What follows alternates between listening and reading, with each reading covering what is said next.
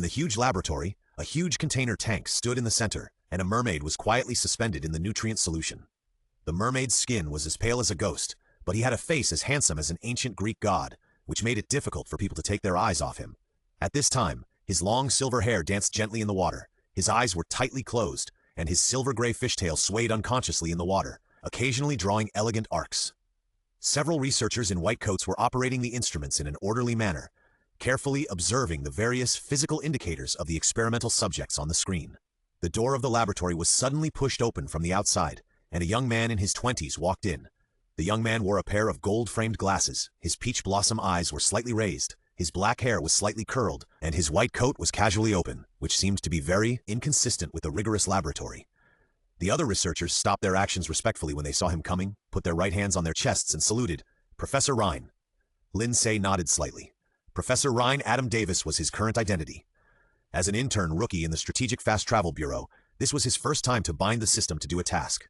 The system task he was assigned was to influence the blackened male protagonist. The task objects in each world corresponded to the 7 deadly sins in the Bible, and he had to influence them and prevent them from going on the road of blackening. The little mermaid in front of him was gluttony, one of the 7 deadly sins. After the original owner captured him, he had been using his body for experimental research and used him to eliminate dissidents for himself. It can be said that this was the main reason for the original owner's blackening. Lin Ce's first world became the key point for the blackening of the target of the strategy, which made him feel a little surprised. He raised his hand to signal the researchers to continue the experiment, and he walked slowly towards the mermaid in the center. They found this mermaid on an unknown planet. When they found him, he was covered with wounds, dying, and in a coma. When they put him in the nutrient solution, they found that this monster had a more terrible recovery ability than the Zerg. The deep wounds on his body disappeared at a speed visible to the naked eye. This ability is very tempting to humans. The sharpest weapon of humans is wisdom, but the body is vulnerable. If you master this heaven-defying recovery ability, then you will have more confidence in the battle with the Zerg. Lin Ce was thinking, and suddenly noticed that the mermaid in the container seemed to move. He frowned slightly and took a closer look. He saw the mermaid's snow-white eyelashes fluttering slightly, as if she was about to open her eyes and wake up. Lin Ce's face changed slightly, and he took a few steps back. Before he could speak, he saw the mermaid suddenly open her eyes, and a pair of scarlet eyes looked directly at him, like a demon from the deep sea. Beep, beep, beep. The test instrument kept sounding the alarm of excessive values, and the researchers were operating the instrument in a panic. Lin Ce retreated while shouting, "Put down the damn instrument, now, immediately, run!" As soon as he finished speaking, there was a loud noise, and the container tank, which was said to be the hardest in the entire galaxy, was easily cut open by the mermaid monster's fingernails. The nutrient solution in the container slowly flowed on the ground. The monster sat on the ground, with its long silver hair wet on its shoulders, slightly tilted its head, and looked as innocent as a child. Seeing that the monster did not make any move to attack people, the researchers who had originally planned to escape became hesitant again. Perhaps the monster's appearance was too deceptive, or perhaps the curiosity of a researcher got the better of him. A middle-aged man actually reached out to touch it tentatively, and turned to Rhine and said, "Professor Rhine, he..." Before he finished speaking, the boy who was as innocent as a child a second ago suddenly jumped up and pierced his chest and abdomen with his sharp nails. The speed was so fast that no one present could react at all. Lin Ce's pupils shrank, and it was too late when he wanted to shout. The poor creature didn't even have time to scream before his throat was bitten off by the mermaid. The others were so scared that their legs went weak, and they screamed and wanted to run out, but it was too late. The mermaid attacked very quickly, and even if he was not in the water, he would find the most suitable way to attack. Lin Ce's scalp was numb and his legs were weak, and he leaned against the het wall. Seeing that the mermaid didn't notice him, he hurriedly asked the system for help. "What should I do now?" After waiting for a while, the system did not answer him, so Lin Ce began to panic. I wonder if the system would fail at the critical moment. What was worse was that the mermaid seemed to have noticed him. He was tilting his head and looking at him curiously. Being stared at by those scarlet eyes, Rhine couldn't help but take a step back. The two were staring at each other in silence, and suddenly the mermaid's beautiful face suddenly twisted. His body bent into a strange arc. From time to time, he let out a beast-like roar from his mouth. It seemed that he was enduring great pain. Lin Ce vaguely guessed something. After a while, the mermaid gradually stopped struggling. An incredible scene happened. His silver tail fin gradually disappeared. Instead, it was replaced by a pair of white and slender human legs. Lin Ce swallowed subconsciously, shocked by the scene before him. The mermaid seemed to be unconcerned about his extra legs. He stood up unsteadily, opened his arms, and walked towards Lin Ce like a toddler. Lin Ce could feel his heart beating violently. He trembled and reached behind him. There was a pistol given to him by Andrew. The bullets in it were said to be able to penetrate the hard armor of the Zerg. The mermaid walked closer and closer, and finally came in front of him. Lin Ce could hear his heart pounding just when he couldn't hold back and was about to take action first. Suddenly, the mermaid's throat uttered intermittent syllables. Rhine. The mermaid imitated the unlucky guy calling his name before. The voice was very pleasant to the ears, but the tone was very strange, as if he was humming. Lin Ce's adrenaline soared, and he couldn't tell whether he was excited or afraid. The hand holding the pistol was shaking slightly. The mermaid came in front of him, closed her eyes and smelled his scent, almost devoutly, especially lingering on his collarbone, as if she wanted to remember his scent firmly in her mind. Lin Ce's forehead was sweating, and suddenly he felt a slippery and cold touch on his body. The mermaid held him tightly in her arms, with such strength that it seemed to break his bones. Reason told him that he had better not struggle. The system in his mind suddenly spoke at this time. Ding! Congratulations to the host. The starting value of the influence index is 500, and the achievement score of Bayugong is 1000. Gluttony is currently in the larval stage of the mermaid. He will regard the first living thing he sees after waking up as his father. This is physiologically called the imprinting phenomenon. The system explained it dutifully at this time. Lin Ce thought to himself that this would be like a plug-in for him, since it has been confirmed that the mermaid has no intention of attacking him. Then he relaxed a little. Lin Ce calmed himself down, distanced himself from him, stared into his scarlet eyes and forced himself to calm down. I'm not your father. The mermaid tilted her head. It seemed that she was trying to think about what he said. It took a long time for her to react. Slowly she said, Yin? Well, what's your name? My name. The mermaid repeated it with a confused look, as innocent as a child who knows nothing about the world. Seeing him like this, Lin Ce already had the answer in his mind. He boldly touched the mermaid's long silver hair. The mermaid was as docile as a tamed beast in his hands. He half closed his eyes, and his wet eyelashes trembled slightly. Samuel, from today on, you are Samuel. Everyone on the starship soon knew that the laboratory was attacked by a monster. They were all panicked and stayed in their houses, not daring to go out. The upper nobles put pressure on Lin Ce, not allowing him to do that experiment again, and asked him to execute the monster immediately. Professor Rhine, I don't care what damn experiment you are doing. I only know that you must ensure the safety of everyone on this starship. If you don't agree, I will pack you and your damn experimental subject together and send them to the space garbage disposal station. Don't think that you can do whatever you want just because Marshal Andrew is protecting you. Colonel Gray said with a bad face. He has always disliked Lin Ce and felt that he relied entirely on the protection of Marshal Andrew to have his current status. How could Lin Ce not know his thoughts? But he still bowed respectfully and said, The experimental subject is of great significance to mankind. I'm sorry that I can't accept your opinion. Colonel Gray's face sank when he heard this. Lin Ce continued, But I will take good care of him. I will not let him out before leaving the starship. After saying that, he turned around and walked out without caring about his reaction. He returned to his room unimpeded. As soon as he opened the door, he saw a figure throwing himself into his arms. Samuel's beautiful silver hair hung down on his shoulders. His pale arms tightly hugged Lin Ce, like a puppy acting coquettishly to its master, licking his face non-stop, and suddenly his face was covered with slippery saliva. Stop! I said stop, Samuel. Lin Ce dodged helplessly. Samuel had to stop his action with grievance, dissatisfaction in his scarlet eyes. Lin Ce had to touch his long silver hair soothingly, and his hair felt as cool and soft as silk. Samuel squinted comfortably, and a tamed beast purred in his throat. Seeing that he was so obedient, Lin Ce couldn't help but relax his vigilance towards him, and the way he spoke became more relaxed. Samuel, you have to stay in the room before getting off the starship, understand? Samuel understood this sentence. He opened his mouth and made a weak. He was stunned. Samuel's sin was gluttony. Eating was his nature. How could he forget this? Tell me if you're hungry. I'll find a way to find you some raw animal meat.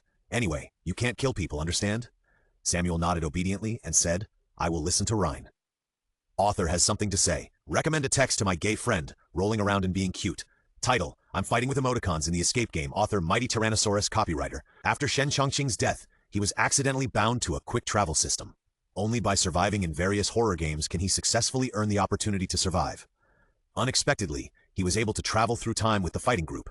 The emoticons in the group were transformed into his skills and can be used on the enemy. Facing the aggressive evil spirits. Facing the pursuit of a couple of evil spirits. Falling in love with a wild horse with a grassland on his head. Facing a male evil spirit who has been coveting him for a long time. Shen Chongqing, don't try to get close to me. You're just my bed warmer. Wait, why did you appear in my bed? Guide to consuming this article. 1 main receiver, 1v1. He 2, Tsundere Top X, Mean Mouth Cannon King Bottom. The protagonist has his own lucky E attribute. 3 types of quick wear. Each world is mainly funny. The horror level is limited. Please feel free to jump into the pit. Since the failure of the battle with the Zerg more than 300 years ago, humans have retreated to the 8th galaxy, and the Christopher Star in the galaxy exists as a hub star. Many noble families live on it, and the heart of the Empire, the Christopher Palace, also stands here. On this day, many people gathered at the starport of Christopher. The reason they appeared here was to welcome the patrolling starship Allen back safely, and there were many great figures on this starship. Among them, Professor Ryan Adam was one of them. Speaking of Professor Ryan's name, it can be said that everyone in the entire galaxy knows his glorious deeds. He graduated from the St. Globe Noble Military Academy at the youngest age and with the best grades. The biochemical weapons he studied later played an important role in the battle with the Zerg, causing the Zerg, which has always been known as the strongest in the galaxy, to suffer a lot. As soon as Lin Ce walked out of the starship, he heard deafening cheers. Samuel, wearing a white cloak and covered tightly, stood beside him. Samuel seemed to have never seen such a big scene, and his whole body was alert. "Samuel, relax. They don't mean any harm." Lin Ce held his thin white wrist and comforted him. Under Lin Ce's patient comfort, Samuel's tense body relaxed a little. Seeing this, Lin Ce was relieved. He was not sure if he could control Samuel, but now it seems that he is obedient. "Professor Ryan." There was a shout from behind. Lin Ce turned back and saw Colonel Gray walking slowly. Colonel Gray looked at the tightly wrapped person beside him with a bad face and said in a bad tone, "I have told Marshal Andrew what happened on the starship. I believe he will deal with this monster." Lin Ce's expression did not change. "I'm sorry that I can't agree with you, sir." As soon as he finished speaking, he felt a sharp pain in his hand. He lowered his head, stunned, and saw that Samuel's sharp nails had stretched out at some point. Lin Ce had a headache, and he whispered, "Samuel." Colonel Gray, who saw all this, became more determined in his opinion. "You can't tame this monster," he pointed out bluntly. Lin Ce smiled slightly, his beautiful peach blossom eyes slightly raised, and his glasses concealed his sharp and cold eyes. "Don't bother with that, Your Excellency." Colonel Gray snorted coldly and walked forward. Lin Ce looked at his back, expressionlessly as he left. It seemed that he needed to find Andrew to see what he was going to do. The original owner and Andrew were military academy students who graduated from the same term. They graduated from the St. Globe Noble Military Academy together. Andrew's family was a typical aristocratic family. His grandfather was one of the chief elders of the House of Lords, and his father was the famous Marshal Stanley. He died heroically in the battle with the Zerg 300 years ago. Now Andrew has inherited his father's military rank and has shown even better military talent than his father in the battle. In Christopher Palace, a man in a neat military uniform sat in front of a large and square table. The man was handsome, with deep features like knife carvings, light golden hair falling on his forehead, and his eyes were as beautiful as the deep sea. Blue. He looked at the report in his hand with a focused expression, tapping his fingers on the table from time to time, as if thinking about something. Suddenly, a voice from outside broke his meditation. "Report to the Marshal. Professor Ryan is here." Andrew put down the report, leaned back slightly, and said in a deep voice, "Let him in." When Lin Ce walked in, he saw his best friend's eyes lingering on him for a moment, and then fell on the person behind him. "Is this the thing you found?" Lin Ce frowned slightly when he heard his name, but did not say much, just said lightly, "We found it on an unknown small planet. It has extremely terrifying healing ability. If this ability can be transferred to us humans, then we will have a better chance of winning in the battle with the Zerg." Andrew nodded. "Healing does sound very tempting. Among the interstellar tribes, even the Zerg do not have such an ability." He pointed to Samuel behind Lin Ce and said lightly, "Take off his cloak." Lin Ce's expression was slightly startled. Before entering the palace, Samuel not to make any sound under any circumstances. Samuel was also very obedient and behaved very quietly the whole time, so that Lin Ce almost ignored his existence. Only Samuel's white chin could be seen under the hood. Lin Ce slowly lifted the hood, and Samuel's breathtakingly beautiful face appeared in front of people. His thick eyelashes drooped, and his skin was pale, as if you could see the faint blood vessels underneath. The sun shone on him through the huge floor-to-ceiling windows. His long silver hair sparkled in the sunlight, and the whole person looked like an angel walking out of the church murals.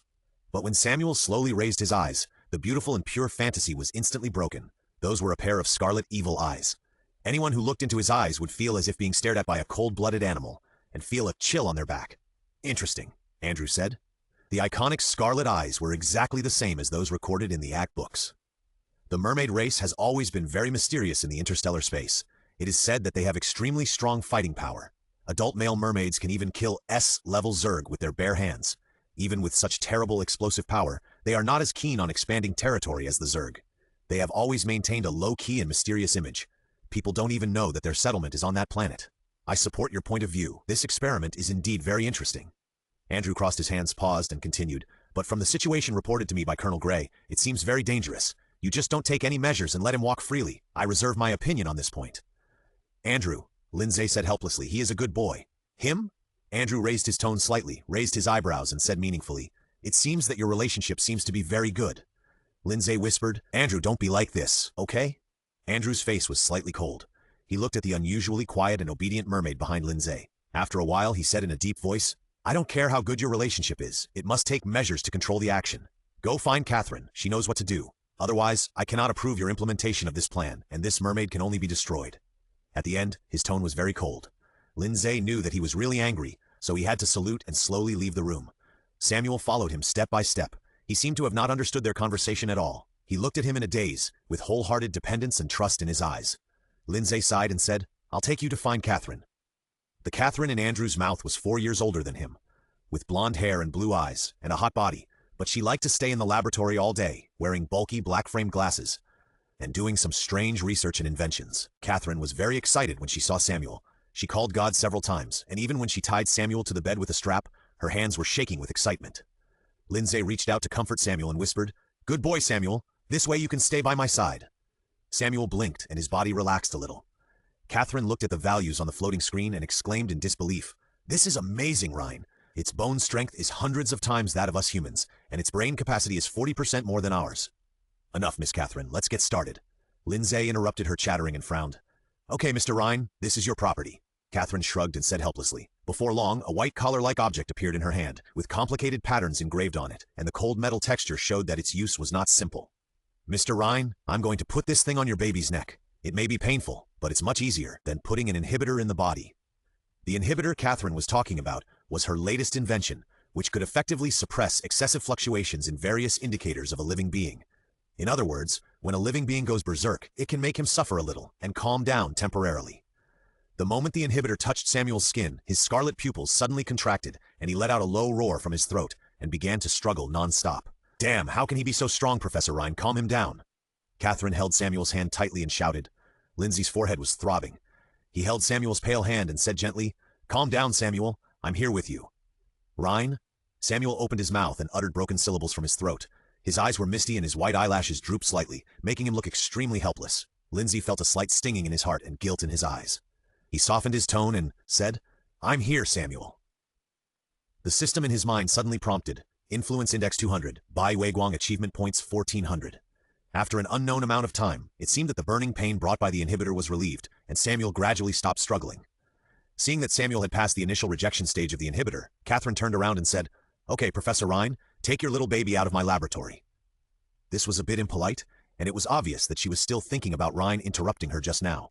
Lin Ce knew that he had offended this petty young female scientist, so he had no choice but to say, Miss Catherine, I apologize for my rudeness just now. Please forgive me.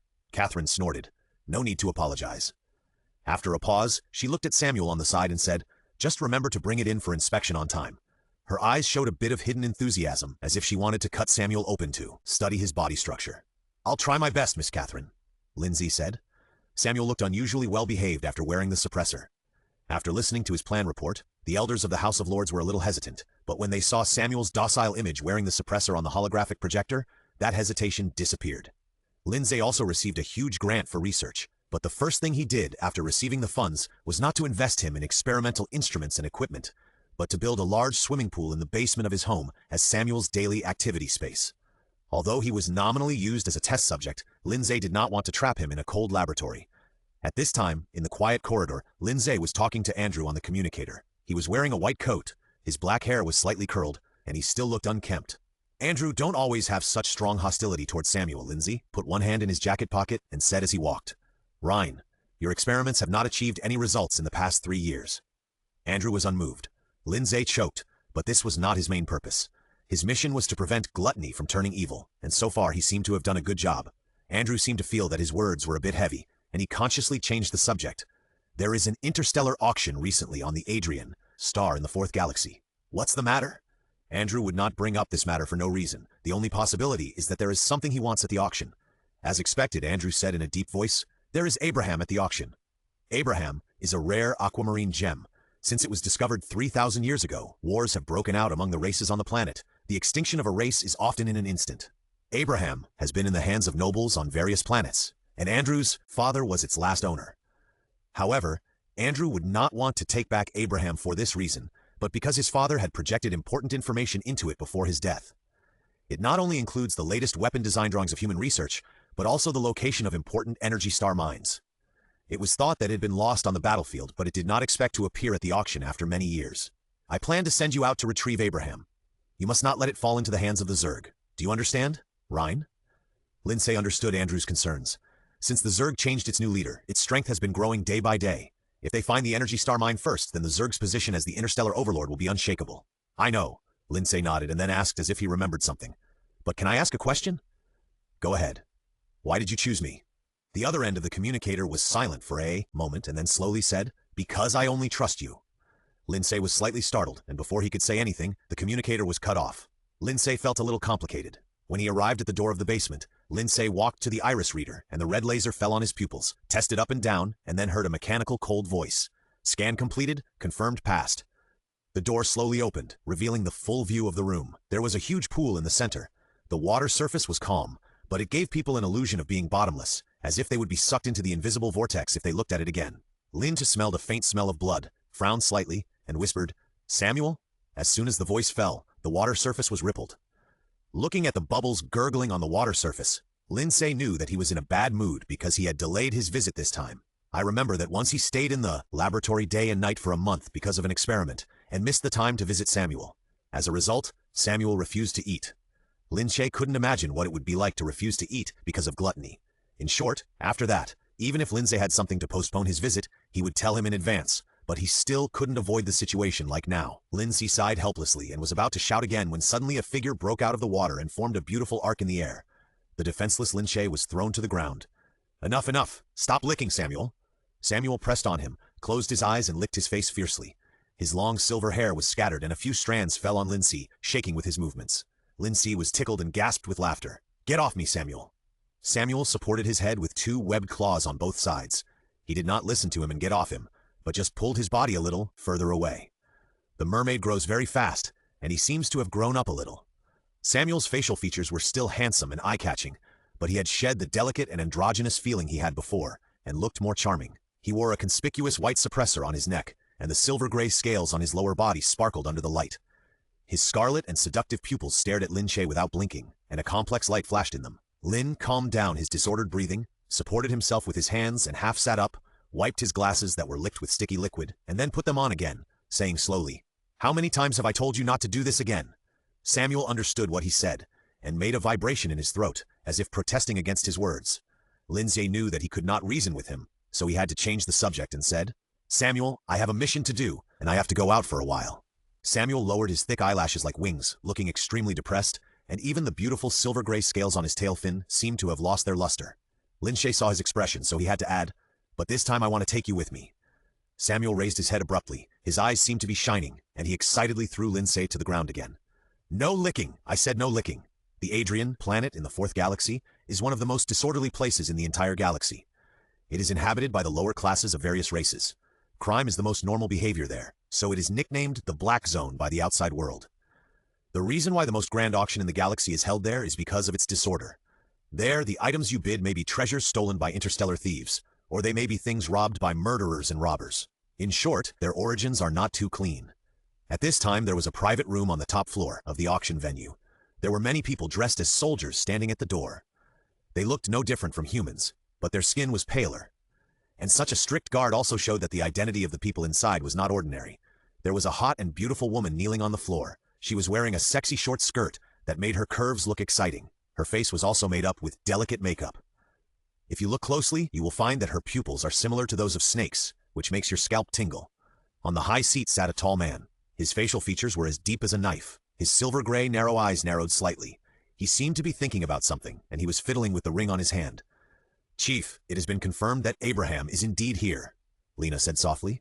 Her ending tone seemed to carry a soft thorn that would make a man without resistance feel numb. But the man he called the chief just nodded, expressionlessly. Lina felt a little bitter.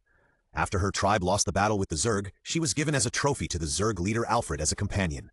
However, he seemed to be dismissive of the companion sent by his subordinates. He did not even acknowledge her identity and simply regarded her as a beautiful decoration. Alfred did not care about what she was thinking. As the new leader of the Zerg, he had too many things to do and did not want to spend time speculating on women's thoughts. At this time, in the private room next door, Tony had been working in the auction house for so many years and had never seen such a good-looking guest. The man in front of him wore a pair of gold-rimmed glasses. Under the glasses were rare, pure black eyes, as dark as a deep pool, with the tail of the eyes slightly raised, giving people an illusion of being bottomless. He was wearing a white long gown with complicated patterns embroidered on it, and there were faint, silver dark patterns flowing, all of which showed that this person was either rich or noble. What was even more eye-catching was the silver-haired young man who was clinging to him. He swore that he had never seen such a good-looking person before. The man was wearing a loose black robe, his skin was as pale as a ghost, and his long silver hair was lazily scattered, but it could not cover the white collar on his neck. Tony felt a little regretful. It seemed that it was another nobleman and his pet. Suddenly, the silver-haired young man seemed to notice his gaze and turned to look at him. Being stared at by those scarlet and cold eyes, Tony felt as if he was stared at by some cold-blooded animal. He felt his scalp tingling and cold sweat on his back. Lin Ce noticed the abnormality of Samuel beside him and warned in a low voice. "Samuel, no." Samuel made a low humming sound from his throat in grievance. Lin Ce was unmoved. He turned to look at the waiter beside him and said, "We don't need service now. You can go down first." Tony got the nod and hurriedly retreated. At the moment when the door was closed, he looked through the gap and saw the silver-haired young man looking at the person next to him with an infatuated look. There was a morbid fanaticism in his eyes that made people palpitate. There was a sound of pop when the door closed. Lin Ce looked at Samuel helplessly. "Be quiet, I will find suitable food for you, but now we have something to do." The auction was coming to an end. Lin Ce looked at the booth with more and more serious eyes. It should be almost time. When he saw a waiter coming up with a mysterious square object, Lin Ce couldn't help but stand up, his eyes following the object covered with black cloth. "Ladies and gentlemen, the thing we're going to auction next is not small. I believe that the distinguished guests present have heard of his name. It is Abraham." The auctioneer shouted exaggeratedly, and suddenly opened the velvet black cloth in his hand to reveal what was inside. There was a diamond-shaped gem lying quietly in the glass box.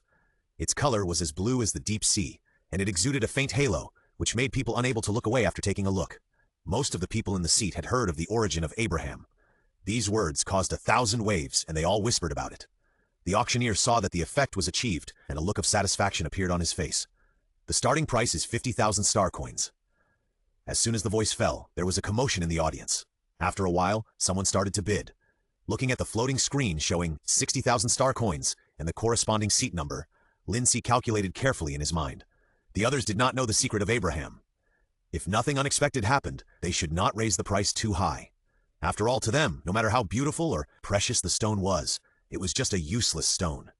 Lin Ce saw that the time had come, pressed the button in front of him, and entered a string of numbers. 200,000 star coins. The auctioneer looked at the number displayed on the floating screen and announced loudly in surprise. Everyone in the room looked at each other, and they could see surprise in each other's eyes. Who would spend so much money to buy a stone? Before they could react, they heard the auctioneer's trembling voice again. 300,000 star coins. Lin Ce frowned upon hearing that. Apparently someone had offered a higher price than him. He looked at the position displayed on the screen and saw that the bidder was in the private room next to him. Lin Ce's face darkened, and he quickly entered a string of numbers again. 350,000 star coins. Is there anyone who can offer a higher price? Sure enough, the person next door was hot on his heels and immediately offered a higher price. Lin Ce offered a few more high prices until the price rose to 600,000 star coins. Everyone looked nervously towards a private room upstairs, listening intently, just waiting for him to bid again. Unexpectedly, the room next door suddenly fell silent. Lin Ce had no idea in his mind, and he was not sure whether the man had given up or not. It was not until he heard the auctioneer below shout out the word "deal" that the big stone hanging in his heart fell to the ground. Although Samuel didn't know why he was happy, he saw Lin Ce was happy and he laughed too. The waiter who came in to deliver something saw this scene and a hint of surprise flashed in his eyes. "Congratulations, sir. This is the item you won." Lin Ce took it and lifted the velvet black cloth, looking at the flawless aquamarine gem underneath. He felt relieved, at least he had completed the task. Although the price was a bit high, fortunately it was not his money, so he did not feel bad. Seeing that Lin Ce was obsessed with the broken stone, Samuel squeezed his head into his chest dissatisfiedly and made a low humming sound in his throat. Lin Ce could do nothing about his puppy-like coquetry. After putting Abraham away properly, Lin Ce took Samuel out of the auction house. As soon as he walked out of the door, Lin Ce was stopped by someone. Looking at the rows of adult men dressed as soldiers in front of him, Lin Ce sighed in his heart. It turned out that they were waiting here. The leading woman was enchanting and sexy, with dark green vertical pupils slightly narrowed, looking at Lin Ce and the others, and slowly said, "Our leader will meet the two distinguished guests." Lin Ce shrugged and said, "It seems that I have no other choice at the moment." Samuel seemed to have noticed the strange atmosphere. He looked up, and his scarlet eyes looked at the person in front of him. There was a cold anger between his eyebrows, and a threatening growl came from his throat. Lina then noticed the silver-haired young man behind Lin Ce. She froze suddenly, and shock appeared in her eyes. She seemed to have thought of something, and her face turned pale. Lin Ce didn't notice her expression. He gently held the hand of the person next to him and said softly, Samuel, it's okay, believe me. Samuel was wearing a suppressor, and too strong emotional fluctuations were not good for him. After calming down Samuel, Lin Ce looked at the pale person in front of him and frowned slightly. Let's go? Lena barely calmed down and pulled the corner of her mouth. Okay. A huge starship was floating above the Adrian star. The ship's body was silver gray, and the corners were shining with sharp light, giving people a cold metallic texture. At this time, in the restaurant inside the starship, Lin Ce was playing with the tableware in his hand. His eyes fell on the scenery outside the window. And he saw meteors outside, and from time to time there were meteors passing by. Although the person who invited them had not yet appeared, he had a vague guess in his heart, just waiting to see if it was correct. Just as he was lost in thought, he suddenly heard Samuel's stomach gurgling. Lin Ce turned his head and looked at him, and saw Samuel looking at the soldier standing beside him with excitement, and even licked his red lips, as if he could taste something delicious in the next second. Lin Ce felt a little headache. Gluttony is worthy of being called gluttony. He now dared not think about what lust and jealousy would be like in the future. Suddenly, the door was pushed open from the outside, and a tall and handsome man walked in, surrounded by a group of people. He had deep facial features, a high nose bridge, and a neat short hair, exuding the momentum of a superior. He walked towards Lin Ce with long legs, and finally stood still slowly, stretched out his hand and said, I have heard of Professor Rhine's name for a long time, and today I finally meet him in person. Lin Ce also stretched out his hand to shake it back, and said with a smile, Hello. Samuel looked at the two people's clasped hands, and slightly lowered his eyelashes, covering his scarlet eyes, making it impossible to guess what he was thinking. And Lin Ce looked at the pair of silver-gray narrow eyes, thinking that he didn't expect the new leader of the Zerg to come in person. He had seen Alfred's image in the battlefield command center, so he had some impression of him, but he didn't expect that he knew him. Alfred seemed to have expected what he was thinking, smiled slightly, and didn't explain much. After sitting down, he gestured to the people beside him to serve the dishes. The servant came up with an exquisite and gorgeous tray, and Lin Ce gave all the dishes in front of him to Samuel. Samuel narrowed his beautiful eyes and raised the corners of his mouth in a good mood. Rhine really cares about him the most. Alfred watched their interaction, his eyes resting on the suppressor on Samuel's neck. His silver-gray eyes narrowed slightly. It seems that Professor Rhine has an incredible pet.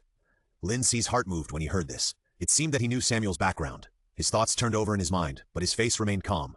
He looked directly at Alfred and said solemnly word by word, He is not a pet. Ding Influence Index 100, Bai Weiguang Achievement Points 1600, Friendly reminder.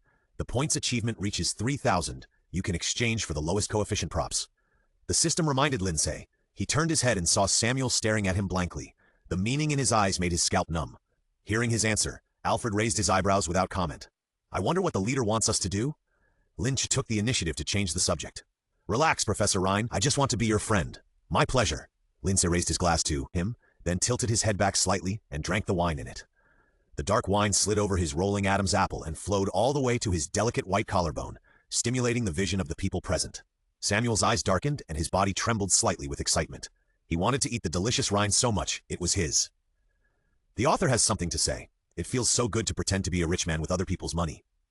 Andrew? Yes. Since it is a training, Samuel will become stronger. I love the blackened yandere. Lin Ce put down the glass and was about to speak, but suddenly he felt the table shaking slightly. Before he could react, accompanied by a deafening roar, the starship shook violently. It's an elemental storm! We encountered an elemental storm! Someone shouted in panic. Hearing this, everyone on the starship panicked. Lin Ce held onto the corner of the table and managed to stand steady. It turned out that the starship had been moving and had now left the Adrian star. It was unknown which nearby star system it had reached. Unfortunately, it encountered the most terrifying disaster in the interstellar space, elemental turbulence. The turbulence outside the window was as strong as if it was going to tear everything apart. The ship was shaking like a lone boat in a stormy current. Calm down. Even in such a dangerous situation, Alfred remained calm. His tone was steady and his expression was solemn. He said in a deep voice, Lena, take care of the guests. I'll go to the cockpit. Lin Ce took a deep breath and stood up. I want to go too. Alfred looked at him with a little surprise, then nodded and motioned him to follow. Seeing this, Lin Ce hurriedly said to Samuel, Stay here and don't move. I'll be back soon. After that, he hurriedly followed Alfred into the cockpit. Samuel tilted his head and looked at the backs of the two people leaving one after the other, with a dark and unclear look in his scarlet eyes. There are 3 control panels in the cockpit. The main control panel has failed, and the main control panel controls most of the operations of the starship. The personnel who were originally in charge of the cockpit were trembling together. Seeing this, Alfred glanced at them with a cold expression. Master Leader, how long can this starship last? After Lin Ce checked the control panel, his expression was particularly serious. The main panel system was out of control and now only the secondary panel could be used. He wanted to connect the system of the main panel to the secondary panel so that the instruments could resume operation and sail out of the elemental storm. 5 minutes, at most 5 minutes. Alfred frowned, and his silver-gray eyes looked at Lin Ce without blinking. Lin Ce's heart sank slightly when he heard this. The wiring of the main control panel was very complicated. He lowered his head and carefully searched for the correct wiring. As time passed, cold swept down Lin Ce's white forehead from time to time, and his hands were shaking slightly. Suddenly, he felt a weight on his shoulder. Alfred patted him gently on the shoulder, his eyes fell on his slightly trembling hands, and said in a deep voice, "Relax, Professor Rhine." Although he didn't want to admit it, after hearing what he said, Lin Ce really felt much more relaxed. He barely calmed down, selected the inconspicuous line he liked, gritted his teeth, and quickly connected the line to the interface on the side of the subpanel. 1 second, 2 seconds, 3 seconds. The control panel did not respond at all, and the people present felt more and more heavy in their hearts. Just when everyone was in despair, they suddenly saw the main page of subcontrol panel light up, showing that the system was recovering and starting up, and the people present cheered. "We are saved. Quick, go and notify others." Lin Ce's expression was still solemn. He knew that this was just the first step. How to get out of the storm was still a problem. "Leave the rest to me." Alfred took off his black cloak, took off his gloves and put them aside, sat in the driver's seat, and looked directly at the storm in front of him. The storm roared with the force of destroying everything. The ship was shaking more and more violently. Lin Ce held his breath nervously. Alfred looked tense, staring straight ahead, his hands moving without stopping. The starship was moving at the fastest speed in the storm. Lin Ce thought the ship would be torn apart several times, but fortunately it finally sailed safely out of the elemental storm zone. I felt the ship gradually stop shaking. The scene in front of me gradually returned to normal. Alfred stretched out his hand to Lin Ce, pursed his thin lips, and his eyes were full of some unfathomable meaning. "Thank you, Professor Rhine, you helped a lot." Lin Ce shook his hand back and said, "No, it's mainly to save myself." Alfred seemed a little surprised by his straightforward statement. He raised his eyebrows and said nothing. When they returned to the restaurant, everything had returned to normal. Lin Ce saw Samuel looking out the window, wondering what he was thinking. He walked over slowly and said in a gentle voice, "Samuel, what are you looking at?" Samuel heard his voice and rarely rushed over. He looked at Lin Ce quietly, opened his mouth, and uttered complete syllables from his throat. "Will Rhine abandon me?" Lin Ce was slightly stunned. This should be the longest sentence Samuel has ever said, but the point is not here. The point is that Samuel actually had such a question. This is a question about his identity as Bai Yueguang. He hurriedly comforted him in a gentle voice. "No, I won't leave you." "Forever?" "Forever." Samuel smiled with satisfaction, and there seemed to be light waves flowing in his scarlet eyes. The Zerg live on the planet Crest, in the 9th galaxy. Unlike the planets where humans live, there are no high-tech floating mobile ships and high-rise buildings with silver appearances on it, but circles of ancient dome buildings. The Zerg follow a strict hierarchy. The outer layer is where the lowest surnames live. From the outer to the inner layer, the status increases layer by layer. The innermost layer stands a majestic black palace where the leaders of all generations live. After Lin Ce arrived at the Zerg territory, he was taken to a room in the palace and imprisoned. The beautiful woman with dark green pupils looked at Samuel behind him with a complicated expression, and then lowered her eyelashes. "Mr. Rhine, you will stay here for the time being. If the leader allows you to go out, I will come to inform you." Lin Ce curled his lips with a slightly sarcastic look. "Should I say thank you again?" Lina pursed her lips, stopped talking, bowed respectfully, and then turned to leave. In the empty black palace, Alfred sat on the high throne with his eyes closed, supporting his chin with one hand and tapping the seat lightly with the other. With a creak, the palace door was pushed open from the outside. "Master Chief?" Lina walked slowly to him and knelt down meekly. Alfred didn't even raise his eyelids and said lightly, "Have you settled it?" "Everything is fine." Alfred slowly opened his eyes and said in a deep voice, "What's the news over there?" Lina whispered something in his ear. Alfred's eyes flashed and he raised his eyebrows. "In this case, we have picked up a big treasure." Lina didn't dare to answer without authorization, and bowed her head respectfully without saying a word. After a while, she heard Alfred say, "Send someone to tell Andrew to bring the instrument technology for projecting Abraham in exchange." Although the Zerg has strong physical fitness, it is still not as good as humans in scientific research and development. This is why he is not in a hurry to get Abraham first. Without advanced instruments, it is just a piece of waste stone. Lina respectfully responded, "Yes, sir," and then slowly withdrew. "The author has something to say. Today's words are a bit short. I will make up for it tomorrow. I will be doing a metaphysics class at 2 o'clock tonight. Don't worry about it. My little cuties, I don't believe I won't be able to do it even once." Lin Ce has been locked in the room for who knows how many days. To be fair, Alfred can be said to have treated them well. The accommodation and food are very luxurious, but they are forbidden to go out. Alfred still hasn't asked about the whereabouts of Abraham, which makes Lin Ce more and more irritable. In comparison, Samuel doesn't seem to worry about his situation at all. For him, no matter where he is, as long as he stays with his Rhine, it's fine. Fortunately, Alfred finally relaxed his supervision of them and allowed them to move around within an appropriate range, which made Lin Ce breathe a sigh of relief. The glass greenhouse is full of countless colorful and gorgeous flowers, all of which are precious flowers from various planets. There were two men sitting deep in the sea of flowers. One of them was wearing gold-rimmed glasses and his legs were folded together. He was concentrating on reading a book in his hand. The other was playing with a butterfly out of boredom. The man had beautiful long silver hair, and a pair of scarlet eyes were hidden under his thick eyelashes. Under the long hair, you could vaguely see his slender white neck, which was wearing a white collar as if it was a captive pet. He tore the wings of the butterfly and watched it curl up in pain, with the corners of his mouth slightly raised. "Samuel, what are you doing?" Lin Ce accidentally raised his head from the book and saw this scene, frowning. Samuel heard Lin Ce's voice and immediately stood up, like a puppy hearing the call of its owner, and quickly jumped into his arms. Lin Ce gently stroked the smooth silver hair of the man in his arms. He said softly, "Even if you don't like that butterfly, you shouldn't treat it like that." "No, I like it." Samuel's voice was clear and pleasant, like an angel's low voice. Lin Ce was slightly startled. Samuel's pale face broke into a smile, and the scarlet eyes were filled with the purest evil. "But this way it won't leave me." Lin Ce felt a chill on his back when he heard this. He swallowed his saliva, and before he could think of how to answer, he heard a deep and magnetic voice. "Professor Rhine, so you are here." Alfred walked slowly towards them, his silver-gray eyes slightly narrowed under his golden-brown hair, his eyes as sharp as an eagle. "Chief, what's the matter?" Lin Ce stood up, looking a little surprised, and was a little surprised that he suddenly appeared here. After all, Alfred had not shown up since he came here. "I plan to hold a banquet to invite the professor to attend." Seeing Lin Ce's puzzled expression, Alfred smiled slightly and continued, "Someone familiar to the professor will come at that time." Lin Ce's heart sank. Hearing him say this, it seemed that he was being used as a handle for threat, and his words were just a notice, not an invitation, and he had no room to refuse. "I see," Lin Ce said coldly. "Then I won't disturb the professor's rest." Alfred nodded slightly, paused, and then said, "There is one more thing." "What is it?"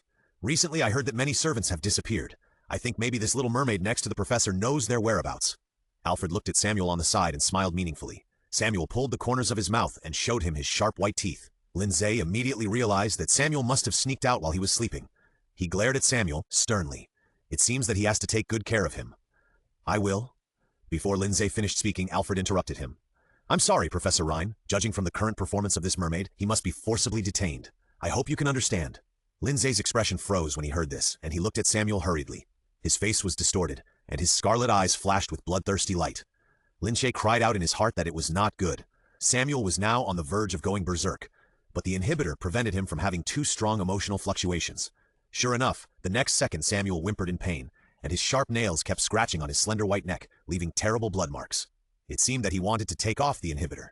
Lin Ce hurriedly stepped forward to hug Samuel, and he felt his voice trembling slightly. "Calm down, Samuel. Don't be impulsive, please." Samuel curled up in his arms. His white forehead was covered with cold sweat, his lips were white with pain, and a painful roar came from his throat. Lin Ce felt as if his heart was being tightly grasped by someone, and he felt distressed and uneasy. The sound of leather boots stepping on the ground came from far away. Alfred walked up to them, looked at Samuel who was struggling in pain, and said in a deep voice, "I'm sorry, Professor Rhine." After that, he made a gesture, and several expressionless Zerg soldiers came up and lifted Samuel, who was in a semi-comatose state, from Lin Ce's arms. Looking at Samuel's weak appearance, Lin Ce gritted his teeth and forced himself to calm down. He quickly looked for a countermeasure in his mind, but Alfred didn't give him a chance at all and signaled the soldiers to take Samuel away. Looking at Samuel's back as he left, Lin Ce's pupils shrank suddenly, and he was about to chase him, but Alfred stretched out his hand to stop him. "Professor, you should go back." Lin Ce looked at him directly, his face cold, and was silent for a while, but finally compromised. Seeing this, Alfred curled his lips in satisfaction. The banquet that Alfred mentioned was held in 5 days. He specially invited guests from other star systems to attend, just to let them see the scene of humans bowing to the Zerg, in order to humiliate humans and warn other species. Lin Ce got up early on the day of the banquet, changed into the clothes handed to him by the servant, and sat on the bed in a daze. Somehow, he was always a little uneasy, as if something bad was going to happen. "Mr. Rhine, the banquet is about to begin." Lena knocked on the door and whispered outside. Lin Ce woke up from his deep thoughts. He stood up and walked to the door. He calmed himself down and opened the door. He saw Lena standing respectfully beside him. "Let's go." Lin Ce walked slowly along the corridor with Lena. He had a good impression of her. Even though they were enemies, it was strange that he had a good impression of her. "Mr. Rhine." Lena's soft voice suddenly came to his ears. Lin Ce turned his head and asked in confusion, "What's wrong?" "I once saw a mermaid." Lin Ce turned his head and looked at him with a surprised look and slightly widened eyes. Lena seemed to be lost in her memories. Her eyes fell into the void and she murmured, "He likes my brother." Lin Ce fell silent, not knowing how to respond. Fortunately, Lina didn't need him to speak, she just needed someone to listen. My brother didn't want to leave us and rejected his courtship. Lin Ce vaguely guessed what would happen next. Lina looked at him straight, her eyes deep. Then he dragged my brother into the deep sea and drowned him alive. Lin Ce felt his eyelids twitching. He said, "Why are you telling me all this? I just hope that fewer people can be spared from the cruelty of this monster. If I guess correctly, the mermaid next to you feels the same way about you as the mermaid did about my brother." Lina's eyes flickered slightly, avoiding his sight, and whispered. Lin Ce had no choice but to nod and said softly, "Thank you for your reminder. I will pay attention." His mission goal is to stop Samuel from going down the path of evil, and other things are not within his consideration, but he is still very grateful to Lina for reminding him. Seeing him like this, Lina didn't say anything more, and the two walked to the hall where the banquet was held in silence. Pushing open the door, the noisy sound waves rushed in front of us, and what came into view was a scene of clinking glasses and guests gathered in groups of 3 or 2. Some of them had tentacles on their heads, and some looked weird. Lin Ce looked around for the figure he wanted to see, but he didn't find it. Instead, he saw Alfred. He was sitting on a high seat above, holding a glass of wine in his hand, shaking it carelessly. When he saw him coming, he raised his glass to signal him from a distance. Lin Ce walked through the crowd and slowly walked to his side. Alfred was in a good mood and raised the corners of his lips. It seems that the professor is not in a good mood. Lin Ce remained silent. Alfred wanted to speak again, but he saw the door was pushed open again and a blond young man walked in. He was wearing a neat military uniform with deep features, handsome and steady, and blue eyes as beautiful as the sea. The people present gradually stopped the noise and their eyes fell on him. Lin Ce met his eyes and silently recited his name in his heart. Andrew. The author has something to say. Guess Lina's identity? P.S. I didn't get into metaphysics. I may be a metaphysics insulator. At this time, in the basement dungeon, the dark and damp environment made people feel depressed. The mottled walls were full of scratches and bloodstains. The depth of the scratches showed that the owner who left the marks was in an extremely manic state. With a creak, the iron door was slowly pushed open, and a petite woman walked in. The cold breath that hit her face made her shiver. She calmed down and slowly walked to the edge of the pool. The pool was pitch black, giving people an illusion of being bottomless. She knew what kind of monster was underneath. Thinking of what she was going to do next, she felt her body trembling slightly with fear. She had to bite her bloodless lips and force herself to calm down.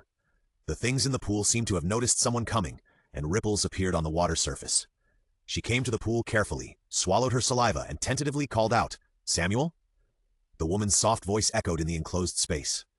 After a long time, just when she was about to give up, a silver figure suddenly appeared on the water surface like lightning, causing a splash of water. She staggered back in fear. In a flash, her eyes reflected the sharp nails that were close at hand, flashing with a frightening cold light.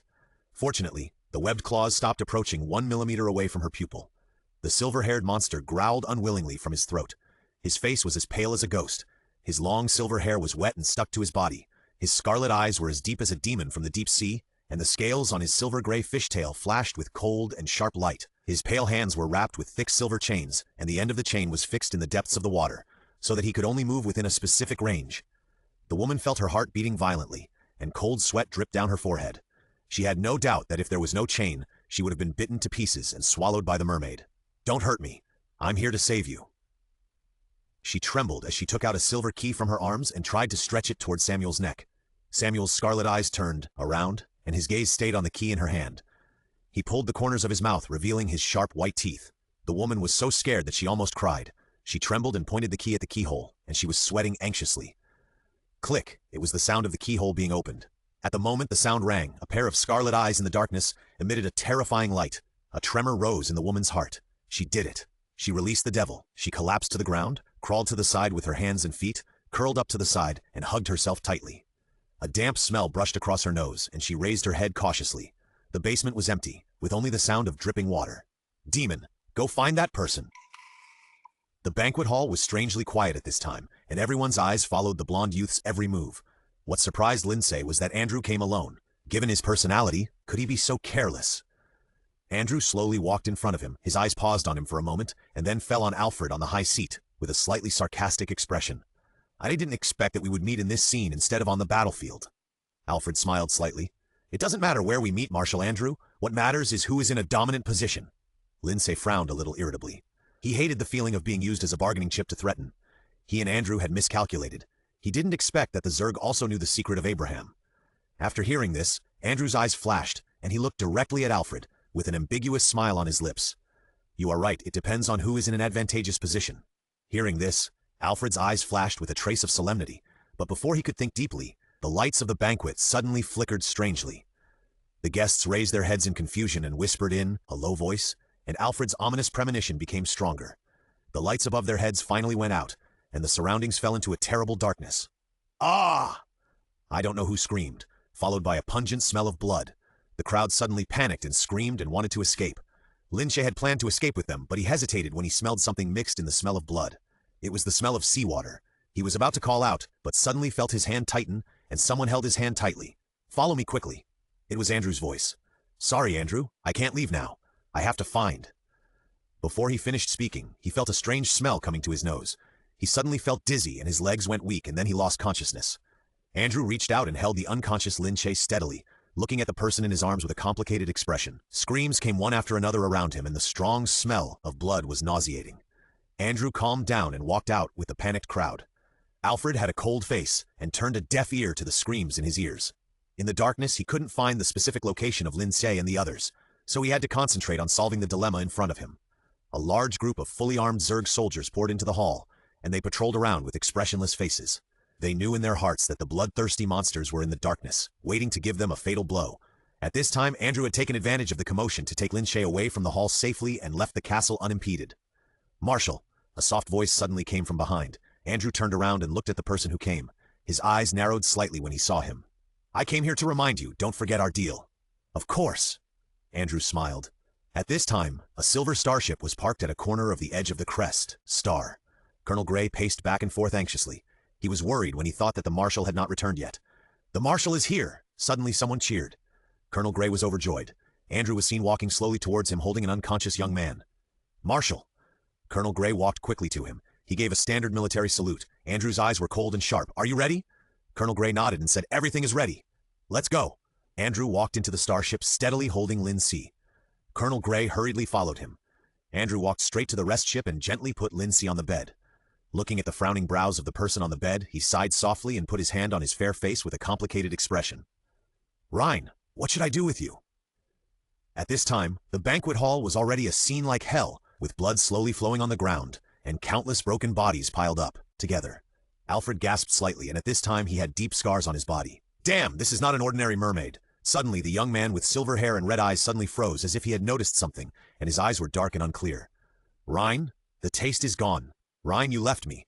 The author has something to say. Samuel, Rhine, you don't want me anymore." "Calm down, brother. Let's talk it over. P.S. I changed the cover, and it looks beautiful." When Lin Ce opened his eyes, he saw a dazzling white. Several people in white lab coats were walking around him. Several of them were familiar faces. He tried to call them, but they seemed not to hear him at all, and just kept doing their own things.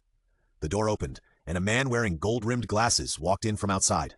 What was surprising was that this man had a face exactly like Lin Ce's. "Host, what you are seeing now is the original plot development. The person who came in is the real Rhine." Lin Ce's heart sank. Rhine took the sterile gloves handed over by the researcher and put them on, and walked straight to the place blocked by the instrument. Lin Ce hurriedly followed, and when he saw the person lying on the laboratory table, his pupils shrank sharply. Samuel was tied up tightly on it. His pale hands and feet were firmly fixed by black restraints, unable to move at all, and his scarlet eyes looked straight at the newcomer, with a glimmer of light in them. "Has it become a human again?" The black-haired scientist gently pressed his pale and slender ankle and said coldly, "Professor, this is the latest data report of the first generation." Rhine took the report handed over by the assistant and quickly glanced through it. Then a slight arc appeared at the corner of his mouth. "It seems that our experimental subject has been very disobedient recently. Do you need to punish him?" He put down the report, picked up a sharp silver knife from the side, and slid it lightly on Samuel's pale body. Dark blue blood flowed out, and the researchers next to him immediately used a glass tube to catch the flowing liquid. The horrible scars on the pale skin healed quickly at a speed visible to the naked eye, and soon returned to normal. "You are really a miracle of the Creator." Rhine looked at his whole body with fanatical eyes. Every time he saw its healing ability, he couldn't help but sigh. "Good boy, are you willing to help your father?" Lin Ce saw Samuel move his fingers slightly, a trace of sadness in his scarlet eyes, and a slight humming sound came from his throat. Rhine took the white mask handed over by the researcher and put it on. His eyes were cold and sharp under the lens. He slowly pushed the syringe into Samuel's body. As the liquid was injected into his body, Samuel twisted his body in pain. The veins on his forehead were exposed, and a broken hum came from his throat. The whole person seemed to be enduring great pain. Seeing him like this, Lin Ce wanted to hold his hand, but found that he could not touch him. He could only penetrate his hand if he tried. As time passed, Samuel's struggle became weaker and weaker. Lin Ce had a bad feeling in his heart. Samuel's flesh and blood gradually melted, his bones and body slowly separated, and his eyeballs fell out, leaving only a broken body. Lin Ce felt his stomach churning. The horrible scene on the experimental table almost made him collapse. Ryan looked even crazier. His fiery eyes fell directly on the pile of flesh and blood, and he muttered to himself, "Good boy, let me see where your limit is." Madman. Really a complete madman. Lin Ce saw the pile of flesh and blood move and then slowly began to recover. The flesh and blood squirmed and rushed to attach to the bones. "Look! My God, he is reorganizing!" Ryan waved his arms crazily, looking completely irrational. When he looked over, again, Samuel had returned to normal. He was lying there intact, and it was completely impossible to tell that he was a pile of flesh and blood a few minutes ago. Lin Ce felt an indescribable sadness in his heart. Although he was the target of the mission, he had been together for so long and still had feelings for him. Samuel's long silver hair spread on the experimental table. He tilted his head, his scarlet eyes moved slightly, and his gaze fell on Lin Ce. In a trance, Lin Ce actually had the illusion that Samuel saw him. Suddenly his pupils shrank slightly. "Samuel is crying." He looked in his direction quietly. Tears slowly overflowed from his scarlet eyes and his mouth opened silently. It hurts so much." Even though no sound was made, Lin Ce could still hear what he was thinking. Before he could react, he felt dizzy again, and when he opened his eyes again, the scene changed. Now it is gluttony, after the original plot has been blackened. Cold mechanical voice of the system rang in his mind again. Lin Ce looked around. He was now in a completely closed place, with only a faint candlelight swaying, and it seemed eerily quiet. In the center was a huge soft bed, with heavy curtains dancing without wind. Under the candlelight, a man could be vaguely seen lying on it. Lin Ce's heart sank. He had already vaguely guessed something. He raised his feet and slowly walked towards that place. The wind from nowhere blew up a corner of the soft gauze. When he saw the person inside, Lin Ce was still shocked, even though he was mentally prepared. He saw Ryan lying limp on the bed in a strange posture. A closer look could tell that his limbs were all useless. Now he was just a useless person who couldn't even turn over. He looked into the void with a numb expression, as if everything around him could not attract his attention. Suddenly the door was pushed open from the outside. Lin Ce looked and saw a silver-haired young man slowly walking in. If he hadn't known it in advance, he would have almost failed to recognize that this was Samuel. His changes were not only reflected in his appearance. If he was handsome and androgynous before, he now had mature masculine features, and his body shape was no longer as delicate as before, but tall and oppressive. What surprised Lin Ce the most was the cold aura he exuded. There was no trace of the little Samuel who used to pester him and act like a spoiled child. He pursed his thin lips tightly, his face as frosty as he opened the curtain and looked at the terrified man inside. There seemed to be fine ice in his scarlet eyes. "Good boy, have you been obedient today?" Rhine made a vague sound in his throat, and Lin Ce noticed that he could not speak. He looked at the Rhine, who was getting closer and closer. His eyes widened in fear, and he made a short cry as if someone was strangling his throat. Samuel curled his lips, but there was no smile in his eyes. "I'm hungry." Hearing this, Rhine struggled frantically and tried desperately to escape from him, but unfortunately, his limbs were out of control and he could only wriggle like a worm, looking pitiful and ridiculous. Samuel impatiently pulled him back, and his sharp webbed claws accidentally scratched Rhine's arm. Lin Ce's eyes fixed and saw an incredible scene happening. The wound on Rhine's hand also healed quickly, and there was no trace of injury. Samuel leaned close to his ear, revealing a mocking arc at the corner of his mouth, and whispered, "Are you satisfied? Now you are the same as me." The author has something to say. I will be a worm again tomorrow. I have been up all night for a few days, and I am too sleepy. Although Samuel did not say this to him, Lin Ce still felt a chill.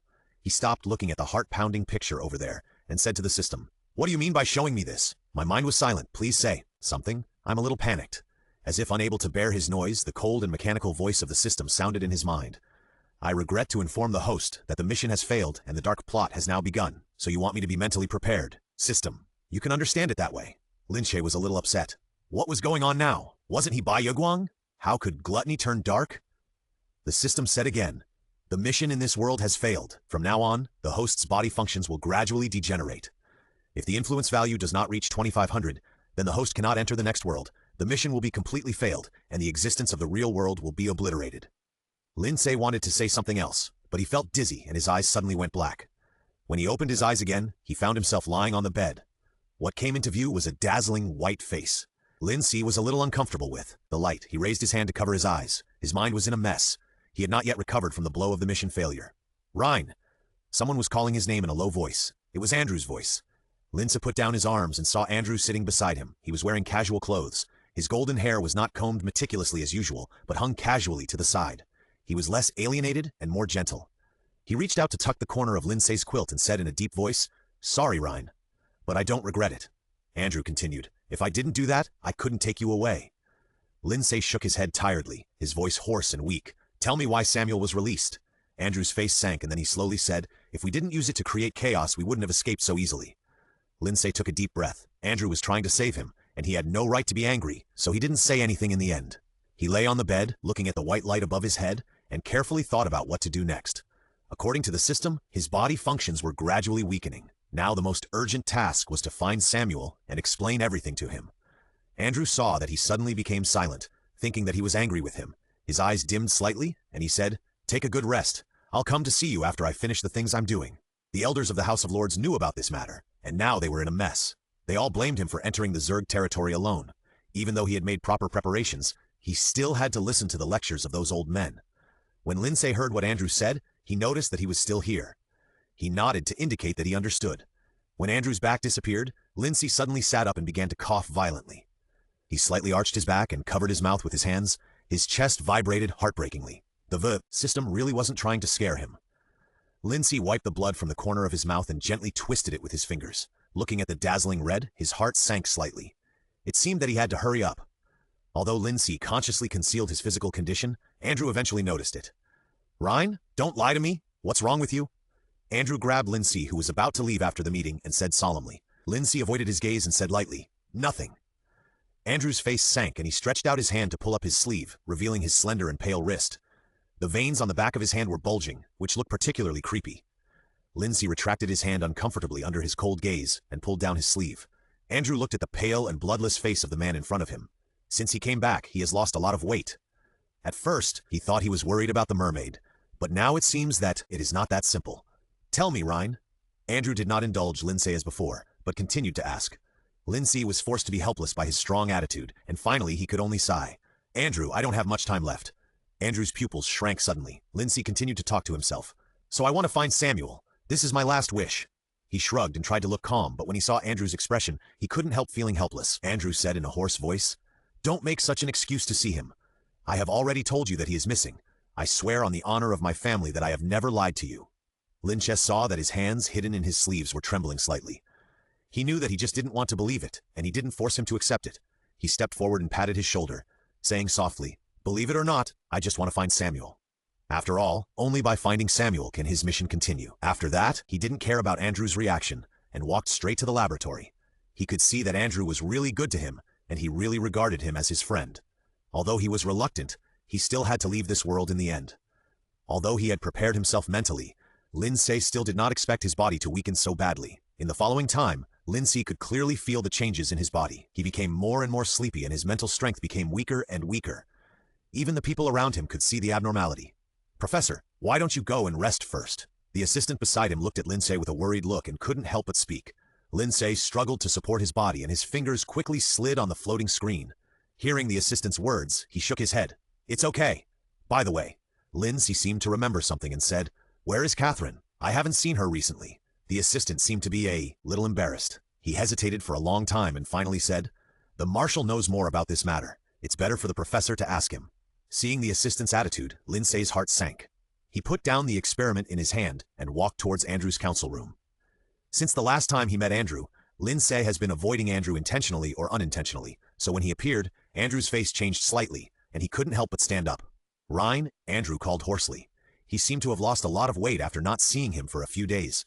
Why are you walking around outside when you don't have a good rest? Where is the military doctor? How can they take care of you? Andrew was about to ask his subordinates to find someone. Lin Ce saw him and stopped him, saying, no, I'm here to find you for something. If Andrew knew that he not only didn't have a good rest, but was also searching for Samuel's whereabouts, he would be furious. What's the matter? Andrew frowned. Where is Catherine? Talking about business, Lin Ce became serious. Andrew didn't seem to want to bring up this topic, but seeing that Lin Ce insisted, he had no choice but to compromise and said, I didn't want to tell you these things. Catherine was sent by the Zerg from the beginning. Lin Ce opened his eyes slightly in surprise when he heard this. He had never thought about it in this way. Catherine and he had a good relationship. The two often teased each other, but they still had a lot of common topics in scientific research. Seeing him so shocked, Andrew narrowed his blue eyes slightly and said with a curled lip, Alfred and I have something in common in this regard. You mean? Andrew smiled slightly, did not answer, and changed the subject. You have met Lena, right? Hearing him say this, Lin Ce could no longer understand what was going on. It seems that Alfred was still one step behind. He thought he had mastered the overall situation, but he never thought that his every move was known to everyone. After knowing that you were captured, I found Lina and asked her if she was willing to make a deal. She is a smart woman who is ambitious and can disguise herself. It is not unfair for Alfred to fall on her. Lin Ce nodded. Andrew's eyes softened. By the way, Abraham has been cracked. We found the location of the star mine, which is a remote star system called Stanlia. I plan to go there in person. After all, this is related to the future destiny of our human race. Before Lin Ce could answer, the system in his mind took the initiative to speak. System prompts, Kaanlia. The author has something to say. You can say whatever you want, little cuties. Every time there are only a few familiar little cuties commenting below, which makes me a little panic. The next world is temporarily set to be Master Qingling and his little wolf dog. Hearing the system say this, Lin Ce has already made up his mind. It seems that he has to go. I want to go too. As expected, Andrew frowned when he heard this, as if he disagreed with him. Nonsense. What are you going to do? Lin Ce didn't intend to tell him the truth. If Andrew knew, he would definitely not let him go. After hesitating for a moment, he had to answer. Of course I have something to do. Andrew looked at him deeply, seeing that he was so persistent, and finally sighed. Okay. With Andrew's consent, Lin Ce began to prepare for the next matters. When he set off, Andrew specially arranged a military doctor for him to accompany him, and repeatedly told him to stay in the rest ship and not to worry about other things. Lin Ce agreed on the surface, but in his heart he wondered how he could not worry. If he did not worry, his mission would fail, and he, an intern rookie, would be taken out by his superiors for a lesson. Outside the window was a vast. Lin Ce lay on the bed, looking out the window, feeling uneasy when thinking about what would happen next. His face was already very pale, his dark eyes were as quiet as a deep pool, and his lips had lost their color. Anyone who saw it would know that this was a sign of terminal illness. Rhine, we are almost there. Do you feel uncomfortable anywhere in your body? Andrew pushed open the door and looked at the person who was staring out the window in a daze. His expression softened. Lin Ce turned around and saw that it was Andrew, and a smile appeared on his pale face. Don't worry, Andrew. I feel good now. Andrew remained silent, as if he did not believe what he said. Lin Ce did not care. He lifted the quilt and was about to get out of bed. Andrew saw his movement and quickly reached out to support him. What are you doing? Hearing Andrew's slightly harsh words, Lin Ce explained, I want to follow you. Andrew frowned slightly. He originally planned to let Lin Ce stay on the starship after reaching the destination and rest on it. After all, no one has ever set foot on the star mine, and there may be unpredictable risks. But seeing him now, it seems that he has made up his mind to act together. Andrew wanted to refuse, but when he met Lin Ce's eyes, he finally sighed helplessly. I know. Unlike the planets inhabited by humans, the planet Stanlia is almost completely covered by oceans. When the starship landed, Lin Ce was shocked by the scene in front of him. Looking around, there was only a vast black sea, with a heavy sense of depression. The ship has been converted into underwater mode and is slowly sailing in the sea. The sound of the ship is very light. It's like a ghost wandering in the dark night. The sea breeze makes a humming sound from time to time. It seems that someone is crying softly. Lin Ce walked out of the lounge and found Andrew discussing something with others. Andrew frowned when he saw that he was wearing so thin, and took off his clothes and put them on him. Lin Ce did not refuse his kindness, and pretended to be casual and said, What are you doing? We found a large number of swimming life forms around the new mine, and the energy fluctuations are extremely strong, and we are discussing countermeasures. Lin Ce's heart moved slightly when he heard him say this. When he was about to speak, he heard someone screaming, Monster! There is a monster! Run! Lin Ce's eyes fixed, and he immediately realized something. He ignored Andrew's obstruction and ran towards the source of the sound. Andrew's face changed slightly, and he quickly caught up with Lin Ce's pace. When Lin Ce ran over breathlessly and saw the scene in front of him, he opened his mouth slightly in surprise, not knowing what kind of sigh to express. There were countless mermaids swimming outside. They hid in the sea water and showed their heads from time to time. In the darkness, pairs of scarlet eyes could be seen, like a ghost coming to claim lives from the deep sea. Suddenly, the mermaid closest to him moved. No one could see his speed clearly. He jumped out of the water quickly, and his sharp webbed claws firmly grasped the glass. It was an adult male mermaid. His hair was a beautiful dark blue like the sea, and his sturdy upper body contained an explosive sense of power. His cold eyes swept over Lin Ce inch by inch. He didn't seem to be in a hurry to break the glass. Instead, he teased them leisurely, like a cat teasing a mouse, as if it was a pleasure to see them frightened. Gradually, more and more mermaids jumped out of the water. They lay outside the window of the ship, showing their sharp white teeth. Some timid people almost wet their pants. Lin Ce felt his heartbeat violently. He clenched his fists involuntarily and felt his palms were wet. Suddenly, the mermaids stopped moving at the same time. They tilted their heads slightly and looked at the same place. Lin Ce looked over and saw a mermaid with silver hair and red eyes slowly emerging from the darkness. He was extremely handsome, with wet long hair lazily scattered on his shoulders and a cold breath all over his body. Someone recognized him and said in a lost voice, It's him. He is from the laboratory. The man stopped talking halfway and glanced at Lin Ce's expression cautiously. Lin Ce's body was shaking slightly, and he couldn't tell whether he was excited or scared. When Lin Ce thought of the scene in his dream, he shuddered involuntarily. Whether in appearance or momentum, Samuel was exactly the same as the darkened him in the dream. He felt a little scared. But thinking of the mission, he had to bite the bullet and just hope that Samuel would not treat him like he did to Rhine, because he was nice to him. The mermaids seemed to have received orders at the same time, and they stopped their actions and returned to the sea to swim, slowly towards Samuel. Samuel's scarlet eyes passed through the crowd and fell on Lin Ce. Lin Ce felt his scalp tingling, but he kept comforting himself in his heart that it must be fine, as long as he explained it clearly. Countless mermaids gathered around Samuel. Without exception, they all had scarlet eyes, pale faces, and exquisite and admirable looks. Rhine. Lin Ce could clearly hear Samuel calling his name. He felt his legs starting to go weak, but he still held on. Rhine. This time, not only Lin Ce, but everyone else heard the voice. Samuel's voice lost its former clarity and became low and hoarse. I'm here to pick you up. The author has something to say. Samuel will not break his limbs like he did to the original Rhine. After all, Shaolin is so good to him, and he is so cute. P.S. I didn't know that last night was the deadline for applying for the 30,000-word list. There will be no list before 30,000 words. Haha, I'm so angry, but I still have to keep smiling. Strong face? The cold voice cast a shadow on the hearts of everyone present. Lin Ce shuddered involuntarily, not knowing what to do next. Andrew's expression was shrouded in a bit of hostility. He pursed his thin lips and said in a cold voice, "Everyone be on guard and be ready to fight at any time." The others looked at each other. Their natural instinct to obey orders overcame their fear, and they gritted their teeth and responded loudly. A cold light flashed in Samuel's scarlet eyes, and the corners of his mouth rose slightly, and his cold gaze fell on Andrew. Suddenly, he opened his mouth silently, and the mermaids surrounding them seemed to have received an order, and rushed towards the starship like an arrow, drawing white-silver waves in the sea. Andrew grabbed Lin Ce's arm and began to retreat, saying in a loud voice, "Fire the torpedo quickly!" Upon hearing the order, several subordinates operated the instruments in their hands in a hurry. The cabins on both sides of the ship slowly opened, revealing huge holes like black skulls. As the instruments kept running, they saw torpedoes shot out from them at a high speed, landing on the sea surface, causing huge splashes. The mermaids evaded the torpedoes flexibly and avoided most of the attacks, but a small number of mermaids were unfortunately hit by torpedoes and instantly became bloody. There were dark blue bloodstains floating on the sea surface. The smell of blood not only did not make the mermaids retreat, but also stimulated their animal nature. The mermaids were faster and soon reached the starship. Andrew looked at the pale faces emerging from the water. His eyes were cold. The dark blue mermaid jumped out of the water and lay on the window, and the other mermaids also lay on the bed, sliding their sharp webbed claws on the window, making a tingling sound that made people's scalps numb. The crowd panicked again. Now they were like prey waiting to be slaughtered. This huge starship was like a tin can for packaging food. The mermaids only needed to break the outer shell to enjoy their delicious meal. Ka-la was the sound of the window being scratched by webbed claws. Andrew's face changed, and he took out a silver pistol and pointed it at the mermaid whose head had already stretched out. He pulled the trigger expressionlessly, and the mermaid's head exploded with blood. This thing was originally developed to deal with the Zerg, but I didn't expect it to be used here first. The gap has been created, and more mermaids are pouring in. They seem to be natural hunters, and can attack perfectly by ejecting with their tail fins. The others ran away in terror. Even so, people kept screaming. For a moment, the ship was filled with a strong smell of blood.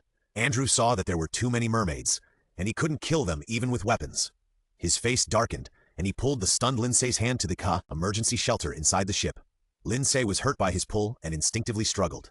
Suddenly, his eyes fell behind him, his pupils shrank slightly, and he said in surprise, "Be careful." As soon as he finished speaking, Andrew's face changed slightly, and he raised his weapon and pulled the trigger without hesitation. With a bang, the mermaid's ferocious expression remained on her face, and she slowly fell down, and the dark blue blood continued to spread on the floor. "Are you okay?" Lin Ce saw that Andrew's hand was left with a deep scar on the bone by the mermaid's sharp webbed claws, and he was about to go forward to check. Andrew stopped him, seemingly not caring about the wound on his body, and said in a deep voice, "It's okay, come with me." Before Lin Ce could speak, he was dragged by Andrew into the starship. The moonlight rippled slightly on the sea, leaving circles of ripples. Samuel's upper body was exposed on the sea, and the silver-gray fish, tail scales occasionally emerged from the water, flashing coldly in the moonlight. He was like a king in the abyss, with a look of contempt between his eyebrows.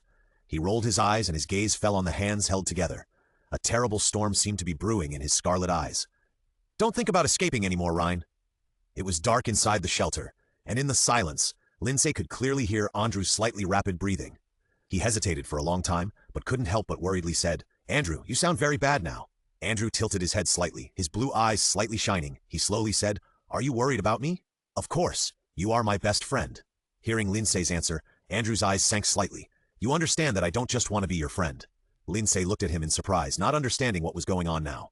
Andrew saw his reaction in full view. He laughed at himself. If I don't say it now, maybe there will be no chance in the future. He leaned against the wall, closed his eyes slightly, and said lightly, I not only want to be your friend, but also want to be your trusted comrade in arms and your closest lover. Understand, Ryan? Lin struggled to digest this shocking news and was silent for a long time and said in a hoarse voice, Andrew, You don't have to respond to me. I just want you to know that I love you, and I will always be like this in the future, swearing on the honor of the family. Before he finished speaking, Andrew interrupted him, opened his eyes and looked at him quietly with blue eyes. Lin Ce didn't know how to answer him. The Ryan that Andrew liked no longer existed. Now it was him who was in this shell. Thinking of this, Lin Ce felt an indescribable sense of suffocation. The two stopped talking, and the atmosphere fell into a strange silence for a while. In the silence, Andrew's breathing became heavier and heavier. I don't know if it was his illusion, but Lin Ce actually felt that his chest began to feel stuffy and he couldn't breathe. Andrew, something seems wrong. Lin Ce's face turned slightly pale. Andrew's situation seemed very bad. He trembled and said, Damn, it's the mermaids. They destroyed the central system of the starship, and the oxygen supply to the refuge cabin stopped. Once the refuge cabin is activated, it cannot be opened easily, and life activities can only be maintained by the oxygen provided by the system. But in this situation, Lin Ce began to panic. What should I do? He won't die here now. Just as he felt that his breathing was getting more and more difficult and his consciousness was gradually blurred, suddenly there was a loud noise in his ears.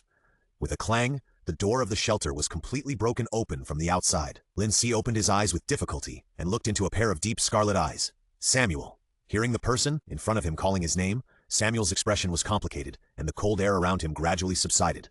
He had regained his human form and walked slowly to Lin Ce's side with long legs. His cold hands gently stroked Lin Ce's pale face and said in a deep voice, I'm here. After the door was broken, Lin Ce's consciousness was slightly clearer. He raised his eyelids with difficulty and looked at Andrew on the side.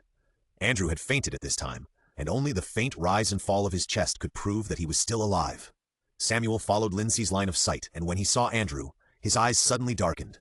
He covered Lin Ce's eyes with his hands, leaned forward and whispered softly in his ear, but his eyes were cold. Don't think about leaving me, Ryan. The author has something to say. Guess which Ryan Andrew likes. P.S. I insist on updating every day, but you all don't praise me. Don't even mention the nutrient solution mines to support me. I'm so sad. Forced smile. Lin Ce seemed to hear the sound of the rolling waves in a daze. He slept very unsteadily, frowning and mumbling something in his mouth. Not knowing what he dreamed of, he suddenly opened his eyes, and the fear in his eyes had not yet faded. Ryan, did you have a nightmare? A low and mellow voice sounded in his ears, and before he could react, he felt a wet and cool touch on his forehead. It turned out that Samuel lowered his head and printed a light kiss on his forehead. Lin Ce's heart trembled. The environment he was in was exactly the same as the situation in his dream. There were damp stone walls all around, and a few ghostly fires swayed in the darkness, which looked particularly creepy. Lin Ce found himself being held in Samuel's arms in a completely restrained position. He tried to move his body and found that the hand on his lower abdomen had increased its strength, making him almost unable to breathe. Samuel, let me go. First, let's have a good talk, okay? Lin Ce said gently. He felt that he should be more gentle to Gluttony at this time. Sure enough, Samuel slightly loosened his restraint on him. Promise you won't leave me. Lin Ce reached out and stroked Samuel's cold cheek and said gently, I promise. Congratulations to the host. Bai Yoguang's influence index has reached 1,000. Once the index reaches 2,000, you can enter the next world. When Lin Ce heard this, he felt a little sad. Although he knew that the protagonists of the various worlds he was about to experience were just different personalities of the mission object, he still couldn't help but regard Samuel as a concrete person. He promised Samuel not to abandon him, but he had to break his promise in the end. Samuel buried his head in Lin Ce's slender white neck, took a deep breath, and licked it lightly, causing Lin Ce's body to tremble. Just your promise? No need to explain the rest. Samuel saw him tremble, slightly, and a hint of interest flashed in his eyes. As if he saw something very interesting, the corners of his mouth slightly raised in joy. Lin Ce's eyes were closed. His face was pale, his lips were as red as blood, and his gold-rimmed glasses had been taken off at some point, and his long eyelashes trembled slightly. Samuel saw that he was shaking violently, and thought he was shy, but gradually felt something was wrong, reached out and touched his forehead, and then his face changed. Lin Ce's forehead was burning hot, and his hands seemed to be burned when it touched it. Samuel knew that humans were fragile, but he didn't expect them to be so fragile. He easily picked up Lin Ce and walked to the bed. Samuel felt the light weight of the person in his arms, and there seemed to be cold frost between his eyebrows. He gently put Lin Ce on the bed. His movements were gentle, as if he was treating a fragile treasure. Lin Ce fell into a coma again. He seemed to be having a nightmare again. He frowned anxiously and muttered something in a low voice. Samuel's heart sank. Something was wrong. His body was not so weak before. How could it suddenly become so weak? Seeing Lin Ce enduring the pain, Samuel slowly helped him up and let him lie in his arms. He reached out and stroked his sweat-soaked black hair, and his eyes were fixed on Lin Ce's tightly closed lips.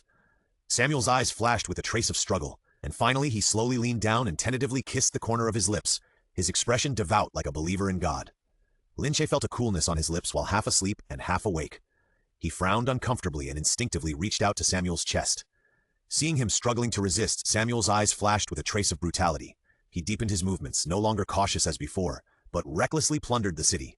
Lin Ce's head was firmly fixed, unable to move at all, and could only be forced to endure his kiss. His face gradually began to flush, and a faint low moan escaped from his mouth. When Lin Ce was about to be out of breath, Samuel slowly left his lips and curled his lips with satisfaction. "Are you feeling better?" Lin Ce had woken up at this time, and could feel the heat in his body gradually fading, and his head was not as painful as before. He was a little surprised at the changes in his body and looked up at Samuel. "Isn't this the project you have been researching?" Samuel whispered in his ear, and the warm breath blew on the sensitive earlobe, and Lin Ce trembled slightly unconsciously. "What?" Lin Ce was completely unable to listen to Samuel's words seriously, and could only speak calmly. "The saliva of a mermaid is a treasure." Samuel licked his Adam's apple lightly and continued in a low and hoarse voice. "Of course, there are other treasures too." Lin Ce's face turned red. After taking off his glasses, he retreated from his usual gentle and self-restrained appearance. His dark eyes seemed to be filled with mist, and he looked at Samuel wetly. Samuel looked at him like this, but suddenly turned his face away. His Adam's apple rolled up and down unnaturally. He looked elsewhere and said slowly, "You have a good rest. I will come back to see you later." Lin Ce looked at his back as he left, his expression stunned. What was going on? Why did he leave without any warning? He felt that he began to not understand Samuel's thoughts. Lin Ce lay on the bed and waited for a while. When he found that Samuel had not come back yet, he tentatively sat up. According to Samuel, it seemed that his saliva relieved his symptoms. Thinking of this, Lin Ce couldn't help but blush, and he really felt an inexplicable sense of shame. But he knew clearly that his body functions were declining, and Samuel could only delay the decline, but could not solve the fundamental problem. Lin Ce tentatively put his feet on the ground. He suddenly felt a chill on the soles of his feet, and he shivered involuntarily.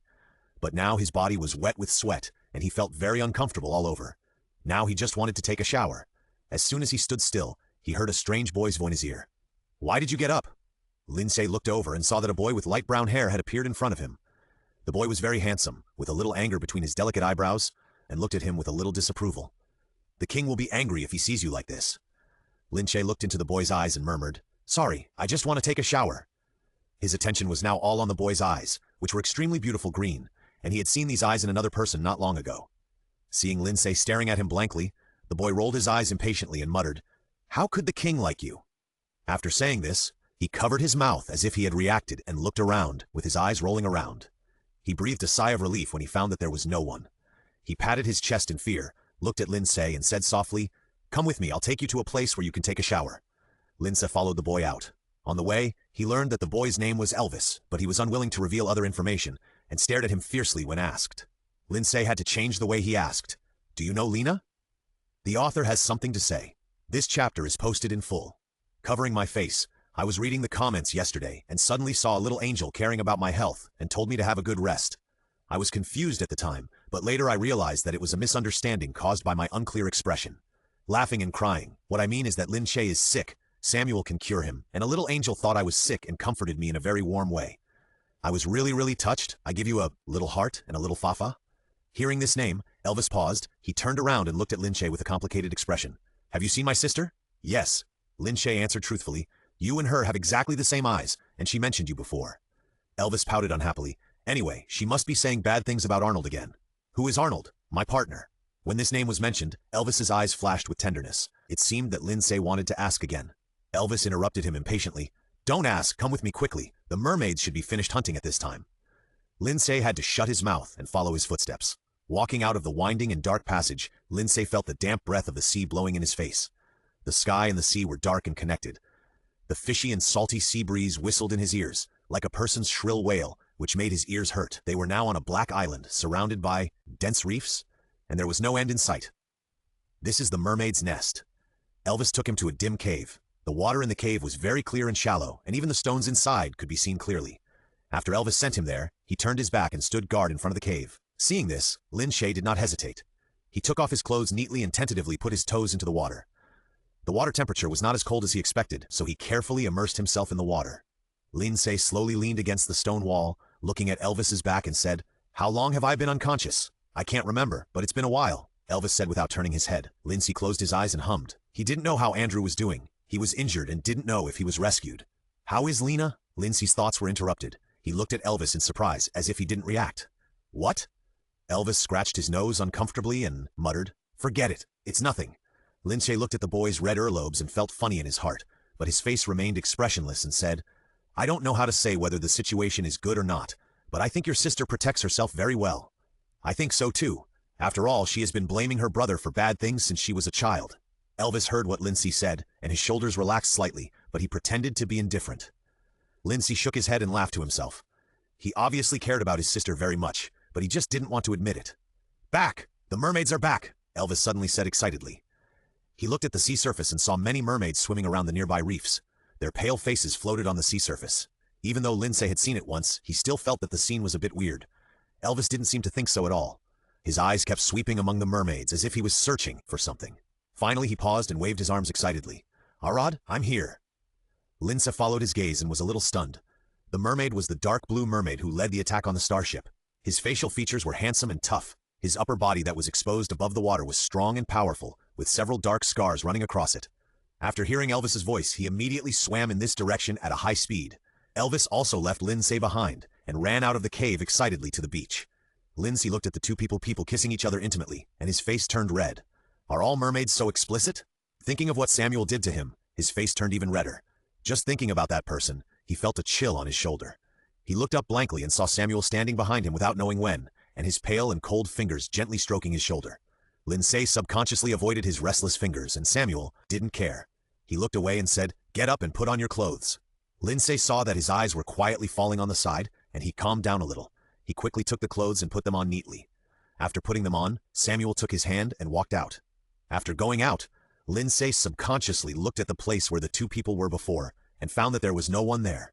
Samuel seemed to know what he was thinking, and the corners of his mouth raised a happy arc. They are partners, so they naturally have things to do. Lin Ce choked. Samuel slowly stroked his palm, his scarlet eyes staring at Lin without blinking, and said in a hoarse voice, "Rhine, are you willing to be my partner?" Lin Ce looked slightly surprised, and for a moment he didn't know how to react. Samuel looked down at him. His tall figure gave him a huge sense of oppression. Coupled with a pair of scarlet eyes staring straight at him, Lin Ce felt a huge sense of oppression. He was about to speak when he heard a huge explosion in his ears. Samuel's face changed slightly, and he quickly protected Lin Ce in his arms. The water surface closest to them exploded with a huge splash, and the mermaids who were resting on the reef were on alert, their scarlet eyes looking straight into the distance. A super-large starship appeared on the sea level. Lin Ce could tell at a glance that it was the latest combat starship developed. The previous ship was completely different from it. The personnel inside the ship were preparing for the next wave of attacks in an orderly manner. Colonel Gray respectfully saluted the blond young man sitting on the upper seat and said respectfully, "Report to the Marshal. We are currently 5 miles away from the location of the star mine." Andrew put on a military jacket, wearing a white shirt with a black bow tie. His hand was injured, and he hung it up with a bandage. His blue eyes were cold, and he said, sternly, "A large number of mermaids will appear ahead. They don't have the recovery ability of the mermaid in the laboratory. Continue to strengthen the attack." "Yes, Marshal." After Gray left, Andrew looked at the black island in front of him, his eyes deep and his expression cold. "Rhine, it's there now." Lin Ce raised his head as if he had sensed something. He could feel that Andrew was there. At this time, Samuel was surrounded by a group of mermaids. His scarlet eyes were full of hostility. He stared coldly at the ship in front of him, revealing his sharp white teeth. The mermaids beside him had no expression on their pale faces. The next battle would be a tough one. Lin Ce also saw the blue-tailed mermaid named Arad among them. He seemed to have a high status. He was close to Samuel, with his body slightly arched, revealing his powerful lines, like a beast ready to go. Elvis stood behind him at some point and whispered, "They are leaving. This is their battle." Samuel opened his mouth, as if he was sending out sound waves that they could hear. He rushed out first like an arrow from a bow, and the other mermaids followed him and swam forward quickly. Lin Ce knew that mermaids were an absolutely ferocious race, which could be seen from their fearless spirit. The fierceness that seemed to tear everything apart would even scare the Zerg. The ship kept firing torpedoes, creating huge waves. Samuel led the other mermaids to dodge the torpedoes swiftly, and soon they were near the ship. This ship was not as fragile as before. Samuel's scarlet eyes looked at the ship, as if thinking about something. Then he made a gesture, and Arad immediately swam under the ship after understanding it. Their fishtails swayed in the seawater, as graceful as blooming mandala. "Report to the Marshal. The mermaids are attacking the bottom of our ship." Hearing the report from his subordinates, Andrew frowned and said coldly, "Then keep the ship moving at a high speed, and use torpedoes to drive away the mermaids and consume their energy first." Yes, Lin saw the ship speeding up at a speed visible to the naked eye on the shore, and he couldn't help but feel a little confused, and the range of the torpedo attack began to change. "Do you think that Arad and the others will be okay?"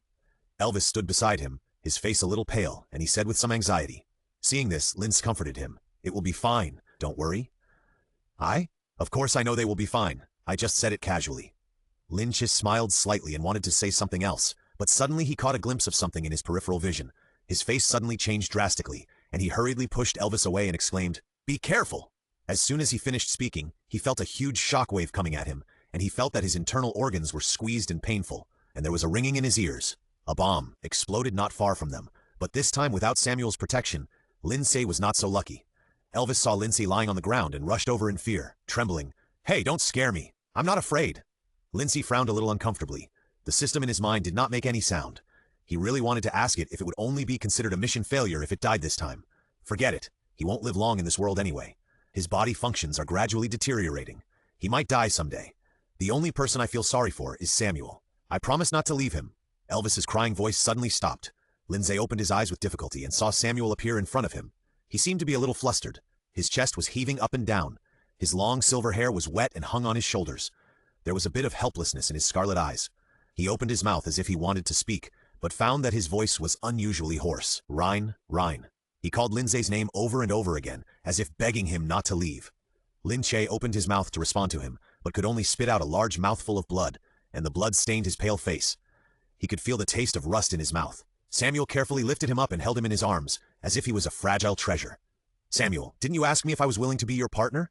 Samuel's pupils shrank when he heard Lin Ce's words, and he said in a hoarse voice, "No answer is needed now." Lin Ce weakly stroked his slightly cold cheek, and a very faint smile appeared on his pale face. Regardless of his words, he continued to say, "I do. Congratulations to the host. The influence index has reached 2,000. The integral coefficient is 4,000, and you can enter the next world."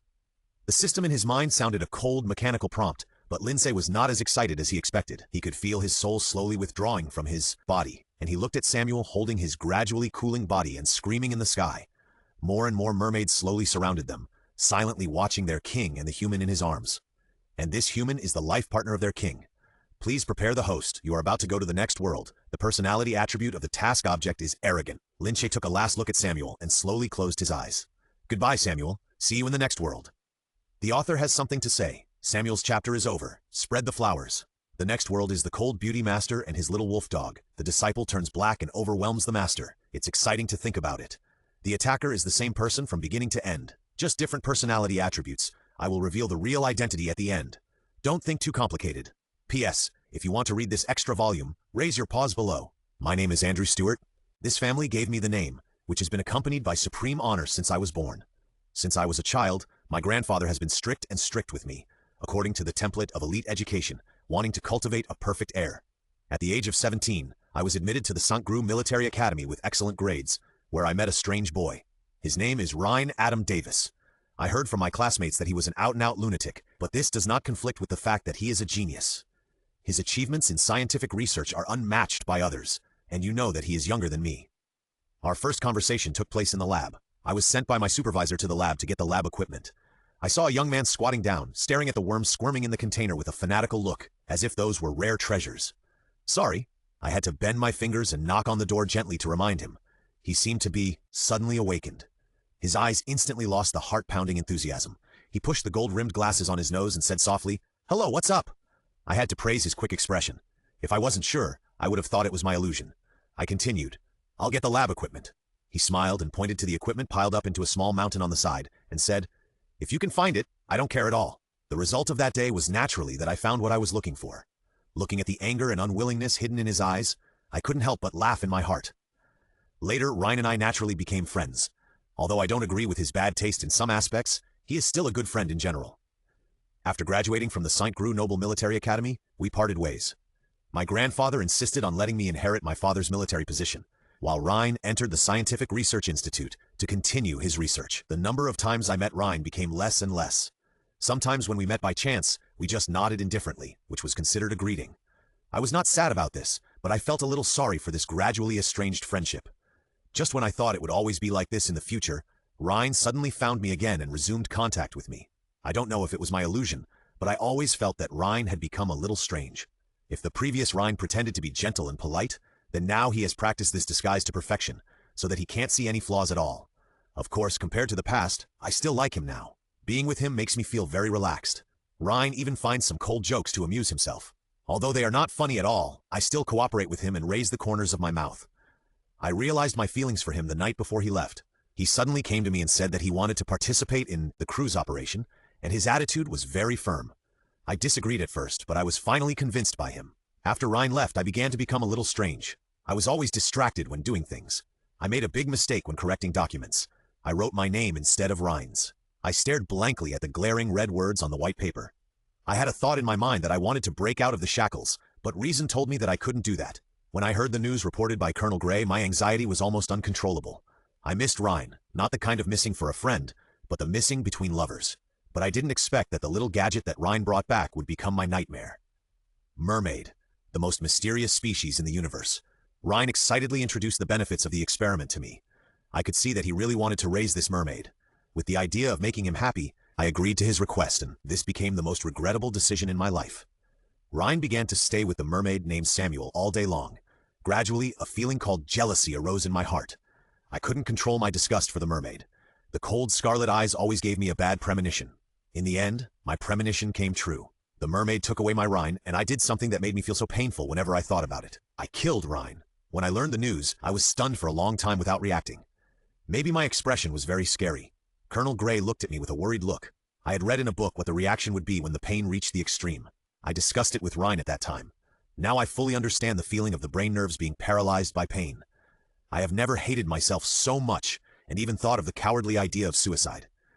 If someone told me that I would have such an idea before, I would definitely think I was a lunatic. After returning, the infection of my wound worsened, and I began to fall into a semi-comatose state. I could feel that someone was walking back and forth hurriedly around me, but I had no intention of waking up. But I finally woke up. My grandfather stood by my bed and told me not to escape. It was a cowardly act, and there were no cowards in the Stewart family. After my physical injuries gradually recovered, I continued to perform my duties as diligently as before, handling official business day after day. It seemed that there was nothing wrong, but as long as I knew my situation, I couldn't even fall asleep. As soon as I closed my eyes, I would dream of Rhine. He still had black hair and black eyes, a gentle smile, and looked at me lightly. I was sure in my heart that the mermaid was as painful as I was, so when I got the news that he had died a long time ago, I didn't react for a long time. I waved away my subordinates, stood up from the chair, stood at the huge French window and looked out. I was silent for a long time. The mermaid did what I couldn't do, which made me very discouraged. I have things I need to do, and a mission as a member of Stewart. Now the Zerg has split into two factions, one led by Alfred and the other led by Lina. This is a good situation for humans. I have too many things to accomplish, so I won't leave, until I finally take back the territory that originally belonged to humans from the Zerg. I can't remember how many years later, I was attending an art exhibition on a planet. When I accidentally saw the portrait in the center, my pupils shrank involuntarily, and I was greatly shocked. I saw a young man with black hair and black eyes in the painting, being tightly embraced by a silver-tailed mermaid. The mermaid was very handsome, with long silver hair casually draped over her shoulders, and her scarlet eyes quietly staring at the young man with closed eyes in her arms. I looked at the person in his arms, and the memories that had been sealed for many years suddenly came up. "Sir, why are you crying?" A puzzled question suddenly sounded in my ears. The person who spoke was the owner of the art exhibition. He had a pair of eyes that I felt very familiar with, as dazzling as a beautiful dark green gem. I didn't care about the tears on my face, shook my head and said, "I remembered someone I liked before." "Where is he now?" The boy seemed a little curious. His chestnut hair curled slightly and hung beside his ears, and he tucked it behind his ears childishly. I smiled, didn't answer, and walked outside. Colonel Gray saw the tears on my face and was too scared to look up. My life still has to go on. I will continue to carry these heavy things and live my life as Andrew Artust. The author has something to say. The outline of the next world has been completed. Tomorrow I will start the story of arrogance. Contrast is the most lovely. When Lin Ce opened his eyes, he saw that he was in a cold pool. There was clear water flowing from the four beast heads. The moonlight was bright and rippling in the water. The pool was shrouded in mist, just like a fairyland. Welcome host to Shu. The mission plot has been triggered. The bound character setting is cold and abstinence. The target of the strategy is arrogance. And the world background is implanted with your memory. The cold mechanical voice of the system sounded in his mind, and Lin Ce frowned slightly. This world is a cultivation world. His identity is the leader of the Handanyan sect, the first major sect of cultivation. As the leader of the sect, the Handanyan sect naturally has a deep foundation. Even the Kangji sect, which is gradually gaining popularity, cannot be separated from its glory. The leader of the Handanyan sect, Yunshu Zhenren, is naturally famous. He became famous at a young age. He is cold and aloof. He doesn't like to interact with others. He lives on the Qingjue Peak, the main peak of the 24 peaks, all year round. Although he has the empty title of the leader, the affairs of the sect still have to be taken care of by his junior brother, Yun Xiao. And this person who doesn't care about worldly things suddenly brought back a seriously injured teenager one day and accepted him as the chief disciple and named him Xuan Hao. The whole sect thought that this boy was highly valued, but the leader never saw him again after that, leaving him to fend for himself. As the saying goes, a tall tree attracts the wind easily. The disciples of the same sect did not like this eldest brother who appeared out of nowhere. Seeing that the sect leader ignored him, they excluded him openly and secretly and put all kinds of obstacles on him. They did not know that the real identity of this young man was a demon cultivator. In his previous life, he was besieged and killed by major sects. He was reborn as a human child. By chance, he was picked up by Yunshu and accepted as a disciple. Coincidentally, Yunshu was among the people who were besieged that day. I didn't expect that the background of arrogance was so complicated. After digesting the information in his mind, Lin Ce couldn't help but sigh, but the system still didn't respond coldly. Lin Ce moved his body, causing the water surface to shake. His long hair was wet and fell on his white shoulders. The person reflected in the water had clear eyebrows and eyes like cold stars. He was a rare good-looking person, but his expression was dull, and his eyebrows exuded a cold and lonely air. Someone come. Lin Ce looked at the edge of the clothes that was vaguely visible on the fence. He knew that Yunshu didn't like others to get close to him when he was taking a bath, but because of his status as the leader of a sect, there were still disciples who served him closely. Sure enough, a disciple in white came out from the shadow of the fence with his eyebrows lowered and bowed and replied, "The disciple is here. Go and call Xuan Hao to me." There seemed to be a layer of frost between Lin Ce's eyebrows. The disciple inadvertently raised his head and saw his expression. He was frightened and wondered how Xuan Hao could provoke the sect leader to behave like this. His thoughts turned over in his mind, but his face remained expressionless. He responded in a low voice and slowly retreated. Looking at the back of the disciple leaving, Lin Ce hooked his lips. No matter what, he had to meet the mission target of this world first and think about how to influence him. It's really troublesome. He also has to carry the burden of this character setting. It seems that he has to think about how to conquer him without showing any emotion. After waiting for about half a cup of tea, Lin Ce heard the sound of footsteps. He looked up and saw a young man in black clothes walking slowly. The young man had handsome features, a high nose bridge, and a gentle smile on his face. He was wearing a black robe with wide sleeves and narrow waist. There was a faint dark red cloud pattern flowing on the sleeves. His figure was as tall as a jade tree. When he saw the person in the pool, a dark light flashed in his dark eyes, but his gentle expression did not change. He bowed to Lin Ce and said in a gentle voice, "I wonder what important matter Master called me here to tell me." Lin Ce looked at the person in front of him carefully. If he didn't know that the system would not make mistakes, he would almost doubt whether the person in front of him was arrogant. After all, the person in front of him was gentle, polite, dignified, and self-restrained. "The sword-fighting competition is coming soon. How are you preparing?" Lin Ce found a random reason to ask. The sword-fighting competition has been held in Hanyun sect every year. Young talents from various sects participate together. The winners receive a large number of treasures and elixirs. In fact, these are secondary.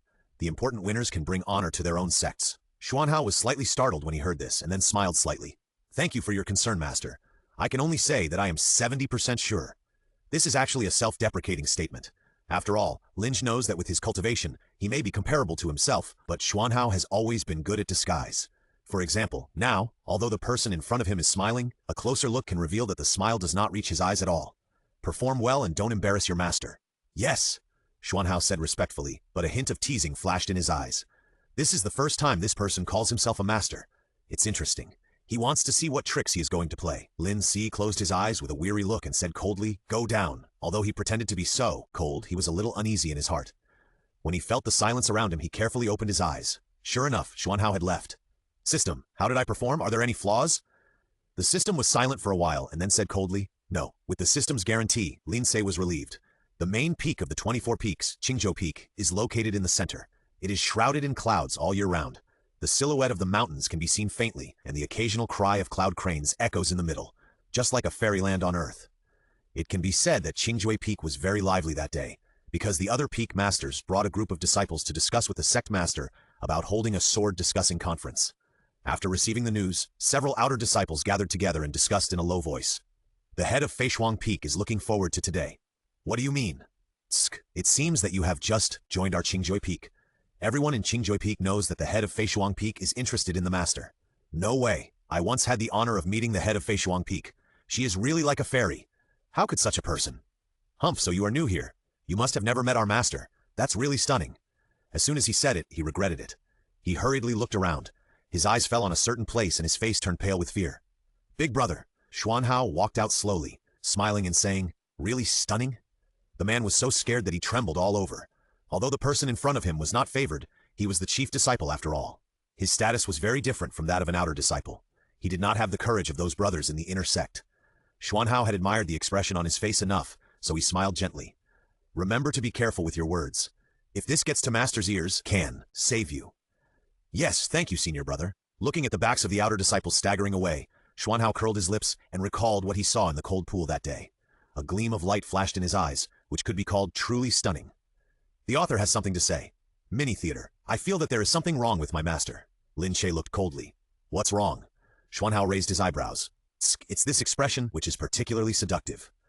At this time, the left and right sides of the hall of Qingjue Peak were filled with the masters of various peaks, and a young man in a white robe with cold eyebrows and eyes sat on the high seat in the middle. Lin Ce sat on the top and looked at the people whispering below, and felt a little headache. Yun Xiao, who was sitting next to him, took a look at his expression and cleared his throat to remind everyone below. Hearing the sound, the hall suddenly became quiet. Master.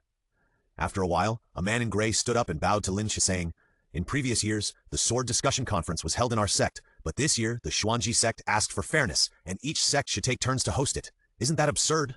Lin Ce listened with a cold expression and waited until the man finished speaking indignantly, then slowly said, "If they have the ability, what if they host this sword discussion conference?" The man looked a little embarrassed when he heard it. Sect master is right. Those who are capable should do it. We in the Handanyun sect are definitely not narrow-minded people. The Qingya Peak master is really worrying too much. The person who spoke was wearing a purple shirt, a silver bell tied around his waist, and half of his face was covered with a snowy veil. His eyebrows were curved and his eyes were full of autumn water. He was the Feishuang Peak master Si Shuang. Lin Ce was stared at by those beautiful eyes, full of affection, and he immediately got goosebumps, but he still had to keep a blank expression on his face. The man called Qingya Peak master shook his sleeves and snorted coldly, and sat back in his original seat. Yun Xiao saw this and sighed in his heart. Qingya has always had a grudge against Si Shuang, and the leader really shouldn't do this, but he has always been like this. He doesn't show any mercy to people close to him, let alone Qingya. Yun Xiao had to come out to smooth things over and ease the atmosphere, saying loudly, "Regarding the sword discussion conference, do you all know your responsibilities?" "Yes," the peak masters said in unison. "Then don't let the leader down, and don't let the people from the outside sect laugh at us." The others naturally responded in a low voice. After everyone left, only he and Yun Xiao were left in the hall. Lin Ce reached out to pick up the teacup and took a sip. When he looked up and saw Yun Xiao looking at him, he frowned and said coldly, "What's wrong?" "Master, who are you going to send to represent Handanyun's sect in this sword-fighting meeting?" Yun Xiao asked in a low voice. Lin Ce frowned and thought. Originally, the third disciple Xuanyi was to be sent. As for now, Lin Ce put the teacup on the table and had the answer in his mind. He looked at Yun Xiao and opened his mouth to spit out two words coldly. Xuanhao. Yun Xiao was slightly stunned when he heard this. He didn't know why he mentioned this name. In his impression, Yun Xiu had always ignored this disciple and let him fend for himself. Why did the sect master suddenly mention him? Lin Ce's fingers tapped lightly on the table. Hearing Yun Xiao's question, he imitated Yun Xiu's tone and said impatiently, "No reason, just do it." "Yes." Seeing Lin Ce's unhappy expression, Yun Xiao slowly stepped back and turned to leave. Not long after, everyone in the sect knew that Xuanhao was going to participate in the sword discussion conference. To this, Xuanhao himself seemed very calm. Regardless of half-true and half-false congratulations or cold words, he responded with a gentle smile. There were only 3 days left before the sword discussion conference. Lin Ce had been thinking about finding a chance to meet Xuanhao. When he heard from other disciples that he was practicing in seclusion in the back mountain, he gradually gave up the idea. The disciples in the sect were very respectful to him, but because of his cold temperament that kept people at a distance, no one dared to approach him to talk to him. People who practice Taoism don't have to be as greedy as ordinary people, nor do they have to sleep like ordinary people. But Lin Ce doesn't have to follow those rules. As a result, this body has not been exposed to these common foods for a long time. In the middle of the night, his stomach began to feel uncomfortable. Lin Ce simply got up, put on his clothes and went out for a walk to digest the food. The moon was as cool as water, the wind was rustling, and the woods in the back mountain were quiet. Lin Ce walked slowly in the dense forest, casually pulling away the branches in front of him. Suddenly, he paused and his eyes fell on a man and a woman in the shade of the fence in front of him. The woman's face could not be seen clearly, but it could be vaguely seen from her clothes that she was from Feishuang Peak. As for the man, how could Lin Ce not recognize him? He was Xuan Hao, who was supposed to be in seclusion for cultivation. He was tall and straight, with handsome eyebrows and eyes, wearing a narrow-waisted black robe, and whispered something to the woman with a gentle smile. Lin Ce couldn't help but concentrate and listen, in order to hear the conversation between the two. I don't allow you to participate in the sword-fighting competition. Do you know that your master clearly wants you to die? Master asked me to participate, personally. I can't disobey his orders. What's the master's order? Can you think about yourself? As soon as the voice fell, a gentle but stern voice sounded. Enough, you don't have to say anything more. I know my limits. This angered the woman. She stamped her feet fiercely, left a sentence, I will never talk to you again, and ran away with tears. System, this task is a bit difficult. I don't think it's good to turn straight men into gays. Lin Ce, who witnessed the whole process, said that this question was beyond the scope, but unfortunately the system chose to ignore it as usual. When he looked again, he found Xuan Hao standing there, with his head slightly lowered, thinking about something. Looking from this direction, he couldn't see his expression. Lin Ce had to move a little.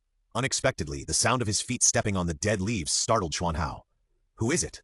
Xuan Hao suddenly lowered his voice, looked in the direction of Lin Ce, drew his sword, and said in a cold voice. Seeing that he had been discovered by him, Lin Ce had to slowly walk out from behind the tree, still maintaining a cold expression on his face, and said in a cold voice, It's me. Xuan Hao was slightly startled, then sheathed the sword, nodded slightly and bowed, and said in a gentle voice, Disciple didn't know it was master. I hope master will forgive me. No problem, Lin Ce said indifferently, but in his heart he thought that being a master is the good thing. It is obviously his fault, but the disciple still has to apologize first. But aren't you in seclusion? How come you are here? Lin Ce frowned slightly and pretended to be stern. Disciple is indeed in seclusion, but he came out 2 days ago. Lin Ce frowned even tighter. If that was the case, why didn't any disciples inform him? Xuan Hao saw his expression and knew what he was thinking. He smiled lightly. It's just that I don't often interact with my fellow disciples, so they don't know. This was actually said in a rather euphemistic way. To put it bluntly, the other fellow disciples didn't notice that he had come out of seclusion at all, and Xuan Hao still said this with a calm look. Lin Ce nodded slightly. In that case, then I will see how far you have come after seclusion. After speaking, he drew his sword from its sheath, pointed the tip of the sword directly at Xuan Hao, and said coldly, Draw your sword. Xuan Hao's eyes darkened, and he slowly raised the sword and curled his lips. In that case, it's better to obey your command respectfully. As soon as the voice fell, the sharp blade came through the air with a strong wind, and it was about to reach him. Xuan Hao calmly moved sideways to avoid it. Lin Ce snorted coldly, his figure shook, and suddenly appeared behind him, with the tip of the sword piercing his vital point. The smile on Xuan Hao's lips gradually disappeared, his eyes suddenly darkened, and he turned around and dodged the cold sword that was attacking him. The sword passed by him by a hair's breadth, cutting off a few strands of black hair. The two of them were still for a moment, and Lin Ce took the lead in putting his sword behind his back and said coldly, Why don't you draw your sword? To reply to master, I am just looking for an opportunity. Lin Ce snorted coldly and said, Well, since Xuan Hao wanted to hide his cultivation, of course he would not point it out. Lin sheathed his sword and turned to leave. Before leaving, he seemed to suddenly remember something, and said solemnly, People who cultivate the truth pay attention to a pure heart and few desires, and the 6 senses are pure and quiet. The affairs of children are the most taboo. Seeing that he was looking at him in silence, Lin Ce continued impatiently, Do you understand what I said? Xuan Hao smiled and said, Disciple understands. Lin Ce nodded with satisfaction, holding the sword and slowly walked away, not noticing the look in Xuan Hao's eyes behind him. When Lin Ce's back disappeared from sight, the smile on Xuan Hao's lips gradually disappeared, and a trace of deep thought flashed in his dark eyes. My lord, is he the real Yun Su? A gray figure suddenly appeared behind Xuan Hao. Looking closely, it was a young man in his 20s, with pale skin and a hoarse voice like the voice of an old man. Xuan Hao nodded indifferently, not paying much attention to his words, but asked another question. Are you ready? His voice was low and cold, and there seemed to be frost on his eyebrows and eyes. If someone else was here, they would be shocked. How could the usually gentle and polite senior brother show such an expression? My lord, everything is ready, just waiting for your orders. The gray-clothed man bowed his head and said respectfully. Xuan Hao's mouth showed a cold arc, and he lowered his eyelids and said, Those who killed me back then, don't even think about escaping. After the gray-clothed man left, Xuan Hao walked back slowly. Suddenly, he heard a rustling sound from the bushes next to him. Xuan Hao's eyes darkened, and he walked towards the bushes. He slowly reached out and parted the bushes. When he saw what was inside, he was stunned. There was a snow-white raccoon cub lying inside. It opened its pair of dark and watery eyes, as if it was frightened by the sudden appearance of the person, and its body was trembling slightly. It turned out to be a little thing. Xuan Hao squatted down and carelessly stroked its fluffy fur, and said in a light voice. Lin Ce felt the cold touch of Xuan Hao's fingertips, and his body trembled even more. Curiosity killed the cat. Why did he come back? As early as when he was fighting with Xuan Hao, he found someone hiding in the dark. After pretending to leave, he wanted to turn back and eavesdrop. The system also considerately exchanged the points reward from the previous world for him, allowing his main soul to enter the body of Feng Li. Xuan Hao saw that the little thing was shaking violently, as if it was very afraid of him, so he wanted to tease it a little, and raised the corner of his mouth slightly. I was just in need of a spiritual pet, and you came to my door. After that, he gently pinched Lin Ce's neck, stood up and lifted him up. Lin Ce began to struggle hard to get up. Evil disciple, quickly take your claws from me. Xuan Hao seemed to see something interesting. His eyes fell on his lower body, and he said with a smile, "It turned out to be a little male raccoon." Lin Ce's face flushed, but fortunately others couldn't see it at this time, and he quickly stretched out his claws to cover it. Xuan Hao smiled lightly, stuffed him into his arms and walked towards Qingjie Peak. Lin Ce felt the warm touch in his arms, listened to the dull and powerful heartbeat in his chest, and silently thought about life. After an unknown amount of time, Lin Ce felt his eyes light up. It turned out that Xuan Hao had brought him back to his residence. The furnishings in the residence were simple, with only a wooden bed, a wooden cabinet on the left, a square wooden table on the right, and several stools around. The only decoration was the painting of plum blossoms blooming in the snow on the wall. Xuan Hao picked him up and put him on the ground casually, then went about his own business, seemingly not worried that he would slip away. Lin Ce turned around a few times and saw Xuan Hao sitting at the table, looking down at the book in his hand. His face showed a faint halo under the candlelight, and he looked like the gentle and elegant senior brother again. System, can I still go back to Yunshu's body now? Lin Ce was a little anxious. He would not stay in this stupid look forever. After a long time, the system replied coldly, "Yes." Lin Ce was overjoyed. Before he could speak, he felt his body lighten and was already suspended in the air.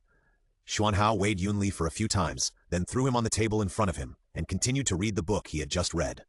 To be honest, Lin Ce was a little afraid of him. After all, he had seen his true face and knew how cold-blooded and cruel this man was under the false appearance of gentleness, so after being thrown on the table, he stayed there obediently and dared not move. Xuan Hao's eyes moved away from the book, and when he looked up, he saw this scene.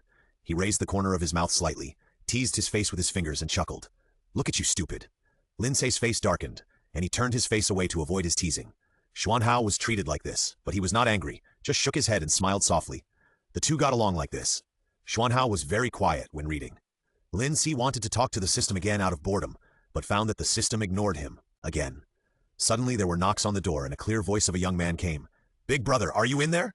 Xuan Hao's fingers slowly stroked the pages of the book, and his face was still as gentle and smiling as ever, and he said loudly, "Come in." The door was pushed open from the outside, and a boy about 17 or 18 years old came in.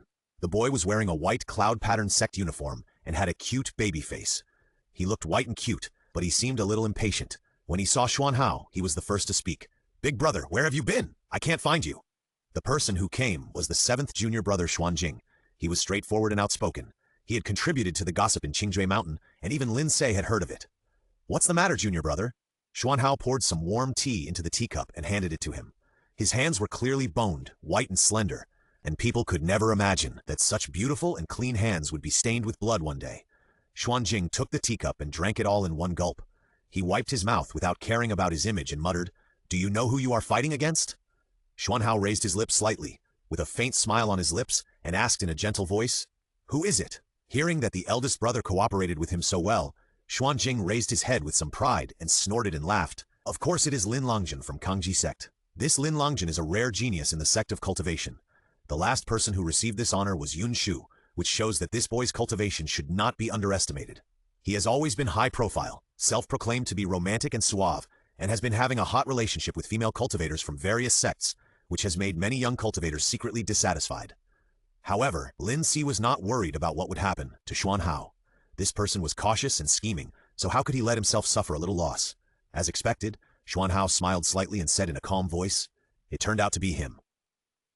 "Big brother, why aren't you anxious at all?"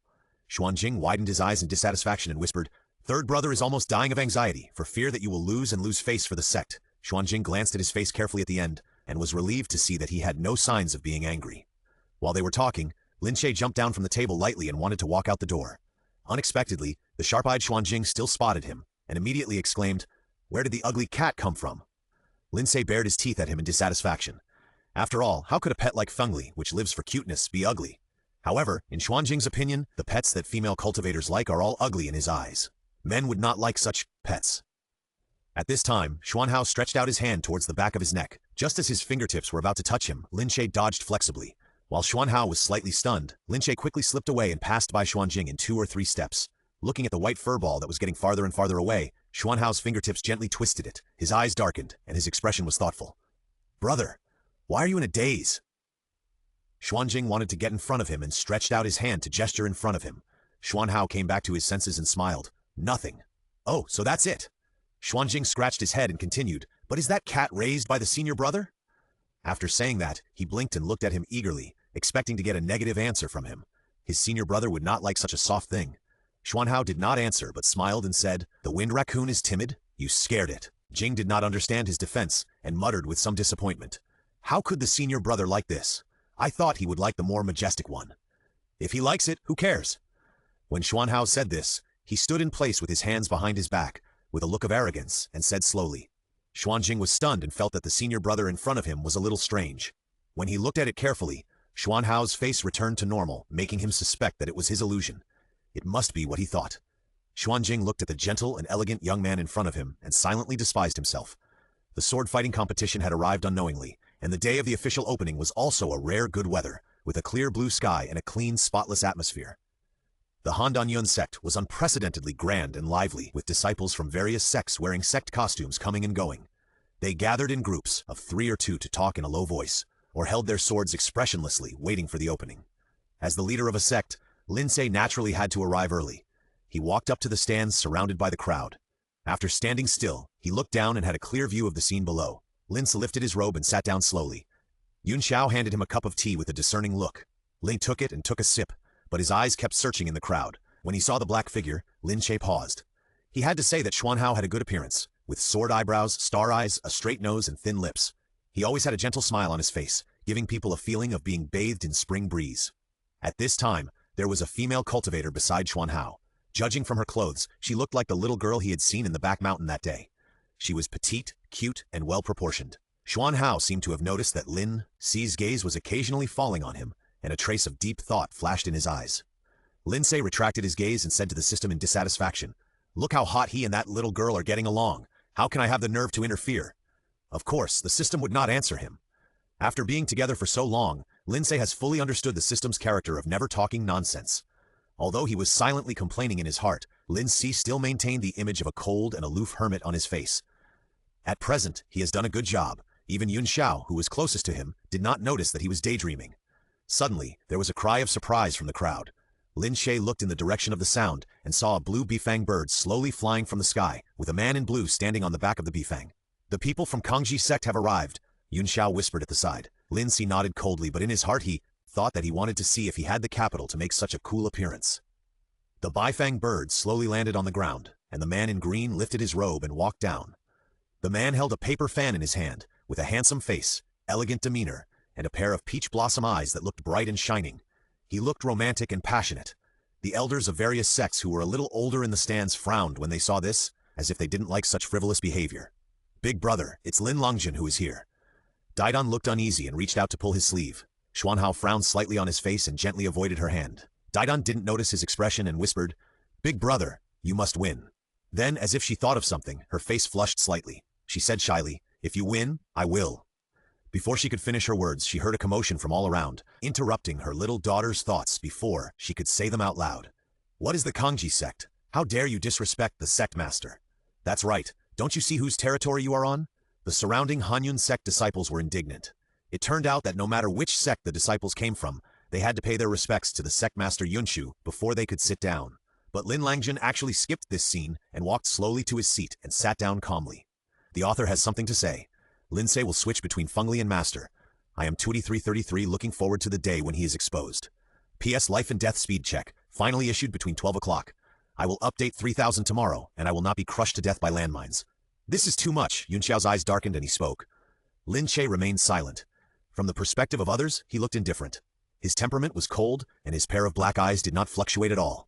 He seemed to be unconcerned, but only Lin Ce knew that he was trying his best to hold back his emotions. After Lin Longjun sat down, his peach blossom eyes scanned around, and finally his sight fell on Xuanhao. Seeing that Xuanhao also noticed him, he held up a paper fan to cover the corners of his slightly raised mouth.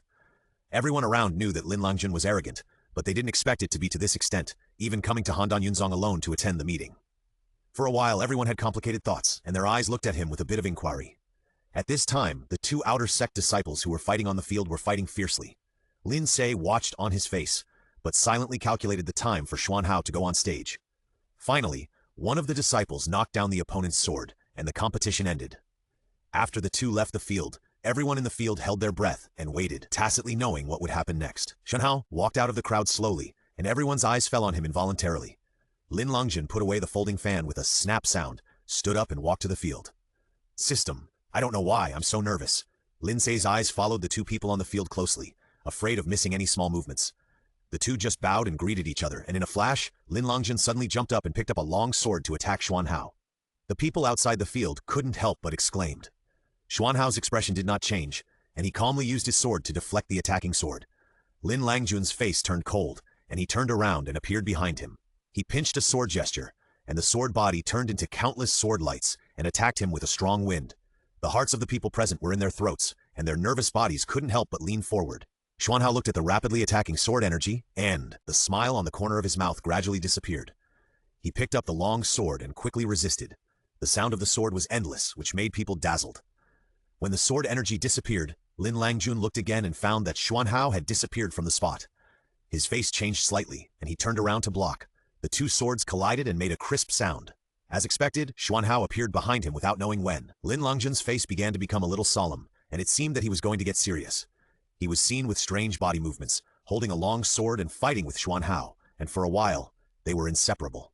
In a flash, the sword in Lin Longjun's hand suddenly turned in a direction, carrying a strong wind and piercing Xuan Hao's vital point. Xuan Hao's eyes flashed with a trace of hesitation. Seeing that the sword with a cold light was about to hit him, he finally did not dodge and stood there, straight. At the moment when the sword was about to pierce Xuan Hao, it suddenly stopped moving forward. You lose, Lin Longjun said slowly. There was an uproar around, and the elders on the stage looked at each other, and they all saw embarrassment in each other's eyes. Xuan Hao seemed to not care at all, with a faint smile on his lips, which made Lin Ce quite angry. He did not expect Xuan Hao to choose to hide his strength so that he could avoid the sharp edge temporarily and embarrass Hanyun sect. Lin Longjun put away his sword casually, looked at Lin Ce above with a pair of peach blossom eyes, and raised the corner of his mouth slightly. Hanyun sect? It's nothing. Yun Xiao, who was standing aside, immediately changed his face when he said this. This Lin Longjun was really arrogant. He came to Kangji sect just to mess up the scene. Suddenly he noticed something strange about Lin Ce beside him, and turned his head slightly.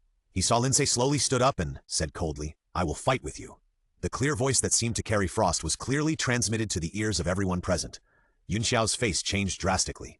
How could he be so ridiculous? He was the leader of a sect. How could he fight with a junior? Even if he won, it would cause others to laugh at him and say that Hanyun sect could not afford to lose and bullied the weak. Xuan Hao on the field frowned slightly, and saw the young man in white robe on the stands, tiptoeing slightly, flying towards the field, his white robe rustling in the wind. When he stood still, he could see clearly that he had handsome features, a dull expression, and a cold air lingering between his eyebrows, giving people a feeling that he could only be admired from a distance and not played with. Make a move. Lin Ce summoned the long sword, Qinghe. The cold sword tip shone with a cold light, and pointed directly at Lin Longjun. Lin Longjun's seductive peach blossom eyes drooped slightly, hiding the dark light that flashed inside. The two of them jumped into the air at the same time, and the swords collided, splashing bursts of sparks. Lin Longjun raised his sword to hold off Lin Ce's sword, but he moved in front of Lin Ce, blinked his peach blossom eyes at him, and said in a joking tone, The sect leader is really good looking. Fortunately, he said it in a low voice, and no one in the field heard it. Otherwise, there would be a big mess. Lin Ce's pupils shrank sharply, and his face became even colder. He pointed his sword at Lin Longjun and said expressionlessly, If you keep talking nonsense, I will make sure you can't speak again. Lin Longjun snorted and laughed, not taking it seriously. People outside the arena only saw the two fighting each other, which made people dazzled and thrilling. Just when the two were fighting hard, suddenly someone outside the arena screamed, and Lin Ce stopped his hand quickly. At some point, many black-robed monks lurked in the crowd. They wore hideous ghost masks on their faces, and thick black fog lingered around them. It was unknown what kind of evil skills they had. The rest of the people were in a trance in the black fog, and they were at the mercy of others. It's a demon cultivator! That dress is that demon's man! Several sect elders in the stands exclaimed as if they recalled some terrible scene, and their faces turned pale. Ah! Daiden felt her legs go weak. Seeing the black-robed demon cultivator approaching her, she was so scared that she tried her best and stumbled towards Xuan Hao. Seeing that they were getting closer and closer, Daiden reached out to Xuan Hao. She was saved. The senior brother would definitely save her. Xuan Hao was unmoved. Daiden looked at his face in confusion and was stunned.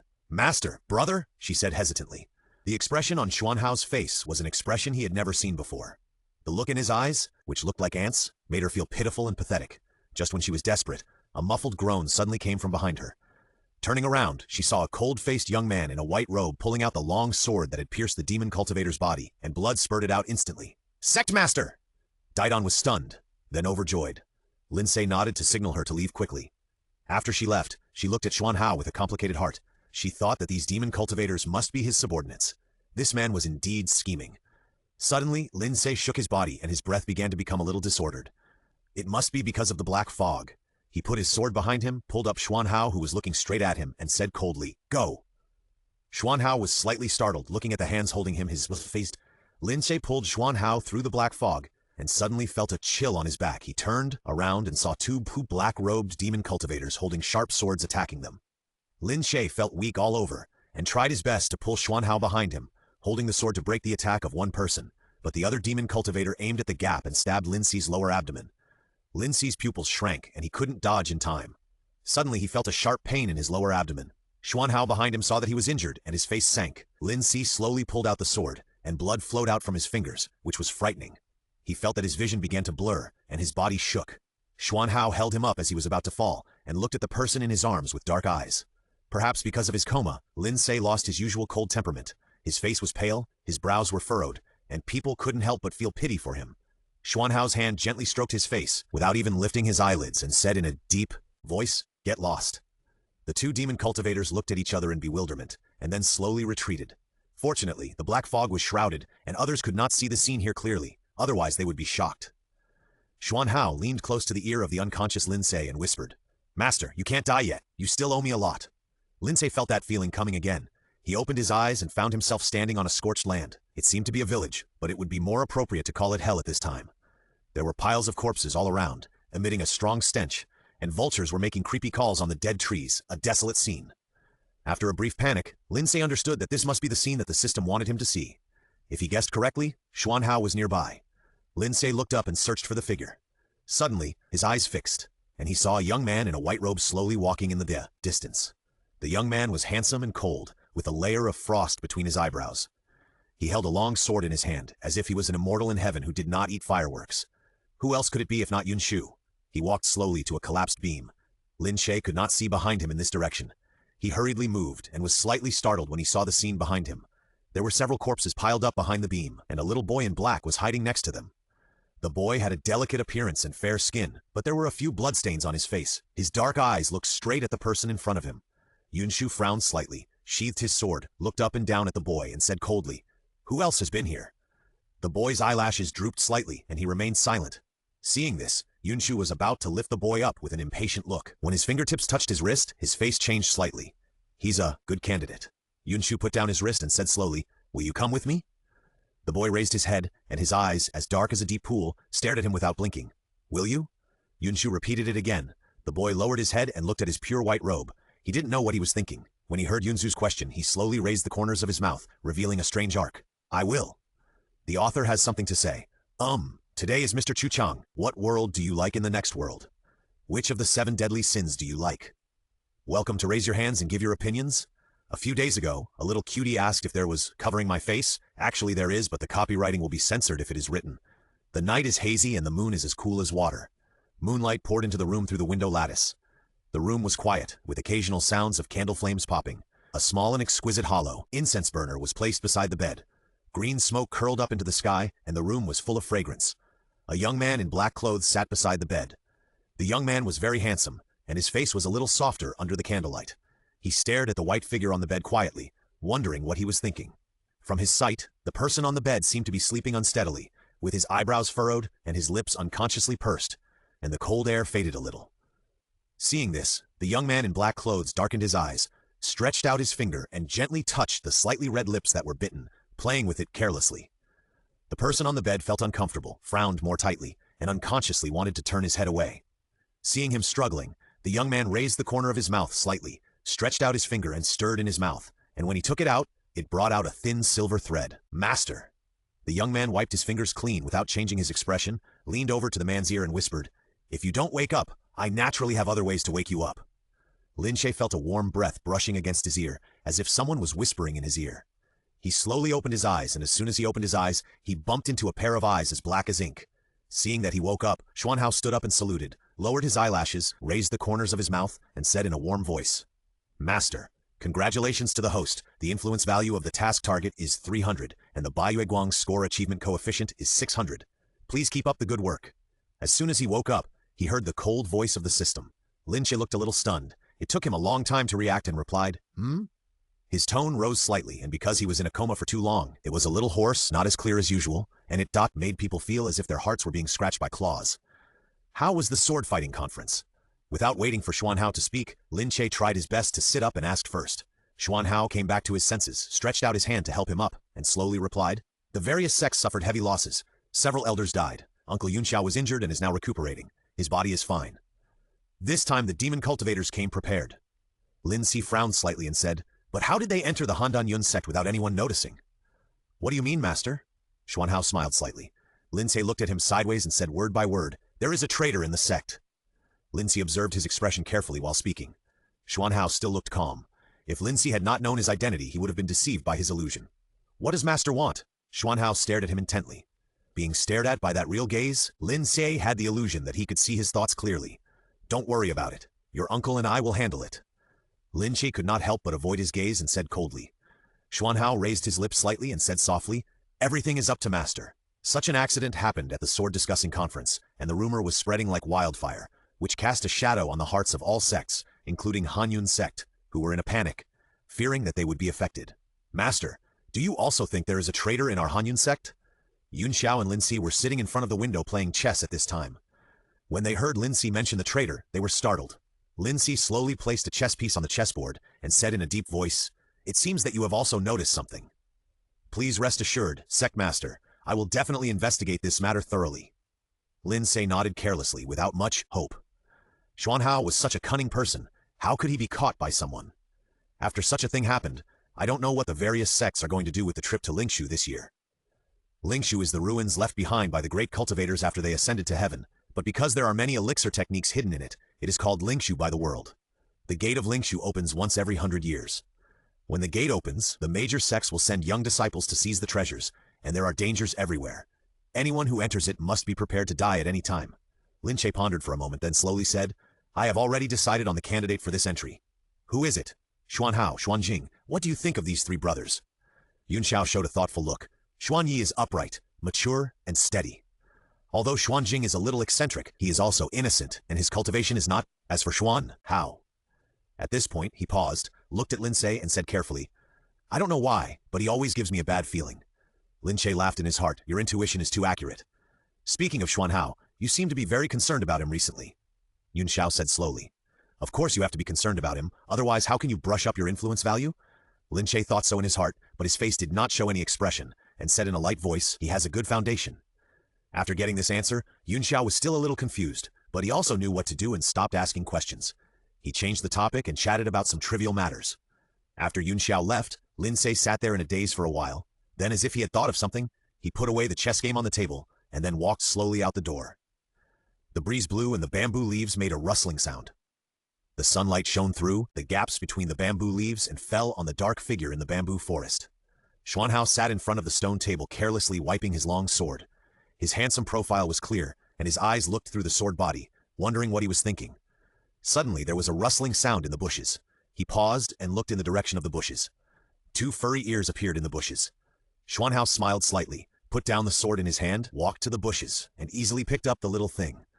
Feeling the little thing in his hand trembling slightly, his eyes were deep, but his tone was gentle and affectionate. "If you run away again, I will break your hands and feet. This way you won't run away." The author has something to say. "My little cuties, the master has transformed into a cute pet and entered the spirit ruins with his apprentice. Guess if the master has been exposed. When the collection reaches 300, there will be a boo." Lin Ce shuddered involuntarily, always feeling that he had been seen through by him, but he just didn't point it out. Xuanhao narrowed his eyes, seeming to enjoy the feeling of him trembling with fear in his hands. He held Lin Ce in his arms and walked into the house. As soon as Lin Ce entered the house, he struggled to jump out of his arms. Xuanhao did not stop him. He watched Lin Ce running around on the ground with a faint smile on his face. I have to admit that if Lin Ce was just a simple spiritual pet, then Xuanhao would be a perfect owner, considerate, and thoughtful. It didn't take long for everyone in Hanyun sect to know that their senior brother had raised a spiritual pet, and he doted on it. He would take it with him wherever he went, and it could be said that they were inseparable. Little did they know that this spirit pet was their patriarch. Fortunately, Yunshu's temperament has always been reckless, and his whereabouts are erratic. It is common for him to disappear silently for a few days, and then reappear, so even Yunxiao did not suspect anything. On this day, Lin Ce curled up and lay on Xuanhao's legs. When Xuanjing saw this scene, he immediately came up to touch him. "Big brother, why did you suddenly think of raising such a thing?" Lin Ce turned his head to avoid his claws and gave him a look of contempt. Xuanjing's eyes widened. He was sure that he was not dazzled. The look in this little thing's eyes when looking at him was disdain. "It can understand what I say." Xuanjing looked stunned. What's so rare about spirit beasts having spiritual consciousness? Xuanhao's eyes flickered and the corners of his mouth slightly raised. Seeing his calm attitude, as if he was the one making a fuss, Xuanjing scratched his head a little embarrassedly and said with a wry smile, "Yes, I am making a fuss." Xuanhao smiled slightly and changed the subject. "How are you preparing for the trip to Lingshu?" Xuanjing curled his lips and muttered softly, "Don't mention it. I don't know what Master is thinking. I haven't slept well these days because I'm worried. Third senior brother is not worried. Seeing that I am impetuous in cultivation, he scolded me a few words." Xuanhao stroked Lin Ce's head, feeling the soft touch under his hand, and smiled slightly. "Master has his own plans for arranging this. We disciples just do it. Can we disobey Master's orders?" "I know, so I just complained a few words." Xuanjing heard his senior brother's answer and said a little embarrassedly. Lin Ce couldn't help but snort when he heard it. Xuanjing was a little confused when he heard it, and reached out to touch Lin Ce. "Brother, your spirit pet doesn't seem to like me." Lin Ce rolled his eyes in his heart. "Nonsense, you don't need me to brush the influence value, and you say bad things about me behind my back. How can I give you a good face?" It's just Xuanhao avoided his outstretched hand without leaving a trace, and said in a light voice. Xuanjing took back his hand and scratched his head, thinking that what the brother said was right. The eldest brother really loved this ugly cat. The trip to Lingshu was scheduled for 3 days later. Xuanjing came to Xuanhao from time to chat these days, and most of the time he talked about the bad things of the third brother. Xuanhao also listened quietly, and occasionally laughed and interjected a few words, which made Xuanjing laugh. But only Lin Ce could see that after Xuanjing left, the smile on his face gradually disappeared, as if he had taken off the gentle mask, and the whole person gave people an unfathomable temperament. After 3 days, everyone in Hondun sect knew about this. If it was just gossip before, the reliability of the source was uncertain, but now the facts were clearly laid out before them. Their senior brother was really valued by the master. After all, although the trip to Lingshu was dangerous, the opportunities there were rare, and if they encountered them, it would be of great benefit to their own practice. And Xuanhao brought Lin Ce with him as expected. Xuanjing wanted to say something several times when he saw it, but finally swallowed his words. Lin Ce also saw the third senior brother mentioned by Xuanjing. He had not seen him since he came to this world. Now he saw that he was a handsome and imposing young man with a righteous look between his eyebrows. When Xuanjing saw him, he hid behind Xuanhao like a mouse seeing a cat. "Why are you hiding from me?" Xuanyi said sternly when he saw this. Xuanjing poked his head out from behind Xuanhao and said unconvincedly, "Who told you to scold me every time you see me?" Xuanyi frowned. "It's you who doesn't strive for progress and degenerates. Humph, who asked you to meddle in other people's business." Xuanjing made a face at him. "You." "Enough," Hao said gently but sternly. "Why do you argue about these things between fellow disciples? Don't let the outer sect see the joke outside." Lin Ce changed to a comfortable position in his arms, thinking that he acted like a senior brother. Xuanhao naturally didn't know that the little thing in his arms was complaining about him in his heart. The 3 people and the beast flew on the sword, and arrived at the Lingsu realm smoothly and helplessly. There were many outer sect disciples gathered there, looking up at the sky with solemn expressions. A tightly closed door appeared in the air, and the vicissitudes of life and simplicity came to the face. The huge majesty made the people present feel frightened and pale. Only Xuanhao looked up, and looked directly at the door, with a complicated expression. Lin Ce suddenly felt a pain on his back. It turned out that Xuanhao was distracted and lost his strength, so he stroked his hair and hurt him. Lin Ce struggled, uneasily, and a low hum of grievance came out of his throat. Xuanhao came back to his senses, touched his head as if to comfort him, and whispered, "Sorry." Lin Ce moved his ears. He didn't know if it was his illusion. From the moment he saw the door just now, he felt that Xuanhao was a little strange. "It turns out that the people from Hanyun sect are here. I was wondering why there was a smell of a lost dog." Xuanhao's eyes sank when he heard the words, and he looked in the direction of the voice. It was indeed Lin Longjin, who had not seen him for many days. Author's words. Xuanhao's influence value increased because he knew that Master wanted to save him, and Master had already revealed his true colors. So now Xuanhao just saw through you but didn't say it. Let's see what tricks Master is going to play. P.S. Guess who Lingshu is? Get a reward if you guess it. Lin Longjin was dressed in green, holding a paper fan, looking at them with a playful look. Young men and women next to him also laughed. That's right. If I lose to my opponent, I will be ashamed to avoid him from now on. The woman who spoke was petite and sweet-looking, but the words she uttered were really harsh and totally inconsistent with her image. Xuanjing was very angry. Just as he was about to curse back, he felt a weight on his shoulders. No. Xuan Hao held him down steadily and shook his head. Seeing Xuan Hao's indifferent expression, as if he didn't take this to heart at all, Xuanjing calmed down a little, but still couldn't help asking, "Big brother, are you going to let them go like this?" Xuan Hao's eyes flickered when he heard this, and after a while he slowly smiled and said, "Don't worry about this. Just take care of yourself." Lin Ce heard this in his arms, knowing that Xuan Hao was murderous, and couldn't help shuddering. Xuan Hao felt his strangeness, reached out and touched his head, and smiled slightly. "What are you afraid of?" Lin Ce naturally couldn't answer him, so he had to stare back at him with a pair of round eyes, trying to act innocent and pure. Xuan Hao seemed to find this look a little novel, and stretched out his finger to scratch his chin lightly. Lin Ce felt a little comfortable being scratched, and a light hum came out of his throat. "The door is open!" Suddenly a loud shout broke the silence. Everyone's face changed drastically, and they saw the ruins door in the air slowly opened, and there was a white light inside, which made people's eyes almost unable to open. Seeing this scene, someone had already taken the lead and flew in, disappearing in the vast white light. Seeing that someone had already entered, the others could not wait to sacrifice their spiritual weapons and drove in one after another. Seeing this, Xuan Hao casually put Lin Ce into the space bag. Lin Ce felt a blackness in front of his eyes, and then he felt a sense of weightlessness. After a dizzy spell, Lin Ce felt his stomach churning. Evil disciple! He must have done it on purpose. Fortunately, Xuan Hao released him not long after. Looking at the sluggish furball in front of him, the corners of his mouth slightly raised, and he seemed to be in a very good mood. Lin Ce took a short break before he had the energy to look around. At this time there was silence all around.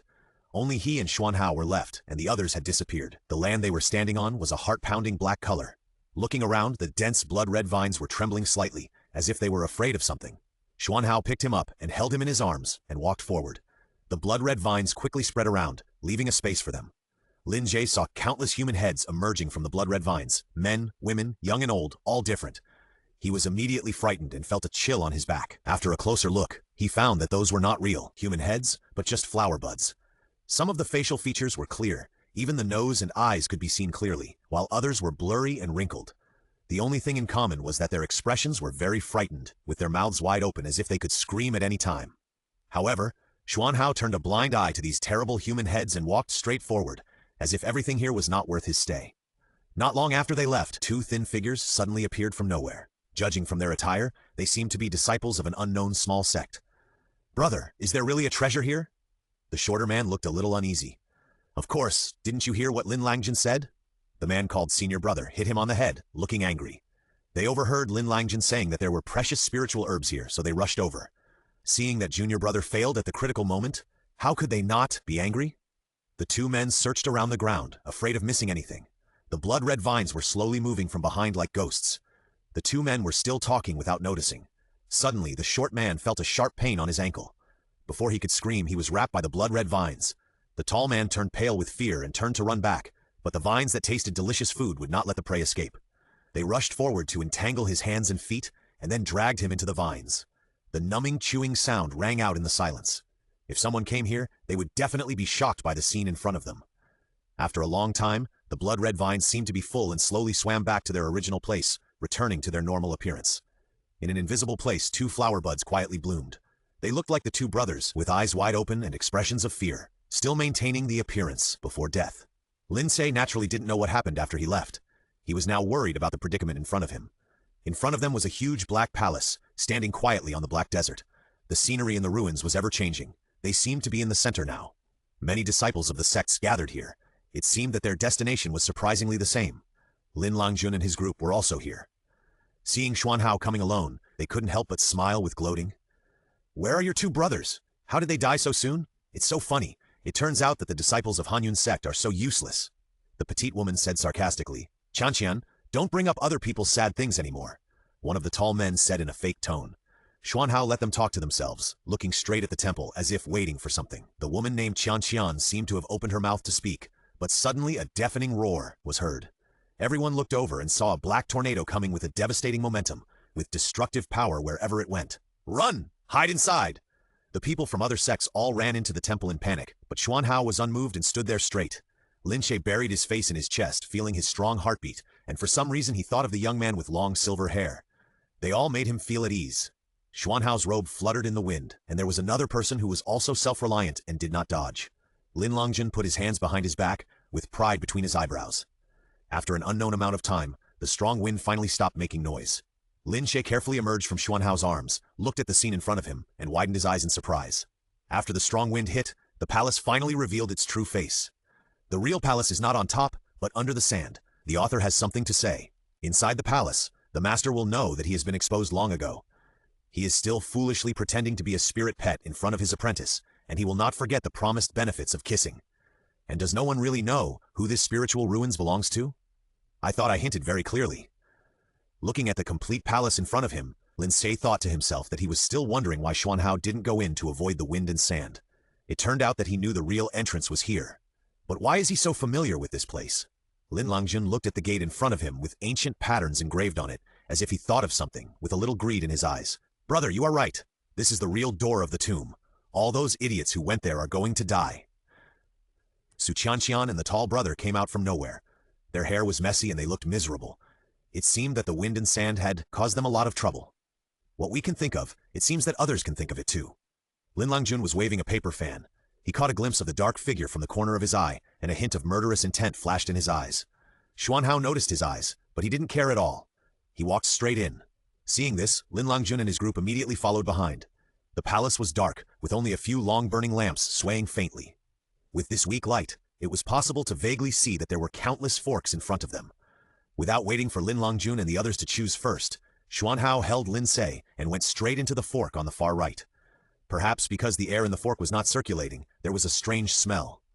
Lin Ce noticed that there were many murals on the wall. Although most of them had faded, they were still roughly visible. The wall seemed to depict a great battle. A black-robed monk was surrounded by a group of people who looked down on his face. For some reason, the black-robed monk gave up resistance and let those people torture him.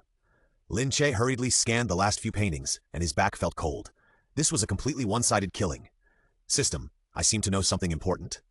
Before I heard the system's answer, a cold voice came to my ears. What are you looking at?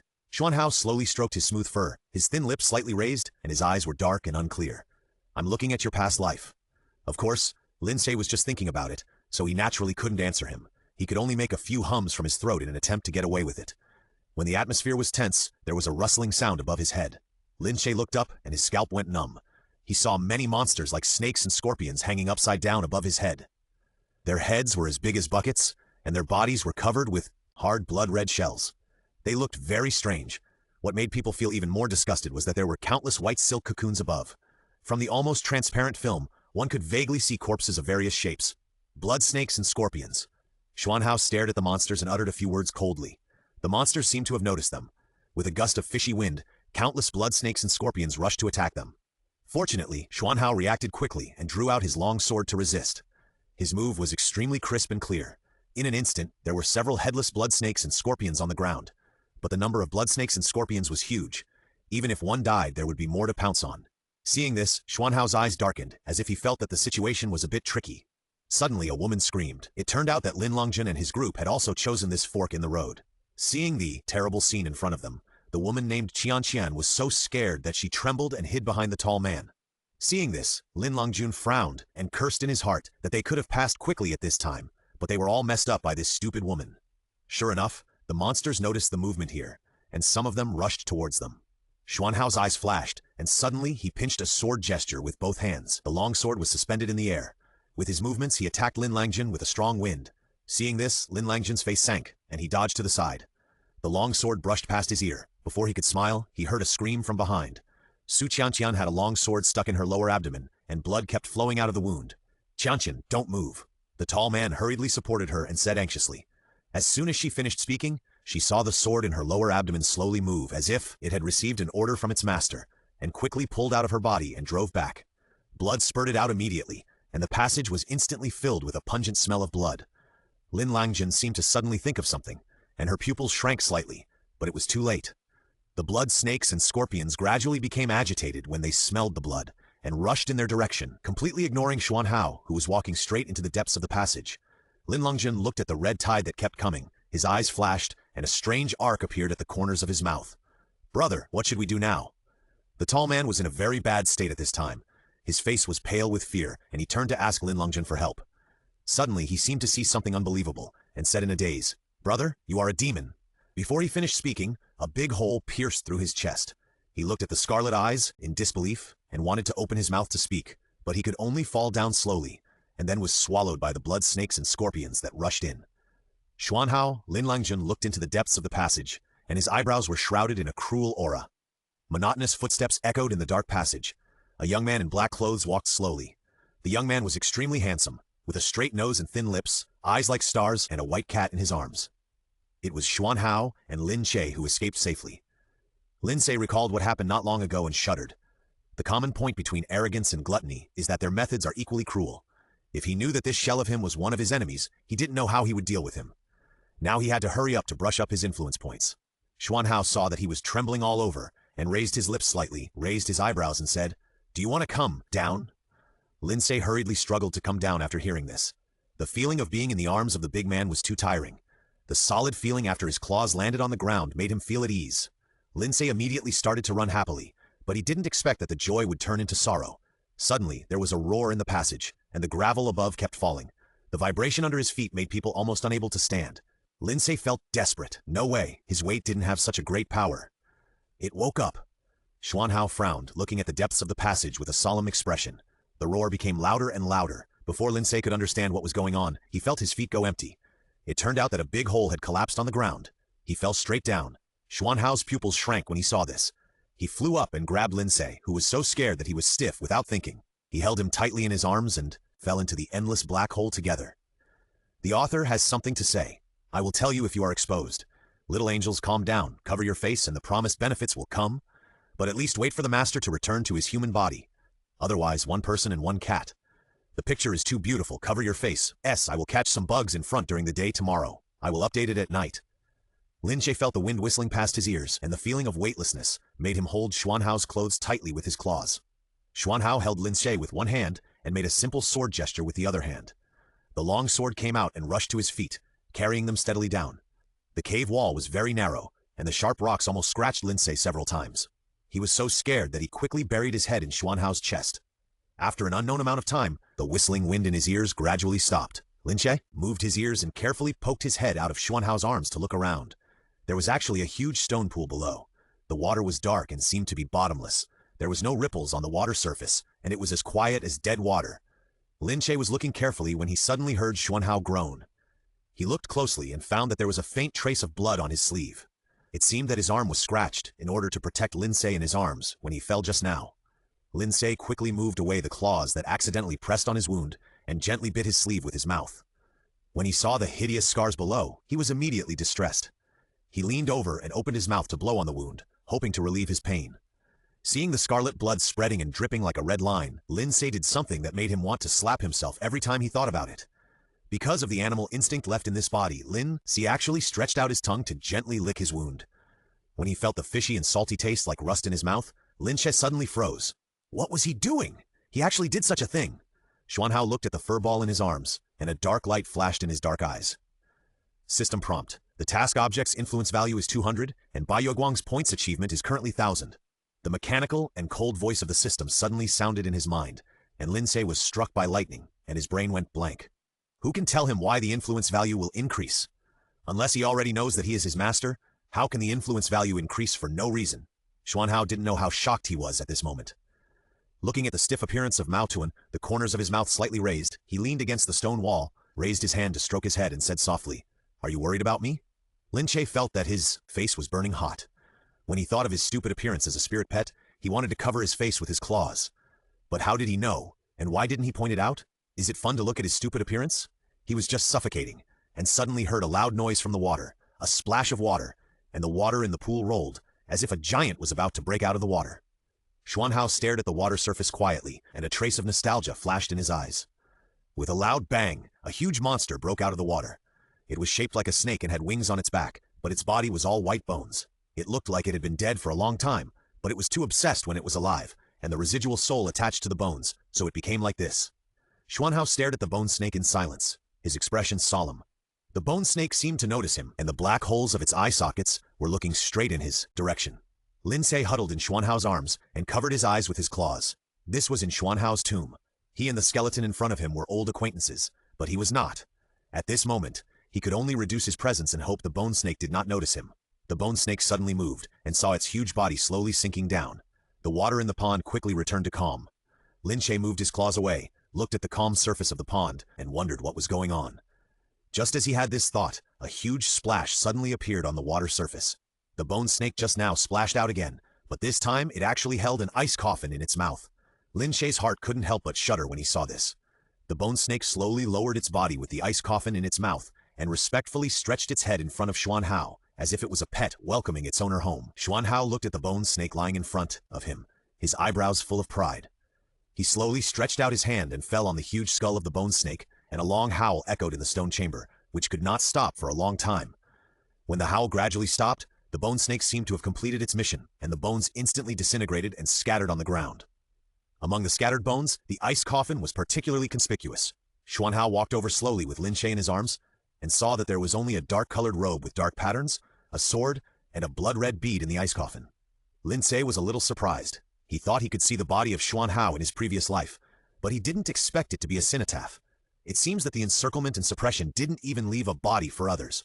Xuanhao drew his sword out of its sheath and slashed at the ice coffin.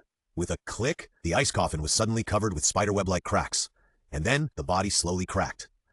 Xuanhao casually threw the sword on the ground, then picked up the sword in the ice coffin. The sword tip was cold and black, and the sword body was shrouded in a faint murderous aura. It was a very dangerous thing. Xuanhao put the sword into the scabbard, looked at the blood-red bead in the ice coffin, was silent for a moment, and then picked it up. After the death of a cultivator, the inner elixir in the body will not disappear, even for a demon cultivator. If the inner elixir is absorbed, it can greatly improve one's cultivation. Xuanhao put the inner elixir into his sleeve, and suddenly his face sank. He looked behind the stone pillar on the side, flicked his sleeve, and a strong energy attacked it. A green figure quickly flashed behind the stone pillar. "It's you." Xuanhao saw the appearance of the person coming and said coldly, "You're not dead yet." Lin Longjun stared at him with a fanatical look, trying to suppress his excitement, and whispered, "Is it Qishanjun?" He just saw the interaction between the bone dragon and Xuanhao clearly, and the bone dragon was Qishanjun's mount when he was alive, and guarded his tomb after his death, so it would be impossible for him to get close to others. Xuanhao frowned and remained silent. Seeing him like this, Lin Longjun just took it as his agreement and said excitedly, "I've heard about your deeds. That group of upright disciples took advantage of your tribulation to encircle and suppress Qishan. If not, how could you?" "Upright disciple?" Xuanhao smiled slightly, interrupted Lin Longjun's endless words, and said lightly, "I am an upright disciple now." Lin Longjun was slightly stunned and then seemed to react, and said with a smile, "I understand. This is also a last resort. Just like I am obviously a demon cultivator, but I still have to hide my identity in those self-proclaimed righteous sects." Xuanhao smiled without saying anything. Seeing him like this, Lin Longjun tentatively asked, "What is your next plan, my lord? Since I am already a demon cultivator, I will naturally follow your lead." "Next step?" Xuanhao raised the corner of his mouth slightly, looked at the shivering ball of fur in his arms. "I have my own plan." Lin Longjun was stunned when he heard this, and then responded, "Everything I do will be followed by my lord." Lin Ce wished he could curl up into a ball at this moment. Xuanhao is the real acting emperor. Whoever disobeys him will be angry.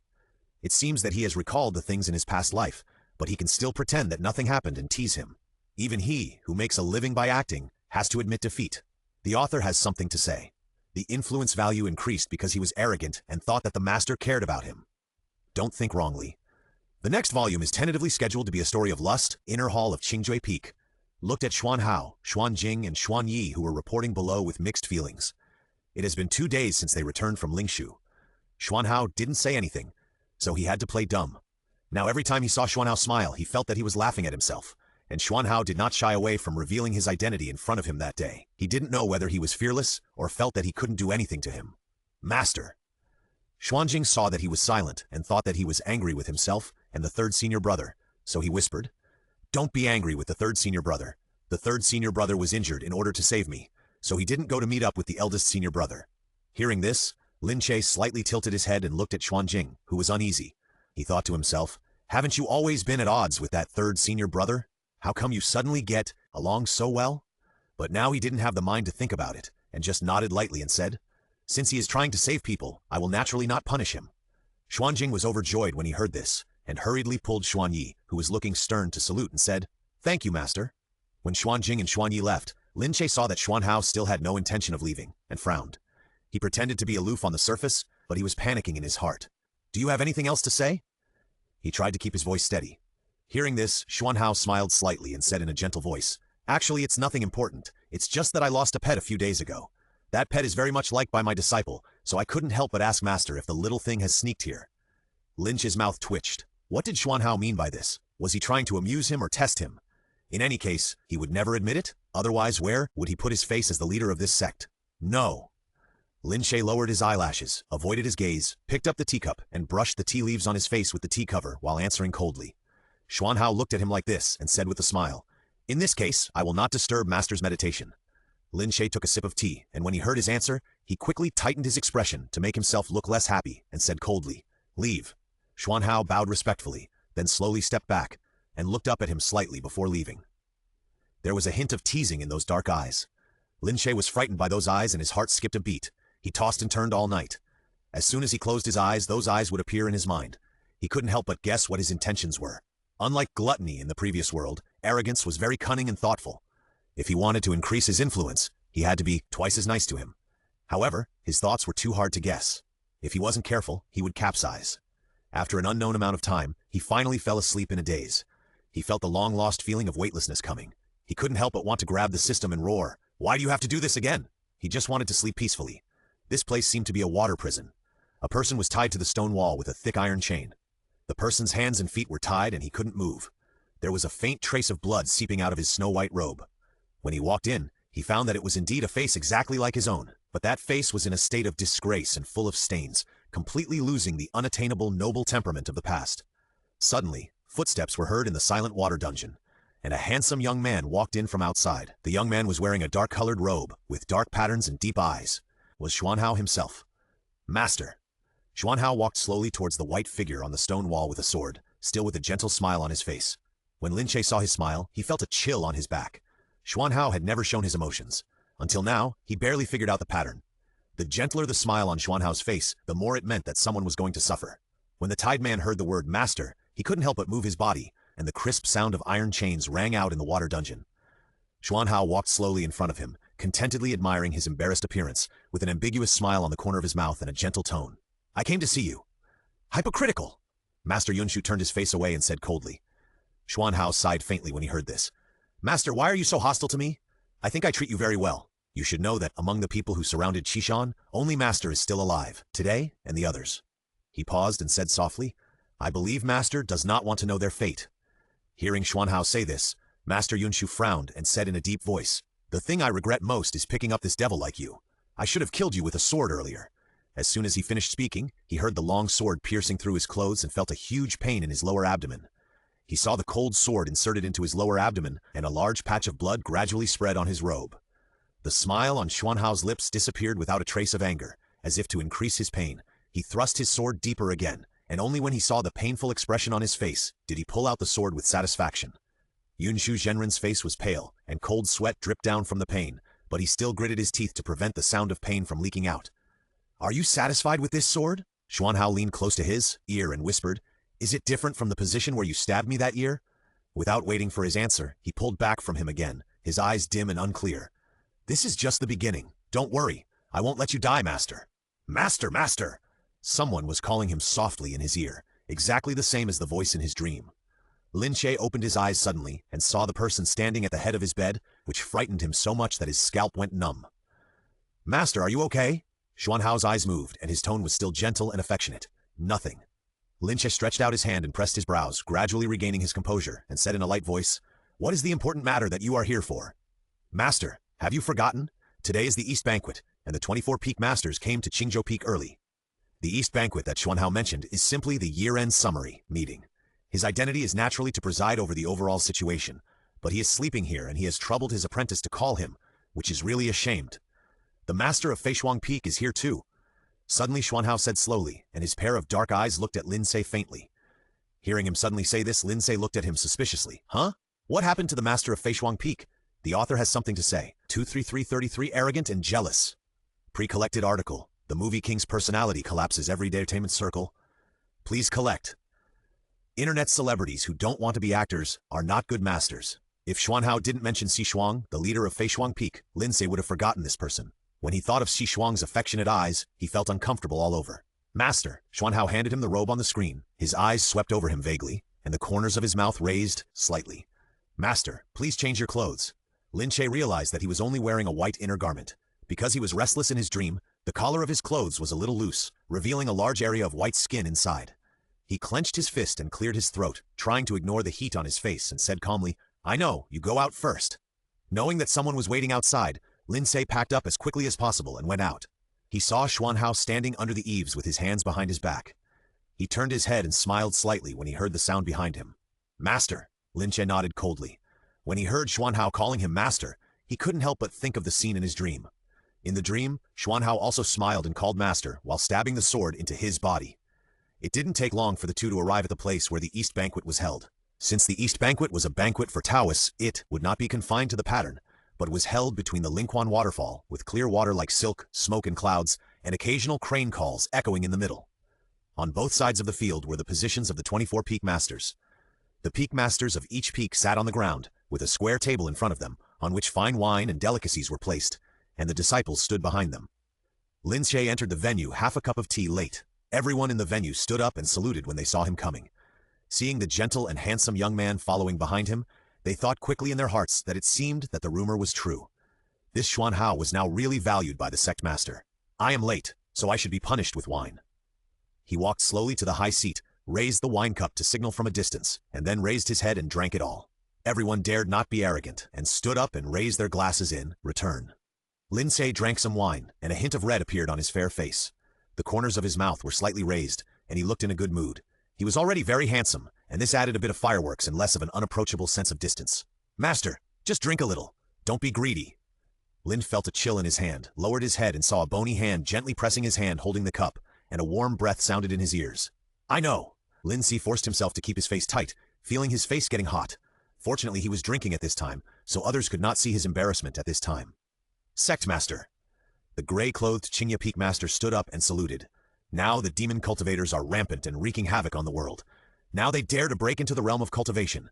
The last sword-discussing conference caused heavy losses to the major sects. It was the work of the demon cultivators. Thought to himself, why is it you again? Why is this Qingya Peak Master so talkative? Do you know that the demon cultivator leader you are talking about is sitting right under your nose? What is the Peak Master's plan?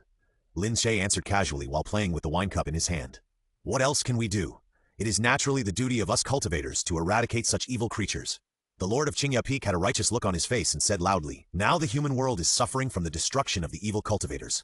As the largest sect of cultivators, the Han-Dan-Yun sect should take the lead and send disciples down the mountain to eliminate the evil beasts. This is the right way. The Lord of Qingya Peak spoke passionately. Lin Ce's mouth twitched when he heard it. That was true, but it was only treating the symptoms and not the root cause. The source was standing behind him. Yun Xiao, who was sitting nearby, frowned slightly when he heard this and whispered to Lin Ce, Master, what you said is not without reason. The last time a demon cultivator broke into Han-Dan-Yun's sect, the entanglement behind it has not been figured out yet, but the black fog is clearly the evil method cultivated by the demon. It can be seen that this matter must be related to the demon, so we must be more careful. You must know that our Han-Dan-Yun sect also participated in the encirclement and suppression battle that year. If the demon is still alive, our Han-Dan-Yun sect will bear the brunt of it. Lin Ce seemed to hear a chuckle from behind him, and felt the gaze from behind him falling on him as if it were real. He had to calm down and bite the bullet to deal with it. You are right, we should be careful at this time. Tell the disciples below to strengthen patrols and be vigilant. As for Qingya's mention of sending disciples down the mountain, we will discuss it later. Yun Xiao responded in a low voice. Lin Ce was relieved, for the time being, but the gaze from behind seemed to burn him, making him feel uncomfortable. But when he pretended to look over, he found that Xuanhao's eyes were not on him at all. When he saw him looking over, he seemed to have just noticed him, and nodded slightly with a gentle smile.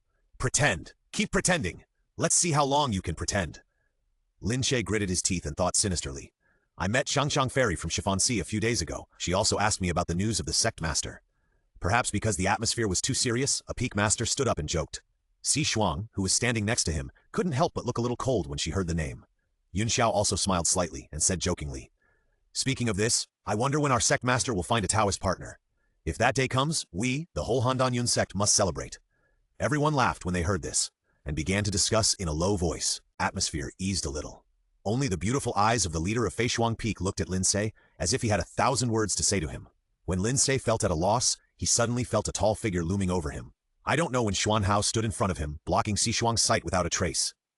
Master, please. Xuan Hao filled the wine cup for him, and then gently moved it in front of him. Looking at the ripples of water in the cup in front of him, Lin snorted coldly. Didn't you ask me to drink it just now? Hypocrisy. It's really a hypocritical hypocrite. Lin Ce secretly complained in his heart. Xuan Hao smiled slightly. Master, you misunderstood. It's not that I don't allow you to drink, but I just want you to not drink too much. Lin Ce saw that he was right no matter what, so he didn't dwell on this topic anymore. He raised his cup and drank it all in one gulp. Sishuang stared at the man on the stage infatuatedly, pinching the corner of her skirt nervously with her hands, biting her lip, and finally wanted to make up her mind. Peak Master, please think twice. You are such a person. If you fail, not only the people of Handanyun sect, but also the people of other sects will laugh at you. The disciple Daidan standing behind her saw her like this, and knew what she was thinking, and couldn't help but whisper to persuade her. The author has something to say. The promised benefits will be in the next chapter as expected. I've kept the little cuties waiting for a long time. Take a sip. Our goal is to make it sweet enough to decay your teeth. Even if the disciple later turns evil and evil, or maybe the true face, it will still be sweet. You don't have to persuade me anymore. I've made up my mind. The snow veil on Sishuang's face was blown up by the wind, revealing her beautiful face underneath. Lin Ce, who was sitting above, naturally didn't know what was going to happen next. He was busy, thinking about how to show Xuan Hao his concern for him without leaving any trace, so as to increase his influence value. Suddenly a woman's voice came from below. Master, at the East Banquet today, Sishuang is willing to perform an ugly dance to cheer you up. As soon as these words came out, everyone in the room looked at each other, not knowing what was going on. The master of Qingya was more direct, frowning and saying, absurd. The master of a peak actually danced in front of his disciples for fun. How could this be decent? Lin Ce didn't understand the situation, but since everyone else said so, of course he couldn't refuse, so he just nodded lightly, as if he agreed. It must be said that Sishuang danced very well, as light as a swallow, with graceful dancing posture. She danced to the sound of stringed instruments, and the silver bells in her hands rustled. For a moment, everyone in the room was watching intently. Only one person's eyes were not on the dancers in the field, but on Lin Ce. Master, you are really fascinated. Xuan Hao looked at the dazed Lin Ce. His eyes were dim, but his voice was as gentle as ever. I was just thinking about other things. Xuan Hao's lips showed a happy arc, but he said, Master, this hurts the heart of the head of Feishuang Peak. If he didn't smile so happily, Lin Ce almost believed his lies. As the two were talking, the stringed instruments stopped abruptly. Sishuang stood straight in the middle of the field, her breath was slightly panting, and there was a thin layer of sweat on her face. She looked straight at the white-robed young man on the stage who was as cold as a fairy. And then the people in the field heard the woman's sweet voice like a silver bell. Master, are you willing to be my Taoist partner? Sishuang raised her chin slightly, seemingly calm, but her rapid breathing still exposed her anxiety. As soon as these words came out, there was an uproar in the audience. The matter of Taoist partner cultivation was usually proposed by male cultivators, but it was so bold for a female cultivator to do so, and in public. Although the people here more or less understood the feelings of the Feishuang Peak Master for the Master, they never expected that she would act like this, which showed that she was determined to go all out. The people in the audience could not help but hold their breath and wait for the reaction of the person on the seat. Lin Ce's expression did not change, and he looked very calm, but his heart was about to collapse and shout. Who could tell him what to do in this situation? Moreover, the gaze of the person behind him seemed to be real, as if he wanted to pierce through his body, making him feel overwhelmed. I have no plans for Taoist partners yet. Lin Ce was silent for a while, and said slowly. Sishuang's eyes were filled with mist when she heard this, and her body swayed like a dead leaf in the wind, which made people feel pity for her. Congratulations to the host. The mission target's influence value is 200, and Bai Weiguang's current score is 1400. Please keep up the good work. It stands to reason that Lin Ce should be happy about the increase in influence value, but at the moment he doesn't feel any joy at all. After all, he feels a little uncomfortable in his heart to reject others like this. But the real person Yunshu she likes is not him, so how can he respond? Yunxiao saw that the atmosphere was a little awkward, cleared his cough, and said slowly, I got a spiritual weapon a few days ago. Although it can't kill the enemy, it is indeed interesting. I want to bring it to you today for you to appreciate, just as a joke to add to the fun. What do you think? As soon as these words came out, the heads of each peak smiled and took over the conversation, tacitly putting aside the matter just now. Yunxiao smiled slightly when he saw this, and ordered a few disciples to go down. Not long after, the disciples carried out something covered with black cloth. After slowly removing the black cloth, the thing underneath was revealed. It looked like a heavy iron mirror, engraved with complex and ancient patterns. The mirror surface glowed faintly under the sunlight. Yunxiao said, This is the heavenly secret mirror. It can reflect the things of the previous life or the people you care about. Lin Ce's heart moved when he heard this. Can it reflect the things of the previous life? If it reflects Xuan Hao, his identity will be exposed. Who wants to try? Yun Xiao's eyes swept through the scene, but no one answered. Seeing this, he couldn't help but sigh and said to Lin Ce beside him, "How about the sect master try it?" Yun Xiao had his own plan for this. He and Yun Shu were brothers and sisters, and they knew each other's character very well. Yun Shu was cold and self-restrained and would never care about love affairs, but he was afraid that the leader of Fei Shuang Peak would be resentful of him, so he asked her to see for herself that the sect master really didn't care about anyone. Lin Ce didn't know what he was thinking. At this time, his brain was blank with fear, and he thought about countermeasures quickly in his heart. "Uncle Yun Xiao is right. Why don't you give it a try?" Xuanhao raised his thin lips slightly, and a pair of dark eyes stared at him dimly, as if he didn't think things were chaotic enough, and slowly spoke. Lin Ce was so angry that he almost couldn't help but spit out a mouthful of old blood. This unlucky child, why is he singing the same tune with others? When the other peak masters heard Yun Xiao's words, they all cast their eyes on Lin Ce, who was sitting on the high seat. Even Shi Shuang, who was standing beside him, couldn't help but straighten her back and slightly raised her chin to look over. Being stared at by so many eager eyes, Lin's scalp was a little numb. Yun Xiao also noticed his abnormality and asked in a low voice, "What's wrong?"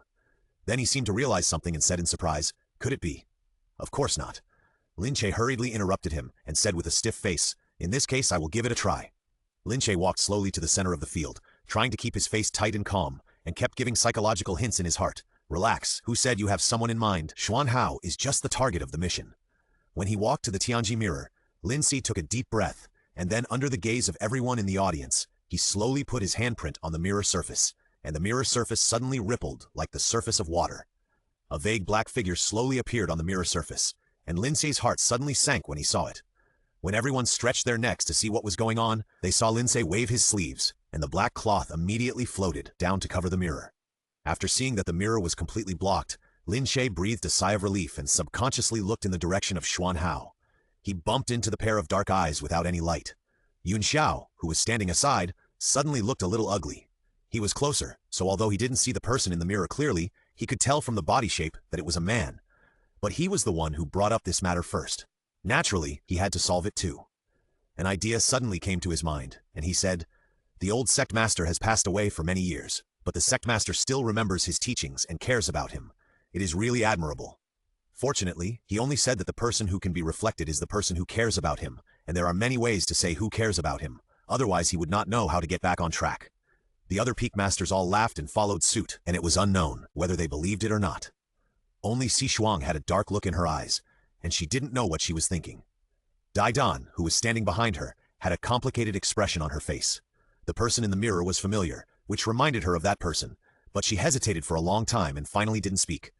Because of the bad things that happened one after another at the East Banquet, Lin Ce didn't want to stay any longer. After waiting for the end, he said some polite words and left impatiently. Xuanhao looked at his back as he left, his eyes dark, and followed him slowly. After Lin Ce returned to his residence, he immediately picked up the tea on the table and took a gulp to calm down. Anyway, there was no outsider now, so he didn't pay attention to his image anymore and wiped the corners of his mouth with his snow-white sleeves. Dong dong. The sudden knock on the door scared Lin Ce's heart. "Who?" he said with forced calmness. "Master, it's me." A familiar voice sounded outside the door. Lin Ce opened the door and saw Xuanhao standing at the door.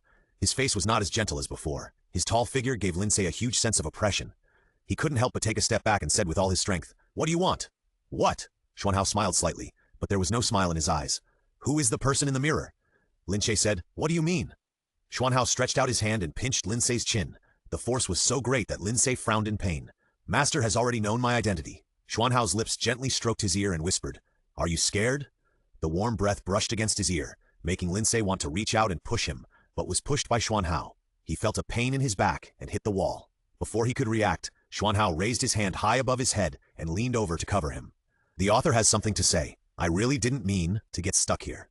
I didn't calculate the time well. It's almost 12 o'clock. It can't be counted as a daily update. Send it out quickly." Lin Ce only felt a warm touch on his lips. When he realized what it was, he subconsciously wanted to resist, but he found that he could not move at all, and his spiritual power was also suppressed by a strong external force. It seems that Xuanhao has already refined the inner elixir, otherwise it would be impossible for his cultivation to improve so much in such a short period of time. Xuanhao thought he wanted to struggle, and a bit of coldness appeared in his eyes, with an ambiguous smile on the corner of his mouth. "Let go!" Lin Ce's hand was pinched so hard that it hurt, and he scolded coldly. Who would have thought that Xuanhao would take advantage of the gap when he opened his mouth and drive straight into his territory, entangled with him? Lin Ce's brain went blank after being kissed, and his breathing gradually became rapid, with a faint low moan coming from his mouth. I don't know how long it took. Just when Lin Ce thought he was about to suffocate, Xuan Hao slowly left his lips, and his dark eyes quietly stared at the person in front of him. The person in front of him saw his long hair scattered on his lapels, his chest was slightly heaving, his breath seemed a little hurried, his eyebrows were tightly furrowed, and mist appeared in his usually cold black eyes, looking at him blankly. Being stared at by such eyes, Xuan Hao's eyes moved slightly. Congratulations to the host. The mission target's influence value is 100, and the current Baiyueguang achievement score is 1600. Lin Ce tried to calm his rapid breathing. It turned out that this could also increase the influence value. What should he do? He was a little happy, but he had to say what he had to say, so he had to tighten his face and scolded, "You are insolent!" This remark angered Xuan Hao for some reason. Looked down at Lin Ce with cold eyes. "So what if you are insolent? Master, are you going to kill me again with your own hands? After all, I am the evil thing that everyone can kill in your mouths." Lin Ce said, "That was your last life.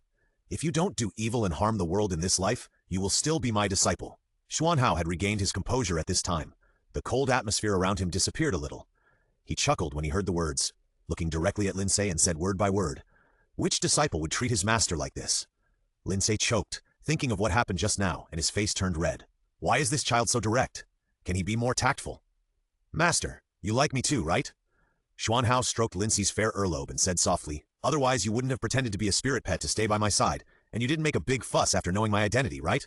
Lin Ce swallowed silently. "Brother, do you know how terrible your expression is now?" He felt sure that if he opened his mouth to deny it, these hands would crush his neck in the next second. "So master, who is the person in the mirror?" Xuan Hao gently wiped the sweat on his forehead with his fingertips. His expression was very gentle. Lin Ce closed his eyes tightly and put on a resistance attitude. What a joke! Does Yunshu's character allow him to answer this question? He will not be scared by evil forces. Seeing this, Xuan Hao sneered. His eyes were dark and unclear. When the atmosphere was stagnant, the voice of Xuanjing suddenly came from outside the door. "Master, just received news. Something happened in Jinling City. Where are the peak masters rushing now?" Lin Ce was slightly startled and subconsciously looked at Xuan Hao beside him and saw that he looked cold, as if he didn't care at all. "I'll go right away." Lin Ce opened the door and saw Xuanjing sweating anxiously outside the door. He realized the seriousness of the matter and didn't have time to talk to Xuan Hao and walked straight out. "Master, I'll go too." Xuan Hao smiled and restored his gentle mask in front of people. Xuanjing looked at the backs of the two people, leaving one after the other, scratching his head in confusion. Why did he feel that the atmosphere between the eldest brother and the master was a little strange? Immortal cultivation sects are not as detached from the world as mortals think, and they also need a lot of financial resources to maintain expenses. Jinling City is the city of offerings of Hanyun sect. Hanyun sect will receive offerings every year, and the condition in exchange is to protect the city safe and sound. When Lin Ce arrived at the city lord's mansion, he saw a white lantern hanging on the door of the mansion. On the lantern was written the word "Ye," and his heart sank immediately. Entering the mansion, he saw a middle-aged man sitting on a high seat with a serious expression, and sitting next to him were all familiar faces. In addition to the people of Hanyun sect, there were other sects, and the most eye-catching one was Kangji sect. Seeing him coming, everyone in the seat stood up to greet him. The middle-aged man rushed to Lin Ce first and was about to shake his hand excitedly, but was blocked by Xuan Hao without a trace. "Sect master, we have been waiting for you to come. You must save us." City Lord Yi burst into tears, and Lin Ce comforted him slowly. "Don't worry, tell me the whole story first." The City Lord calmed down a little, and after a long silence, he slowly talked about the strange things that had happened in Jinling City recently. Although Jinling City is not big, it is located in a remote area and has not been affected by wars, so life has always been peaceful. However, recent events have broken this rare peace. First, people in the city mysteriously disappeared one after another, and no one saw them alive or dead. Then, the City Lord's only daughter suddenly hanged herself, causing panic in the city. Everyone said that there was a demon.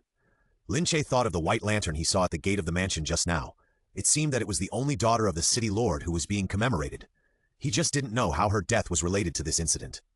"Speaking of my disappointing daughter," the City Lord wiped his tears and said with a choked voice, "She died just for a man." The daughter of the City Lord Ye is called Ye Lan. Unlike those young ladies who are raised in the boudoir and never go out of the house, she has been lively since she was a child and likes to travel around. If it were just like this, the City Lord Ye could still turn a blind eye.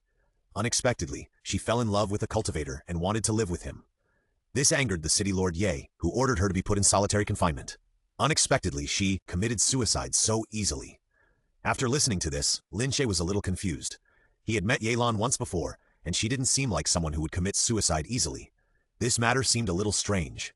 He glanced at Xuan Hao at the side and found that his eyebrows were tightly knitted, as if he was worried. He was playing with the teacup absent-mindedly, and he didn't know if he heard what they said. Lin Ce couldn't help but coughed softly, which really attracted his attention. Xuan Hao tilted his head slightly and smiled at him.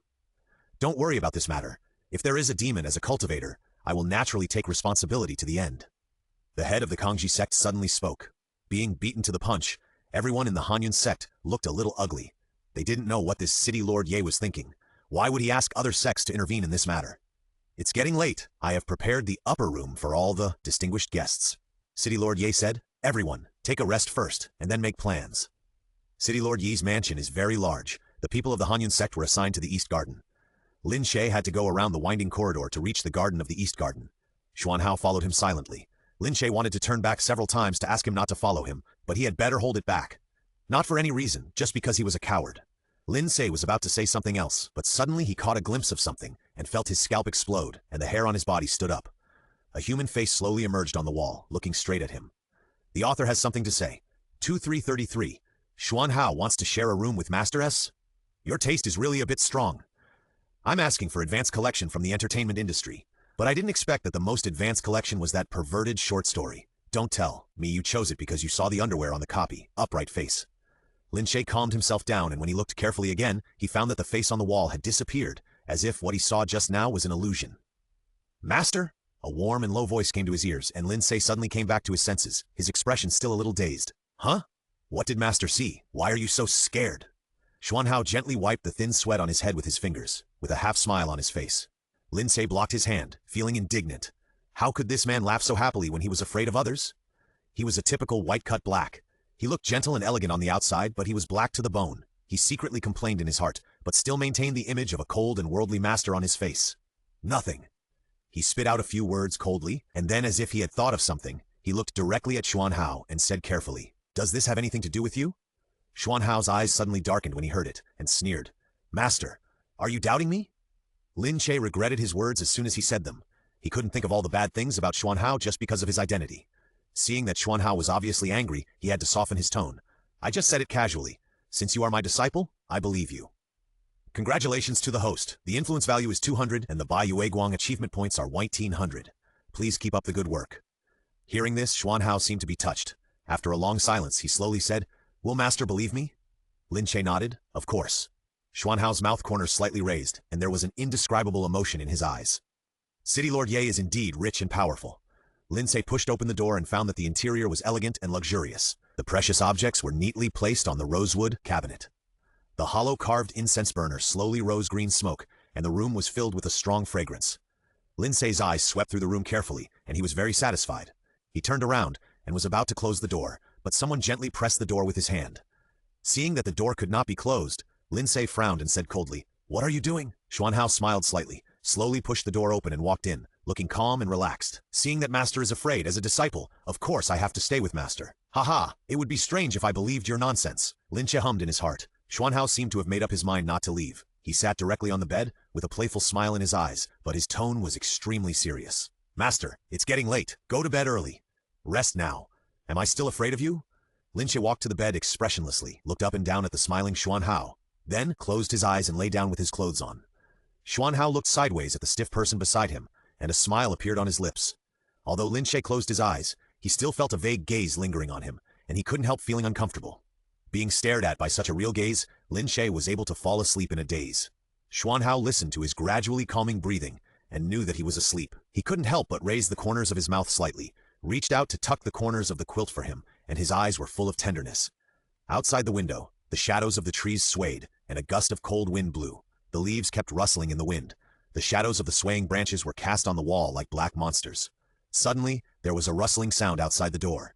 Xuan Hao's eyes darkened, and he stretched out his hands to cover the ears of the sleeping person. He looked at the motionless black shadow outside the window, and his eyes were cold. "Get out!" As soon as the voice fell, the black shadow slowly disappeared, as if it had never appeared. Xuan Hao's face was slightly relieved.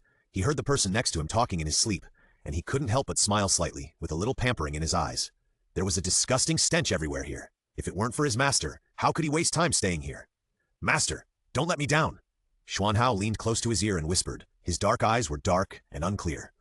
When Lin Ce got up early the next morning, he found that he was the only one left in the bed. He quickly got up and washed himself, then walked out slowly.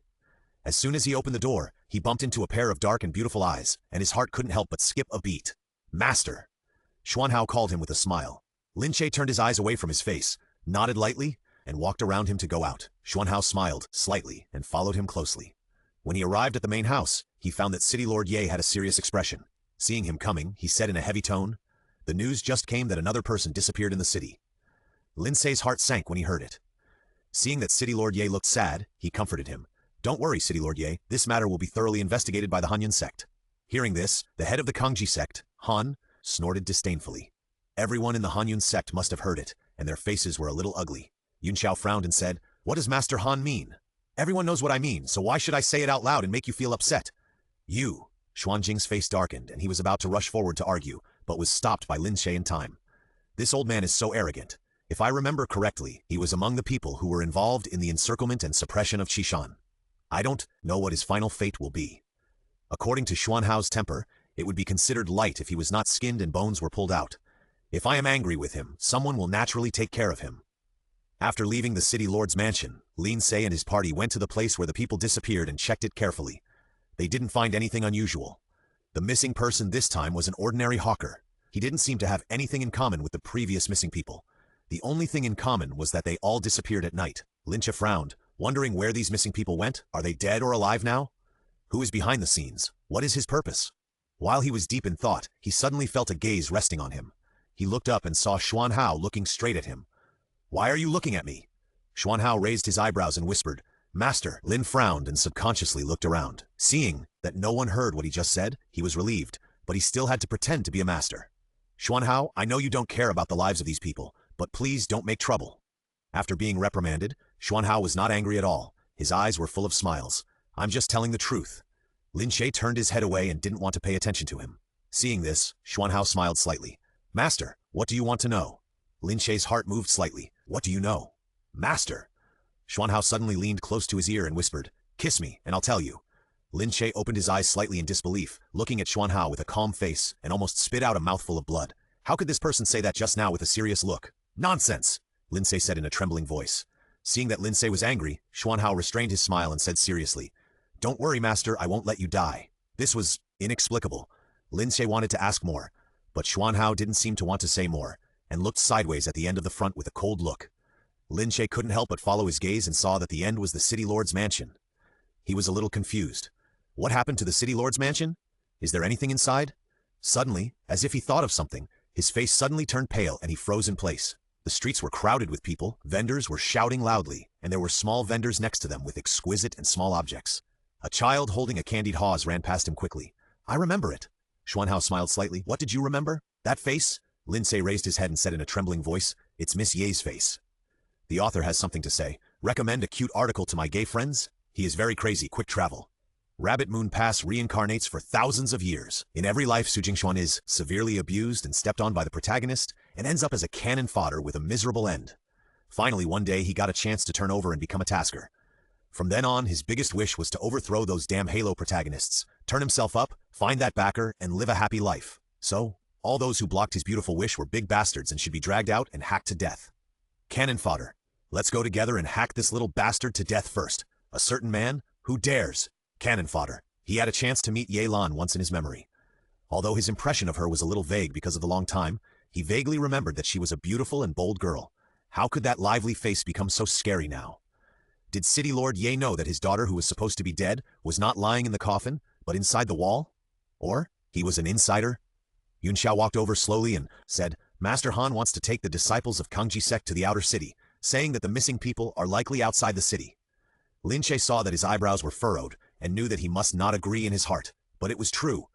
Hanyun sect and Kangji sect were not on good terms, and he could not expect him to have a good face to the people of Kangji sect. "Let them go." "Yes," Yunxiao replied in a low voice, and his eyes turned and looked back and forth between Lin Ce and Xuanhao with a somewhat complicated expression. Unknowingly, it was late. Lin Ce had something on his mind, so he told Yunxiao and went back early, and Xuanhao naturally followed him. On the way back, Lin Ce and Xuanhao walked side by side. Because he was worried, Lin Ce accidentally bumped into a child who was playing with his friends. "Be careful," Lin Ce said as he reached out to support the child.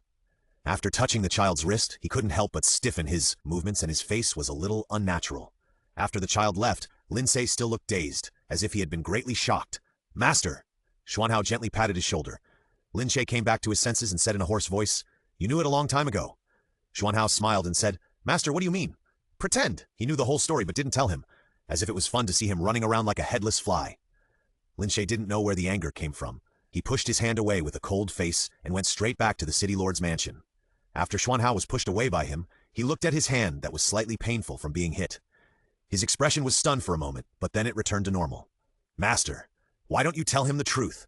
A hoarse voice suddenly came from behind him. Looking carefully, it was the young man in gray before. Xuanhao snorted coldly. "How can I say that everyone here must die except him? With his temper, it would be strange if he didn't fight me to death." Seeing that he was angry, the man in gray lowered his head and dared not speak again. "And that idiot who took the initiative." Xuanhao's eyes were cold, and he said to the man in gray, "You should leave first." As soon as the voice fell, the man in gray turned into a ball of black mist and dissipated on the spot, as if he had never appeared. When Lin Ce returned to the city lord's mansion, it was already dark. He walked straight to the mourning hall, and saw people in mourning kneeling on the ground in the hall. Seeing that he was not in a good mood, he thought he was looking for trouble, until City Lord Ye stepped forward and smiled and called "Master." Then he was relieved. "What's the matter with the sect master?" Lin said coldly. "Open the coffin." As soon as the words fell, everyone's face changed. City Lord Yi widened his eyes in disbelief and said angrily, "What does the sect master mean?" It's no wonder that City Lord Ye was so angry with such blasphemous words to the deceased. Lin Ce said no more and went straight to open the coffin. Seeing this, several servants immediately came up to stop him, but Lin Ce avoided them one by one. When the coffin lid was opened, a timid maid screamed, and City Lord Yi, who was standing aside, closed his eyes as if he couldn't bear to watch anymore. Sure enough.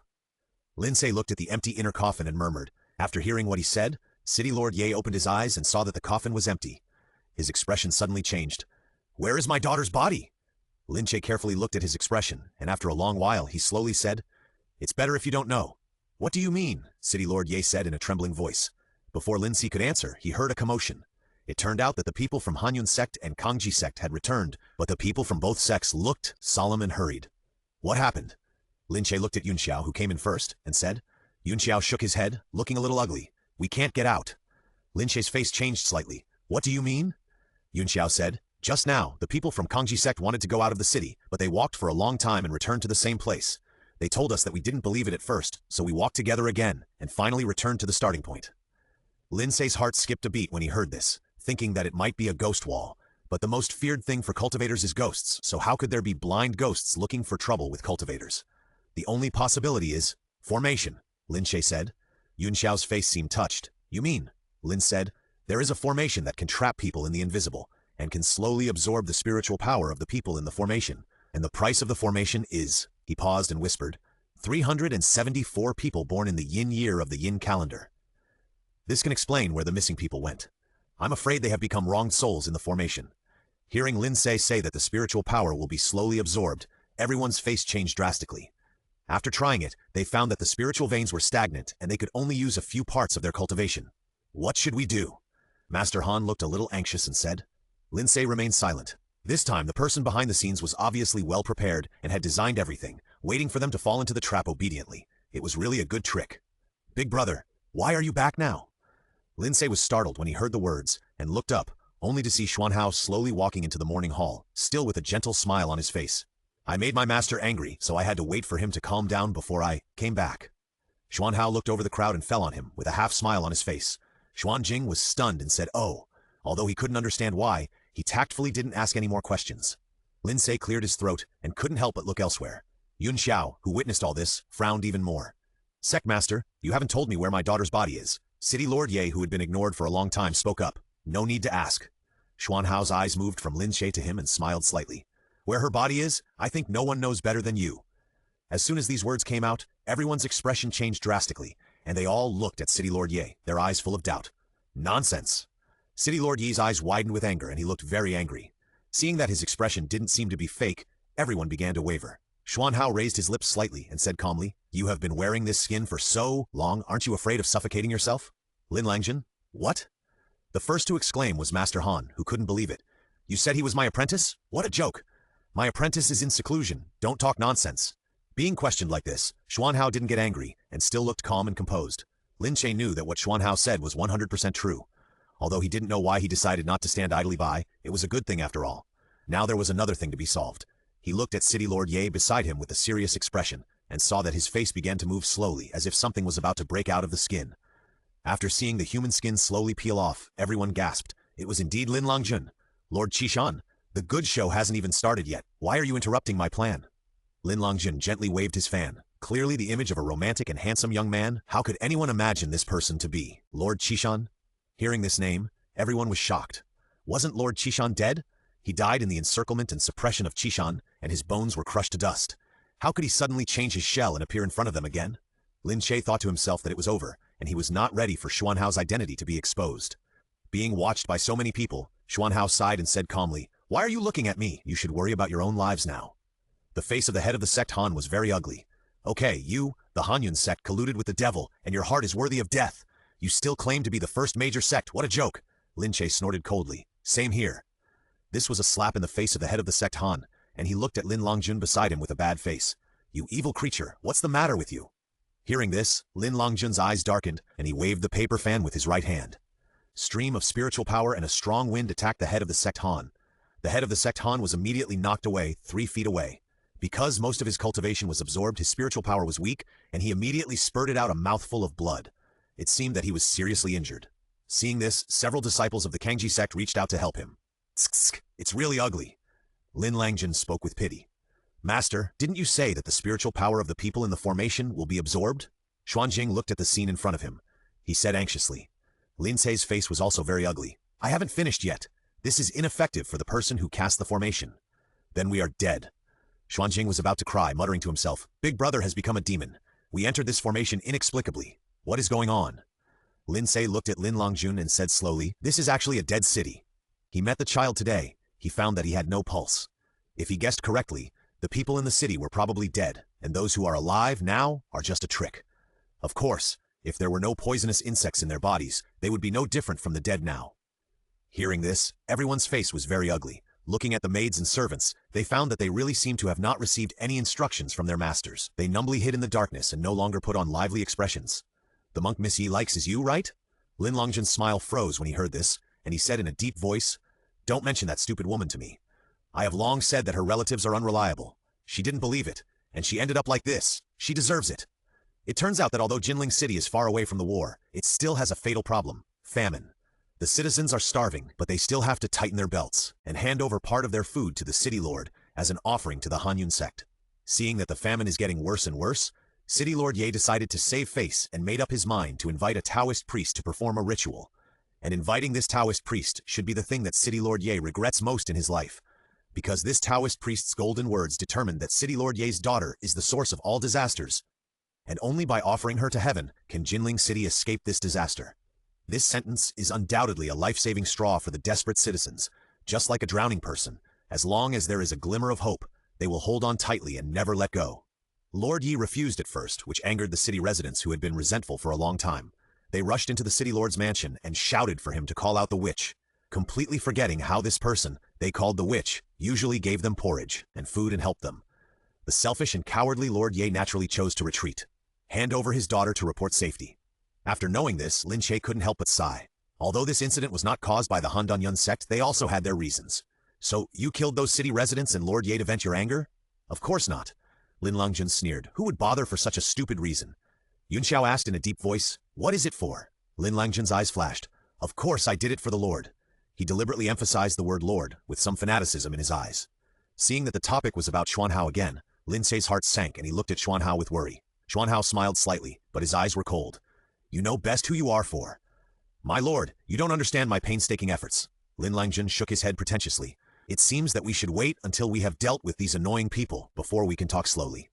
As soon as the voice fell, everyone's ears rang with screams. The group of goo people who were originally motionless suddenly jumped up, and the closest disciple was grabbed by the arm. Fortunately, the disciples around reacted quickly and were able to escape in time, but even so, his wounds turned black and purple, and it was obvious that he was poisonous. It can only be said that he is in danger. Be careful, don't get hurt by them. Lin Ce drew out the Qing'a sword. Although it has less spiritual power now, it is still more than enough to deal with these goo people. Yun Xiao's long sword moves did not stop. Seeing that the goo people seemed to be unaware of the pain, even if they were cut in two, they could crawl up and continue to attack them. This is not a solution. Suddenly he paused and saw Xuanhao standing aside with a smile. looking like he was completely out of the matter. His eyes were only on the sect master. As long as he showed that he couldn't handle it, he would help a little, but he ignored other people. Sect master, this is not a solution. Let's retreat first. Yun Xiao retreated to Lin Ce's side and whispered. Sure enough, the two brothers Xuanjing and Xuanyi were gradually at a disadvantage. Their spiritual power would gradually be exhausted, but the Gu people would not stop attacking. Even the disciples of the Kangji sect did not have time to pull back the seriously injured sect master and watched him being bitten to death by the Gu people. Let's go. Lin Ce quickly made up his mind. He said briefly. Seeing that they wanted to leave, Lin Longjun's face turned cold. Want to leave? How can it be so easy? As he said that, a strong wind came, and Lin Ce's face was solemn, but before it reached him, the strong wind was easily dissolved by a strong spiritual power. Master, you go first, I'll find you later. Xuanhao looked at Lin Longjun. His brows seemed to be covered with frost. Lin Ce was very moved, and then immediately took the group away. Just kidding, Xuanhao not only has the identity of the target of the strategy mission, but also his current cultivation can be said to be unfathomable. How could he die easily? Instead of worrying about him, it is better to worry about yourself. When there were only two living people left in the room facing each other, Lin Longjun said faintly, I'm doing this all for you. Xuanhao couldn't help but sneer in his heart. Who didn't know what he was thinking? He designed this trap without authorization. He originally planned to use his hand to work together to destroy these sects in one fell swoop, and then find an opportunity to attack him. Presumably, Lin Longjun felt that his cultivation was suppressed in the formation, and he might be able to eliminate him and get the inner elixir if he made a desperate bet. This was the treasure he coveted in the Lingshu. After he got out, he only needed to tell others that the demon had been jointly eradicated, and that all the major sects had suffered heavy losses. As the only survivor, his future could be said to be smooth sailing, and being a sect leader was not a big deal. Xuanhao said expressionlessly, If you want to deal with others, I don't care. I might even be happy to see them add fuel to your fire, but you should never attack him. Him? Could it be your master? Lin Longjun's eyes moved, and he pretended to sigh. I didn't expect the master to be such a lovesick person. As soon as he finished speaking, a sword energy attacked him directly. Lin Longjun dodged, but a thin blood mark was still cut on his side face. You are actually angry. Lin Longjun gently wiped the blood on his face with his fingers, and then looked at the scarlet on his fingertips and said softly. Xuanhao held the infinite sword. His face was as gloomy as water, and his eyes seemed to be looking at a dead object again. Lin Longjun's eyes were filled with murderous intent. With a command, the Gu people swarmed towards Xuanhao and surrounded him in the center. A cold arc appeared at the corner of Xuanhao's mouth, and his spiritual power suddenly surged. A strong wind tore the Gu people into pieces like a blade, and the room was filled with a strong smell of blood.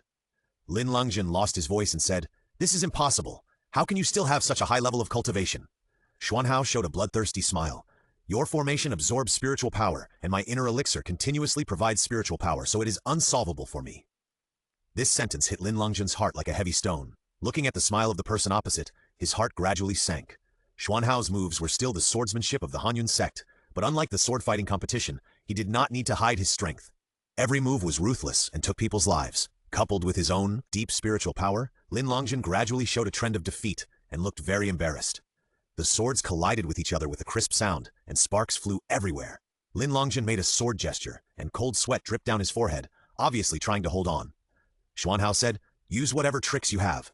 As soon as the words fell, Lin Longjun's sword disappeared before his eyes, and he didn't even feel a trace of sword energy. Xuanhao frowned slightly, and then suddenly turned to the right. A spiritual power shot out from his hand, and a crisp sword-shattering sound was heard. The snow-white longsword was actually broken into pieces, and then it fell to the ground as if it could not bear the weight. A trifle. Xuanhao raised his lips and said. Lin Longjun's smile froze on his face. His face turned pale, and the spiritual power in his hand gathered. A green spiritual power burst out and was about to attack Xuanhao's face. Xuanhao smiled slightly, dodged sideways without haste, and suddenly disappeared on the spot. Lin Longjun's face changed greatly when he saw this, and he hurriedly looked back, but it was still too late. He felt a sharp pain in his lower abdomen. He looked down and saw a long sword piercing out of his lower abdomen, and blood immediately seeped through his clothes. Xuanhao kicked him to the ground like a dead object. Lin Longjun's eyes were wide open, blood kept flowing out of his mouth, and his body began to spasm continuously, like a crawling worm. It's really ugly. Xuanhao's eyes seemed to have pity for ants. It was exactly the same as Lin Longjun's treatment of Master Han just now. I'm going to find my master. Xuanhao slowly raised the infinite sword, gently patted his face, and said in a gentle voice, Goodbye. If you don't look at his bloody hands, listening to his tone, you would think it was a farewell to a good friend. The sword tip flashed with a creepy cold light, and it was about to chop his neck, but suddenly a black shadow quickly rushed in from the door and was about to block Lin Longjun. Xuanhao was startled, and his men hesitated for a moment. He saw a gray-green head blocking his way. From the blurred facial features, he could vaguely tell that it was a woman. Thinking of what his master said, he raised his eyebrows and called out, "Monsieur." The head shook a few times as if responding to his words. "You don't think you can stop me, do you?" The head shook, and a bit of sadness appeared on the blurred face. "He put your head in the center of the formation and asked you to endure the torture of countless wronged souls. Do you still want to treat him like this?" Seeing that the head did not give in, Xuanhao sighed softly, slowly sheathed the sword, and said in a light voice, "For the sake of my master, I will give you face and leave him a whole body." He originally planned to chop off his head and put it in the center of the formation, but now he had to give up. Lin Longzhen was already in a coma. His injuries were too serious. It would not be long before he would die. The head lay quietly beside him, as if it had been alive. Xuanhao shook his head, stopped looking at them, and walked slowly outside. These people and these things had nothing to do with him. He just wanted to find his master now. At this time, Lin Ce encountered trouble. It was dark and silent outside the city lord's mansion, but he knew that there were countless Gu people hiding in the darkness. He had to be extremely alert to prevent them from taking advantage of the opportunity. It was undoubtedly a stupid decision to walk outside where Gu people could appear at any time, so Lin Ce led a group of people to an empty tailor shop, intending to wait until dawn to act. Lin Ce sheathed his sword and was about to take a good rest, but suddenly found that everyone's eyes were on him, as if they wanted to say something but stopped. "If you have something to say, just say it," Yunxiao said. "When did you know Xuanhao's identity?" Lin Ce thought for a while and replied, "About the same time as you." Of course, he couldn't answer that he knew it all along and was working towards the goal of influencing this demon. Yunxiao's tone sank. "If that's the case, why didn't you tell us earlier?" Seeing that Lin Ce was silent, he continued, "We spent so much effort to kill the demon during the trip to Qishan, but we didn't expect that he would be reborn. Rebirth is fine, but we didn't expect that he would enter the Han Yun sect." At the end, Yunxiao sighed again. This sigh made Lin Ce feel a little depressed. He explained, "I saw that he didn't harm innocent people in this life, so I wanted to give him a chance." "Master, you are confused. You should know that it's hard to change one's nature." Before he finished speaking, he heard the harsh sound of nails scratching on the door from outside the door. The disciples turned pale, drew their long swords and held them in front of them, with a vigilant look. Lin Ce also stood up, drew his long sword and held it in front of him, with a vigilant look. Lin Ce also stood up, drew his sword out of the sheath, and stared at the precarious wooden door. Just when everyone thought the wooden door was about to collapse, suddenly, the harsh scraping sounds stopped. Then, the wooden door was slowly pushed open from the outside, and a dark figure covered in blood stood at the door. It was Xuanhao himself. "You said it's hard to change your nature, right?" He smiled slightly, but his eyes were cold. "So what?" Yunxiao was not afraid at all. Xuanhao narrowed his eyes, and a cold arc rose at the corner of his mouth. Lin Ce, who received the danger signal, immediately wanted to act as a mediator, but Yunxiao's personality did not allow him to speak at length, so he could only spit out a few dry sentences in the end. "Let's talk about these things later. Now the most important thing is to consider how to get out safely." Xuanhao's eyes were deep. Lin Longzhen must have gone to accompany that monsieur. As for the Gu man, he is nothing to be afraid of. Let's make things clear now. Yunxiao said, "Since you are a demon cultivator, what is your purpose in sneaking into the Han Yun sect?" Xuanhao sneered, "This is really ridiculous. It was my master who took me back. You should ask my master about this." Feeling that everyone's eyes were fixed on his face, Lin Ce's face turned blue and white, and the corners of his mouth twitched slightly as he choked out a sentence. "I took him back." Yunxiao gave him a rare look of disappointment. "Master, good is good, and evil is evil. If others knew that our Han Yun sect's chief disciple was actually a cultivator of the devil and the lord of Qishan, who was supposed to be dead, how would they view Han Yun sect? They would only say that Han Yun sect was in cahoots with the devil, and some would even doubt whether Han Yun sect was an enemy or a friend in the Battle of Qishan."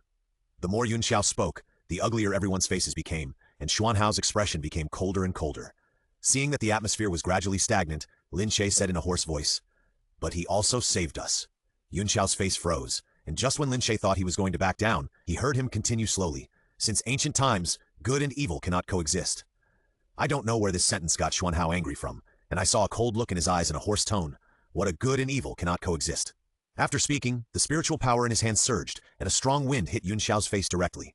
Yunxiao's pupils shrank, and he couldn't dodge. He immediately felt a sharp pain in his lower abdomen and was knocked 3 feet away. "Yunxiao!" exclaimed. "Peak Master!" Xuanjing and others immediately stepped forward to support Yunxiao. Lin Ce looked at Yunxiao's injuries and felt a little anxious. Although he was a bit nagging, he always worried about himself like an old mother. How could he not be anxious when he saw him injured? "Big brother!" Xuanjing looked at Xuanhao in disbelief, as if he still couldn't believe his actions. Xuanhao smiled slightly. "I'm not your big brother. After all, good and evil cannot coexist." How come this kid is so effective when provoked by others? Just treat Yunxiao's words as farts. Why do you take them as good advice to heart? Xuanhao slowly pulled out the infinite sword and saw that the sword body was pitch black, and the cold light flashed, just like a bloodthirsty weapon. Once this sword came out, even those who were lucky enough should give up.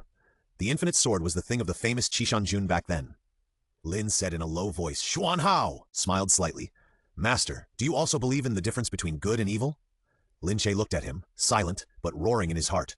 Of course I don't believe it. Calm down. Big boss, please put down your sword. Xuanhao's face sank, and there seemed to be thousands of ice in his eyes. He walked over slowly, and black mist lingered around him, like a demon from hell. Everyone here must die except you. The cold words cast a shadow on the hearts of the people present, and everyone's faces were a little ugly. Xuanjing took the lead in holding the sword, looking directly at Xuanhao, and tremblingly said, Big brother, I still call you big brother for the last time? Are you really going to betray your master?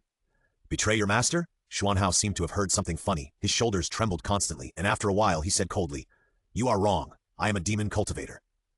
After speaking, a powerful spiritual power roared towards Xuanjing like a black snake. Be careful, Lin Ce exclaimed. Xuanyi's face changed slightly, and he drew his sword to block the spiritual power for him. After seeing Xuanyi's action, Lin Ce felt a little relieved. Before he could slow down, he saw the sword energy whistling, mixed with black light, and rushed to the vital points of the two people like lightning. Form a formation, Lin Ce whispered. Xuanyi's face sank slightly, and together with the other disciples of Hanyun sect, he pinched a complicated formation with his hands. Everyone's long swords flew high over their heads, forming a huge cold sword. The cold sword was snow white and radiated a faint white light. It was a rare holy weapon. With a bang, the sword energy and the cold sword collided, and the white light and the black light intertwined, emitting a dazzling light, and the powerful spiritual power fluctuations spread in the air. Lin Ce's robe was rustling in the wind, and he covered his eyes with his sleeves to block the dazzling light.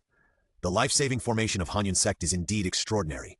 If Yunxiao had not been injured and joined the formation, it might have been even more powerful.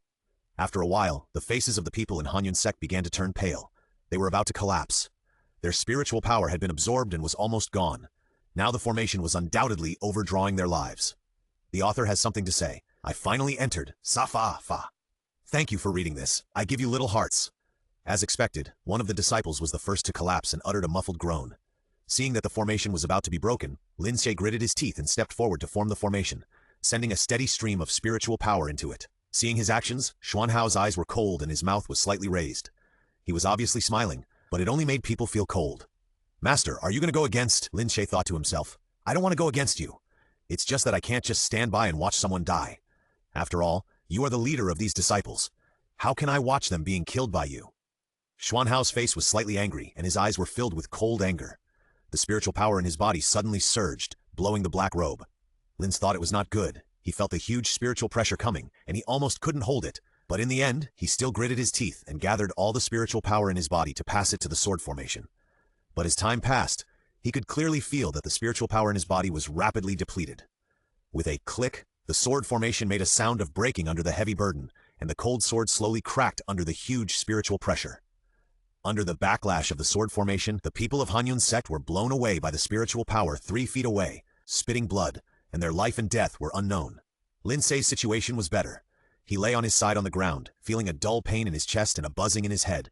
Even his white robe, which had always been spotless, was torn by the sword energy, and he looked embarrassed. Xuanhao passed by the other people lying on the ground and groaning, not looking at them at all, as if they were just dead objects, but walked slowly to Lin Ce. Master, does it hurt? Xuanhao gently stroked his cheek and said softly, Big boss, you are talking nonsense. It hurts. It hurts me so much. Why do you have to do it with your hands when you can solve it with your mouth? Don't you know that a gentleman talks, not takes action? Lin Ce was complaining crazily in his heart, but his face remained calm. Hold it in. Maintain your personality. Master, do you still remember what you said? Xuanhao had a faint smile on his lips, but his eyes were cold. Lin Ce's expression was blank for a moment. What did you say? He said so many things. How could he know which one it was? Master has a big forgetfulness. The smile on Xuanhao's mouth gradually disappeared, as if he was trying his best to suppress his anger.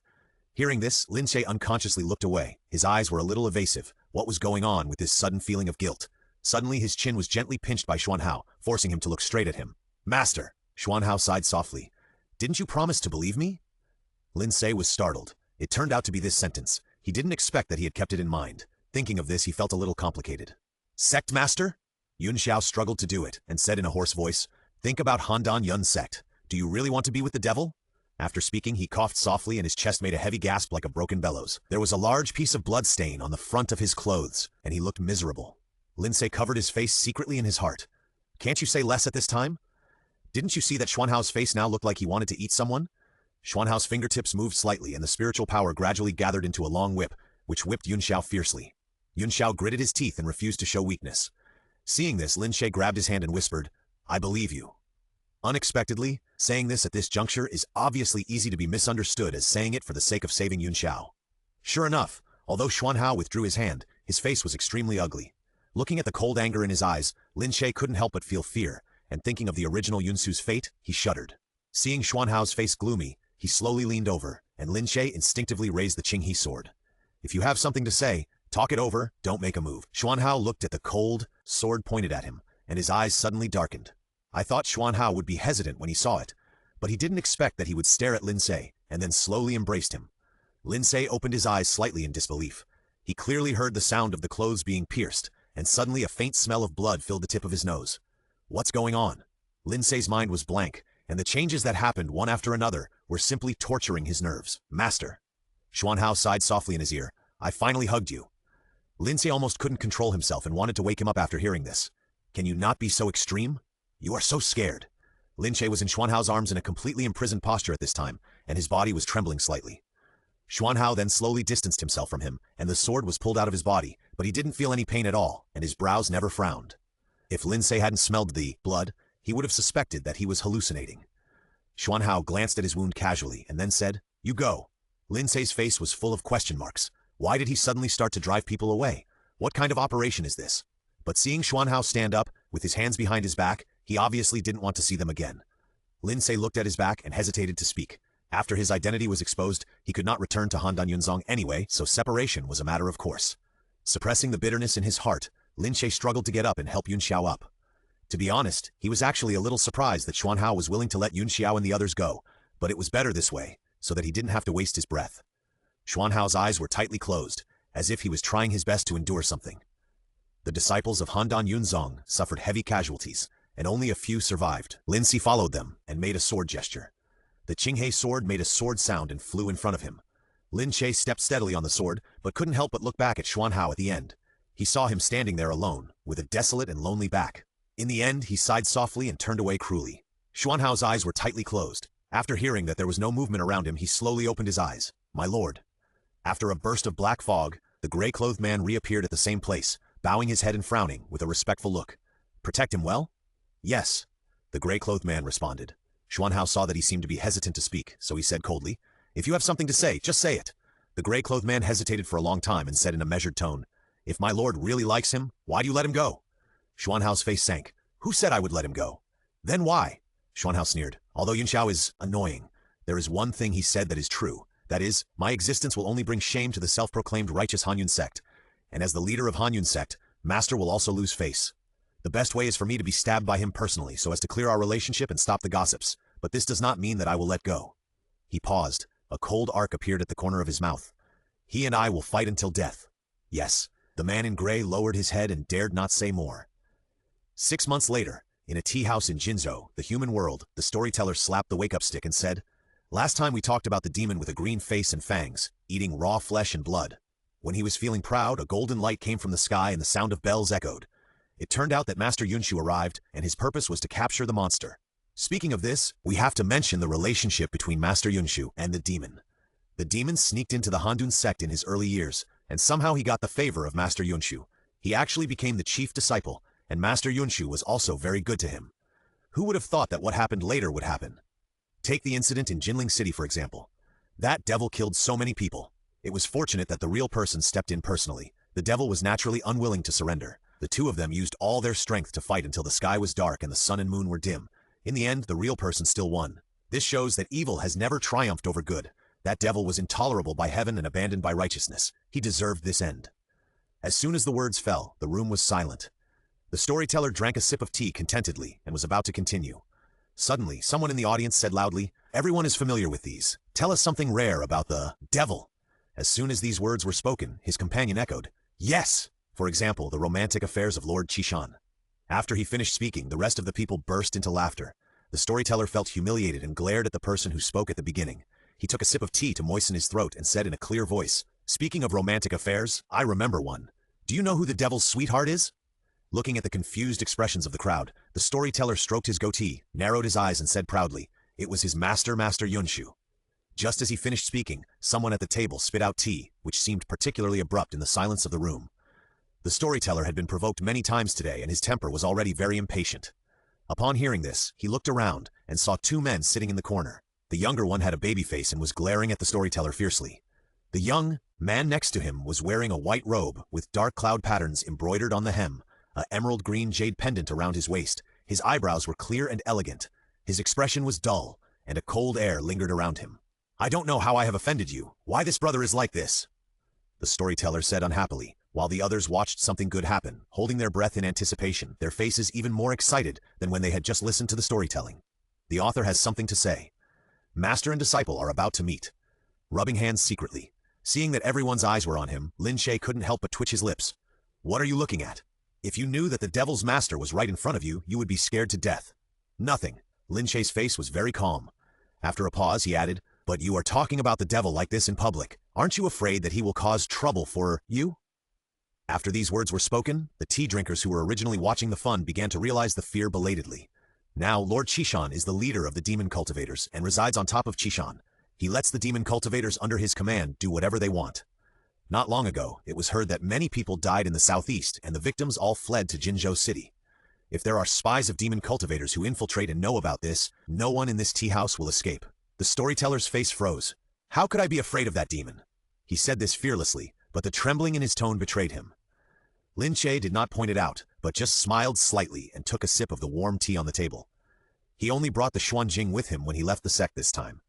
He had heard that there was a demon cultivator causing trouble in the southwest of Jinzhou, so he planned to check it out. When he passed by Jinzhou City, he wanted to take a break in a tea house, but he didn't expect to hear the gossip between himself and Xuan Hao. If the storyteller had not mentioned that it was about Master Yunshu, he almost didn't recognize himself.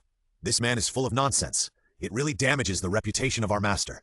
Let me teach him a lesson." Lin Ce hurriedly grabbed him. His face was indeed a little unnatural. In fact, what he said was not completely nonsense. Some of his things still made sense. Lin Ce cleared his throat and said, "Business is important. There is no need to waste time on these trivial matters."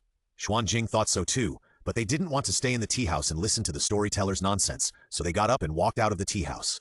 There were a few middle-aged men talking in low voices at the door of the tea house. "Have you heard? Another village has suffered another disaster." "How come you don't know?" I heard from people nearby that flames shot up to the sky, and the wailing and screaming were so loud that it made people's scalps numb. When people arrived, the bodies were burnt black, and everyone in the village was dead. "Oh, how tragic. This is the 4th time this month. I heard that Jinzhou is full of demon cultivators. I don't know when we can have peace here. It's all caused by that demon." "Shh, keep your voice down. Do you want to die?" "Oh, I don't know when the Handun sect will take action." Lin Ce's expression became a little complicated when he heard this. He didn't expect that the situation in the southwest had become so serious. It seemed that he had to hurry up. The southwest border of Jinzhou is composed of 24 villages, and now only Xiejia village is left surviving. It was already dusk when Lin Ce arrived, and the village stood there intact. It seemed that he was not too late. As the sun set, the villagers who were working in the fields were ready to pack up and go home. Yusu stopped a thin man passing by and asked him to lead the way to find their village chief. Most of the houses in the village are low bungalows, which are eerily quiet. Occasionally there are 3 or 2 people hiding in the shadows and silently watching the outsiders. Xuanjing must have been very uncomfortable being looked at, and his face looked a little ugly. If it weren't for Lin Ce pulling him, he would have lost his temper long ago. Yusu noticed that there were fewer and fewer houses around, and just as he was about to ask, he heard the villagers say, "We're here." The place in front of him should be the ancestral hall of this village. The door of the house is closed, and it is carved with intricate patterns. There are 2 lifelike stone sculptures of ferocious beasts placed at the door. The villager who led the way saw his eyes fall on it and explained, "This is used to protect the house." After that, he ignored them and went forward to knock on the door, whispering, "Village chief, someone is coming." The old wooden door creaked and slowly opened. There seemed to be no lights on in the room, and it was dark. Yusu felt uncomfortable all over, as if a pair of eyes were peeping at him in the dark. After a while, a harsh voice rang out in the darkness, as if someone was strangling his throat. "Horse, bring him in." After hearing this, the villagers respectfully let him in and thoughtfully lit the lights. Under the swaying dim candlelight, Yusu could barely see the appearance of the person in front of him. The old man had sunken eye sockets, high cheekbones, and his face was covered with knife-like wrinkles, as if he had half a foot in a coffin. The altars in the ancestral hall were filled with spirit tablets, The old man sat on a chair in front of the altars, so thin that he seemed to be sinking into the coffin. When the old man saw Lin Ce, a gleam of light flashed in his turbid eyes. Lin Ce concealed his identity and said only that he was a wandering Taoist priest. "Tell the village chief about the current situation, and tell him that it is best to let the villagers move out as soon as possible, otherwise they will be the next to suffer." Hearing this, the old man's turbid eyeballs moved, and he slowly said, "This is the place of our ancestors, we can't move." Xuanjing asked puzzledly, "Why do you care about these when you are almost dead?" The old man closed his eyes, as if he didn't want to say more, so Lin Ce had to say, "Can you let me and my disciple stay here for a few days?" The old man opened his eyes and pulled the corners of his mouth stiffly as if he wanted to smile. "That's exactly what I meant." He called the man who had been standing quietly beside him and whispered a few words to him. He responded in a low voice and said to Lin Ce, "You can live in my house for the next few days. Follow me." It was already dark outside, and there was an eerie tranquility in the village at night. The man kept walking forward in silence. Lin Ce was unwilling to be lonely and tried to get close to him. "Brother, what is your name?"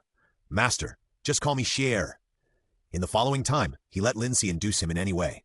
He remained silent until Lin Ce was about to give up. Then he heard him say, "Master, we're here."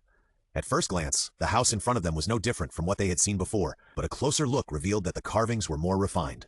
After opening the door, Xier led them to the door of a room inside and said, "Master, have a good rest. Call me if you need anything." Lin Ce nodded lightly, watched him turn and leave, and slowly walked into the house. "Master, why do I feel like they are weird?" Xuanjing scratched his head, his chubby face wrinkled into a ball, looking very troubled. "It seems that you are not stupid. This village is indeed strange. If it goes as expected, we will know their purpose later." There was only one bed in the room. Xuanjing wanted to sleep on the floor, but was stopped by Lin Ce, who asked him to go to bed and sleep, and he sat at the table.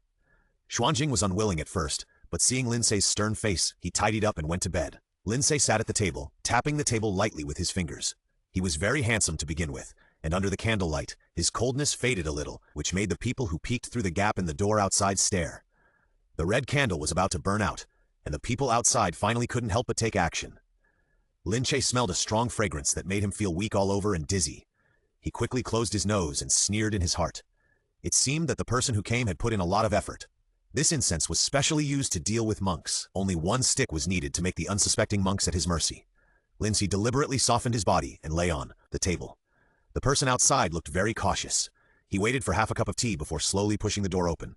There were 2 footsteps. Lin Ce listened attentively and heard one of them say, "Village chief, are we really going to do this?" It was indeed Xier. Lin Ce's heart sank, and then he heard that old and hoarse voice. "Of course." The village chief pulled the corner of his mouth. It turned out that they had already surrendered to the demon cultivators, so they were the only one to survive among the 24 villages. As a price, they regularly offered the village's girls of marriageable age to the demon cultivators above. Gradually, there were not enough girls in the village, so they set their sights on outsiders. Although this man is a man, he is not someone who has no offerings. A trace of greed flashed across the village chief's eyes, and he whispered, "We have done a great job." Seeing Xier's puzzled face, the village chief smiled, slightly. "I heard from some demon cultivators that their lord is not close to women. These days, some people below have been looking for suitable young men to pay him attention." Xier was still a little worried, and said, "What if it's not him? What if it's not him?"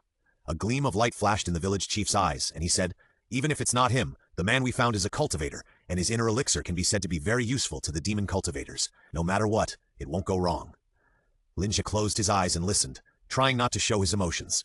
He thought to himself that they wanted to send him to Xuanhao. What should he do? He was not mentally prepared yet. "What about that kid?" Xier pointed at Xuanjing, who was sleeping soundly on the bed. The village chief took a look and said impatiently, "Throw him out of the village. They don't like such a little kid." Lin Ce wanted to laugh after hearing that, but he held it back. The 2 finished talking. They reached out their hands to support Lin Ce, and Lin Ce relaxed and let them do whatever they wanted. He could feel that he was sent to a room, and there seemed to be a lot of people watching on the side. He was changed into outer clothes and put on a new outer robe. Someone was fiddling with his hair and whispering something in his ear.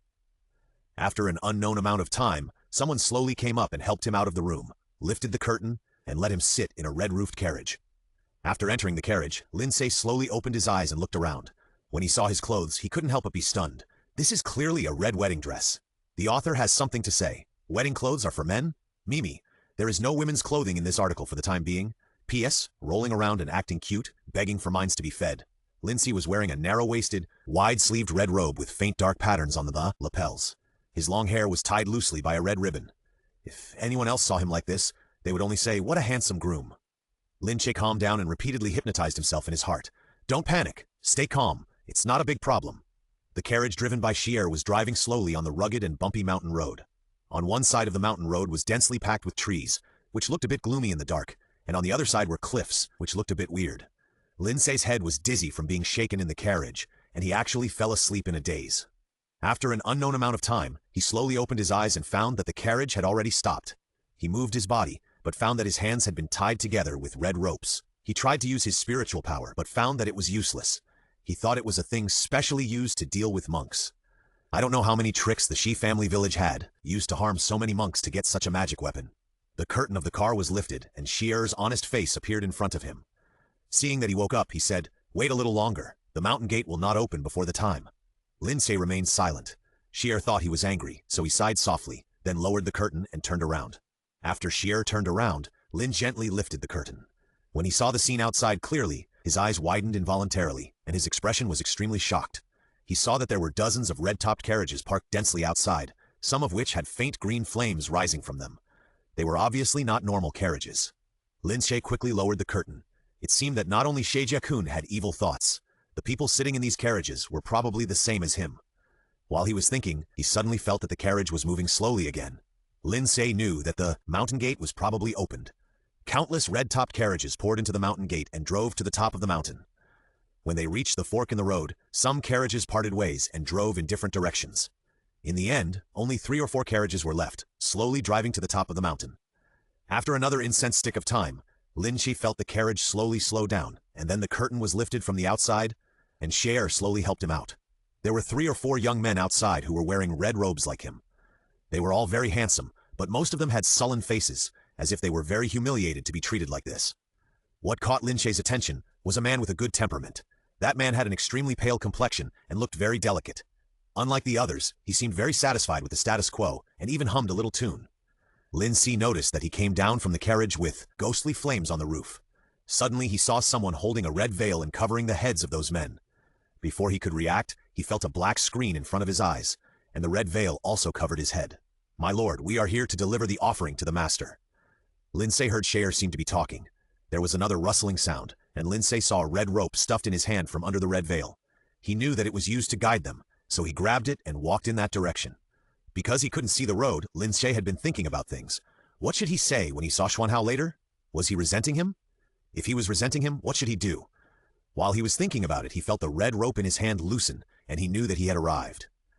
Lin Ce felt that the atmosphere around him was a little stagnant, and he didn't know what the situation was outside. Suddenly, a sound of footsteps came from outside, neither hurried nor slow. His heart couldn't help but rise, and he felt his palms begin to sweat. "My lord." "Yes." A low and slightly cold voice sounded slowly. Lin Ce knew that Xuanhao was here, and he immediately felt his heartbeat speed up, and his nervous palms kept sweating. "Who are these people?" Xuanhao walked slowly into the hall, glanced over casually, and said in a cold voice, "My lord, these are offerings sent up by the people below." The man in gray responded respectfully. Xuanhao frowned, looking impatient. "Let them go." Lin Ce's heart skipped a beat. "You little bastard, how dare you speak to your master like that?" When he was getting angry, he suddenly heard a familiar meow sound coming from under his feet. His body stiffened immediately, and he slowly lowered his head to look. He saw a ball of fur turning around under his feet, making coquettish noises from time to time. It was the wind fox, but he didn't know how it ended up here. As he was thinking, he suddenly heard footsteps coming towards him slowly. Lin Ce felt his breathing slightly quickened. Finally, the footsteps stopped in front of him. He saw the corner of the man's robe from under the red veil and swallowed involuntarily. A hand slowly lifted his red veil, and Lin Ce looked up and bumped into a pair of eyes as dark as a deep pool. After seeing his appearance clearly, the man was stunned, and then his eyes seemed to shine with light. "Master!" Lin Ce was dressed in red at this time. He seldom wore such bright colors. At this time, his eyebrows and eyes seemed to be stained with a thin layer of red, and his usual cold and aloof temperament like a direct immortal was fading. Xuanhao's eyes fell on his face, as if he wanted to remember his eyebrows and eyes firmly in his mind. He did not ask Lin Ce why he appeared here, but gently took his hand bound by a red belt, and a happy arc appeared at the corner of his mouth. "You are here. Congratulations to the host. The mission target's influence value is 200, and Bai Yuguang's achievement points are doubled. Please keep up the good work." Lin Ce still said coldly, "Didn't you tell me to get out?" "Master is angry?" Xuanhao leaned close to his ear and whispered. Lin Ce snorted coldly on his face, but he was glad in his heart that Xuanhao was not angry. Otherwise, he would not know how to deal with it. "You go down first," Xuanhao said in a deep voice. The man in gray replied yes, and then glanced at the other people covered with red veils in embarrassment. Xuanhao frowned slightly when he saw it. He said in a cold voice, "Send them back to where they came from." When one of the people under the red veil heard this, his face was slightly distorted, but soon returned to normal. After everyone slowly left, Xuanhao finally relaxed completely. The corners of his mouth raised slightly, and his eyes were full of smiles. "Who is the master going to, marry?" Lin Ce's face was slightly hot, and he couldn't help but avoid his eyes. He knew it very well, but he asked him to say it out loud. Seeing that he didn't answer, Xuanhao just smiled slightly. "I'll take you to a place." Having said that, he reached out and took the red knot in his hand, slowly leading him out. Lin Ce walked out of the palace gate and was stunned when he saw the scenery outside. The pavilions, towers, red pavilions, and carved railings were exactly the same as those of the Handan Yun sect. Seeing him stunned, Xuanhao smiled slightly. "I was afraid that master would miss the Handan Yun sect, so I imitated one." Lin Ce's heart trembled. It turned out that Xuanhao had planned to bring him back to Mount Qishan, but he had bumped into the door one step earlier. Judging from the signs, Xuanhao was thinking of locking him up here for a long time. "If master is not satisfied, I will go find a few more disciples from the Handan Yun sect." "What do you think?" Lin Ce knew that Xuanhao was definitely not just talking. Looking at his gentle and affectionate look, he suddenly felt a chill on his back. "No need." Lin Ce heard himself spit out a few words coldly. "Okay, if master says it's not necessary, then it's not necessary." Xuanhao stared at him intently. Lin Ce felt a little uncomfortable being stared at so eagerly by him. He clenched his fist and coughed, then looked away. "Master." Xuanhao leaned close to his ear and whispered, "Is it time for us to have our wedding night?" Lin Ce's pupils shrank when he heard that. He looked at Xuanhao with disbelief, who was smiling playfully, and said in a cold voice, "What nonsense are you talking about?" But he kept wailing in his heart. "What should I do? System, system, system. Please say something. The task target made such a request. What should I do?" The system was silent as usual. When he saw the house appearing in front of him, the system still did not respond to him. Lin Ce looked at Lin Ce with a heavy heart as he pushed open the door. When he saw inside the house, his face was stunned. Xuanhao's house was no different from the one in Handun sect. The only difference was the painting hanging on the wall. If he remembered correctly, the painting hanging in Handun sect used to be a picture of cold plums, but now the painting hanging on the wall was of a person. Lin Ce was very familiar with that person's face. It was his own face. "Master." Suddenly he felt a warm breath in his ear. It turned out that Xuanhao had leaned against his ear unconsciously, observing his expression carefully. "Boss, you are putting a lot of pressure on me." Lin Ce couldn't help but distance himself from him. Seeing his obvious rejection, Xuanhao's face sank slightly. Just when Lin Ce thought he was going to get angry again, he suddenly smiled, took Lin Ce's hand, and walked inside. Lin Ce's face changed slightly. "Brother, calm down. Let's talk it over. Don't use force if you can use words." "Master." Xuanhao gently pushed him onto the bed, pressed on him, and whispered in his ear, "I like you. Do you like me? The author has something to say. I plan to open a penguin group to urge for updates. What do you think?" Lin Ce's expression was stunned for a moment. How should he answer this question? He was thinking quickly about the countermeasures in his mind and did not notice that the red belt on his hand was slowly untied. Xuanhao gently covered his eyes with the red belt and looked at the person below. His lips unconsciously opened slightly, and the red belt and black hair were entangled together, forming a strong visual impact. "I know you like me," Xuanhao whispered in his ear. "Can you not be so sure?" Lin Ce complained in his heart. Xuanhao covered his lips with his ears and gently rubbed his earlobe. Lin Ce's eyes were covered, his vision was dark, and his feeling was more sensitive. Just when Lin Ce was about to be unable to bear the itch, Xuanhao slowly moved his lips to his lips and kissed him gently. The soft touch like a feather made Lin Ce relax unconsciously. Sensing that the person under him was gradually relaxing, Xuanhao's lips showed a happy arc, and he took advantage of his inattention to drive straight in and entangle with him. After an unknown period of time, when Lin Ce's breath was slightly rapid, and he was about to suffocate, Xuanhao slowly left him and looked down at him. "Master, don't even think about leaving me for the rest of your life." Although he said this with a smile, Lin Ce didn't know how serious the consequences would be if he went against his wishes. But at this time, Yunshu's personality required him not to be cowardly. Lin Ce looked straight at him and said coldly, "Are you threatening me?" Xuanhao's mouth corner slightly raised and he didn't answer him, which seemed to be tacit agreement. Lin Ce turned his head and looked away. The little bastard would threaten people. Xuanhao reached out to help him straighten his messy red robe, and then kissed him lightly on the forehead, and stood up and walked out. Lin Ce touched his forehead and looked at his back with a blank expression. As soon as Xuanhao walked out of the house, he heard a hoarse and old voice. "My lord." The gray-clothed man looked at him with a bit of hesitation. "Among the offerings sent up, there are also demon cultivators." Xuanhao looked at him with a puzzled look.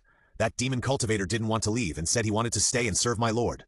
Xuanhao frowned. "Is this something worth telling me?"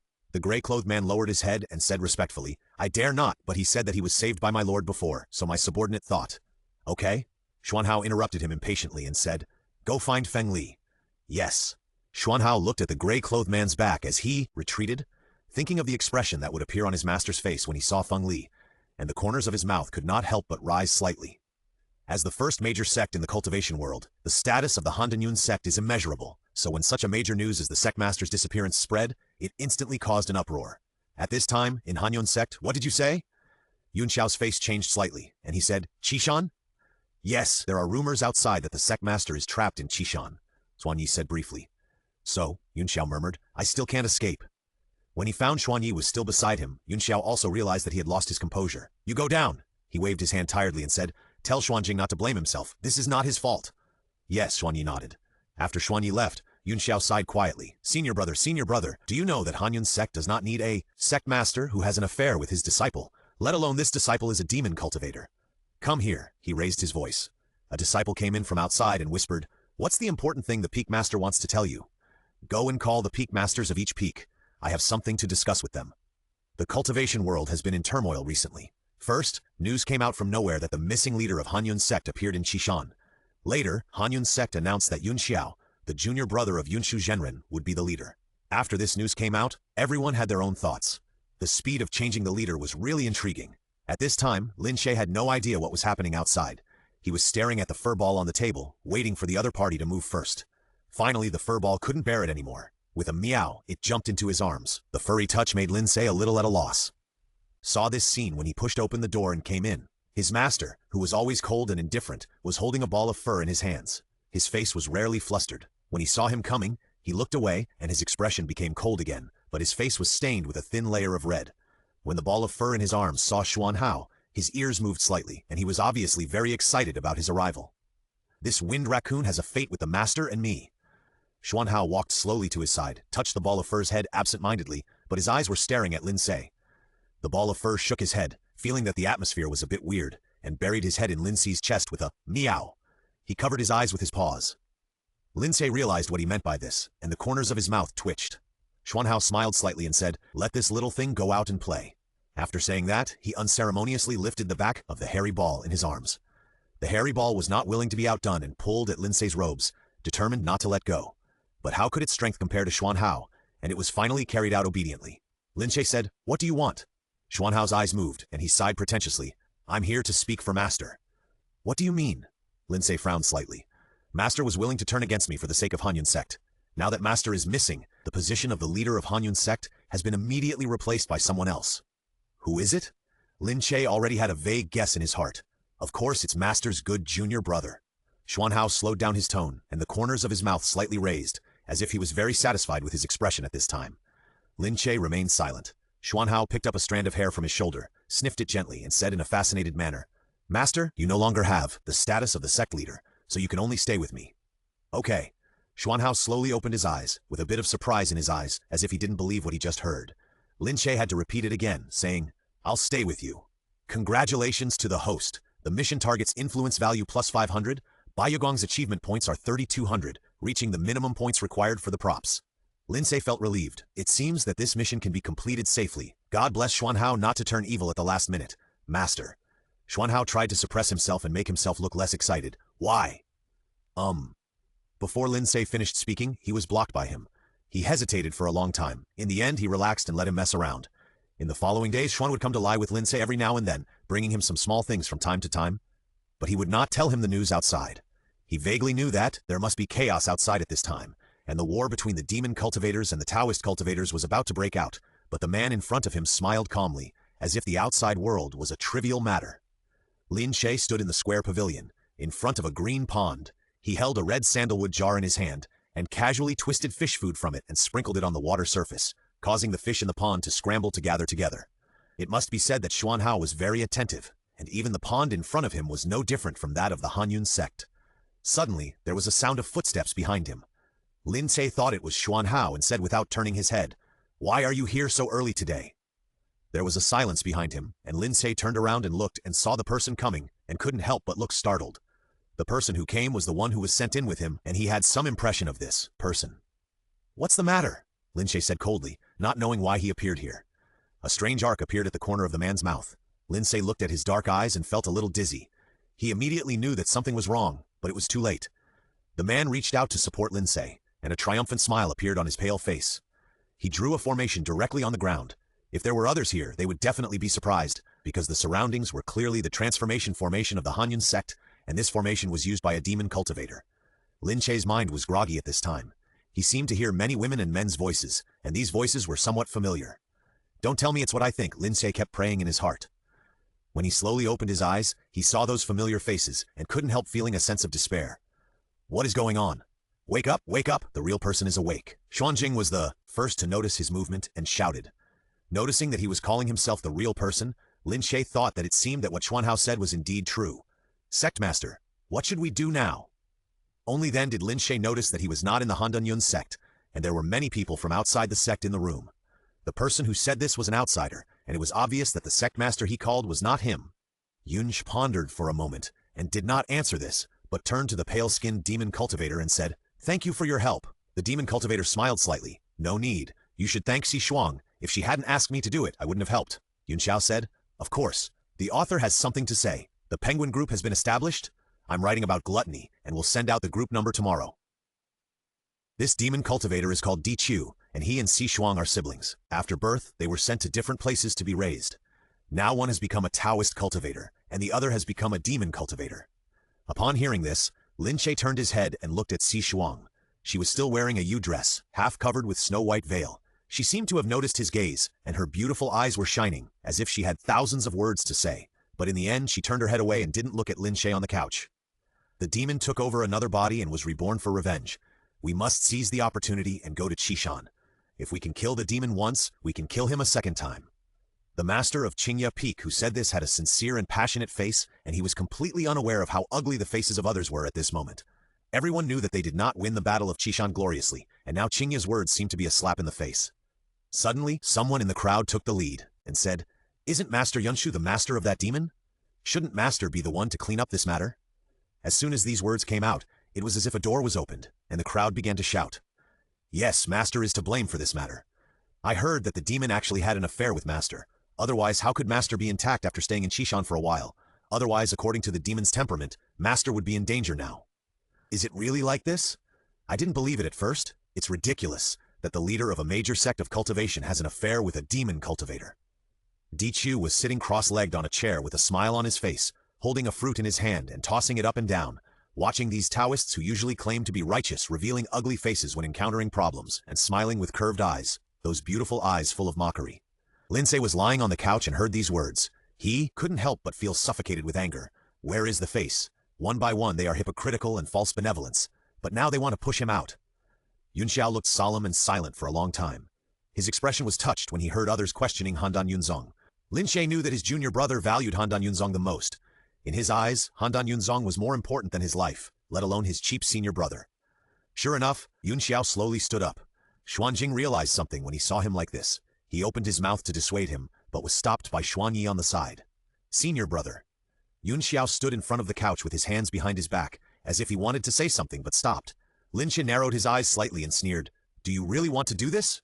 Yunxiao did not answer, but slowly handed the Qingye sword in his hand to Lin Ce, saying everything without saying. "Everything is for Handun sect, senior brother." Lin Ce turned his head away, not wanting to see him again. Yunxiao didn't care, put the sword in his hand on the couch and walked out slowly.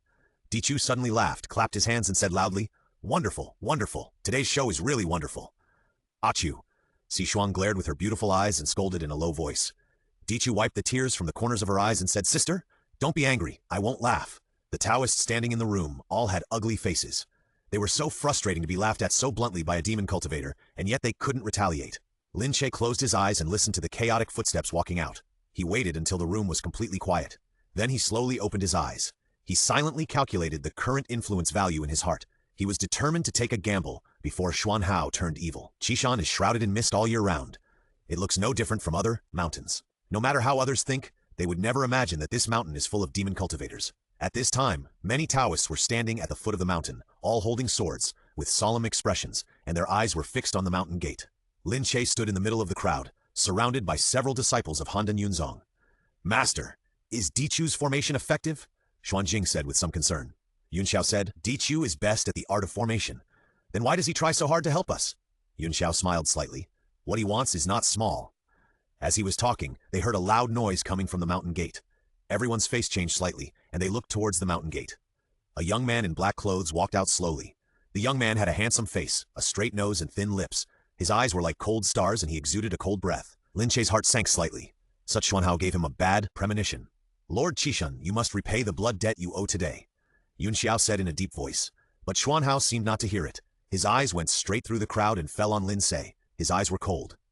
Master, I finally found you. The darkening plot has been triggered. The current mission target's influence value is 1600, and Bai Yuguang's achievement points are 3200. In order to ensure your safety, the influence value must reach 2000 before your body functions decline. Lin Ce's heart skipped a beat, knowing that he had misunderstood him, thinking that he had betrayed him and led others to encircle Qishun. Why is this devil so arrogant? Does he think he can fight us alone? Someone said dissatisfiedly. Xuanhao stood there with his hands behind his back, with a bit of arrogance between his brows, looking down at everyone, as if they were just insignificant ants. Aq, are you sure about your formation? Shuang looked a little worried. Dichu's eyes sank. 50%. This formation is the one that trapped Xuanhao in his previous life. He has devoted himself to studying this formation for many years, and can say that he has mastered it to perfection. Shuang's heart calmed down a little. 50% is not too outrageous. Suddenly, complicated talismans appeared on the ground under Xuanhao's feet. The golden light was so bright that people could hardly open their eyes. The talismans slowly floated up in the golden light and turned into cold chains that quickly attacked him. Xuanhao's face sank, and he looked at his hands and feet that were instantly bound. His eyes were deep and cold, and he looked straight at Lin Ce. Master, do you want to kill me? Lin Ce just opened his mouth to deny, but saw Yunxiao handing the Qingyi sword into his hand. He suddenly felt like crying but had no tears. Now he couldn't explain himself, even if he was right. Thinking of Xuanhao who had turned evil in the black illusion, he couldn't help but shudder. Xuanhao closed his eyes slightly, as if he was suppressing something. When he opened his eyes again, there was a creepy coldness in his eyes. Black mist began to slowly surge around him. Yunxiao's face changed drastically when he saw this. Hold your breath. Everyone has witnessed the power of this black fog, and they have mobilized the spiritual power in their bodies and silently recited the spells, for fear of being killed by the black fog. There was a faint trace of cold sweat on Dichu's forehead. It can be seen that bearing such a huge formation is indeed very depleting of spiritual power. A trace of ruthlessness flashed in his eyes, and he could only fight quickly and decisively. The cold chain wrapped around Xuanhao's body tightened instantly, with such great force that even the leg joints were slightly deformed. Along with the teeth-grinding squeezing sound, countless cold air turned into sharp blades and attacked Xuanhao's limbs in unison. A faint smell of blood began to fill the air. Dichu's face was pale, and his body was shaking slightly. He knew that if he couldn't kill him with one blow, he would be the one to die. Lin Ce was anxious and wanted to fly forward with his sword, but Yunxiao grabbed his wrist. Brother, now is not the time for you to show up. The former leader of Handan Yun sect killed his relatives for the sake of justice at the end. Only in this way can Handan Yun sect save its reputation. Lin Ce thought that this man was really obsessed with Handan Yun sect. The golden light gradually dissipated, and a dark figure slowly walked out of it. He is not dead yet. What should we do? This formation can't do anything to him. His cultivation has improved in this life. Xuanhao's robe had been torn by the cold blade, and there was faint blood seeping out. It seemed that he had suffered a serious injury, but he seemed to feel no pain and didn't even frown. He slowly walked towards the crowd. Everyone showed fear on their faces, drew their swords, and prepared for battle. Dichu's breathing was slightly rapid, and cold sweat broke out on his forehead. Seeing this, he couldn't help but cursed inwardly. What a fool! If he didn't run at this time, would he think he wouldn't die quickly enough? Let's go. He decisively took Shuang's hand, set up a simple transformation formation, and was about to leave. Sure enough, a wailing sound was heard over there, and a large number of disciples were lying on the ground, some with broken limbs, and some with their heads separated. Xuanhao's face was gloomy, and he clenched his hands, and the endless sword appeared in his hand. Master, why are you hiding behind others? Come out and see me. Xuanhao's mouth corners raised slightly, but his eyes were cold. Or are you afraid that I will pollute your eyes? Yunxiao said in a deep voice. You also know that you are a filthy thing. The Handan sect took you in, but not only are you not grateful, but you also want to kill your fellow disciples. If your master doesn't kill you, it will be against the will of heaven. Xuanhao's smile faded, and a layer of frost seemed to cover his eyebrows. He slowly raised his left hand and then clenched it in the air, and the spiritual power turned into a cold current and attacked Yunxiao. Yunxiao was still struggling, his face flushed, and his neck was entangled by the spiritual current like a snake. Xuanhao had a light smile on his face and moved his left hand to the right, and Yunxiao was thrown to the ground fiercely. Only Lin Ce and Xuanhao were left face to face. Xuanhao pointed the sword in his hand at Lin Ce's Qinghe sword, raised the corner of his mouth slightly, and slowly said, Aren't you going to kill me? What are you still standing there for? No. Xuanhao's smile froze, and he said coldly, What tricks are you playing again? The author has something to say. 1. 9, Ling 17488. This is the group number. It is written like this to prevent it from being swallowed by Jinjiang. It feels like the secret code of the underground party. Covering face and laughing, Lin Ce said in a bitter voice, I don't want to kill you. I saw Xuanhao raised his eyes and looked straight at me, with an ambiguous smile on his lips. This is not important anymore. Before Lin Ce could react, he felt his eyes go black, his brain went blank, and then he lost consciousness. Xuanhao reached out to support Lin Ce, who was about to fall, and his left hand slowly stroked his fair face, saying softly, Anyway, you will never be able to leave me. When Lin Ce opened his eyes, he heard the sound of dripping water. He slowly looked around and found that this was actually the water prison that appeared in the illusion. He tried to move his body, and heard the sound of iron, chains colliding. His hands and feet were tied tightly, and he couldn't move at all. Lin Ce struggled for a moment. His breathing gradually became rapid. He bent down slightly, and a dull cough sounded in the water dungeon. He knew that this was a sign of the gradual decline of his body functions. The stone door was slowly opened, and a dark figure slowly walked in. Lin Ce squinted his eyes and looked at it, thinking that it was exactly the same as the fantasy in his dream, except that he had changed from a bystander to a witness. Xuanhao walked slowly to Lin Ce with a cold smile on his lips.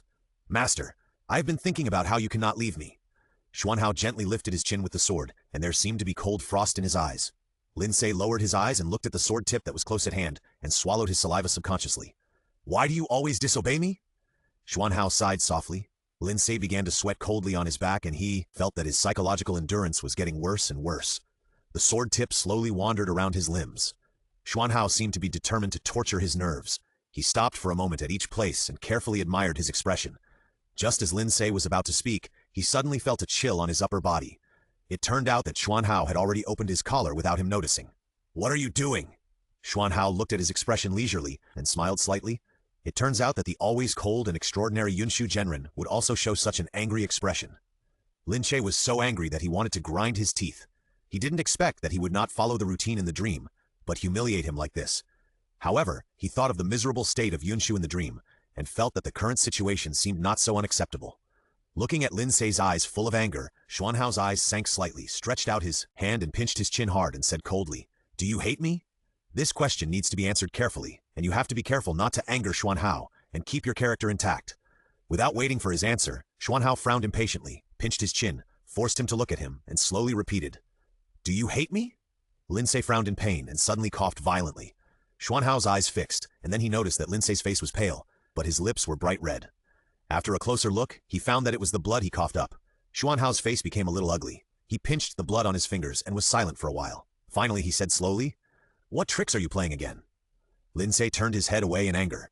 At this time, his skin was pale, his lips were bright red, his black hair was wet and draped over his shoulders, his eyelashes were trembling, and he looked fragile and vulnerable. Xuanhao's eyes sank slightly, and he put his hand on his wrist, feeling the chaotic spiritual power in his body, and then his face changed. Xuanhao raised his sword to split the iron chain, and Lin Ce's legs suddenly went weak, and he was about to fall to the ground. He immediately reached out to support him, and felt the thin back of the person in his arms, and his expression was stunned for a moment. Xuanhao gently stroked the thin sweat on his forehead with his fingertips, then slowly picked him up and walked out of the water prison.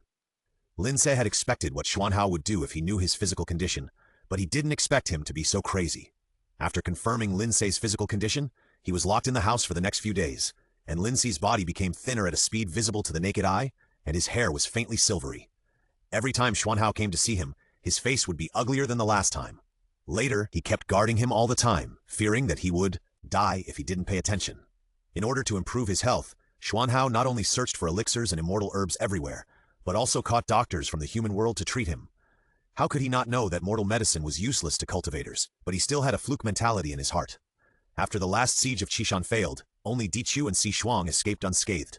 Yun Xiao was seriously injured and unconscious. Handan's sect suffered heavy losses. Dichu revealed his ambition, and began to incite the demon cultivators below to rebel. The situation became turbulent. Xuanhao noticed the abnormality but chose to turn a blind eye, and his heart was all on Lin Ce. Days passed slowly, and Lin Ce had a premonition that something big was going to happen. That day, he sat by the plan and unconsciously stroked Feng Li's head. He was still wearing a white robe, but the robe was too big for him. Suddenly, he felt someone behind him slowly hugged his body, and his chin rested on his head and gently stroked it. Xuanhao? A faint nasal sound came from behind. Lin Ce frowned, and he smelled a very faint smell of blood, although it was very faint, but it still couldn't escape his nose. Are you injured? He was about to turn around, but was stopped by the person behind him. It's okay, Xuanhao whispered. Master, let me hold you for a while, okay? Lin Ce had never heard him speak in such a tone before, and his heart softened immediately, and he obediently let him hold him. Xuanhao reached out and slowly grasped his slender wrist, his eyes slightly closed with a faint smile on the corner of his mouth. "Master, your bones hurt me." Lin Ce had realized something at this time. His nose was sore, but he still forced himself to say coldly, "Are you disliking me? I will never disliking Master." At this time, the outside was already a sea of blood. The demon cultivators were divided into two factions and fought each other. The faction led by Di Chu rushed into the inner mountain and was fighting with the demon cultivators of Xuanhao's faction. The shouts of killing shook Qishan. Lin Ce felt a slippery touch on his hand, and his face changed slightly. He looked down and saw a large piece of blood on his hand, which stung his eyes. Xuanhao? With Xuanhao's cultivation level, it was impossible for him to be defeated. The only possibility was that he had made up his mind to die. As for the reason, Lin Ce knew it clearly. The shouting and killing outside were getting closer and closer, and Lin Ce's heart sank. "Don't worry, Master. They won't disturb us." Xuanhao gently kissed the top of his head with a faint smile on his lips.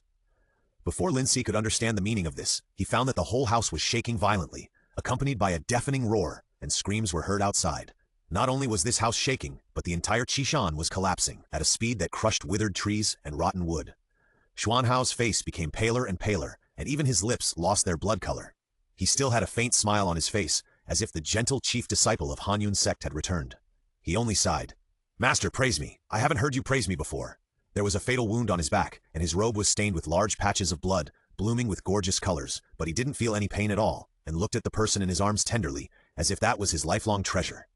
Lin Ce felt as if his heart was being pulled tight and painful. After a while, he heard himself say in a hoarse voice, "The person in the mirror is you." After speaking, he suddenly felt the body of the person behind him stiffen, as if he was stunned in place. After a while, Lin Ce felt that the person behind him hugged him tightly, as if he wanted to melt himself into his bones and blood. "I'm very happy, even if what Master said is a lie. I'm very happy." Xuanhao tried hard to suppress his emotions, but still couldn't cover up the trembling of his tone. "It's true." Lin Ce turned his head and gently kissed his cheek, saying, "Everything I said is true." "Congratulations to the host. The mission object's influence value has reached 2,000, meeting the conditions for going to the next world." The long-lost mechanical cold voice slowly sounded in my mind. The house was shaking more and more violently, and broken wood kept falling down. Xuanhao protected Lin Ce in a completely protective posture, unwilling to let him bear any more pain. "Master, no matter where you go, I will accompany you." "I know." A tear slowly slid down the corner of Lin Ce's eyes, and he said in a bitter voice, "I will accompany you too. Until you don't need me." The author has something to say. The arrogant world is over. Mimi feels it is necessary to say that not every world is a dead escape, but the ending is developed according to the personality and background of each task object. P.S. The next world is lust, and I seem to hear someone say that I am short. Humph, I will update twice the day after tomorrow. As for why it is not tomorrow, everyone knows. The night is getting deeper, the sky is full of cold stars, and the lights in Prince Huai's mansion are bright. Several maids holding wooden basins hurriedly walk through the corridor, lowering their voices and whispering. The young prince has made a big fuss this time. His Majesty is so angry that even concubine Wei was scolded when she tried to persuade him. It's okay for the young prince to act like a fool, but he chose to provoke the master of the imperial court. The master is such a person, how could he be a homosexual? Not to mention that he used such a despicable method. "You are going to die. How can you say that?" Another maid scolded in a low voice. The scolded maid bit her lip in grievance, but she also knew that what she said was right. If someone with ulterior motives caught her and passed it to the young prince's ears, she felt a chill when she thought about the consequences. When she turned the corner, she saw a tall man standing under the eaves. "Master Chongqing." All the maids stepped forward and saluted. The man named Chongqing wore a high crown, had a handsome face and deep facial features. He was actually a foreigner. He was dressed in a narrow-sleeved green shirt with a short knife on his waist and looked like a guard. As soon as he took the wooden basin from the maid, a tender moan suddenly sounded in the room. The maids blushed immediately. Although they lowered their heads, they couldn't help but glance into the room. "You go down first," Chongqing said in a deep voice. There was nothing unusual in his tone, but if the maid looked up at this time, she would find that his ears were slightly red. Another ambiguous moan sounded, and the sound seemed to have a soft thorn, which made people's hearts itch. If they were not strong enough, they would not be able to control themselves at this time. Chongqing stepped into the room and slowly closed the door, isolating the maids from the outside.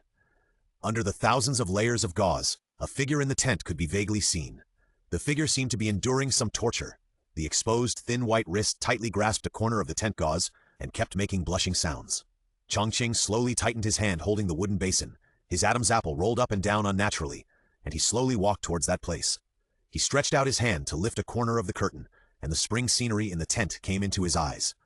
The person in the tent had his eyes tightly closed. His eyelashes trembled slightly. His bright red lips unconsciously opened slightly. There was a cinnabar mole at the end of his eyes. A few strands of black hair were wetted by a thin layer of sweat, sticking to his fair cheeks, and his eyebrows and eyes seemed to be stained with a thin layer of red. "Your Highness!" Chongqing slightly shifted his gaze and called softly. "Ah!" The person in the tent slightly raised his thin white neck. A faint moan leaked out of his mouth, and his legs unconsciously clamped the brocade quilt. Lin Ce was almost driven crazy by torture at this time. His whole body was hot as if on fire. Bathing still did not relieve him. He did not know when the effect of the medicine would wear off. His current identity is the Prince Huai, the younger brother of Emperor Zhengde of the Dayu dynasty. He is called Ni Yu. He has been weak and sickly since childhood. He is unlearned and cruel. However, Emperor Zhengde Nisu dotes on him, which makes Ni Yu more and more unscrupulous. People in the court all shake their heads and sigh when they mention this little prince. This little prince has had a habit of homosexuality since he was a child. Nisu also turned a blind eye to it. He never thought that he would set his sights on the national teacher and even wanted to drug the national teacher. As a result, he suffered the consequences and became what he is now. Chongqing soaked the soft towel with water, looked at the face of the person in the tent, paused and whispered, "Your Highness, I'm sorry." Lin Ce closed his eyes and only heard the hazy words. He didn't know what he said in response. He only felt that his thin shirt was slowly untied, and then a refreshing coolness came. "Continue." Lin Ce relaxed his brows and said hoarsely. Hearing this, Chongqing paused and then slowly wiped again. Lin Ce's eyelashes trembled slightly, and he felt that the burning sensation in his body had subsided a little, so he relaxed and fell into a deep sleep. The people of Dayu dynasty all believed in gods, and the national teacher who was closest to the gods carried their fanatical beliefs. When the national teacher appeared at the annual sacrifice, the streets were crowded with people, all to see the national teacher's face. And this generation of national teacher Fu Ling was the most popular among the people, and even Emperor Zhengde was in awe of him. The Lingshu Terrace is located deep in the palace. It has always been the residence of the imperial masters of all generations. Outsiders are forbidden to set foot there, not even the emperor. The moonlight is slightly cool, and it sprinkles on the winding corridor of the Lingshu Terrace. There is a purple figure sitting on the ground under the corridor. The man is wearing a wide-sleeved crimson-purple robe with intricate silver patterns on the lapels. He wears a half-silver mask on his face, revealing only his white chin. A chessboard is placed in front of the man. He picks out a white piece with his slender fingers and slowly places it on the chessboard. The white piece is unstoppable all the way, but the man has no extra expression on his face. He just casually casts his eyes to the green pool in front of him. In the mist, one can see that the surface of the pool is reflecting a spring scene. The reflection of a beautiful and delicate boy was seen on the surface of the pool. The boy was lying in soft gauze. His skin was as white as jade. There was a cinnabar mole at the corner of his eye. His lips were as red as blood, and his eyelashes fluttered slightly, as if he was a black-tailed butterfly spreading its wings to fly, and his charm was as fascinating as the legendary mermaid. The man seemed to have seen something interesting, and he supported his chin with his hand, and the fingers of his other hand gently tapped on the chessboard. Suddenly, footsteps were heard in front of the corridor. The man slowly picked up a piece and threw it into the pool casually, causing ripples. In a short while, the original picture disappeared without a trace. "Master, Imperial Master!" A priest in white came forward to salute, and then stretched out his hand to hand over the red gold foil in his hand, and whispered, "Please take a look at the invitation from the palace." While speaking, the priest carefully glanced at his expression. Who knew that this banquet was an apology banquet set up by Emperor Zhengde for his brother, and King Huai would definitely attend? Fu Ling took the red sticker, glanced at it casually, and placed it on the chessboard, his expression indifferent. "Got it." The priest was a little unsure of his meaning after hearing his answer, but his words had been conveyed, so he stopped talking, bent down, and slowly retreated. After the people left, Fu Ling looked at the endgame in front of him, with a complex light in his eyes. Lin slowly opened his eyes and saw the sky-blue tent ceiling. His mind was a mess. He had just come to this world and encountered such a ridiculous thing. Now his body is slowly recovering. Suddenly, a cold voice sounded in his mind. Is the host awake now? It took Lin Ce a long time to react that it was the voice of the system. But the system usually wouldn't communicate with him when there was nothing to do. Why did it suddenly talk to him? Before he could recover from his shock, he heard the system continue. The world background has long been implanted into the host's brain information. The host's current personality is sickly and attractive, and the target of the strategy is lust. I wish you a successful mission. I understand. It means the inner and outer temperament, right? The system remained silent again, apparently letting him figure it out on his own. Your Highness? Chongqing walked over to help Lin Ce up and said softly, "Someone from the palace has come to take your Highness to the banquet." Chongqing was originally rescued by the young prince from the Yiren Pavilion. Since then, he has been serving by his side as a sword-bearing guard. It can be said that he is loyal to him. Lin Ce also relaxed and let him put on his clothes and serve him. Because the country of Dayu was powerful, the imperial palace was also built magnificently, with red pavilions and carved railings, jade towers and golden palaces, a scene of luxury. A carriage with a black and green canopy was moving slowly on the palace road, and a man in green with deep facial features was sitting outside the carriage. Suddenly, a deep low cough sounded in the carriage, and Chongqing whispered, "Prince, are you okay?" A slender white wrist stretched out from the carriage, slowly opened the curtain, revealing the thick and white face. Lin Ce was wearing a red auspicious cloud robe. Such a bright color seemed to be born for him, and the snow-white fox fur was gathered on his body, making him look even thinner. "How long will it take?" He covered his sleeves and coughed softly and said slowly, "Soon." Lin Ce nodded slightly and returned to the carriage. Chongqing was afraid that the people in the carriage would be impatient, so he raised the whip and the carriage instantly sped up. The carriage gradually drove to the front of the 7-story palace, and suddenly a group of priests in white clothes and silver masks appeared in front of them, carrying a sedan chair. Under the heavy curtains, one could vaguely see a purple figure sitting cross-legged on the sedan chair. Chongqing's face sank slightly, and he whipped the horse hard and was about to drive past it quickly. Lin Ce almost staggered in the carriage. The wind gently lifted a corner of the curtain. He looked up and met a pair of eyes as dark as cold stars. The curtain slowly flew up, and the person sitting on the sedan chair was dressed in purple, with a silver mask on his face, looking straight at him. Lin Ce understood in his heart this must be lust. The author has something to say. Lust is the abstinence of the state master, not the kind of stallion you imagine. It needs our little Cece to tease step by step and activate the potential attributes. I promise to update twice tomorrow, but I can't do it and eat shit live. The vermilion beams in the main hall stand in the front, back, left and right with delicate patterns carved on them. The crane-style incense burners rise up with curling green smoke, and maids shuttle between them from time to time, as if in a fairyland. The court officials all sat on the ground with a square table in front of them, on which were placed fine wine and delicacies, and the room was bustling with people. As soon as Lin Ce stepped in, he felt that everyone's eyes were looking at him. Even though he knew that this perverse little prince was born with a good appearance, he still saw a trace of surprise in his eyes when he saw him. The man was wearing a red robe and a white cloak. His white face was buried in the fox fur. His pointed chin was pale. A little cinnabar hemorrhoid under his eyes added a bit of color to this sick face. Lin Ce's eyes fell on the silent purple figure in front of him, his peach blossom eyes slightly raised, and his face was smiling. Everyone watched Lin Ce slowly sit down beside the man, and they were secretly anxious. They looked up at Emperor Zhengde above, hoping that he would speak up to stop him. But Emperor Zhengde, Nisu just looked at Lin Ce, pursed his thin lips, and remained silent. Concubine Wei, who was sitting on the side, had a complicated expression and bit her lower lip. The emperor was too indulgent and doting on this younger brother. A few days ago, she just said something about King Huai, and the emperor punished her to be grounded. She was ignored for more than half a month, which made those people in the palace laugh. Lin Ce took off his cloak and handed it to Chongqing, who was standing beside him. He lifted his robe and sat down. Looking at the silent Fu Ling, he smiled softly. "The grace of the state teacher, I will never forget for a long time." Fu Ling did not even raise his eyelids, slowly shaking the sake in the silver cup, his expression cold. "Your Highness, you are too kind." The faint scent of sandalwood lingered at the tip of his nose. Lin Ce's eyelashes trembled slightly, and he said in a hoarse voice, "You smell so good." As soon as these words came out, everyone's faces were a little ugly. How could this little prince be so ignorant and keep provoking the state teacher? I wonder if even Emperor Zhengde would give him some ground. Seeing that Fu Ling finally set his eyes on him, Lin Ce raised his lips with satisfaction, and his lust was still in a sultry tone. "Your Highness may be talking about this thing."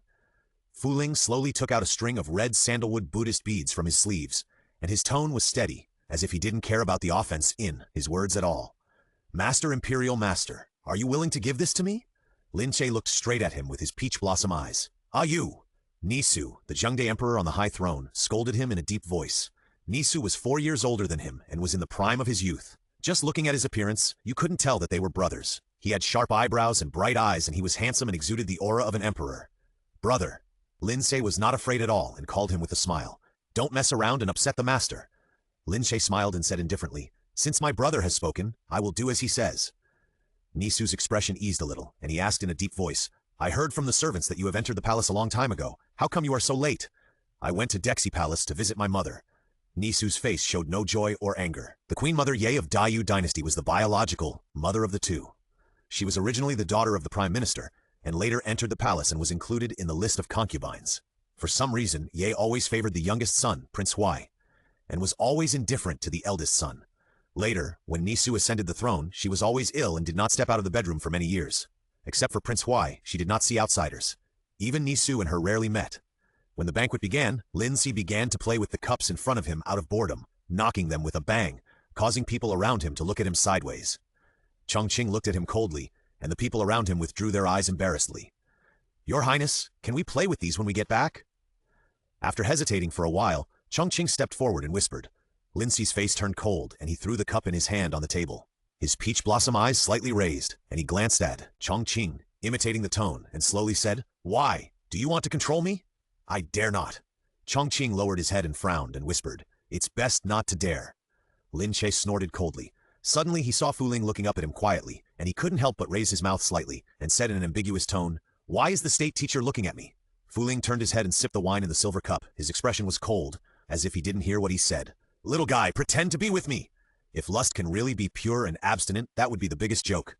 When the banquet was halfway through, a middle-aged official with a big belly stood up and said, "Your Majesty, I have a beautiful dancer in my family, and I brought her here to dance for you to entertain you." Nisu nodded nonchalantly. "Announce." The official was overjoyed and clapped his hands, motioning the people waiting outside to come in. A woman wearing a soft yellow gauze skirt, with charming eyes and beautiful looks, walked in. The dancer was as light as a swallow and danced gracefully. She danced to the sound of stringent instruments, the silver bells in her hands rustled, and her shoulders were about to be exposed, and most of the guests stared at her. In such an erotic scene, Fu Ling did not even raise his eyelids, and slowly pinched the red sandalwood Buddhist beads in his hand. If Lin Ce had not known his background, he would have almost believed it just by looking at his appearance. Master Imperial Master has great self-control. Lin Ce pretended to sigh. Living beings are full of lust, and lust is a disease. Only by eliminating lust can one correct one's mind. Lin Ce curled his lips in disapproval. Only a ghost would believe his words. Let's see how long you can pretend. He raised the wine in the glass and drank it all in one gulp. The transparent liquid flowed from his Adam's apple to his collarbone. The scene was full of imagination. Fu Ling slightly turned his head to see this scene, and lowered his eyelashes to hide the gaze in his eyes. Just as everyone was watching intoxicated, suddenly a sharp blade suddenly shot out from the dancer's sleeves, and a cold light flashed, stabbing directly at Nisu. Some people in the crowd also rushed out with sharp blades to attack the officials. Seeing this change, everyone was shocked and fled. "Help! Hurry up and save the emperor!" A secret guard responded and fought with the female assassin. The crowd was in chaos, with screams and the sound of tables and chairs overturned everywhere. Fu Ling was still sitting quietly by the side, drinking the sake in his cup slowly, as if everything around him had nothing to do with him. "Your Highness, stand behind me." Chongqing held the cold blade in his hand, looked around with a vigilant look, and said in a deep voice. Lin Ce was about to respond, but suddenly he caught a glimpse of something, and his pupils shrank. He saw an assassin holding a sharp blade attacking Fu Ling. In a flash, an idea came to his mind, but he didn't have time to think about it, and his body had already reacted. The crisp sound of piercing clothes slowly sounded, and Lin Ce felt a sharp pain in his lower abdomen. Fu Ling looked at the boy lying in front of him, but because of the silver mask covering his face, he couldn't see the expression on his face. "Congratulations to the host. The mission target's influence value is 200, and the Baiyueguang achievement score has reached 400. Lin Ce's face was pale, his eyes were tightly closed. He had been teasing for so long, but lust was not moved. It seemed that the simple and rough method was still effective. However, the influence value only increased a little. It seemed that lust was a bit difficult to deal with. "Your Highness!" Chongqing saw that he was injured, and his face suddenly changed. He solved the entanglement with the assassin in a few moves and rushed over quickly. There was still blood from the assassin on his face. His hair was slightly messy, and his chest was heaving. He reached out to help Lin Ce up. A white and slender hand grasped his wrist and stopped his movement. "You will aggravate his injuries." Chongqing looked at the state teacher in front of him, pursed his lips, and finally had to slowly withdraw his hand. I saw Fu Ling whispered something to the priest beside him, and the priest bowed his head and presented an exquisite porcelain bottle. Fu Ling slowly took out a snow-white medicine from it and gently put it into Lin Ce's bright red lips. Not sure if it was his illusion, Chongqing always felt that the finger of the state master was caressing the prince's lips intentionally or unintentionally. He looked at the face of the state master, only to see that his face was dull and dignified. He had to kill this thought and warned himself not to think too much. How could the state master be that kind of person? After the secret guards completely dealt with the assassin, the banquet that was just full of drums and music was now in a mess. Everyone's face was pale, especially the man who presented the dancer just now. He was kneeling on the ground and trembling, fearing that he would lose his head. Nisu noticed the movement here, walked slowly with a gloomy face, and said coldly, "How are you?" "I have given him medicine. There is nothing serious, but Prince Huai is weak and needs to be recuperated quietly." Fu Ling's eyelashes drooped slightly, looking at the thin boy in his arms, and replied lightly. Nisu nodded slightly, his expression eased a little, and looked at Chongqing beside him. "I failed in my duty. Please punish me, Your Majesty." Chongqing stepped forward, knelt on one knee, and said in a deep voice, You are Ayu's man. If I punish you, he will be angry with me again. Ching slowly lowered his head. Nisu was about to ask someone to help Lin Ce up, as it was really inappropriate for him to stay in the arms of the national teacher. Then, he saw the national teacher looking up at him and said lightly, Prince Huai just stepped forward to save me, and he is indebted to me. Please give me a chance to repay the favor, and let me take care of Prince Huai's body until he recovers. The author has something to say. There is one more update today. It seems that I don't need to come to the live broadcast. P.S. Thank you for the landmine from the little angel Qianyu. I cried out loudly, and I thought I was an insulator against landmines. For some reason, this year, the snow has been falling for more than half a month. The whole place is covered with snow. The branches of the locust tree in the main courtyard are shaking under the weight of the snow, and the sound of falling snow is heard from time to time. Wearing a snow-white cloak and holding a gilded hollow hand warmer in his hand, sat on the soft couch and stared at the snow in a trance. It has been 3 days since the last assassin was attacked. Lin Ce was moved to the Ling Shutai to recuperate. In fact, he also knew that it was unnecessary to block the knife for Fu Ling. After all, how could a dignified national teacher be afraid of the danger of swords and knives? And Fu Ling's identity is not as simple as it seems. The Dayu dynasty was founded by the previous emperor, and it has only been more than 100 years. However, Lin Ce knew that Fu Ling had some entanglements with the previous dynasty. As the orphan of the previous dynasty, he became the national teacher of the new dynasty. I wonder how he felt. Chongqing behind him gathered his cloak and whispered, The Imperial Master is back. Lin Ce looked over and saw a tall figure holding a sky-blue oil paper umbrella and walking slowly in the wind and snow. The umbrella holder wore a silver mask and a purple robe with wide sleeves. His black hair was tied loosely with a purple bamboo hairpin. His eyes were as black as ink and beautiful as they could not be described. It was the Fu Ling he had just worn. Fu Ling walked slowly under the eaves, shook off the snow on the umbrella, and then said calmly, Is your Highness feeling better today? The cough today is not as severe as it was a few days ago. Chongqing replied in a low voice. Fu Ling nodded slightly and said lightly, It seems that the medicinal bath cannot be stopped. Chongqing was startled, and then he seemed to realize something. He looked up at the beautiful young man leaning on the couch, and finally slowly retreated. Lin Ce's peach blossom eyes slightly raised, the bottom of his eyes sparkled, and he smiled softly. The sound was as pleasant as beads falling on a jade plate. Fu Ling seemed not to hear his chuckle, and walked forward to slowly pick up Lin Ce from the soft couch and walked into the house. In his arms, Lin Ce was like a weak and boneless little snake, wrapped around his neck, and breathed sweetly in his ears. Why does the state teacher have to come in person? It's the same if you ask Chongqing to come. Fu Ling's eyelashes drooped slightly, looking at the cunning boy smiling in his arms, frowning, and said lightly, Naturally, my things cannot pass through other people's hands. It's just that I don't know if he is talking about Lin Ce or his medicines. Behind the rosewood screen, there was a mist of water. Fu Ling slowly undressed him, revealing his white jade skin. The jade hairpin fell off, and the black hair was scattered on his shoulders, which made his little face look even whiter. When the clothes were completely removed, Fu Ling lowered her eyes slightly, her gaze falling on his exposed skin. What is the Imperial Master looking at? Lin Ce asked with a curved eyebrow, slowing down his tone. Fu Ling remained silent, looked away, took out a porcelain bottle from his sleeve, and poured all the clear liquid inside into the water. The water surface quickly spread into a layer of green.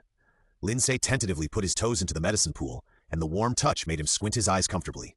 After a sound of water shaking, he immersed his whole body in the pool, leaving only a thick and white face floating on the water.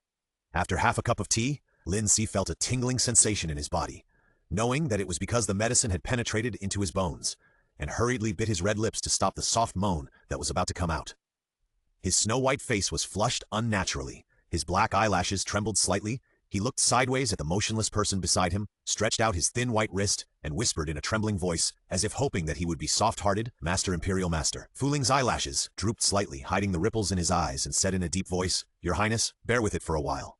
When Lin Ce finished washing, he seemed to be exhausted and let Fu Ling do whatever he wanted.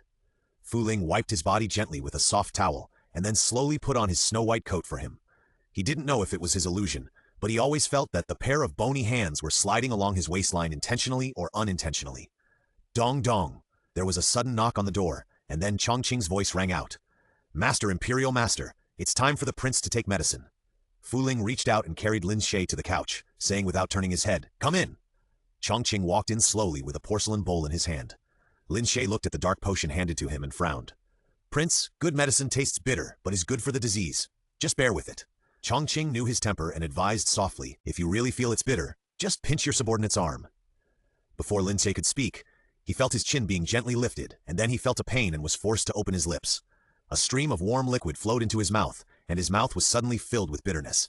He struggled subconsciously, and a dark potion flowed from his lips, forming a strong contrast with his snow-white skin. "What are you doing?" Lin Ce coughed lightly and looked angrily at the man wearing a silver mask. Seeing this, Chongqing stepped forward and patted his back. Feeling his thin shoulder blades, he felt pity in his heart. If only he had stopped it earlier. What about the national teacher? How could he be compared with the prince? Lin Ce was about to speak again, and he felt something stuffed in his mouth again. This time, Chongqing quickly grabbed his wrist and whispered, "Master National Teacher, I respect you as the national teacher, but don't be rude to the prince otherwise." "Chongqing?" Lin Ce suddenly interrupted him.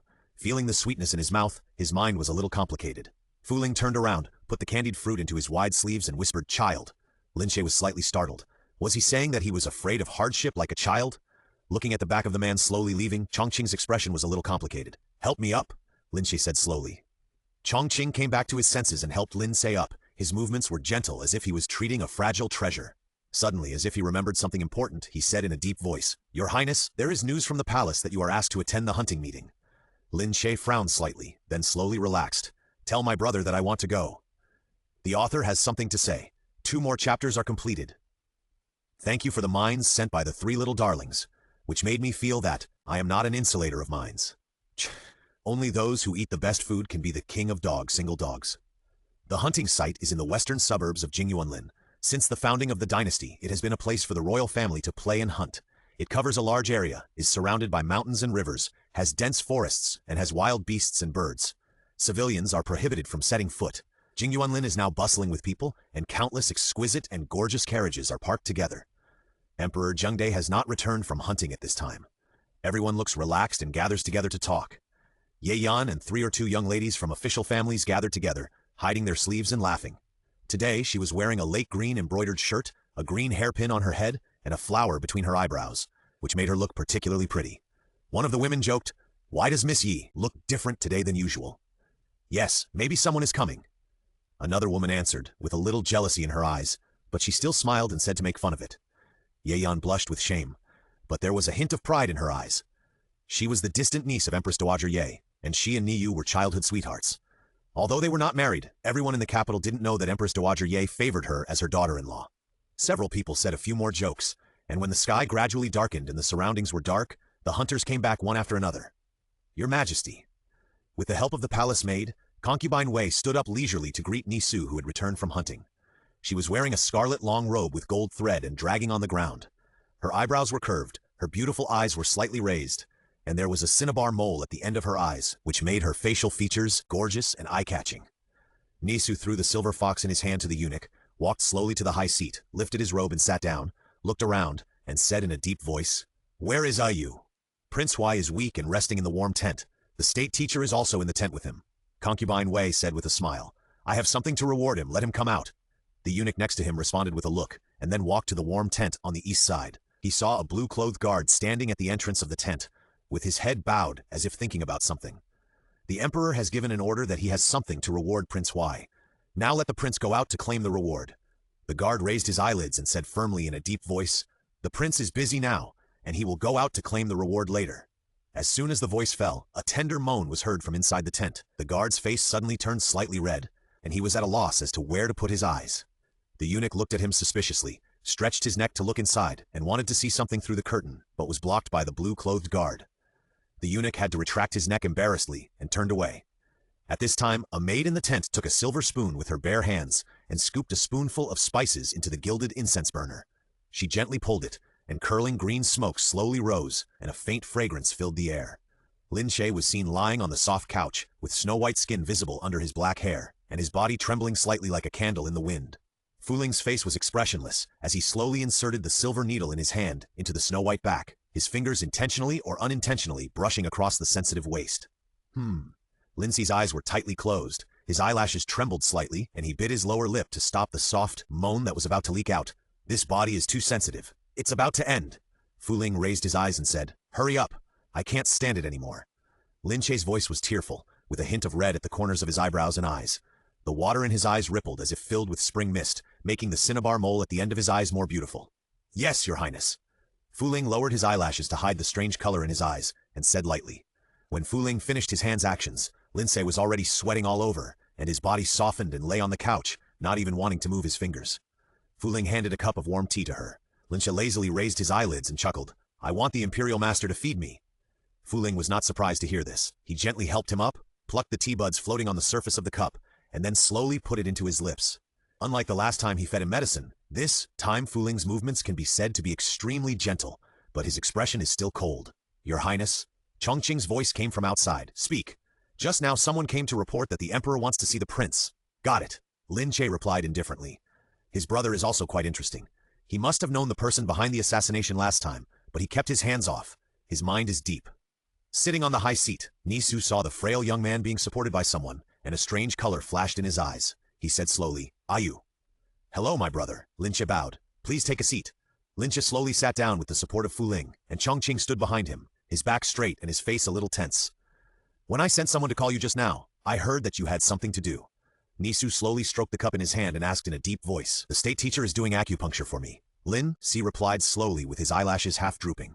Lin Ce nodded slightly, changed the subject and said, I hunted a silver fox with excellent fur.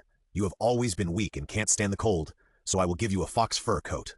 Thank you, my brother. The sky gradually darkened, the bonfire lit up, and the atmosphere gradually became lively. Lin Ce's snow-white face was also dyed with a layer of warm color under the firelight.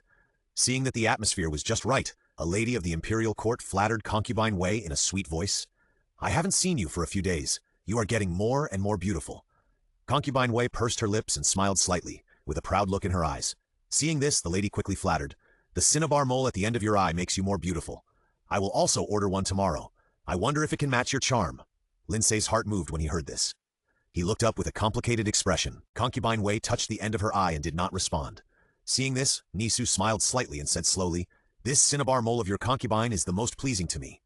As he said, his eyes glanced at Lin Ce vaguely. Scumbag? Lin Ce avoided his gaze and turned his head slightly.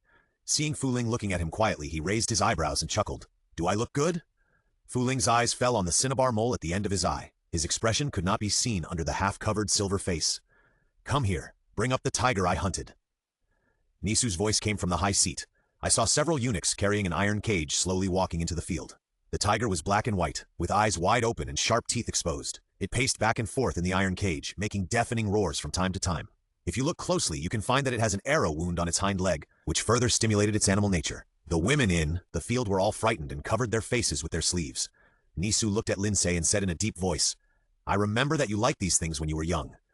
Lin Ce was slightly startled, and then slowly said, Those were all ridiculous things when I was young. I really can't remember them now.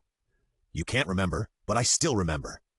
Just when Lin Ce didn't know how to answer, Fu Ling beside him said lightly, Your Highness, it's time to drink the medicine. Chongqing behind him lowered his head and presented the white jade bowl. Looking at the black potion in the bowl, although he didn't like it, he still gritted his teeth, took the bowl, raised his head and drank it all. Fu Ling has been watching his movements. When he saw that he had finished drinking, he took out the candied fruit and fed it to him.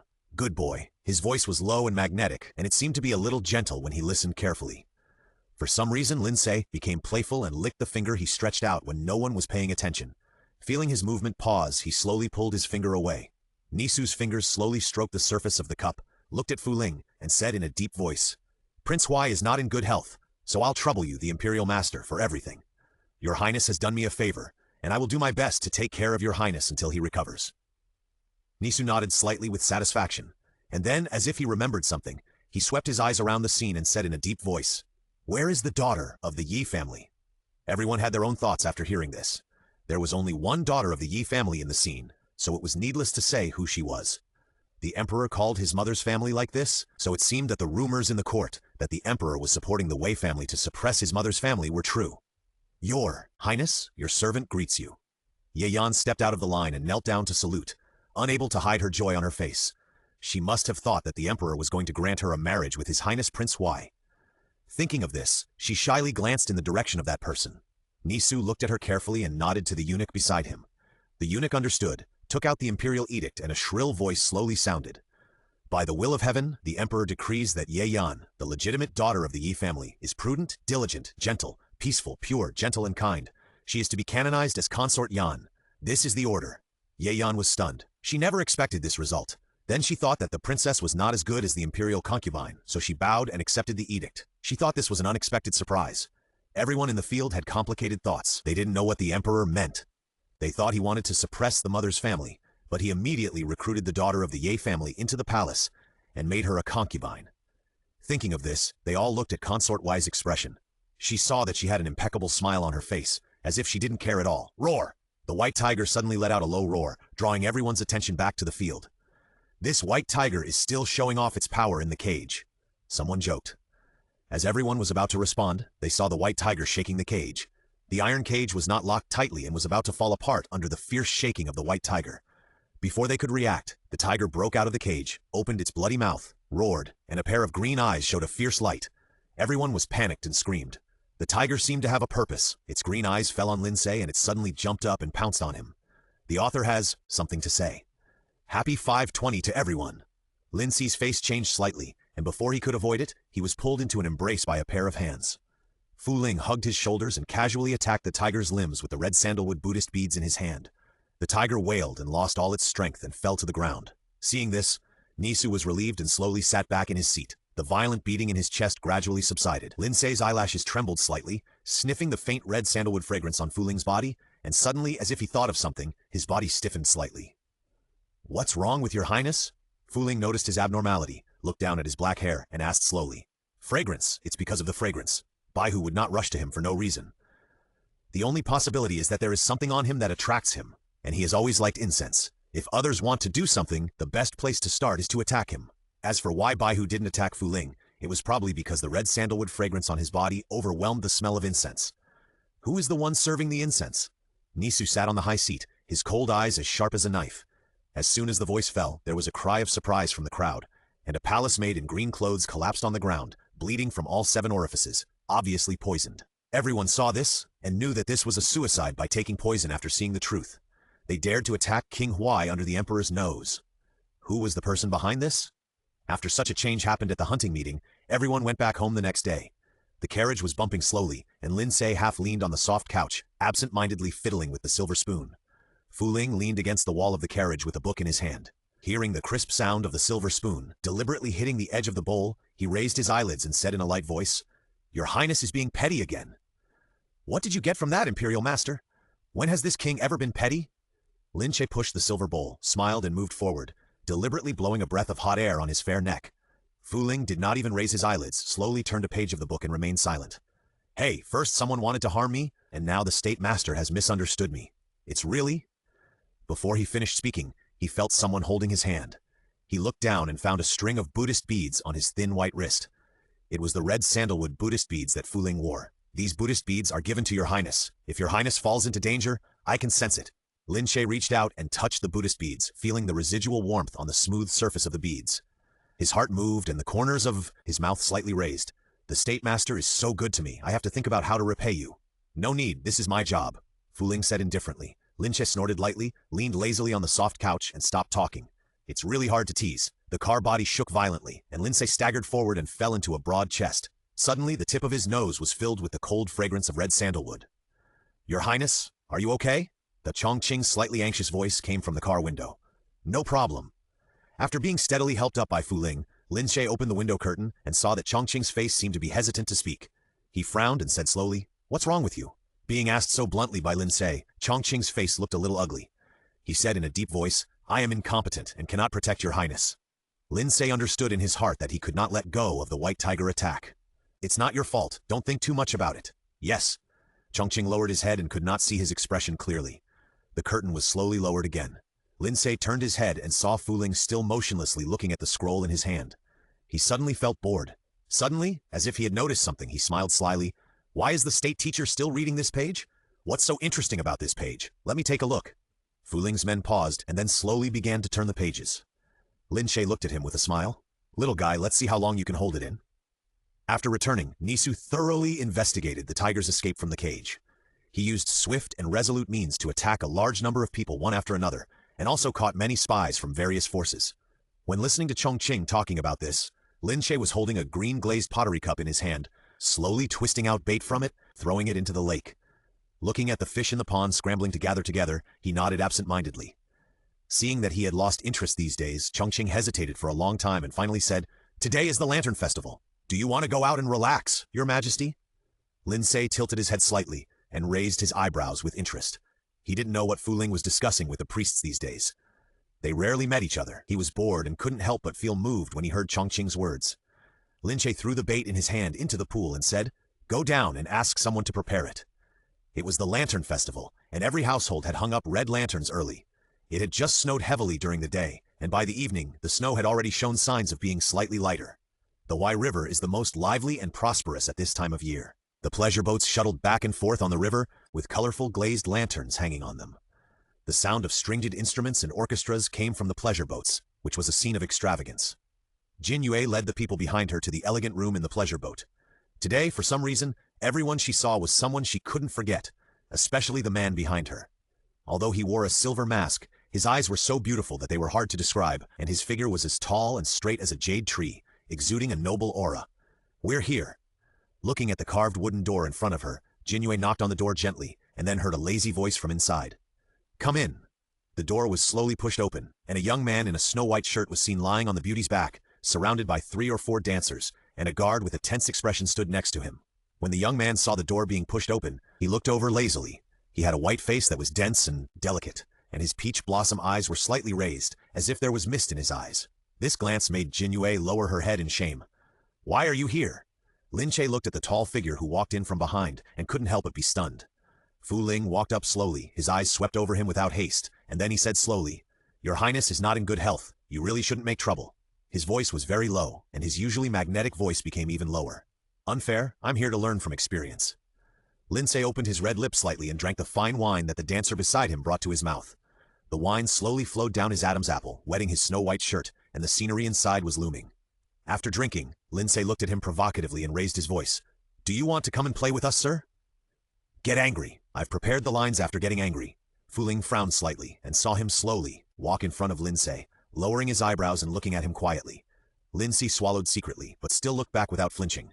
Finally, Fu Ling took action. He took out a silk handkerchief and wiped his body clean one by one, then put the snow-white fox fur on him, and then carried him horizontally and walked out. "Chongqing! What are you still standing there for? Let him let me go!" Lin Ce struggled, but he couldn't move. What a joke! It would be so embarrassing if others saw it. Chongqing lowered his head and rarely obeyed his orders. He followed them out of the pleasure boat, as if escaping. After leaving the pleasure boat, he felt a breeze coming towards him. The streets outside were bustling, the wine shops and tea houses were bustling with people, and the stalls were decorated with all kinds of lanterns, which were dazzling. Lin Ce was finally put down and walked side by side with Fu Ling, while Chongqing followed behind them not far away, responsible for protecting their safety. Because of the Lantern Festival, most people on the street were wearing masks, so Fu Ling blended in without looking out of place. Lin Ce caught a glimpse of the lanterns on the stall, and with an idea in his mind, he went up to buy one. Fu Ling frowned as if he was about to say something, but was interrupted by Lin Ce. "Here you go." Lin Ce handed him a lantern, his peach blossom eyes slightly raised, as if with a hint of a smile. Fu Ling lowered his eyes slightly, looking at the lantern handed to him, wondering what he was thinking. There were already many people releasing river lanterns by the river, and the lotus lanterns were swaying in the water. Lin Ce and Fu Ling stood by the water, watching the river lanterns slowly drifting away. "Where's Chongqing?" Lin Ce seemed to have remembered something, and looked around, but he didn't see him. "I don't know." Fu Ling responded casually without taking it seriously. Lin Ce felt that he seemed to be a little unhappy, blinked his eyes and said in a somewhat mysterious tone, "Guess what I just wished for?" Seeing that Fu Ling was silent, he didn't care, and whispered in his ear, "I hope that the national teacher can like me a little bit." Congratulations to the host. The mission target's influence value increased by 500, and the Baiyuguang achievement score is 1400. I said it was a sultry. Fu Ling's expression could not be seen under the silver mask, and the two of them looked at each other directly. The surrounding children's playful sounds, the drinkers' finger-guessing sounds, and the vendors' shouting sounds seemed to disappear at this time, and only the two of them were left in the world. Lin Ce stretched out his hand and slowly uncovered his silver mask, and Fu Ling did not even reach out to stop him. Lin Ce looked at the face under the mask. Bang! There seemed to be fireworks in the distance, and the colorful fireworks flickered in the night sky, reflected in the river, and reflected together with the two people on the shore. The author has something to say. Small theater. Imperial Master, what are you reading? Why don't you turn the page? Are you listening to someone else talking to me? Are you distracted? Shut up. Just tell me if this chapter is sweet or not. I am the sweet girl myself, justified. The night wind blew into the room from the carved window, and the heavy curtains were slowly opened, revealing the slender figure underneath. The person on the bed had his eyes tightly closed, his black hair scattered on the brocade fur, his feather eyelashes trembled slightly, and from time to time he let out a faint moan from his bitten red lips. Lin Ce felt someone leaning over and kissing him. The person's face was shrouded in darkness, and he couldn't see his appearance clearly, but there was a name in his heart that was about to come out. He had seen the person's appearance before, and he was the only one in the world who had seen it. Woo! The person put his fingers into his mouth and stirred them slowly, watching the silver threads slowly overflow from his lips.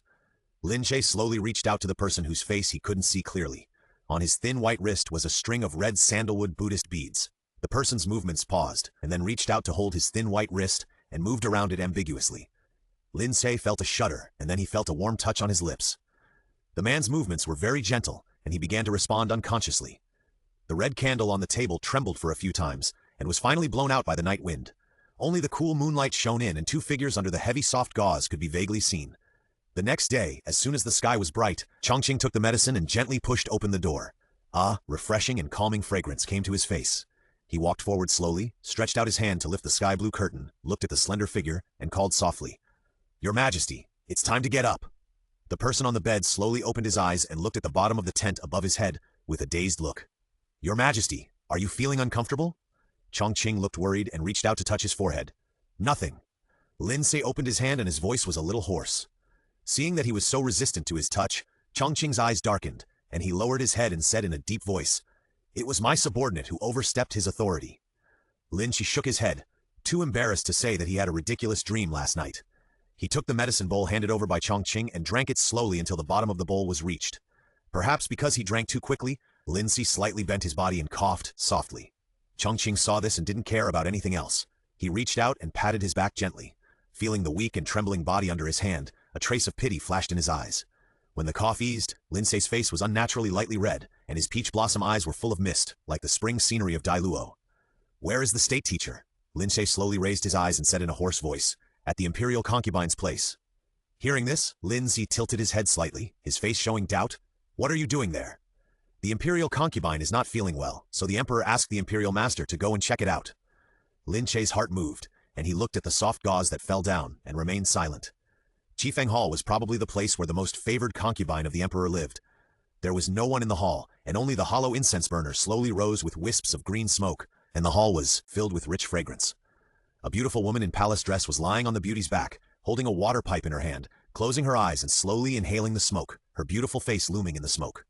It was the imperial concubine Wei Qian, who was now in the prime of the emperor's favor. She looked at the silver-faced man, who was teasing the canary by the window with her eyebrows and eyes, and said softly, "Master, imperial master, you are in a good mood. The emperor has already begun to suspect me, and you still have the leisure to tease this broken bird." Fu Ling nonchalantly teased the canary in the cage with a silver stick. This canary was a tribute from the western regions, and was given to concubine Wei by Lin Ce.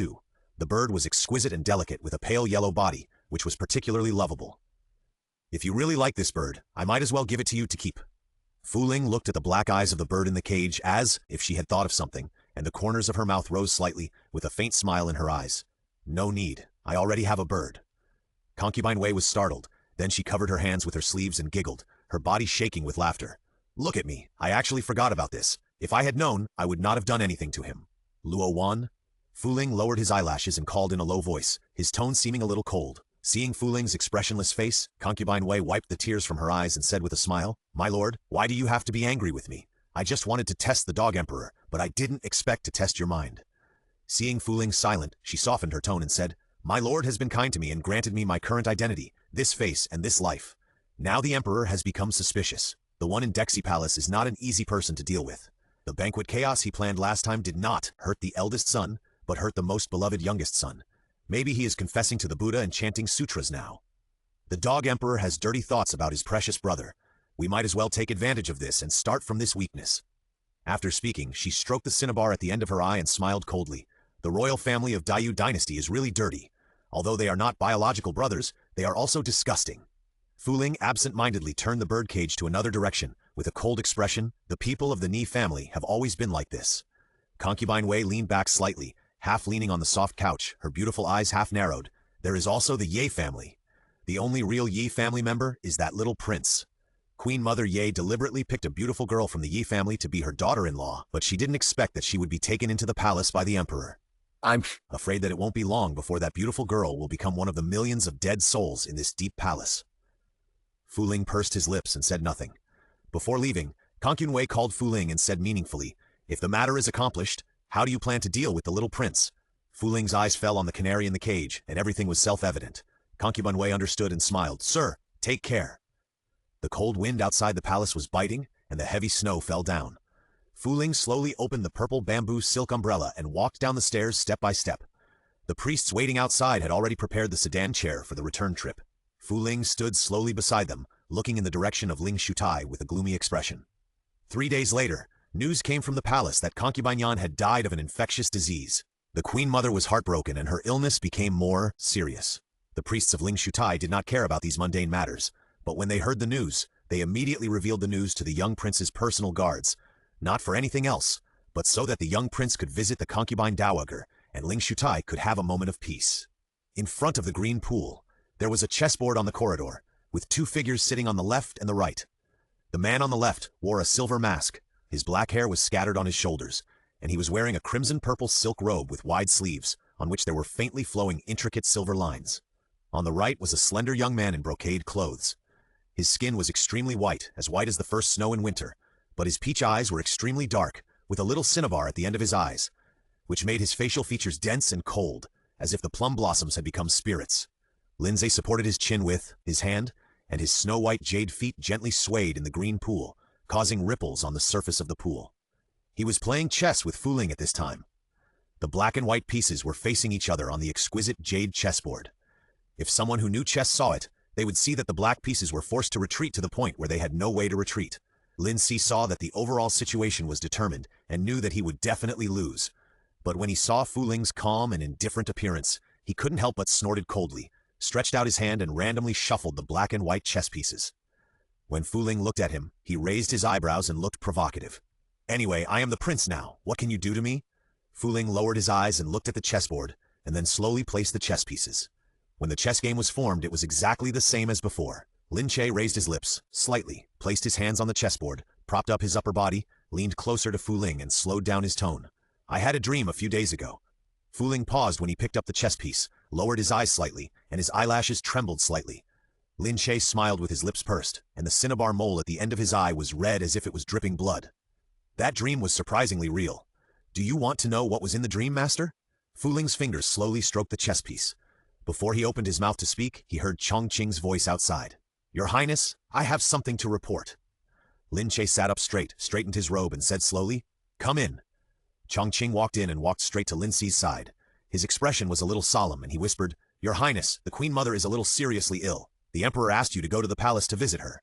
Why did it suddenly become serious? Lin Ce asked suspiciously. Fu Ling looked at the pool, holding the black piece between his slender fingers and tapping the chessboard lightly. It is said that Concubine Yan has passed away. Chongqing glanced at his expression and said softly. Lin Ce was stunned for a long time before he realized who Concubine Yan was.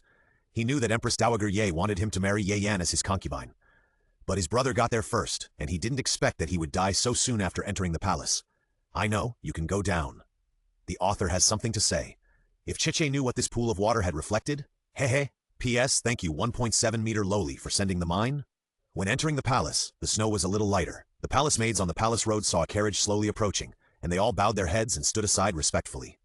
The custom of the Dayu dynasty was that carriages and horses were not allowed to enter the palace, but there was an exception, that is, the delicate and frail little prince favored by the emperor. The doors and windows of Dexy Hall were closed all year round, and the light inside was dim, with a lifeless look. Amid the smoke, a beautiful woman in gorgeous clothes could be vaguely seen kneeling on a mat. The woman looked to be in her early 40s, and was very well maintained. She was wearing a moon-white brocade gown that dragged on the ground.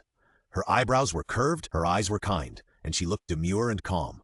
A palace maid stepped forward and hesitated to say, Empress Dowager. Empress Dowager, you looked calm, frowned and bowed to the white porcelain Buddha statue on the stage, and then said indifferently, What's the matter? The prince came to visit you. Empress Dowager Ye suddenly opened her eyes and said in a deep voice, What is he doing here? Didn't I tell him last time not to come to the palace as much as possible? It was the emperor. He said you were seriously ill. Ridiculous! Empress Dowager Yi said sternly, Is he threatening me? The palace maid seemed to be frightened by Empress Dowager Yi's harsh words, and lowered her head and stammered, not daring to answer. Suddenly the palace door was slowly pushed open from the outside, and a young man in a snow-white cloak walked in, accompanied by the whistling cold wind. The young man looked a bit like Empress Dowager Yi, and it was the rumored weak and delicate young Prince Ni Yu. The palace maid took a look and lowered her head. Lin Ce gathered his cloak and walked in slowly with a heater in his hand. You're here? Empress Dowager Yi's complexion had returned to normal, and she was smiling, but if you look closely, you can see that it was a bit forced. I heard that the Queen Mother was ill, so I came to visit her specially. Queen Mother Ye looked at him and smiled faintly. This is nonsense spread by that bastard. Don't listen to other people's nonsense. The Queen Mother is in good health. Lin Ce savored these words in his heart and felt that they were somewhat meaningful, but he did not show it on his face. He smiled and said, Then the Queen Mother must get better soon. Queen Mother Yi's eyes flashed with love. She touched Lin Ce's head and said softly, It doesn't matter whether the Queen Mother is well or not. The Queen Mother just hopes that you can be well. Lin Ce naturally responded softly. The mother and son talked about some intimate things, and finally Lin Ce left. Queen Mother Ye looked at Lin Ce's back with a complicated look in her eyes. The prince is really filial. The palace maid next to her came forward to help Queen Mother Ye up and gently massaged her knees. Queen Mother Ye slowly closed her eyes. Yuer is a good child and the other one is an ungrateful person. At the end she couldn't help but snorted. The palace maid turned pale with fear when she heard this and hurriedly lowered her head. After being in the palace for a long time, she knew that the more you know, the shorter your life will be. Queen Mother Ye looked at her appearance, and after a while, she sighed faintly. It's good to be young, the age of flowers. I remember that I was the same age as you when I entered the palace. At that time, she entered the palace with the honor and favor of her family. In order to consolidate her position and conceive a legitimate eldest son, she took many folk prescriptions and tonics, and then she conceived a baby. Unexpectedly, it was a stillbirth when it was born. Fortunately, when she was pregnant, she heard the imperial physician say that the fetus was unstable, and she had already made preparations for both situations. She replaced the dead fetus with the prepared baby. The mother of that baby was unknown, and it was the best candidate. That baby naturally became his eldest son, the current emperor, Zhengde Nisu. Maid came forward and slowly helped Empress Dowager Ye walk to the inner palace. The heavy curtains fluttered, and Empress Dowager Ye slowly closed her eyes. She remembered the look the child gave Yuer when he was young. Yuer was in poor health, and she was afraid that he would fall and stumble, so she strictly ordered the palace maids not to let the little prince play with other princes. That day, she didn't see Yuer staying in the palace as usual, so she hurriedly followed the palace maid's instructions to the garden. When she got there, she was stunned. She saw her most beloved Yuer sitting on the swing, swinging high, with a pair of dark peach blossom eyes shining, and a look on his face that had never been seen before. Behind him stood a handsome boy, with a faint smile on his lips. He slowly pushed the swing for him and stared at the boy quietly. For some reason, that look made her scalp tingle. She didn't know where the anger came from, so she pushed him away, protecting Yuer behind her, and scolded the palace servants around him for letting the prince, who should have been studying, go out without permission. She was really angry. The boy who was pushed away by him knelt down with a plop when he heard her angry and asked for her forgiveness. But she didn't miss the look in his eyes.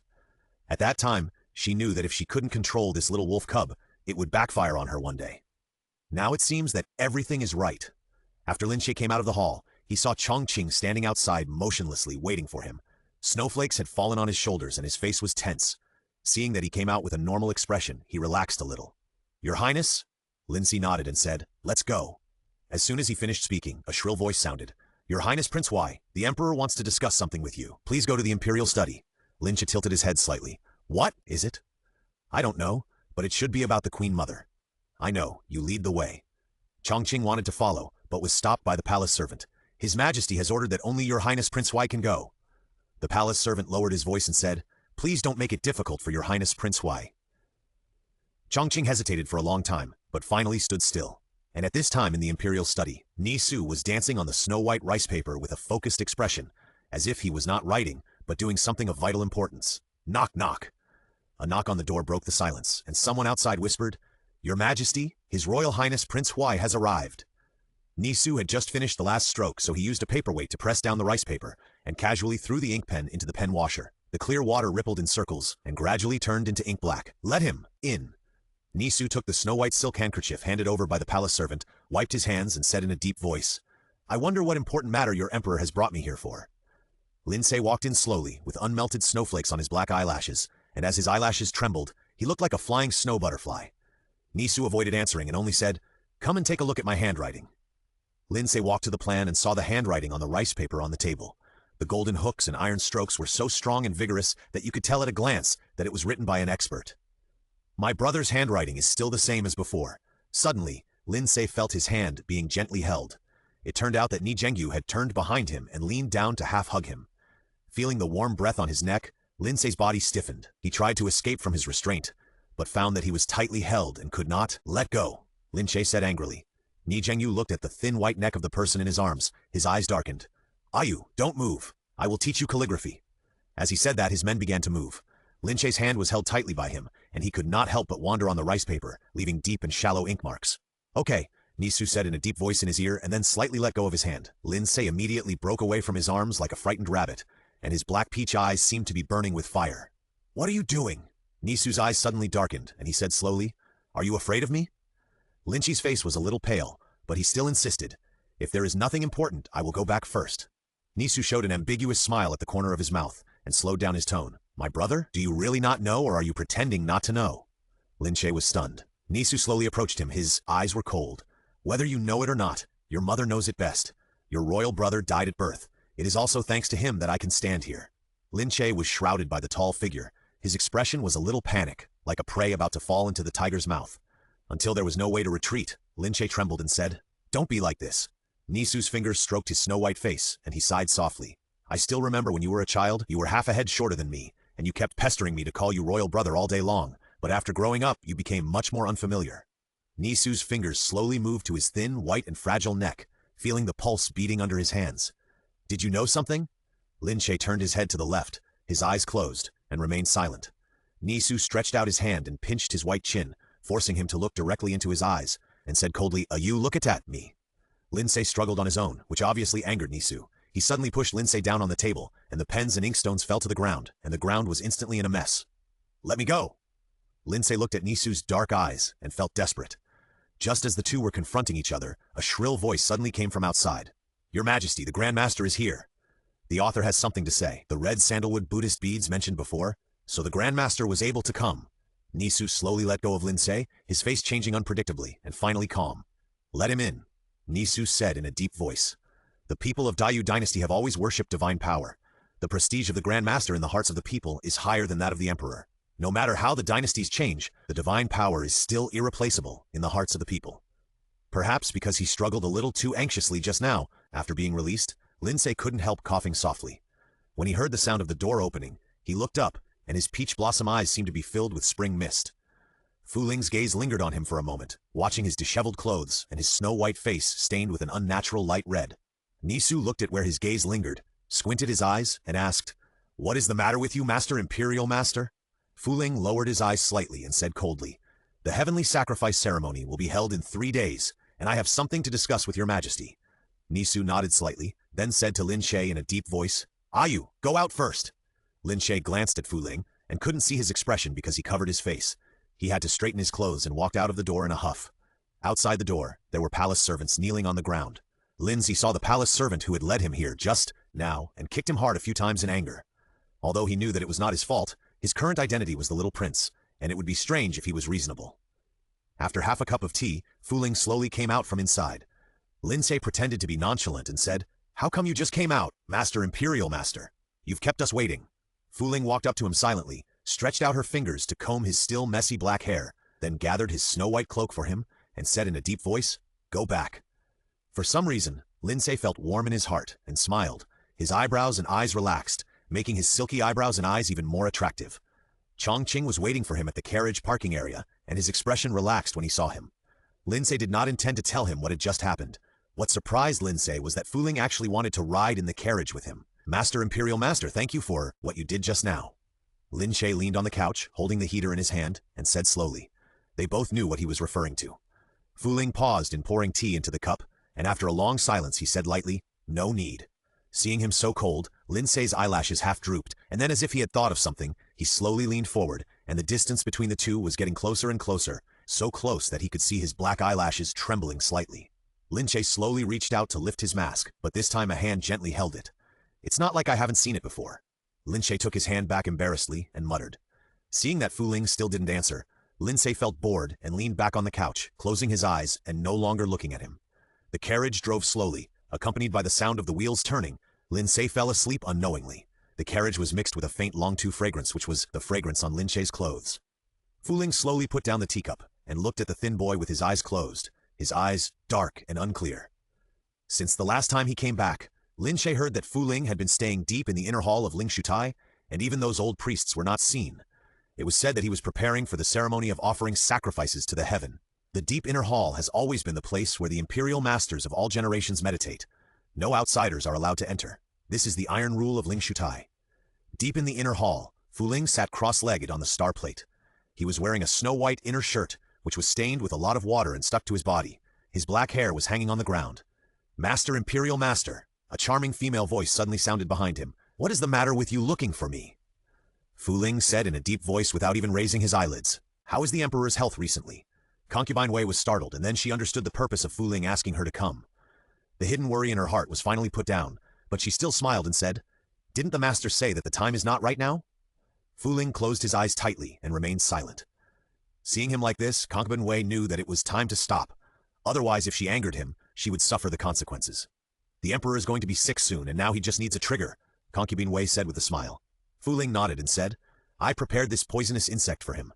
After a pause, he slowly opened his eyes and said, "I don't want him to die. I want him to live a life worse than death." At the end of his words, his tone was already chilling. Hearing his tone, Concubine Wei pursed her lips and said, "What's wrong? You are so angry." After speaking, she rolled her beautiful eyes as if she thought of something, and laughed. "Did he attack the little prince?" Seeing that the cold aura around Fu Ling was getting stronger, Concubine Wei knew that she had guessed it, and she sighed in a pretentious manner. "I just can't figure out why you like that little prince. If the ancestors of the Fu family knew that you like someone from the Ni family, they would be so angry that they would crawl out of the mass grave." Concubine Wei looked slightly sarcastic. Her original name was Luo Wan. Her mother was a female official in the palace of the previous dynasty. After the fall of the previous dynasty, her mother took the young Fu Ling and fled the palace. He was also young at the time. Later, they were caught up by the pursuers. Her mother hid the two of them, but she was killed. Later, Fu Ling and she separated. When he found her, she had been sold to a brothel and her face was disfigured, while Fu Ling had transformed himself into a high-ranking national teacher. It can be said that she hated the Ni royal family more than anyone else, but at the same time, she also hated the Fu family. If it weren't for the queen entrusting Fu Ling to her mother would not have been chased by the pursuers and she would not have suffered so much in vain. Fu Ling ignored the sarcasm in her words. His eyes fell far away, as if muttering to himself. "I always feel that he is somewhat familiar." Concubine Wei laughed softly, with a look of disapproval on her face. "Master, Imperial Master, are you going to say that you have seen him in your previous life?" Fu Ling was silent for a long while. His eyes fell on his hands, and he slowly closed his fingers and clenched them, as if he was recalling something. Concubine Wei combed her hair and said faintly, "The little prince is in my plan." Fu Ling suddenly raised her eyes and looked directly at him, with a chilling aura emanating from her body. Concubine Wei's heart trembled, and she hurriedly said, "But I won't hurt him." Fu Ling's eyes softened a little, and she said in a deep voice, "Don't touch him." Concubine Wei smiled and said, "Since he is someone protected by the adults, I will naturally not touch him." She said this with a smile on her face, but a cold light flashed in her eyes. Fu Ling lowered his eyelashes as if he was a little tired and said in a light voice, "You can leave." After Concubine Wei left, only Fu Ling was left in the palace. He sighed softly. If you were closer, you could hear what he said. "Your Highness, the heavenly sacrifice ceremony has always been the most solemn, sacred ceremony in the Dayu dynasty. Before this, the people would bathe and burn incense, sincerely abstain from desire, and then they would run to watch. If they were lucky enough to be selected and blessed by the Grand Master of the state, it would be a blessing that could only be cultivated in several lifetimes. And the heavenly sacrifice ceremony requires all members of the royal family to be present, and they must only wear inner clothes to show respect to the gods. It was just the beginning of spring, and the spring breeze was cold. Lin Ce only wore a thin snow silk inner shirt. His little face was pale from the cold, and his lips were trembling slightly. Chongqing couldn't bear it and wanted to put a cloak on him, but Lin Ce shook his head to stop him. "The emperor has arrived." A shrill voice sounded. Nisu came slowly, surrounded by a group of palace servants. He was tall and handsome. Even though he was only wearing a dark yellow undershirt, his face remained calm, as if he had never felt the cold. He saw Lin Ce standing there thinly, frowned, and said in a deep voice, "What did you do? Don't you know that King Huai is not in good health? Why did you let him wear such thin clothes?" The palace servants knelt on the ground with a plop, and the leader trembled and said, "Your Majesty, the ancestral precepts cannot be abolished." Nisu's face sank, looking at the people below who were watching here, frowned slightly, and finally said nothing. There was a huge star disk on the altar, which was slowly rotating. There were many curtains around it, and there were 2 chairs in front, which were prepared for the emperor and King Huai. After Lin Ce sat down, Chongqing immediately handed him a cup of hot tea to warm him up. Lin Ce took it and took a sip. He didn't know if it was a psychological effect, but he felt warmer. Nisu sat next to him, looked at his profile and called in a deep voice, "A you?" Lin Ce's eyelashes trembled slightly, but he didn't look at him. He just whispered, "What's the matter, my brother?" Seeing him like this, Nisu felt a slight pain in his heart for some reason. He was lost in thought when he suddenly heard the person next to him coughing. He coughed so hard that his chest seemed to resonate. Nisu didn't have time to think about it. His face changed suddenly. "Imperial physician, call the imperial physician for me." Suddenly, a pair of thin white wrists tightly grasped the corner of his clothes. "My brother, don't be like this. The ceremony is important." Before Nisu could answer, he heard the noise from the people below. "The Imperial Master is here. The Imperial Master is here! Look!" Fu Ling was seen walking slowly in the company of priests. He was wearing a crimson-purple robe with wide sleeves, and there were faint silver patterns flowing on it, which turned out to be the scene of a star disk.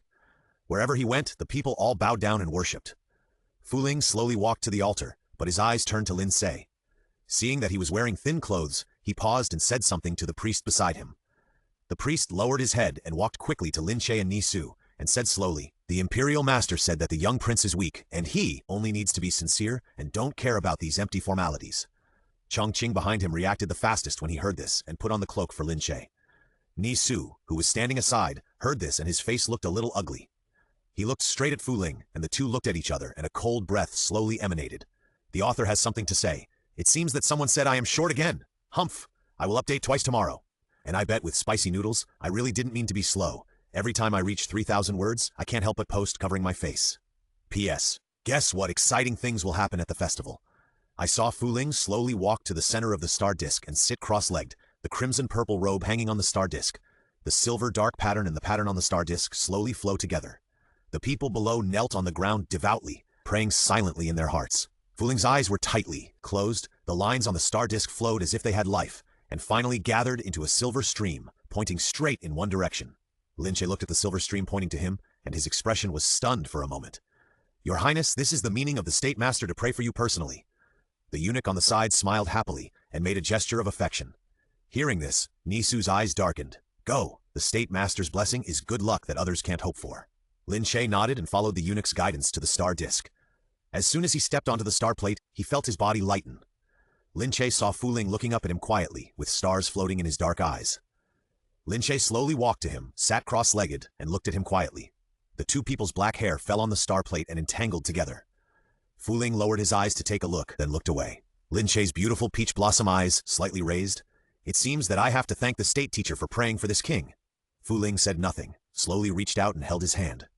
Lin Ce's wrist was thin and white, and the blue blood vessels underneath could be seen faintly through the delicate skin, but the touch of his hand was slightly cool, like white jade and cold porcelain. Lin Ce looked at Fu Ling's serious and self-sustaining cold appearance and couldn't help but raise the corner of his mouth slightly, and his fingers intentionally or unintentionally stroked the palm of his hand. When he looked up at him, he resumed his pure and innocent smile. When the blessing began, countless priests surrounded the star disk, mumbling something in their mouths, and the curtains around them fluttered without wind. Nisu silently watched the two figures in the star disk, his eyes dim and unclear. The vicissitudes of the ancient chanting echoed in the sky, and the people below all looked pious, clasping their hands together, and then separating them and kneeling continuously. Until the blessing was completed, Lin Ce slowly stood up from the star disk, whispered a thank you to Fu Ling, and then walked to his seat with the help of the eunuch. Suddenly, thick smoke suddenly filled the surroundings. The smoke was extremely strange and covered the altar in an instant. Lin Ce was a little flustered, and the eunuch beside him was nowhere to be found.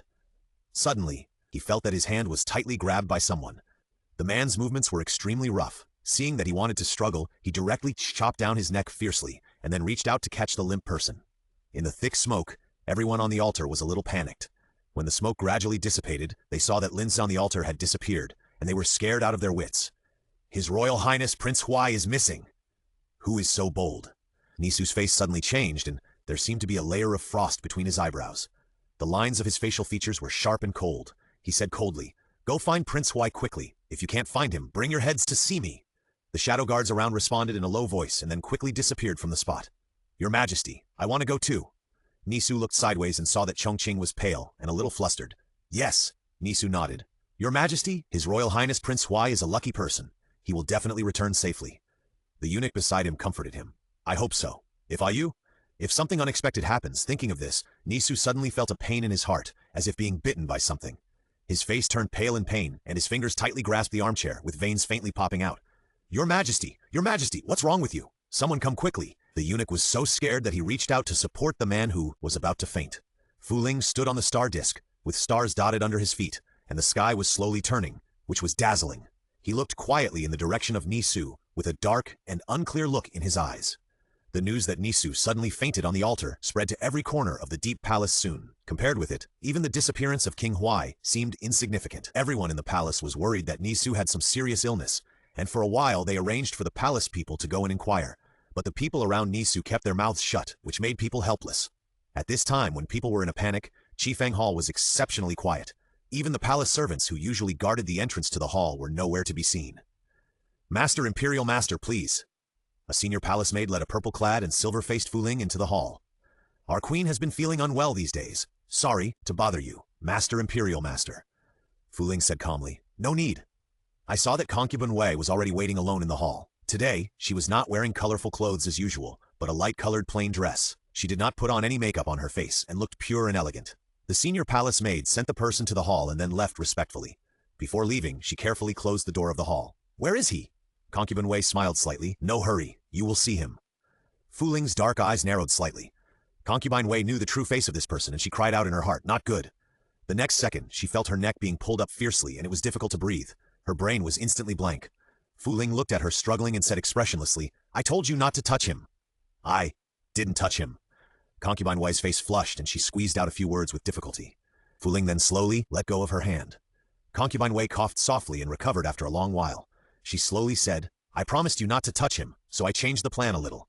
You know, the original plan was to kill him on the spot." After speaking, she raised her eyes and said faintly, "If not, how could the poison in the Emperor's body be awakened? The poison in Lin Ce's body is called puppet poison. After entering the human body, this poison will slowly form a cocoon. If a person has great sorrow or great joy, the poison will break out of the cocoon and gnaw the host's tendons, veins, blood, and flesh, but will not let the host die, in order to torture its mind. Gradually, the host will become like a puppet and obey the command of the person who cast the poison. Although I don't know how to make the Emperor very happy, I know about great sorrow." Concubine Wei looked directly at Fuling and laughed softly. "I want to see him now." Fuling ignored her words and said in a deep voice. Concubine Wei was silent for a while, and then slowly said, "There is a cave 200 miles southeast, and my people are looking after him there." After hearing this, Fuling turned and left. If you listen carefully, you can find that his footsteps are unusually hurried, which is very different from his usual calm image. Concubine Wei looked at his back as he left, and her eyes were a little complicated. She was different from Fuling. Fuling was cold by nature, and indifferent to the things around him. Even the old hatreds of the previous dynasty were nothing to him. Revenge was like fulfilling his duty to him. She remembered that when she saw her mother die in front of her, she looked at Fuling, who was also hiding on the side in panic. She would never forget the look in that boy's eyes.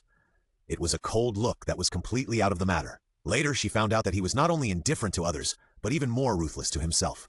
He remained calm in the face of life and death, as if the person who might die was not himself. Freak, this was the thought that popped into her mind at that time. Fuling was like a heartless freak, but now there was someone who could influence his emotions, making him gradually have 7 emotions and 6 desires. Concubine Wei's low sigh echoed in the palace. "I don't know if this is a blessing or a curse." In the dark and damp cave, a thin boy curled up on the snow fox fur. The boy's black hair was slightly scattered, helplessly hanging on his shoulders. Under the black hair, you can see an extremely beautiful and charming face. If someone accidentally broke in at this time, they would definitely think that this was a charming monster in the mountains. Water. The boy on the fox fur closed his eyes tightly, frowned slightly, and muttered to himself.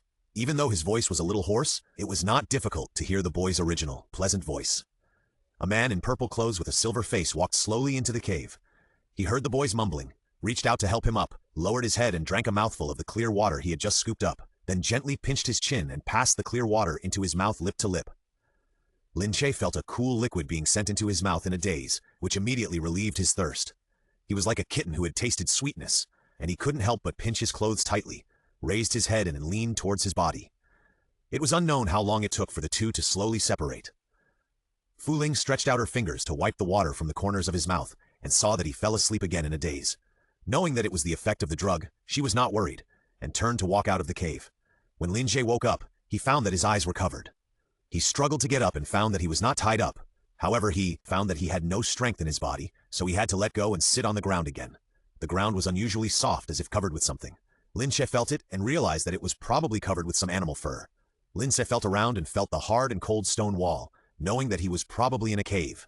Suddenly, a slightly cool hand slowly held his hand. Lin Ce felt his left wrist being gently held by someone. He was startled and wanted to lift the thing covering his eyes to see the person in front of him clearly. "Don't take it off." The man's voice was low and hoarse, sounding like sand being scratched. "Naive, do you think I won't recognize you if you change your voice?" Lin Ce's heart moved, but his expression did not change. He said in a trembling voice, "What do you want to do by arresting me?" The man remained silent and waited for a long time before slowly reaching out to loosen his sleeves, revealing a small section of his thin, white wrist. At this time, there was a conspicuous blood stain on it. It was obvious that the person who kidnapped him was in a hurry to get on with his life and did not notice that he was scratched by a branch. Before Lin Ce could react, he felt his sleeves being lifted up, and then he felt a slight cool touch on his wrist, accompanied by a slight tingling sensation. He couldn't help but want to retract his wrist. "Be obedient." The man lowered his voice. Lin Ce had no choice but to stop moving. Before that, he didn't feel any pain, probably because the panic of waking up and finding himself in a strange place occupied most of his nerves. The man applied the ointment very carefully and gently. The skin under his hands was delicate and smooth, like the best sheep-fat jade. When the ointment was finished, he slowly lowered his sleeves. Lin Ce's eyes were covered by white silk at this time, revealing only his pointed chin and bright red lips. The man suddenly reached out and rubbed his lips slowly, as if thinking about something. Lin Ce felt a little itchy and turned his head to avoid it. Thinking that this man deliberately concealed his identity, he couldn't help but feel timid and actually lowered his head and licked his fingers gently. If his eyes were not covered at this time, you can see that the beautiful peach blossom eyes are slightly raised. But this somehow angered the man. Lin Ce felt his chin being pinched and lifted up, and he couldn't help but frown in pain. "Are you like this to everyone?" The man whispered in his ear. "Of course I know." Lin Ce knew that he had misunderstood, so he laughed softly, paused, and said, "Master State Master." Fu Ling paused and then slowly let go of his chin. "Congratulations to the host. The mission target's influence value increased by 200, and Bai Yuguang's points achievement reached 1800. Lin Ce's mouth corners slightly raised, stretched out his hand and slowly hugged his neck, gently lifting his mask. Under the mask was a handsome young face, with feathery eyelashes fluttering slightly, and under the thick eyelashes was a pair of the purest black eyes, as if to swallow everything. Fu Ling gently pressed him against the stone wall, raised his hand high above his head, and let his sleeves fall loosely above his wrists, revealing a small section of his thin white wrist, on which hung a string of red sandalwood Buddhist beads. Lin Ce was kissed on the lips, and could only utter a faint moan. Fu Ling's movements were very gentle at first, but gradually became rougher, and his attack was as fierce as a storm, as if he wanted to melt him into his bones and blood. When they separated, Lin Ce's face was flushed unnaturally, and the snow silk also fell loosely, draped across his face. His beautiful peach blossom eyes seemed to be filled with mist, and the cinnabar mole at the end of his eye became more and more vivid. Suddenly Lin Ce moaned softly, and his thin white neck involuntarily lifted back, and he uttered a faint cry. "It hurts." Fu Ling lowered her head and gently kissed his forehead. Outside, the moon was as cool as water.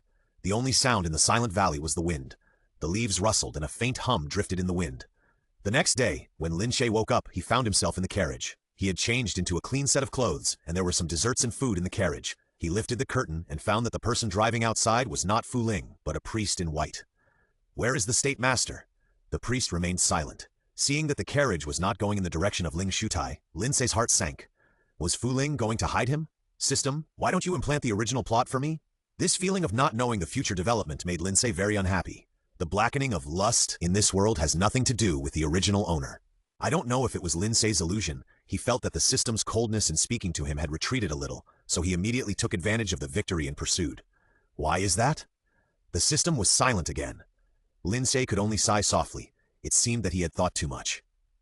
In the Zhengde Hall, the heavy curtains danced without wind, and the dark yellow base material was embroidered with a lifelike five-clawed golden dragon. Under the soft curtain, the figure on the dragon couch could be vaguely seen. The man on the dragon couch had his eyes tightly closed. His face was a little pale, and his brows were tightly furrowed at this time, as if he was enduring great pain. "Master, Imperial Master, you are here."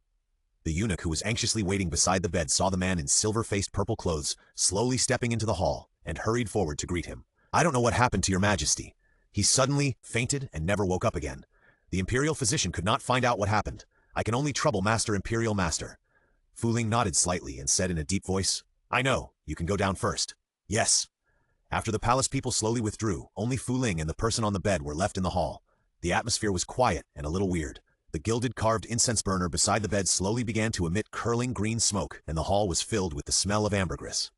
Fu Ling walked slowly to the dragon couch, looked at the man with frowning eyebrows on the couch, took out a white porcelain bottle from his sleeve, opened the bottle cap, and put it to his nose to let him sniff for a while. The man on the couch looked a little relieved, and his brows relaxed. The contents of this porcelain bottle can temporarily suppress the poisonous insect. Cough. Ne Ce coughed and then slowly woke up. After opening his eyes, his expression was still a little dull. After a long time, his eyes gradually became bright. When he saw the person in front of him clearly, his eyes were dark and he said word by word, "So it's the national teacher. The author has something to say. I've updated twice a day, but it's the 5th day of today, and I'm going to fuck the 6th tomorrow. P.S. Guess if the national teacher will turn evil."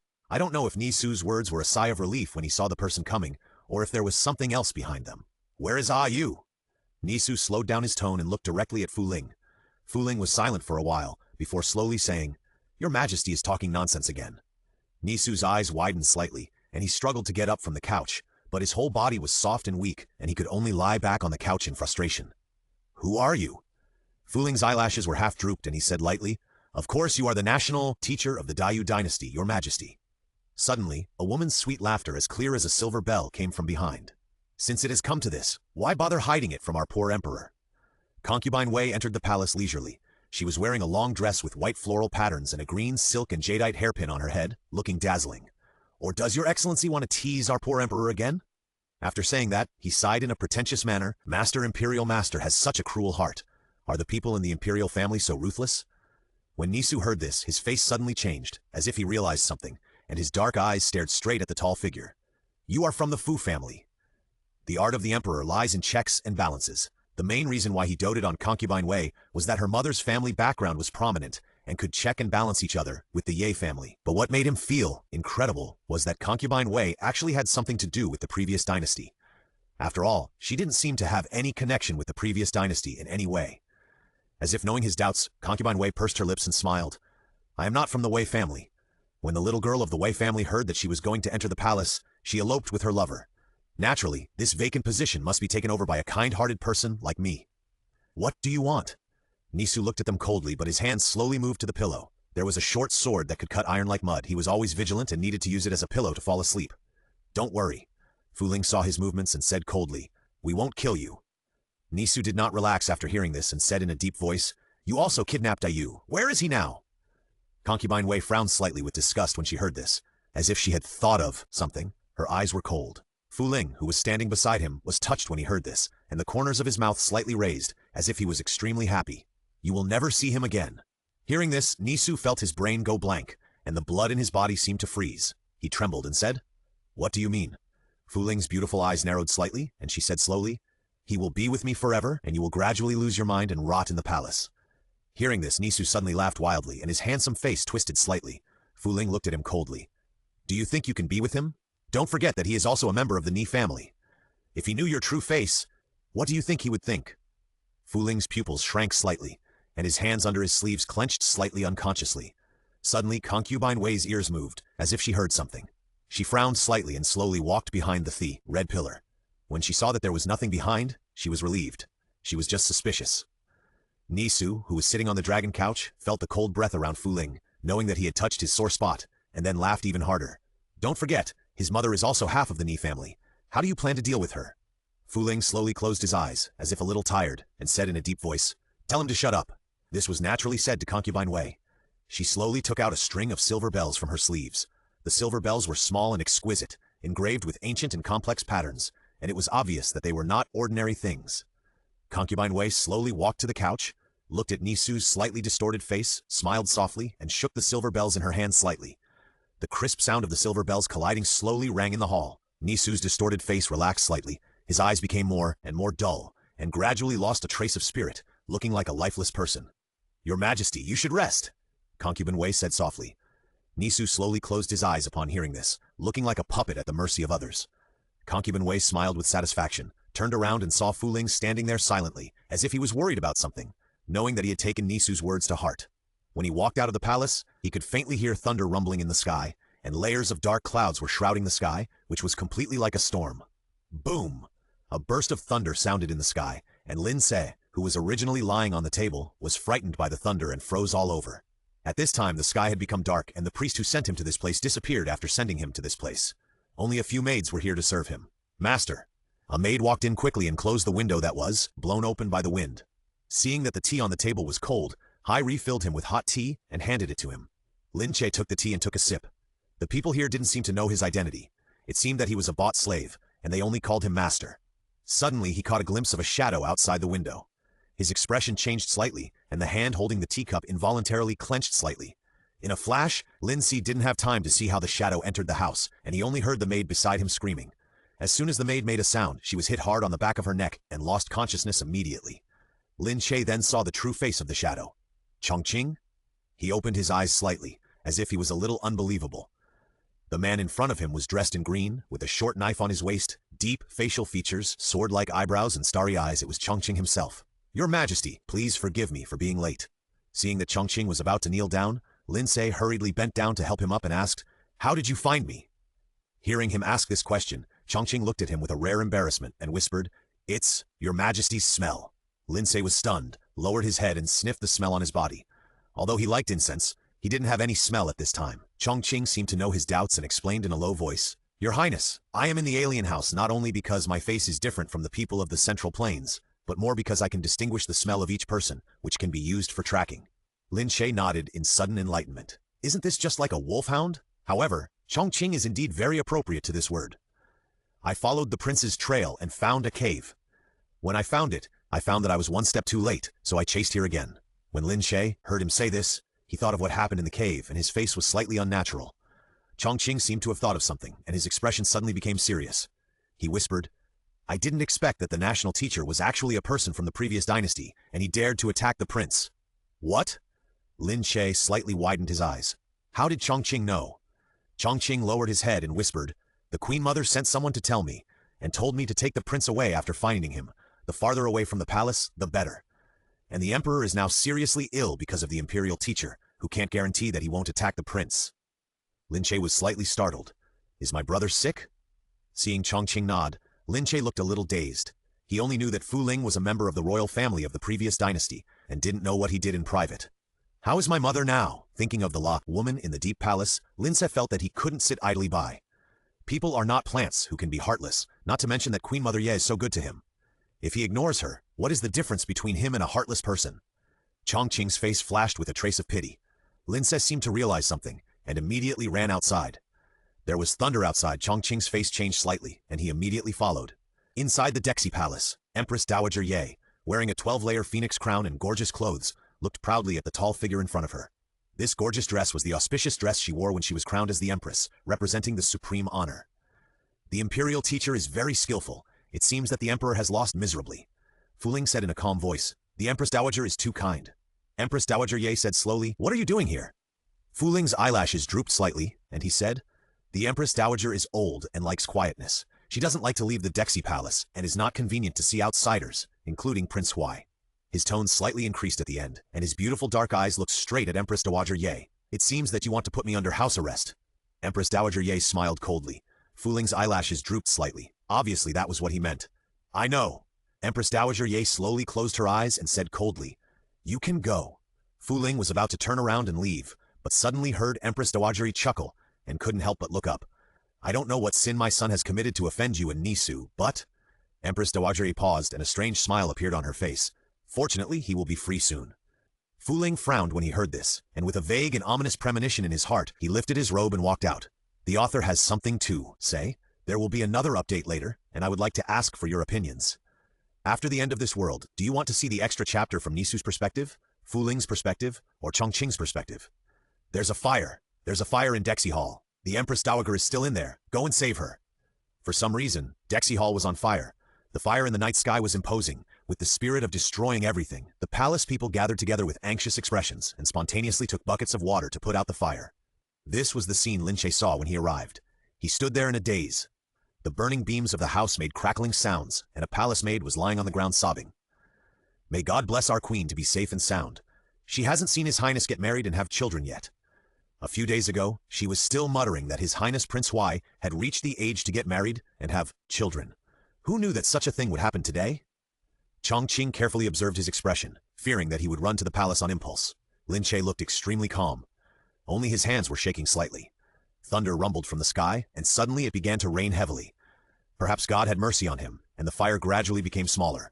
When the fire was completely extinguished, the originally magnificent palace turned into ruins in an instant. The charred beams fell all over the ground. A palace servant carried out a charred corpse from inside, covered with a white cloth. Lin Ce looked at the wrist that was stretched out. It could no longer be called a wrist. It was burned black like charcoal and curled up into a thin ball. Not long ago, this woman had gently stroked his head with her hand, but now it has turned into a dry skeleton. Lin Ce felt his blood boiling. He didn't know why he felt so uncomfortable. It was just a task for him since, when did he lose the sense of detachment from the matter? Cough. Lin Ce coughed softly. His black hair was soaked by the rain and stuck to his snow-white cheeks. He looked as fragile as a leaf in the wind. Seeing this, Chongqing stretched out his hand to shield him from the wind and rain, but Lin Ce pushed him away. He slowly walked to the palace maid kneeling on the ground and said in a hoarse voice, "How could there be a fire?" The palace maid who was questioned raised her head tremblingly and saw a pale boy standing in front of her. The boy had a face similar to that of Empress Dowager Ye, with delicate features, tears hanging on his slender eyelashes, and his eyes were slightly red. After seeing the person in front of her clearly, the maid wiped her tears and said in a tearful voice, "The Imperial Master came to Dexy Hall and talked with the Empress. After he left." Before she finished speaking, her eyes fell on the back of Lin Ce, and her face suddenly turned pale. Lin Ce turned his head and saw the person coming, his expression slightly stagnated. He saw Fu Ling standing silently behind him with a red sandalwood oil paper umbrella in his hand, and his expression could not be seen under the silver mask. The two looked at each other in silence in the rain. In the end, Fu Ling spoke first, and he heard him say in a deep voice, "Come here quickly, it's raining heavily." Lin Ce felt bitter in his heart when he heard this. He didn't know how to face Fu Ling now. That feeling was very subtle, and he could only know it through personal experience. The Imperial Master deceived us so badly. As a member of the royal family of the previous dynasty, he is the Imperial Master of the new dynasty. It would be a joke to say that he has no intention. Chongqing said in a deep voice. Fu Ling's eyes darkened, and he ignored Chongqing's words and slowly walked towards Lin Ce. Chongqing's face suddenly changed when he saw this, and he stood in front of him. Fu Ling said coldly, "Get out of here." Chongqing looked at him without retreating and said in a deep voice, "Impossible." As soon as he finished speaking, he saw countless silver needles attacking his face. The silver needles flashed with a little cold light, obviously coated with a highly poisonous substance. Chongqing's face was solemn, and he dodged the attacking silver needles flexibly. Fu Ling slowly turned the rosewood umbrella, and gradually a starry scene appeared. Chongqing looked at the umbrella, his eyes gradually blurred, and he was obviously trapped in an illusion. "Chongqing!" Lin Ce couldn't help but shout loudly. Chongqing suddenly woke up, but it was too late. Fu Ling had already come in front of him, and his knife had run into his hand without knowing when. Seeing that the cold blade was about to stab his body, Fu Ling suddenly froze and slowly turned his head away. Lindsay was so scared that he threw away the stick in his hand. "Don't look at me like that. I can't watch you kill someone. I told you to stop, but you might not listen." Lin Ce thought he had controlled the strength well. He just hit him on the back. Maybe there was a little selfishness in it. The death of Queen Mother Ye was like a thorn in his heart. It was really aggrieved that he couldn't get it up or down. He felt much better after hitting him. But now it seems that the consequences are a bit serious. Fu Ling's eyes were cold and full of hostility, and an ambiguous smile appeared at the corners of his mouth. "Your Highness, do you want to help him?" Lin Ce nodded slightly, and a firm look appeared on his snow-white face. Raindrops slowly streaked across Fu Ling's silver face, as if tears were flowing down. He only heard him slowly say, "Your Highness, are you going to leave me?" Lin Ce remained silent. The atmosphere was just solidifying, and a sudden change occurred. Seeing Chongqing suddenly jump up, Fu Ling's face sank, thinking that he was attacking him, but he didn't expect Chongqing to appear behind Lin Ce, picked him up, and was about to leave. Chongqing moved very quickly.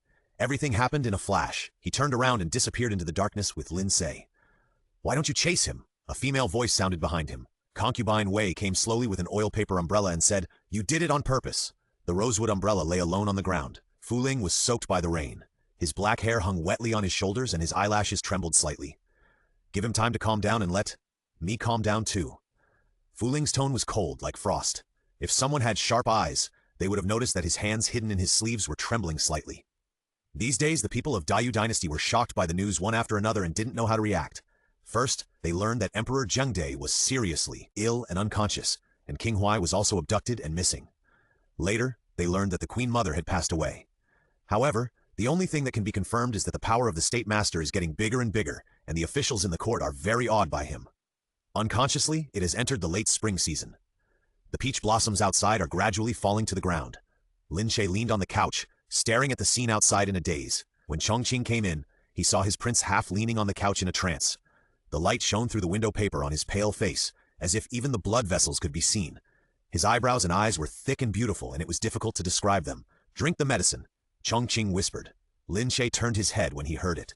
His eyes, as beautiful as peach blossoms, were slightly raised, looking particularly charming, but his face was pale, as if he was sick. His health has not improved since the last time he was caught in the rain. He was originally much better after being nursed back by Fu Ling, but now he is sick again, and it is much more serious than before. Chongqing gently helped him up and slowly fed the medicine into his mouth. Lin Ce did not resist the bitter medicine as before, and drank it all obediently. Chongqing looked at him tenderly and whispered, "It's warmer outside these days. Your Highness, please go out for a walk sometime." Lin Ce smiled faintly and said, "I'll go out when I feel better." Chongqing responded. There was a knock on the door outside, and someone whispered outside, "Sir, the hot water is here for you." Chongqing slowly opened the door to take the hot water, whispered a thank you, and closed the door to block his curious sight. Lin Ce was afraid of the cold, and his hands and feet were cold, so Chongqing often soaked his feet in hot water to temporarily relieve the coldness. The white toes tentatively reached into the basin. Chongqing slowly held them and gently washed them for him. The touch of his hands was smooth and buttery, and Lin Ce's skin was extremely white like warm jade. Chongqing's face was tight, but the tip of his ears was quietly red. His hands kept moving. When the water temperature gradually cooled, he moved the basin away and took a clean soft towel to gently wipe the jade feet. "Your Highness, are you sleepy?" Chongqing looked up and saw Lin Ce's eyelids slightly closed, with a faint look of fatigue on his face. Seeing Lin Ce nod, Chongqing slowly helped him down, and then carefully tucked the corner of the quilt for him, and then turned and left. The peach tree in the yard outside had been blooming for several months, and these days it began to fall. The prince always liked to stare at the tree in a daze, and Chongqing sighed softly. Suddenly, bursts of coughing came from the room, as if they were about to cough out all the internal organs. Chongqing's face suddenly changed, and he ran into the room at lightning speed, only to see Lin Ce lying on the couch diagonally, his face pale, and there was bright red blood at the corner of his mouth. The thin white wrist stretched out of the couch, and a string of red sandalwood Buddhist beads was hung on it, and there were faint bloodstains on the Buddhist beads. "Your Highness!" Chongqing looked flustered, and he was at a loss to test his breath. When he found that he was still breathing weakly, he immediately picked him up and ran out. When he saw the scene outside clearly, his body suddenly froze, and he slowly clenched his hands around Lin Ce, squeezing so hard that veins popped. The courtyard was full of shadow guards holding weapons, and a tall figure slowly walked out from behind. Silver-faced and purple-clothed, it was Fu Ling. The author has something to say. I decided to write about the 3 perspectives of the extra chapter. Isn't it great? Don't consider throwing mines to praise me. People outside were saying that the state teacher had raised a bird. That bird was born delicate and precious. The state teacher doted on him very much and covered him tightly. Although outsiders could not see his true face, they were secretly guessing what kind of beauty he had that attracted the state teacher. Biu walked through the corridors with the medicine. She was placed in the Lingshutai by the state teacher to take care of that person. She was the only female member of the entire Lingshutai. She laughed at the speculations of outsiders. The man's appearance was probably comparable to that of the missing King Huai. The lotus in the green pond was in full bloom. Although it was already midsummer, the man seemed to be unable to feel the heat and lay on the couch all day, unwilling to move. Biu looked at the hollow carved wooden door in front of her and gently pushed it open. When she saw the scene inside the house, she was so scared that she almost spilled the medicine. The man was lazily leaning on the couch, and the state teacher hugged him and kissed his lips gently. The man seemed to have noticed someone coming. His thin white wrist tugged at his sleeves as if begging, and a faint moan came out of his throat. Fu Ling then slowly let him go, looked at the maid who was stunned in place, and said in a deep voice, "Where is the medicine?" Biu seemed to be awakened, lowered her head and walked towards him with the medicine. When she stood in front of the couch, Biu quietly raised her eyes to look at the man. Although she had seen him countless times, she was still amazed every time she saw him. The man's black hair casually fell on his snow-white silk dress. His eyebrows were thick and beautiful. His beautiful peach blossom eyes were slightly upturned, and the cinnabar at the end of his eyes was gorgeous and unparalleled. The whole person was as charming as a monster walking out of a painting, but his face was a little pale, as if he was sick. Lin Ce felt that Biu was secretly looking at him, and he couldn't help but smile at her. Biu immediately blushed and lowered her head, and never dared to cross the line again. Fu Ling narrowed his eyes slightly, took the medicine from her hand, and said in a cold voice, "Go." Bilan hurriedly responded in a low voice and retreated respectfully. When she reached the door, she turned her head back for some reason, and saw that the national master pressed the man under him again, and sighed softly. "Your Highness." Bilan turned her head hurriedly, as if she had discovered some big secret. "The only person in the world who can be called Your Highness is Your Highness Prince Huai." The weather in midsummer was a bit sultry. Fu Ling ignored his objection and took him out for fresh air. The cicadas chirped tirelessly, and the sunlight penetrated through the gaps in the leaves and sprinkled on the 2 tall figures under the tree. Lin Ce casually placed the black piece on the chessboard. He had lost a lot of weight. The red sandalwood Buddhist beads hanging on his hand looked empty. His pale skin showed thin blood vessels in the sunlight. He seemed to melt if he was exposed to the sun for a while. The crisp sound of chess pieces colliding rang out. Lin Ce looked at the situation on the chessboard and sighed softly. It's already this time and you still won't give me any leeway. Fu Ling didn't wear a silver mask as usual. He had handsome eyebrows, a straight nose and thin lips. When he heard Lin Ce's words, his eyelashes half drooped and he held the chess piece with a little force. I remember the last time we played chess together was a few months ago. Lin Ce's face showed a few traces of nostalgia, and then he seemed to think of something and laughed at himself. But my chess skills are still as bad as ever. Fu Ling finally spoke. Don't let your imagination run wild. Unlike before, his voice was a little hoarse and low, as if he was suppressing something. Lin Ce gently put the chess piece aside, and suddenly changed the subject, saying slowly, How is Chongqing now? Fu Ling looked at his thin white wrist and whispered, Very good. Lin Ce smiled, and the smile was very light and fleeting. I believe you. Fu Ling slowly reached out and held Lin Ce's thin white wrist. Even though the sun was shining, this person's hand was still as cold jade, without a trace of human energy. Are you tired? Lin Ce yawned involuntarily and whispered, I am a little sleepy. Go back to the house and take a nap. Fu Ling slowly got up and gently picked him up. The wind was a little strong, and the black hair was scattered in front of the clothes, entangled with Fu Ling's. The leaves were rustling in the breeze, and some fallen flowers were blown down, swirling and slowly falling on the chessboard. The black and white pieces lying quietly on the chessboard still had some residual warmth. As time went by, Lin Ce became more and more sleepy, and sometimes he would fall asleep while talking to Fu Ling. Fu Ling liked to hold him in his arms, saying nothing, and just stay there quietly until the priest came to remind him to go and deal with affairs. Lin Ce was in much better spirits that day, and asked Biu to bring some pens, ink, paper, and inkstone. Although Biu was puzzled, she did as she was told. Lin Ce carefully placed the rice paper on the plan, and Biu ground the ink for him. Lin Ce dipped a little ink with a brush, and then wrote something on the rice paper stroke by stroke. Master, Imperial Master. Hearing Biu calling, Lin Ce looked up at the person who came. It seemed to be raining outside, and Fu Ling had a little chill on his body. The corners of his mouth slightly raised, and it was rare to see his joy. Lin Ce folded the rice paper and handed it to Biu, smiling. What's wrong? Why are you so happy? Fu Ling said. I got a magical medicine left by the former national teacher.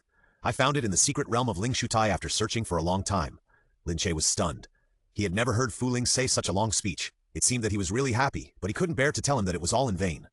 Seeing Fu Ling coming back, Biu bent her knees with a tactful look and retreated respectfully.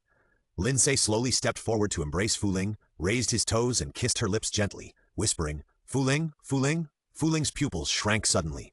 The influence value of the task object is increased by 500, and the achievement points of Baiyueguang are 2400. This was the first time Lin Ce called Fu Ling's name, and it was also the first time he took the initiative to kiss him.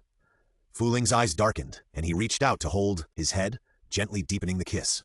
Unconsciously, Lin Ce was pushed onto the couch by him, his jet-black hair cascading down and spreading on the snow-white brocade fur. Heavy curtains fell, slowly covering the two figures on the couch, and the incense burner in front of the couch slowly rose with wisps of green smoke, leaving only the elegant red sandalwood fragrance in the room. It was cold at the end of the year, and heavy snow was falling outside. Silver charcoal was burned in the house to isolate the cold air outside.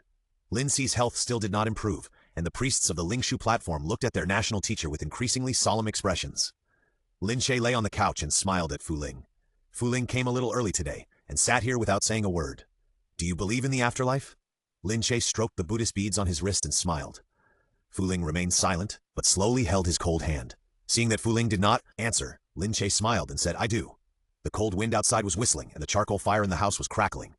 If you say you will recognize me in the next life, Lin Ce said to himself. Fu Ling's eyelashes fluttered slightly, and she held his hand tightly. Definitely. A smile appeared on Lin Ce's pale face. Just as he was about to say something, his face suddenly twisted in pain, and he began to cough softly. Fu Ling's face suddenly changed. He wanted to help him up. I don't know where Lin Ce got the strength from, but he kissed his lips hard. The force was so great that it seemed as if he wanted to integrate him into his bones. When they separated, there was a bright red blood on the corner of Lin Ce's lips. A faint smile appeared on his pale face, and his beautiful peach eyes were shiny black. Fu Ling, I like you. Don't forget me. The mission object's influence value is increased by 600, and the Baiyueguang achievement score is 4000. Congratulations to the host for completing the mission. Fu Ling gently kissed his closed eyes, gently looked at the motionless person on the couch, stroked his snow-white face, and his tone was full of tenderness. I will never forget you. The Lingshu platform was hung with white lanterns these days, and they were blown by the cold wind. Fu Ling sat in front of the couch in silence, holding a string of red sandalwood Buddhist beads in his hand. The Buddhist beads were smooth and round, and it was obvious that the master often touched them. Master, State Master. A timid female voice sounded slowly. Fu Ling looked in silence and saw Biu standing in front of him with red eyes. Seeing Fu Ling looking at her, Bu became bolder and gritted her teeth to take out the letter in her arms. "This is what the young master left for you. The young master told me to hand this letter to you personally after he died." Fu Ling's dark eyes seemed to be burning with light. He took the letter from Bu's hand, and his movements were rarely impatient. If you look closely, you can find that his hands are shaking slightly. "Sir?" Seeing him looking at the letter for a long time without saying anything, Bu called out worriedly. "You can go down." Fu Ling said calmly, "Yes?" Although he was puzzled, Bu still responded and left. Fu Ling held the paper, his eyes tightly closed, and tears flickered in the corners of his eyes. He seemed to recall the Lantern Festival that year, when the lights were dim and the fireworks were blooming. The young man stood in front of him and slowly lifted his silver mask. When he saw his appearance, his eyes seemed to be completely shining. He believed that, as the letter said, they would definitely meet again. The author has something to say. The main text of this world is over Safafa. Regarding the blackening issue mentioned by some cute girls, I have seriously considered it and feel that the blackening of the national teacher is a bit abrupt. So let Cici succeed in the mission once, and he can't fail the mission every time, and then blacken. Also, the ending of this world is considered to be perfect. Cici accompanied the national teacher for a peaceful and warm year. Let me say quietly that it is not all about death escape. We also want sweetness. There will be a sequel in a while, but don't wait. It may be around 12 o'clock. Go to bed early, everyone. Since I was conscious, my mother has been very cold to me. The palace people around me said that it was because my mother was strict with me, and as a future emperor, I must bear this. But I know that this is not the case. My mother can also smile.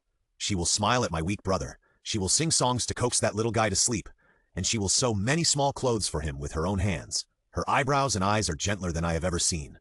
"Mother, can I hug you?" Perhaps to attract the attention of the mother, I made such a request. When she heard this, her eyebrows slightly frowned, and her expression was a bit complicated, but in the end she gently handed the little one to my arms. When the soft body was in my arms, I felt at a loss. The little one in my arms was white and cute, with thick eyelashes, and a pair of dark eyes staring at me without blinking, and then suddenly laughed. "My queen, the little prince, likes the prince very much." A palace maid joked with a smile. The mother nodded lightly, and it was hard to tell whether she was happy or not. I looked at the little one in my arms. Although I smiled on my face, I knew that at this time, my heart was so vicious that it seemed to be quenched. Why did the mother favor him but ignored me? Why was he still laughing so happily? I never knew that I had such a big malice, and it was still to a child, and this child was my younger brother. When I grew up, I realized that many things cannot be forced, and I gave up the childish idea of competing for favor.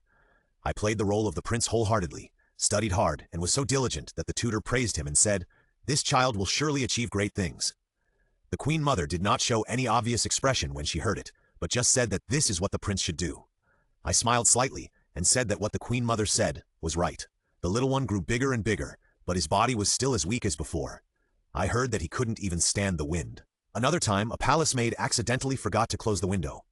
Later, he had a high fever for several days and nights, which made the queen mother anxious and didn't know what to do. There was no peaceful day in the palace during those days.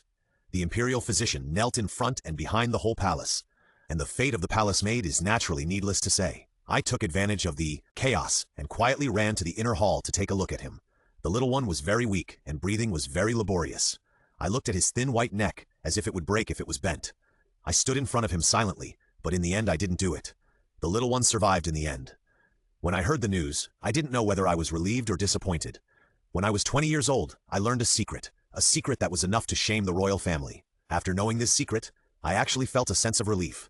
I calmly analyzed the situation that was most favorable to me, and finally remained silent. The woman seemed unwilling to let her son become emperor. She once hinted to me that after I succeeded to the throne, she would give her son a position as an idle prince. Naturally, I smiled and agreed. His son's name is Niyu, which means good reputation. He is 3 years younger than me, but because he is weak and sickly, he looks thinner than his peers. However, people in the palace are saying that the little prince is very handsome, and no one in the palace can compare to him. This was heard by the woman, and she was so angry that she sent all the palace servants who gossiped about him to death. Later, my studies became more and more demanding, and the woman simply asked the palace servants to supervise me to stay in the imperial study and not to go out. Naturally, I was unwilling to secretly obey, so I found an excuse to sneak out. When I walked past Fengqi Palace, I didn't know what I was thinking, but I chose to walk in. I saw a pale boy leaning on the soft couch, staring out the window in a daze.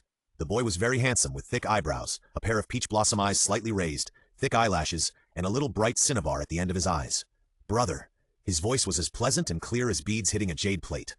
"Ayu." I called his name affectionately, watching him purse his lips as if he was a little happy.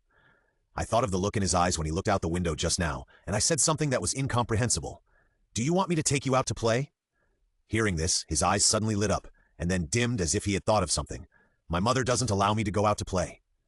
Why don't we do it quietly? He seemed to be persuaded by me, and finally nodded. I don't know why I was relieved, but then I thought about what this person had to do with me. Why I had to go to the trouble of coaxing him to go out to play. Probably because I was relieved after knowing that he was not my brother. The original dark thoughts of competing for favor disappeared after learning the secret. Especially the idea of wanting him to disappear when I was young made me feel a little guilty. There is a swing in the Imperial Garden with a vermilion exterior paint. It is said that my father built it for a favored concubine. Niyu seemed very happy when he saw it and sat on it without waiting for me to speak. Royal brother, quick, push me. I smiled and stood behind him and gently pushed him, but he was not satisfied and said, higher, higher. I had to increase the force and watched him fly up and down. Royal brother, I want to be high enough to see outside. I was stunned after hearing this, staring at his back, and then whispered, okay. But we didn't play to the end that day, because that woman came and saw me pushing her son on the swing, and her face turned pale with fear. Who told you to let the prince out? She took Niyu into her arms, her eyes red, like a mother animal protecting her cub. I had to stand up, bowed my head, and said in a deep voice, Mother, please forgive me. I know I was wrong. Don't do it again in the future, understand? She looked at me coldly, with hostility in her eyes. After that, I didn't go to Fengqi Palace often, but Niyu often came to play with me. When I was reading, he would be in a daze quietly by the side, and when I was resting, he would pester me to go out and play. Unconsciously, our relationship became much closer. I thought darkly that if that woman knew about it, she would be so angry that she would die. I couldn't tell what I felt about Niyu. Was it the pity of the strong for the weak, the love of the elder brother for the younger brother, the care between friends, or something else? Later, I succeeded to the throne and was given the title of Zhengdi. I also fulfilled my original promise to make him the king of Huai and give him supreme favor. His health has always been bad, so the national teacher asked me to agree to let him regulate his body, and I naturally agreed. National Teacher Fu Ling. I didn't realize the meaning of this name early. The people of the Fu family are really extraordinary. They were able to collude with the concubines around me to cast a curse on me. After learning about the person he liked, I couldn't help laughing crazily while lying on the dragon couch. He thought that Niyu would have no grudges after learning about his identity. Maybe Ayu would suspect that he was approaching her for other purposes and wanted to be with Ayu forever. It was really ridiculous. He seemed to be very angry, and there was a cold breath around him. I was laughing to myself and didn't see Concubine Wei walking slowly towards me. The crisp sound of silver bells rang in my ears. I felt my brain was groggy, my eyes gradually became empty, and then I lost consciousness. Half asleep and half awake, I seemed to be back in the Imperial Garden. The young Niyu waved at me on the swing. He was still the same as before, with black hair pouring down his clothes, eyebrows and eyes, beautiful peach blossom eyes slightly raised, and smiled and called me. Brother, come here quickly. I smiled at him, moved my feet, and slowly walked towards him. I'm here. Author has something to say. I finally finished coding, and I didn't break my promise. Thank you, Xiaoyu Chuqing, Xianyu, Yunuruyu, Xingluoshi, and Yuan Miaobu for sending mines. My name in the Central Plains is Chongqing. I can't remember who gave me this name, and I can't even remember when I came to the Central Plains. My memory begins in the Yiren Pavilion. The Yiren Pavilion is actually a place for the nobles in Beijing to have fun. There are tall Kunlun slaves, blue-eyed blonde dancers, dwarfs with deformed appearances, and foreigners like me, whose facial features are slightly more profound than those of ordinary people. The nobles in Beijing always have a curiosity. When they see strange things, they want to take them back and keep them, just like keeping worthless pets. I used to think so, until I met that person. Although I have heard that His Royal Highness Prince Huai is very good-looking, when I really saw him, I felt that those praises could not compare to him. I saw that he was wearing a snow-white fox fur, his black hair was loosely tied up with a jade hairpin, and a few strands of black hair were scattered in front of his clothes. His beautiful peach blossom eyes were slightly raised, and a little cinnabar at the end of his eyes made him more beautiful. When he saw me, he actually walked up slowly and took my hand to look at me carefully. I was stunned and didn't know how to react. It's a pity for you not to learn martial arts with your foundation. He slowly put down my hand and said slowly. I lowered my head, hesitating how to answer him, and then listened to him continue. I just need a personal bodyguard to protect me. I raised my head suddenly and looked into his dark eyes. Are you willing to protect me? The man in front of me was thin. His skin was unnaturally pale, and his face was faintly sick. He looked fragile and as if a gust of wind would blow him down. I nodded solemnly and heard my own, firm voice answering, I am willing. After knowing this, Jialan was furious. She was a dancer in the Yiren Pavilion. She was born with blonde hair and blue eyes, beautiful and charming. The owner of the Yiren Pavilion had always wanted to sell her at a high price, but was unable to find a suitable buyer. Jialan entered the Yiren Pavilion earlier than me, and always treated me as her younger brother. Her biological brother died on the way to the Central Plains, and I was about the same age as her brother, so she was always very good to me. She ran to me directly after hearing the news. "You're crazy. Don't you know the reputation of the young prince? You're actually going to be his guard." Hearing her angry questioning, I remained silent. I knew what she meant.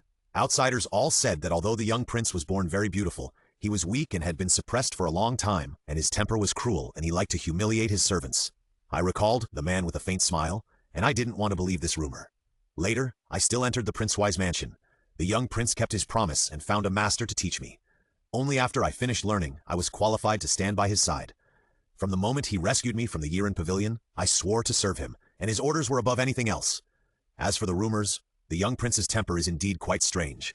He can talk to you with a smile in the previous second, and he can be furious in the next second. Most of the time, he looks listless and lies on the couch, quietly watching people coming and going. When I learned that the young prince was fond of men, I felt a little uncomfortable. I couldn't tell what the subtle feeling was, but I couldn't express it in words. But I never thought that he would provoke the state master, and he would suffer. Seeing him twisting on the couch, his mouth was not leaking sweet low moans, and my hands trembled slightly as I wiped his body. I could feel my face getting hot, which had never happened before. When I went back, I had a dream. In the dream, I saw the young prince still lying on the couch, his face flushed, his eyes tightly closed, as if he noticed my gaze. He slowly opened his eyes, and his beautiful peach eyes were full of spring mist, just looking straight at me.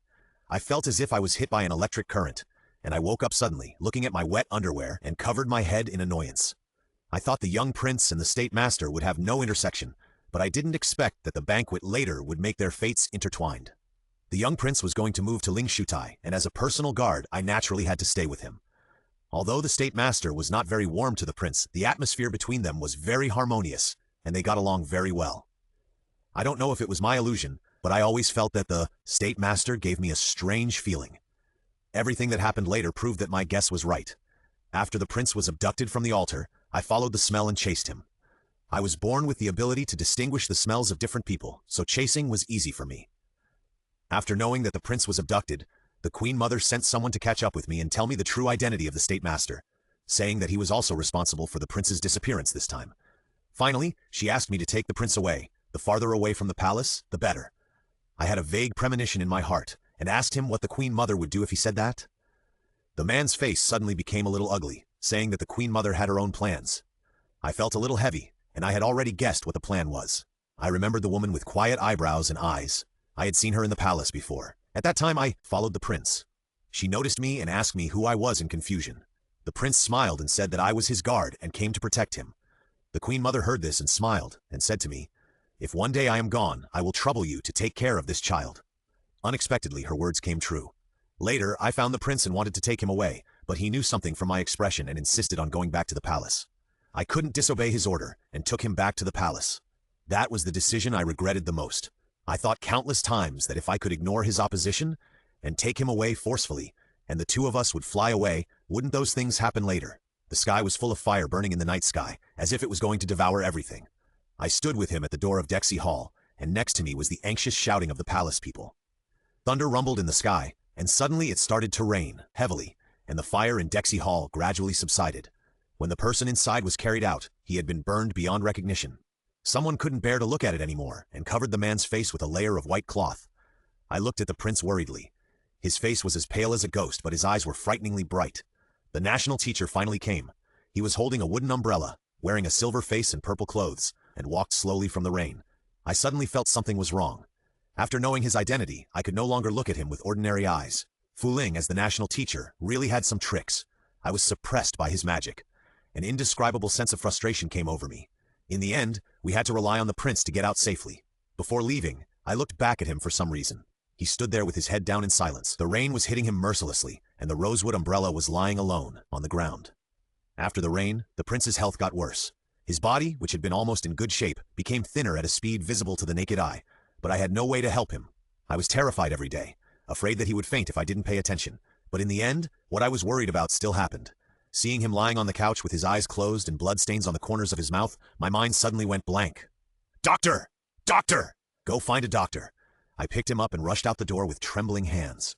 When I saw the scene outside, I was stunned. The man with a silver face and purple clothes walked out slowly and said in a deep voice, "Give him to me." Hearing this, I couldn't help but hug the person in my arms tightly. I have a way to save him. In the end, I handed the prince over with my own hands, as long as he was alive and well. After that I lived in a daze, staying in the small courtyard where he and I lived and didn't want to leave. Until the bad news came. I angrily asked the man why he broke his promise. He said he could cure him, so why did he die? He remained silent, but his hands were shaking slightly. At that moment, I knew that the pain of the person in front of me was no less than mine. At that moment, I actually felt a little sorry for him. After all, only those who have experienced the heart-wrenching torture know how painful it is. In the end, I turned around and left. It was January 1st, and the spring was in full bloom. I found his grave. It stands to reason that the children of the royal family should be buried in the mausoleum, but the man built his grave on the green hill. It can be seen that people often come to worship. There is no weeds on it, but the lonely grave stands there, which looks a bit desolate. I sat in front of the grave, and the laughter of children outing came and then drifted away in the wind. The mountain flowers are in full bloom and spring is in the air. It is a good season. The author has something to say. I was nervous when I posted this chapter. I was afraid someone would send me a razor blade. The last chapter about the emperor was said to be heartbreaking. You know, a few days ago, I was still scolding the emperor for being a scumbag and fickle women.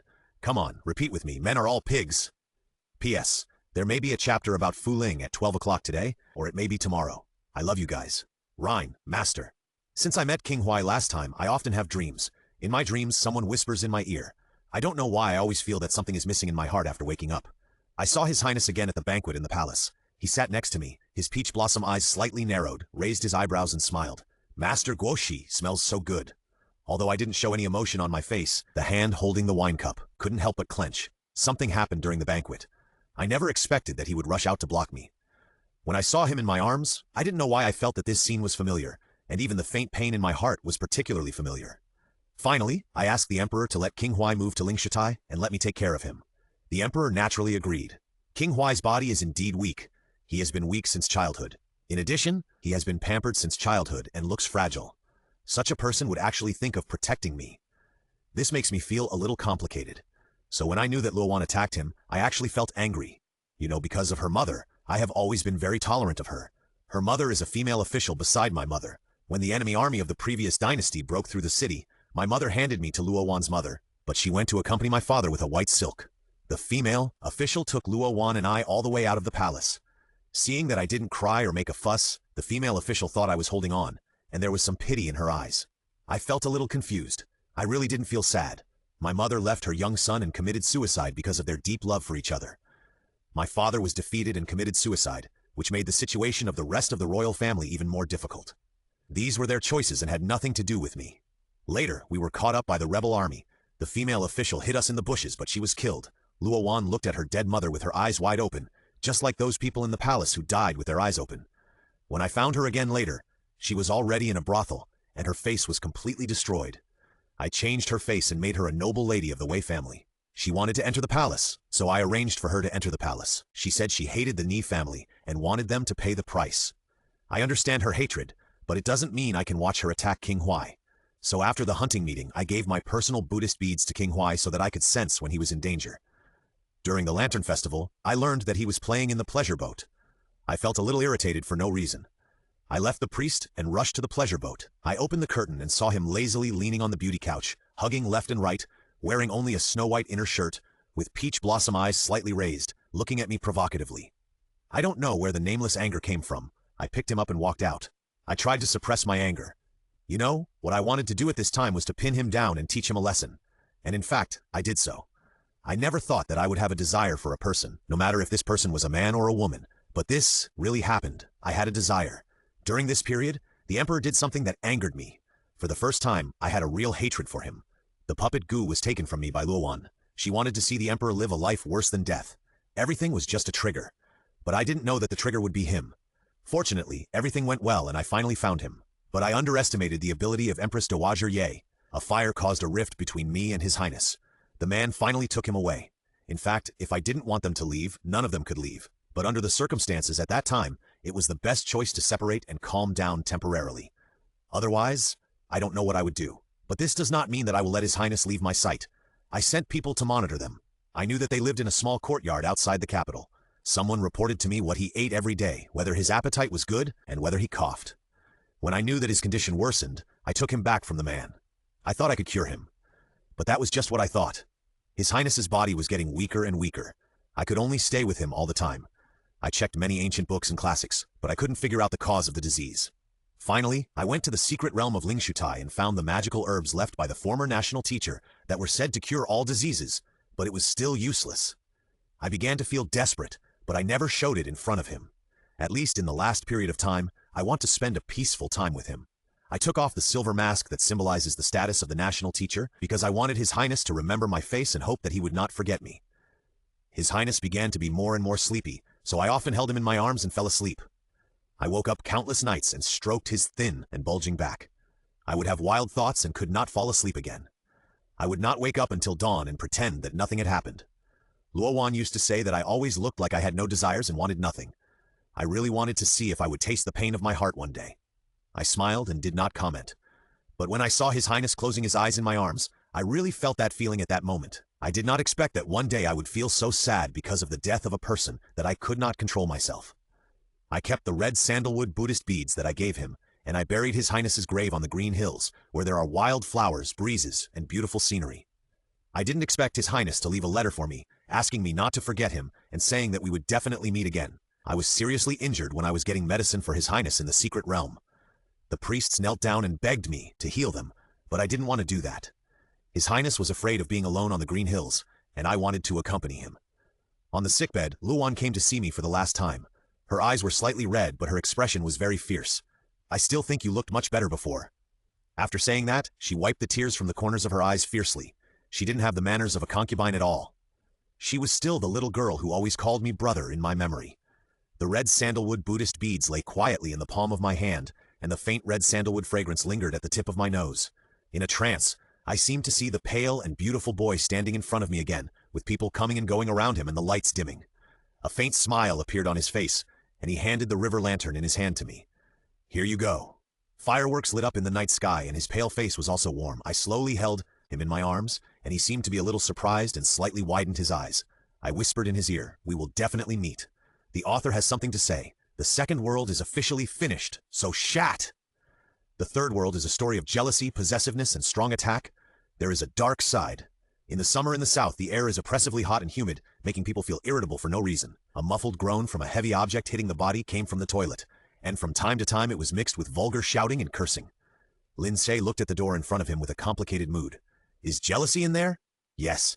I exchanged the points in the previous world for props so that I can OUG. Otherwise, the character setting of the bad boy cannot proceed." "Okay?" Lin's hand touched the door and then slowly pushed it open. The moment the person inside saw him, the shouting and cursing stopped abruptly. There were several strangely dressed boys standing inside. Some of them held wooden sticks, while others watched from the side, chewing gum carelessly. A thin figure was lying on the ground.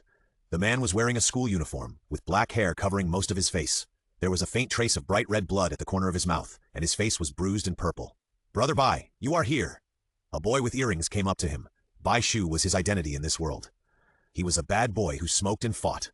He enjoyed bullying his classmates and was an out-and-out scumbag. The man lying on the ground was their classmate Chu Yuyan. He was gloomy and taciturn, but he had excellent grades. He was often used as a model by the teacher to educate these bad boys, which made them hate him and make trouble for him every now and then. Lin ignored the earring boy but squatted in front of the man on the ground and handed him a tissue. "Get up!" The man on the ground heard Lin Ce's voice, moved slightly, and then slowly raised his head. Lin Ce couldn't help but hold his breath. The black hair in front of the man in front of him was a little long, slightly covering his eyes. His chin was pointed and his skin was very white, as pretty as a girl. The man shrank and reached out to take the tissue. His throat rolled up and down, and he whispered, "Thank you." Lin Ce smiled at him, with a shallow dimple on his cheek. "You're welcome." The bad boy next to him was so surprised that he couldn't close his mouth when he saw this scene. He didn't understand what was going on. Lin Ce stood up, put his hands in his pockets, and said, "You go first." The bad boys looked at each other, and finally left the bathroom in confusion. "I'll take you to the infirmary." The weather outside was gloomy. Lin Ce opened the window of the infirmary, and the wind blew in a little, and the stuffiness was relieved a little. There were only 2 of them in the infirmary at this time, so Lin Ce took out the bandages and iodine from the cabinet and walked towards the person sitting on the bed. Chu, hearing Lin Ce calling his name, the man beside the bed stiffened and slowly raised his head. Lin Ce reached out and gently applied iodine to the wound on his face. "Does it hurt?" Seeing him frown, Lin Ce asked. Chu Yuyan shook his head. Lin Ce's movements were very careful.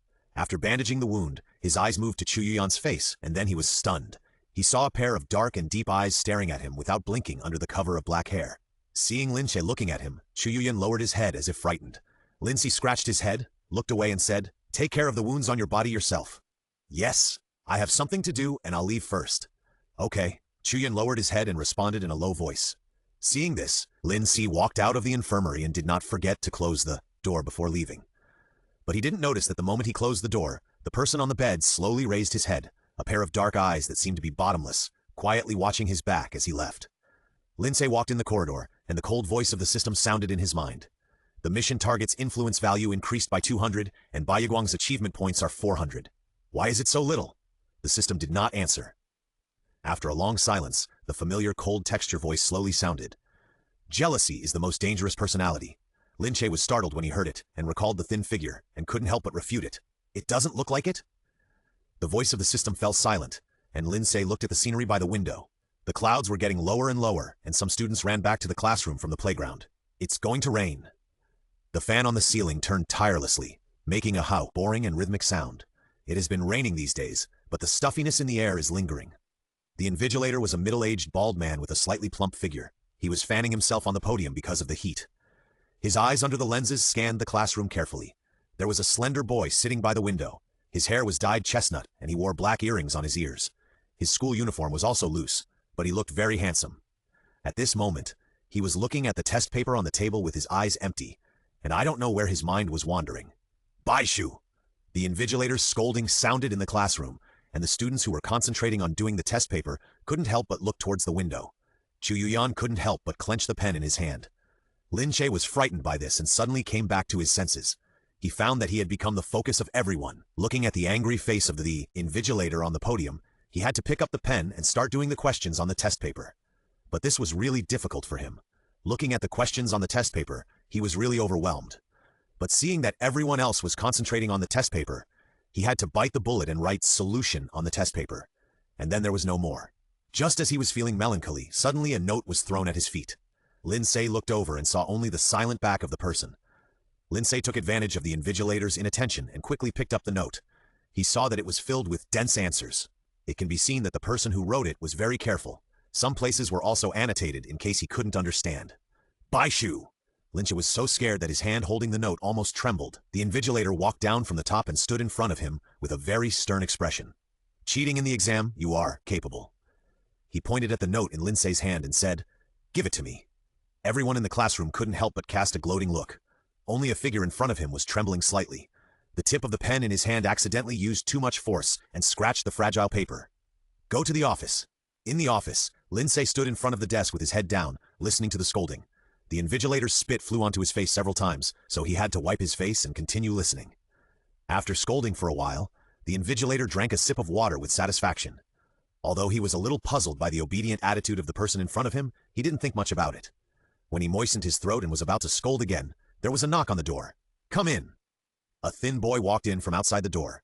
The boy had very white skin, black hair hanging softly in front of his forehead, and a high nose bridge. Chu Yuyan, what's the matter? After seeing the appearance of the person coming, the invigilator slowed down his tone and said gently. After all, the person coming was a famous top student in the school, obedient and sensible. In addition to his family background, it was hard for the teacher not to like him. Teacher, he didn't cheat. Chu Yuyan pursed his lips, looked directly at the invigilator, and said word by word, I cheated. The invigilator's face changed instantly, and he raised his voice. What are you talking about? I'm not talking nonsense. The invigilator's face was a little ugly. Chu Yuyan was personally taken care of by the principal. His family background is not ordinary. The current situation makes him a little difficult. If you really want to punish him, punish me as well. Chu Yuyan's dark eyes looked straight at him. The invigilator clenched his fist and coughed. Okay, you go. This won't happen again. Lin Ce was relieved when he heard this. If he continued to be scolded like this, his face would be covered with saliva. It was indeed raining outside. The school bell echoed in the campus. Students in groups of 3 or 2 carried their school bags and held up umbrellas and walked in the rain. Lin Ce stood under the eaves, looking at the rain in front of him with worry. He stretched out his hand to test it, but gritted his teeth and prepared to rush into the rain. Suddenly, a small voice came into his ears. Student Bai, do you want to go together? Lin Ce turned his head and saw Chu Yuyan standing beside him with his head down. His slightly long black hair covered his face, and he couldn't see his expression clearly. He held a black umbrella in his hand, and his white and slender fingers tightly grasped the umbrella handle. Perhaps he was a little nervous, and his fingers were so tight that the joints were slightly concave. Okay. Lin Ce smiled at him, and a shallow dimple appeared on his left cheek. The two walked in the rain with umbrellas. Both of them were very silent, as if they didn't know what to say. I'm sorry for what happened just now. What? Lin Ce turned his head and looked at his profile. It's all my fault. Chu Yuyan lowered his eyelashes and whispered, What's the big deal? Lin Ce responded, and then he scratched his head as if he had responded, and said uncomfortably, I want to say sorry for what they did to you before. Chu Yuyan's body stiffened when he heard it, and whispered, It's okay. The two arrived at the bus stop. There were few people at the bus stop at this time, and the bus slowly drove over. Chu Yuyan and he were going in different ways, so Lin Ce had to get on the bus alone. Suddenly, someone behind him called him. Lin Ce turned his head and watched him move the umbrella slightly, revealing his dark eyes. The color of those eyes was extremely pure black, and people seemed to be drowned in the abyss at a glance. Can we be friends? The boy's voice was very nice, as low as a cello, but there was an unconcealable uneasiness in his tone. Okay. Lin Ce curved his eyes at him. Chu Yuan's eyes suddenly lit up. The task object's influence value is increased by 200, and the Baiyuguang achievement points are 400. It's added now. It seems that you are very lacking in love. The car drove slowly. Lin Ce looked back and saw the boy standing in the rain with an umbrella, quietly watching the back of the car. I'm back, the boy said to the empty house. The house was dark, and moonlight shone in through the window. The boy knelt on the ground, lowered his head slightly, holding a piece of clothing in his hand, talking to himself in the air. Mom, I made a friend today. He's very good. He will smile at me. He won't betray me.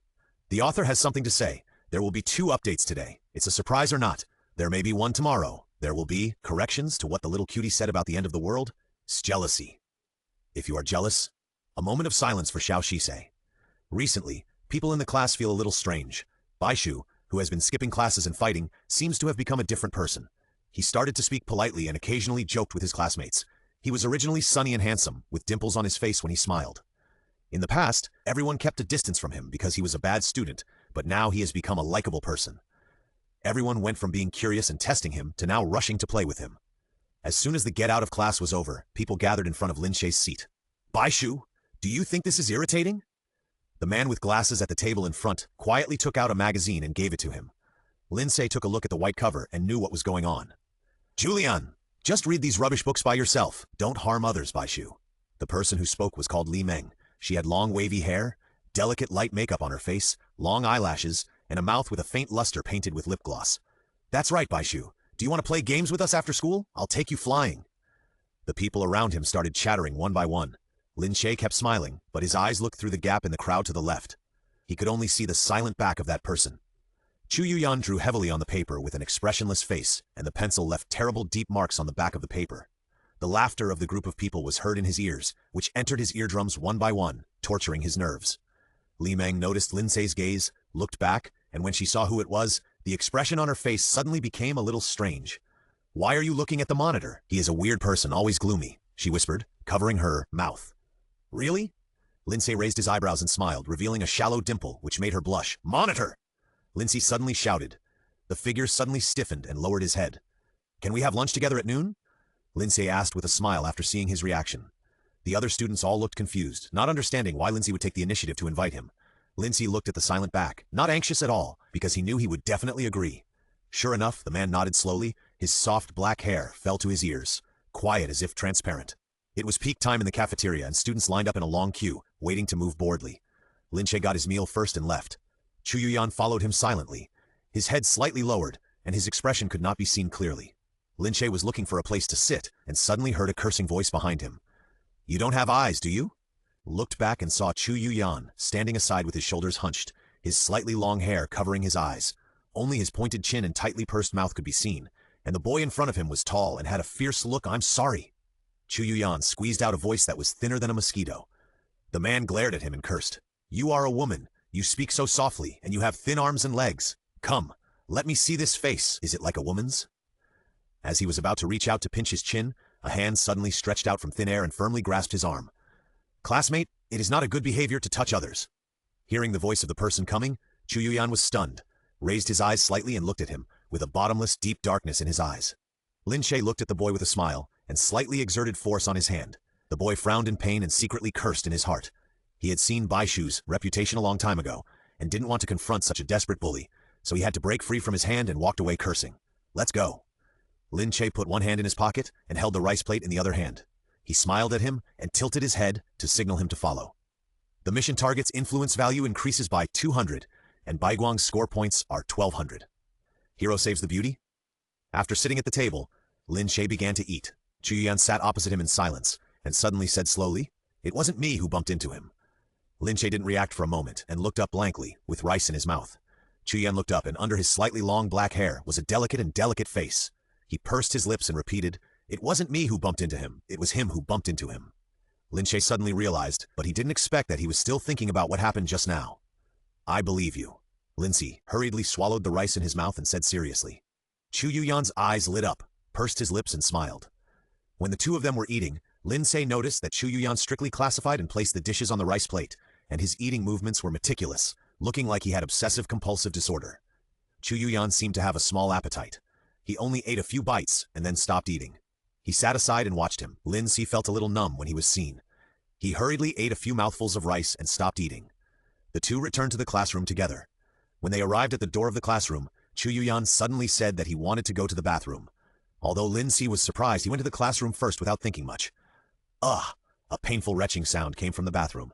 A tall and thin boy lay on the sink and kept sticking his fingers into his throat. So disgusting, so disgusting. His mind recalled the chopsticks that had been stained with the saliva of so many people, and the words of the tall boy.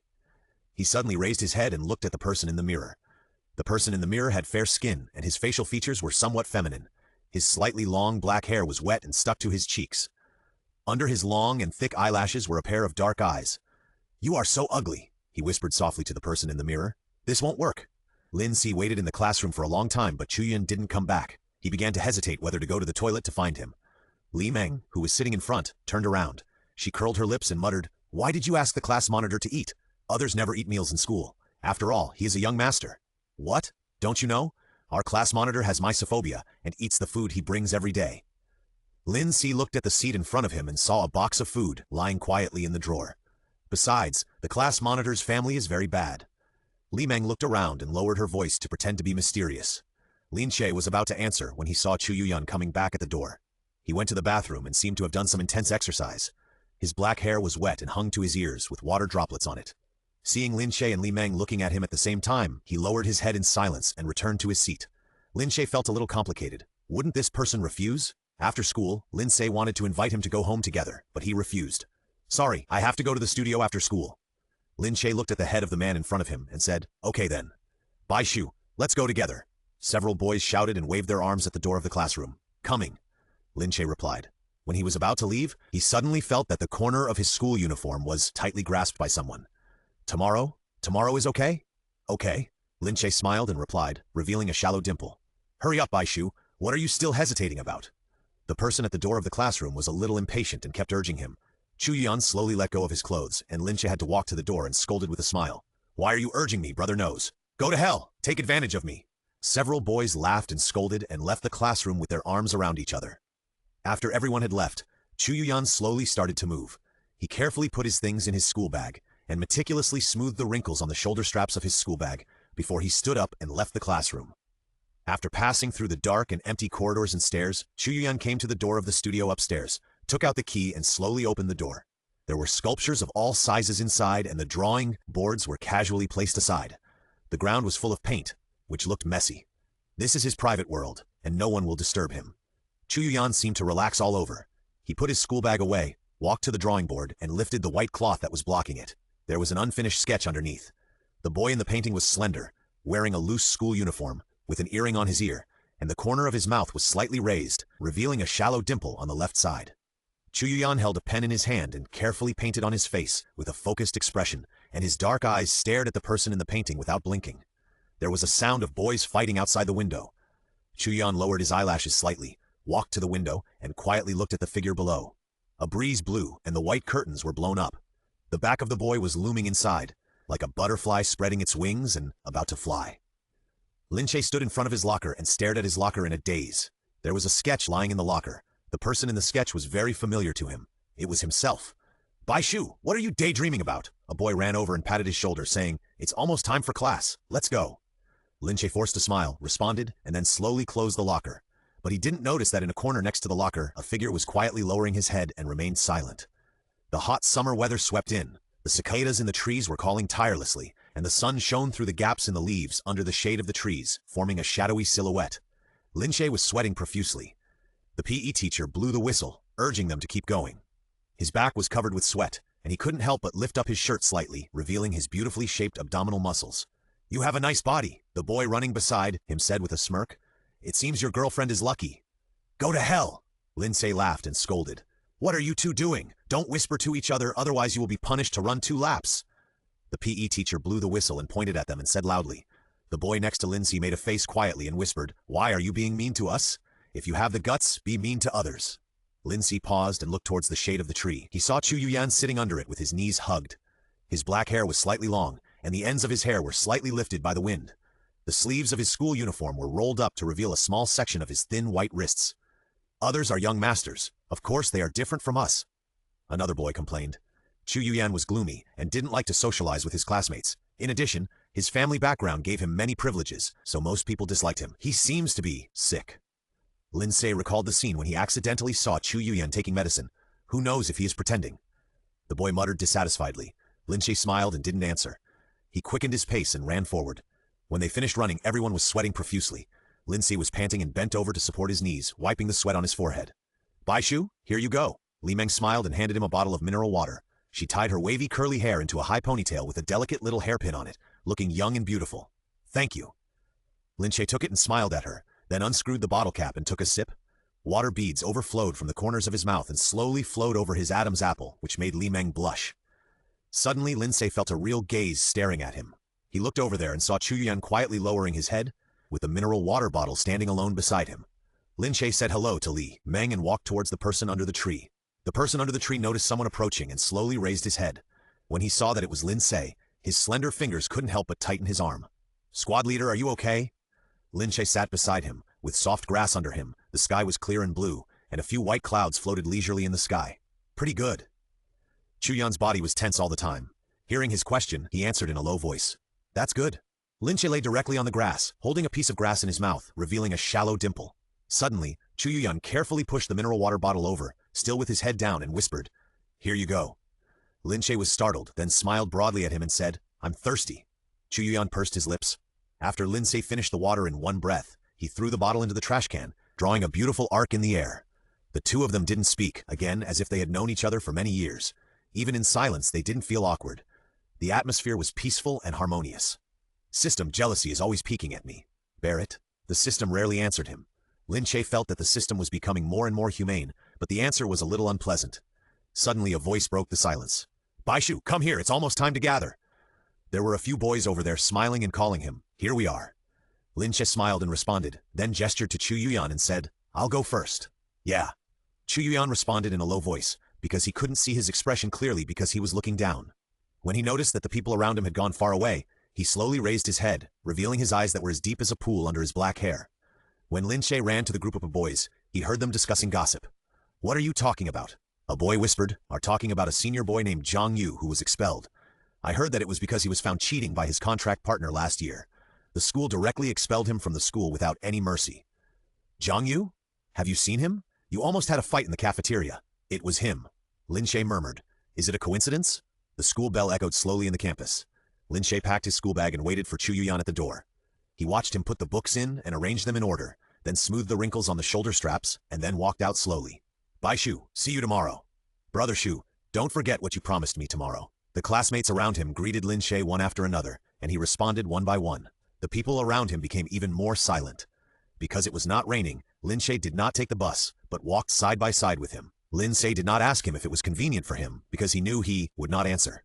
When they walked to the place where they had to separate, Lin Ce smiled and said goodbye to him.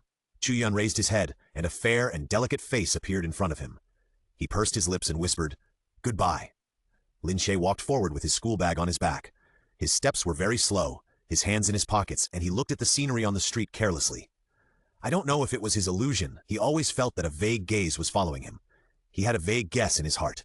His sight swept to a bar on the corner of the street. The sign was flashing light blue neon lights, which was particularly conspicuous in the gradually darkening environment.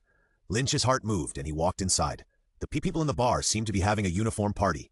Lin Ce walked in without any pressure in his school uniform. He saw the man following him out of the corner of his eye. Lin Ce looked around and found that there were men all around him. He understood that he had entered a gay bar. The author has something to say. Today's second update is short. I will try to make it longer tomorrow. Don't lurk. Don't forget to comment. I love you? P.S. Thank you for the mine of Qianyu. The deafening and noisy drum beats stimulated the eardrums. Lin Ce leaned against the bar with his hands in his pockets. He kept paying attention to the figure in the corner out of the corner of his eye. It seems that his guess was right. Lin Ce had handsome features, slightly curled chestnut hair, and shallow dimples when he smiled. In addition, he was a student, so it didn't feel out of place in the school uniform. He looked young and handsome. Soon, some people's minds became active. Classmate, do you want to have a drink? A man in a formal suit came over. He was about 30 years old, handsome and elegant. He held 2 dark cocktails in his hands and stretched out his hand to pass them to him. For some reason, Lin Ce wanted to laugh when he heard him say the word classmate, but he finally held back. No, thank you. After being rejected, the man still did not give up and asked, we can also not drink. Let's talk about life. Then want to talk about bed? Lin Ce pushed his hand away and walked towards the bathroom, saying, sorry, excuse me. The man sighed with some regret, not satisfied with the prey that he had finally taken a fancy to fly away, and before leaving, he did not forget to touch the oil, and reached out to touch Lin Ce's buttocks. Lin Ce's face suddenly became very ugly, and he felt as disgusting as if he had eaten shit, but he didn't want to fight with others in this place, so he held it back. The man hummed a song and continued to look for prey with a glass of wine, and suddenly felt someone bump into his arms. Are you okay? He asked with an elegant and considerate smile, and as he spoke, he reached out to hug the man's waist. The man in front of him slowly raised his head, revealing a pair of dark eyes. There were not many people in the bathroom. When Lin Ce walked out of the cubicle, he went straight to the sink. He turned on the switch and washed his face with water. He was thinking about how to pretend to meet that person by chance and save him some face, when he heard someone walk in. That boy is really cruel. Look at his desperate energy. Tsk, he looks like a student. I like his looks. I paid more attention to him at that time, and thought about going up to talk to him. I didn't expect. You should be thankful, otherwise you would be the one being watched now. Lin Ce ran out quickly after hearing this. As soon as he got there, he saw a group of people surrounding him tightly. He squeezed through the crowd and saw a man kneeling on the ground, covering his lower body and wailing constantly, while a black-haired boy kicked and hit his body crazily. The people around him were terrified to see him like this, and they didn't dare to go up to pull such a madman. Suddenly, the boy raised the broken wine glass on the ground and muttered to himself, left hand or right hand? The man looked at him after hearing this, and saw him holding up the glass piece with an expressionless face, and it seemed that he was about to pierce the back of his hand. Chu Yuyan. Hearing the voice of the person coming, the boy's body stiffened suddenly, raised his head, and the hostility in his eyes faded instantly, as if he was a little at a loss. Only then did everyone see the boy's appearance clearly. The boy's skin was very white, and he looked like a ghost under the dim light. He looked feminine, and his facial features were very delicate. Lin Ce walked through the crowd and stood in front of him. He looked at the man in front of him, who was huddled up with his head down, as if he was afraid of something. The man lying on the ground uttered a cry of pain.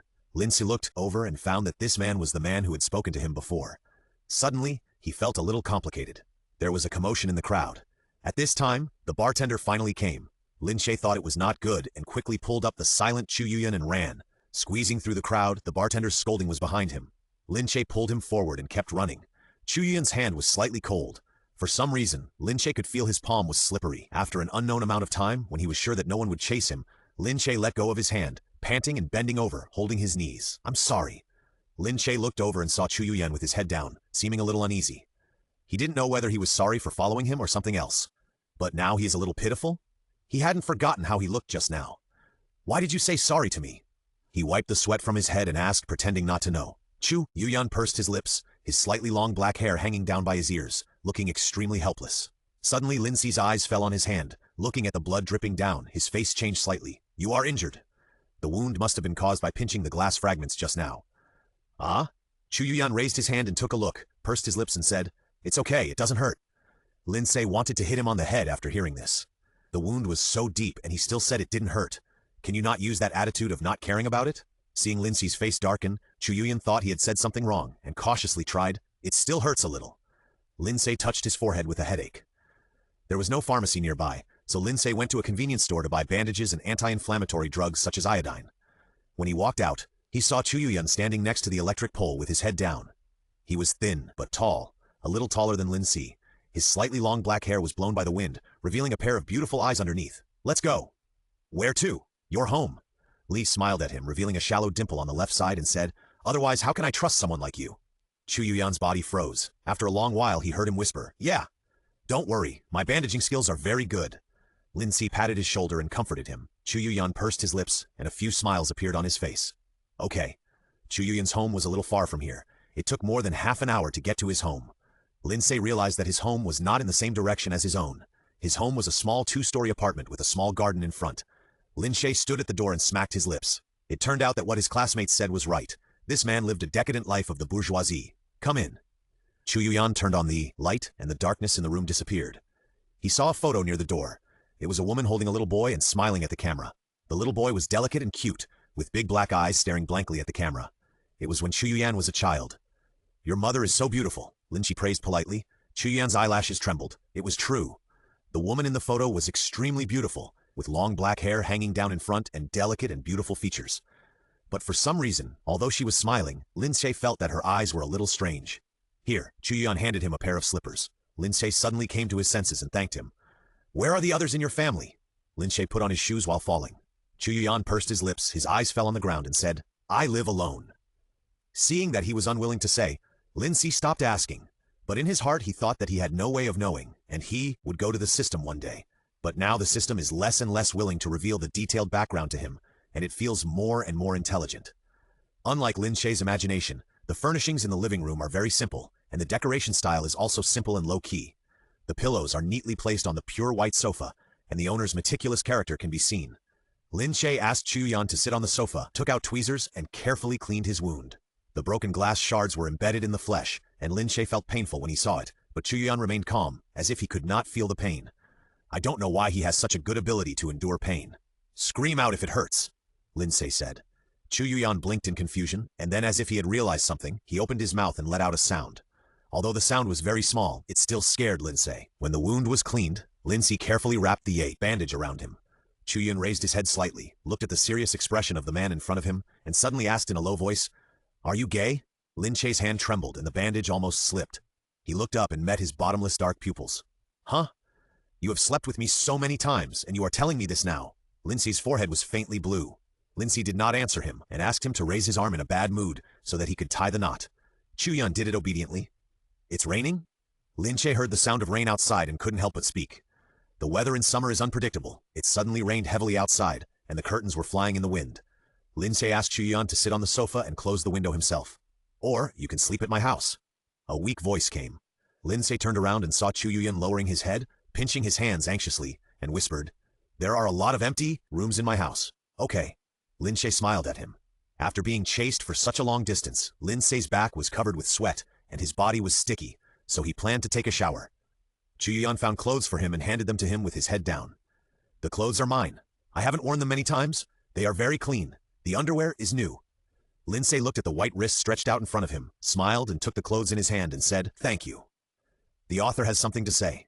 Hey, when will our poor little attacker turn evil and overwhelm? Today, there will be 2 updates as usual, and the second update will be in the evening. The bathroom was very clean, without a drop of water on the floor, and toiletries such as towels were neatly placed next to it. Lin Ce took off his clothes, walked under the shower, and turned on the switch. The slightly warm water flowed slowly on him. He closed his eyes and fumbled for the shower gel on the shelf. As soon as he picked it up, he found that it was used up. He remembered that there was still soap on the washstand in the outer compartment, so he decided to use it. The bathroom was divided into 2 compartments, separated by a frosted glass door in the middle.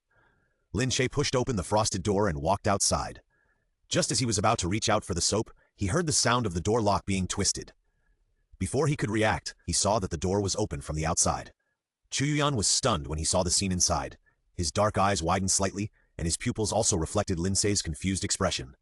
The two looked at each other in the air, and in the end, Chu Yuyan blushed and looked away, stepped back and closed the door. I'm sorry. Lin Ce rubbed his forehead inside. He didn't know how many times Chu Yuyan had said sorry to him. I didn't mean to do that. I wanted to take out the dirty clothes too. Wash. Lin Ce looked at the clothes in the laundry basket, took them out, opened the door a crack, and handed them out. Here you go. The person outside the door seemed to be stunned and didn't react. Lin Ce shook his hand again, and he hurriedly took it. The 2 hands accidentally touched each other during the process, and the other side seemed to shrink back as if it was electrocuted. After handing the clothes out, Lin Ce took the soap and went back to take a shower. The sound of water was gurgling. After Lin Ce finished washing, he turned off the switch, put on his clothes quickly, and walked out. Lin Ce was wearing Chu Yuyan's white shirt, and the chestnut hair was still dripping with water. Some of it flowed on the clothes, revealing his skin. Chu Yuyan, who was sitting on the sofa, only took a glance and lowered his head again. A faint red appeared on his white earlobes, and his eyelashes trembled slightly. Lin Ce found it a little funny. He pointed to the clean clothes beside him and said, "Do you want to wash too?" Chu Yuyan nodded. Lin Ce said, "I'll wrap the wound with plastic wrap for you, otherwise it will be uncomfortable if water gets in." "Yeah." Lin Ce squatted on the ground and carefully wrapped his hand with plastic wrap. He noticed the gaze above his head and looked up, and saw Chu Yuyan hurriedly looking away. "Okay." Lin Ce looked at his work and nodded with satisfaction. "Thank you." After Chu Yuyan took a shower, Lin Ce lay on the sofa and watched TV. From time to time, there was the sound of water splashing in the bathroom, as if hypnotizing him, and he began to close his eyes in a daze. The bathroom was filled with mist. Chu Yuyan closed his eyes and recalled the scene he had just seen when he opened the door. His hands moved more and more intensely. He thought of the time when he was standing here taking a shower. He suddenly became more excited. After a while, his breathing became more and more rapid, and he finally let it out. Chu Yuyan closed his eyes and panted slightly. His long black hair was wet and stuck to his cheeks. Water droplets hung on his eyelashes, and his fair face was slightly red. He slowly opened his eyes, looked at the sticky liquid in his hand and put it under the shower to rinse it clean. His dark eyes flashed a faint light. With a click, the bathroom door was pushed open from the inside. A tall and thin boy walked out. When he saw the person lying on the sofa and sleeping, his eyes darkened. Chu Yuyan walked to the sofa and bent down slightly. The two faces got closer and closer. His Adam's apple rolled up and down unnaturally. Perhaps because of the warm breath spraying on his face, the person below seemed to feel a little itchy and stretched out his hand to scratch his face. Chu Yuyan seemed to be awakened suddenly. His eyes suddenly cleared up. He stretched out his hand to push Lin Ce's body and whispered, "Go to bed." Lin Ce opened his eyes dazedly, rubbed his sleepy eyes and said hoarsely, "Okay?" Chu Yuyan did not lie. There were indeed many empty rooms in his house. Lin Ce finally chose one at random. He and Chu Yuyan said goodnight to each other and then fell on the soft bed and slept. There was no dream all night until dawn. When the two arrived at school together, the class was a little surprised. Julian, who sat in front of Lin Ce, asked him quietly, "Why did you come with the class monitor?" "We went back together yesterday and we came together today." Lin Ce answered truthfully. "Oh." Julian looked unacceptable. Lin Ce smiled and chatted with him for a few more words. Although Julian was a bit wretched, he had a good personality. He liked chatting with him, but he didn't expect to be separated from him so soon. "Julian, you and Chu Yuyan switch seats. You always skip class. I wonder if you dare to do that in front of me." The head teacher pointed at Leon with the teaching pole on the front desk. Julian, whose name was called, shuddered and muttered softly, "Why did you suddenly think of switching seats?"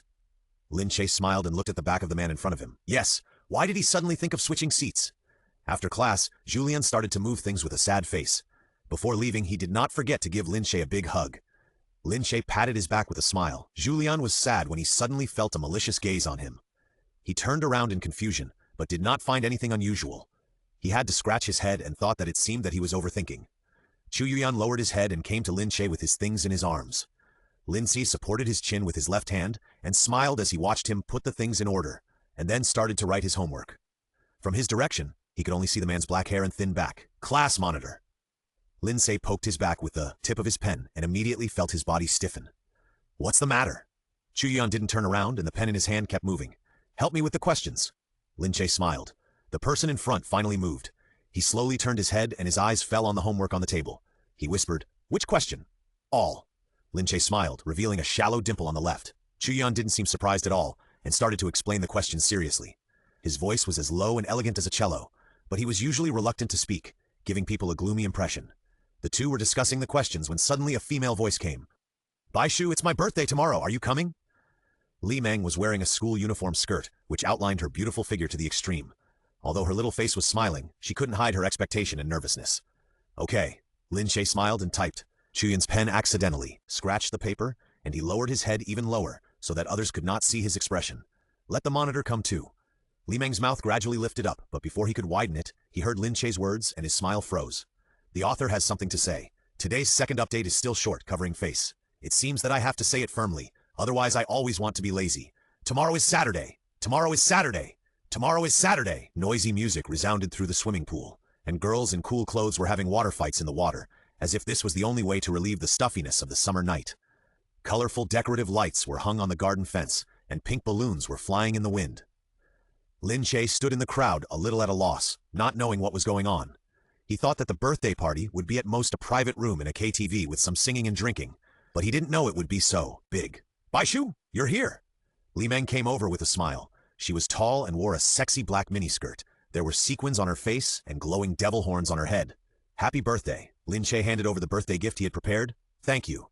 Li Meng took it and smiled sweetly at him. The classmates around him began to make faces and make noises looking like they were just looking for fun. Where's the class monitor? Lin Ce looked at the people around him and asked. As soon as he said this, the faces of the classmates around him suddenly became a little strange. Li Meng pursed her lips and said indifferently, I don't know. He probably doesn't want to play with us. Lin Ce frowned. He came just as we were talking. A boy muttered in a low voice. Lin Ce turned his head and saw a tall and thin boy appear in front of him. His slightly long black hair hung softly beside his ears. His skin was very white and his facial features were delicate, but he looked a little uneasy. He seemed to be unable to adapt to the atmosphere here, with his head slightly lowered, looking a little at a loss. Squad leader! Lin Ce and Li Meng said hello and walked towards him. Chu Yuyan's body stiffened, raised his head to look at him, and then quickly lowered his head. I almost thought you were not coming. Lin Ce walked in front of him, with a slight smile on his lips, revealing a shallow dimple on his left cheek. I'm coming. Chu Yuyan whispered, You are here. Then, as if he had just reacted to what he had said, he hurriedly shook his head and waved his hands, saying, I didn't mean that. I know. Lin Ce hurriedly comforted him, intending to save him some face. The two sat down by the swimming pool. Lin Ce was wearing a white short-sleeved t-shirt and black knee-length shorts. At this time, he stretched his legs into the water to play, and the splashing water hit Julian's face, who was playing in the swimming pool. Julian wiped the water splashed on his face and pointed the water gun at Lin Ce to fight back. Lin Ce's body was immediately wet. The two of them played water fights and laughed happily. Chu Yuyan lowered his head and remained silent.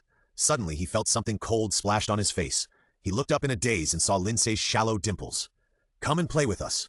Chu Yuyan's eyelashes drooped slightly. There were still wet water drops on the ends of his black hair, which slid down his fair face to his chin and then dripped down. Before Lin Ce could wait for his answer, he heard someone calling him. Bai Shu, the birthday boy is blowing out the candles. Come and eat the cake. Lin Ce had no choice but to respond, I'll be there right away. After saying that, he turned his head and looked at Chu Yuyan and said, Do you want to go? Chu Yuyan shook his head silently. Lin Ce knew that he was a loner and didn't force him. The other side was urging him, so he walked towards the crowd. Li Meng was surrounded by the crowd, with a multi-layered cake in front of her. She clasped her hands together, closed her eyes, and made a wish with a pious look. Finally, she opened her eyes, blew out the candles in one go, and smiled shyly. Meng, what wish did you make? A classmate in the crowd asked with a smile. As soon as he said this, someone refuted his words. You can't say it. It won't work if you say it. Li Meng smiled and said, I don't believe this, but I have to say it. When she spoke, she looked straight at Lin Ce. Lin Ce's heart suddenly skipped a beat, and he vaguely guessed what she wanted to say. Sure enough, the next second Li Meng said, I like you, Bai Shu. I want you to be my boyfriend.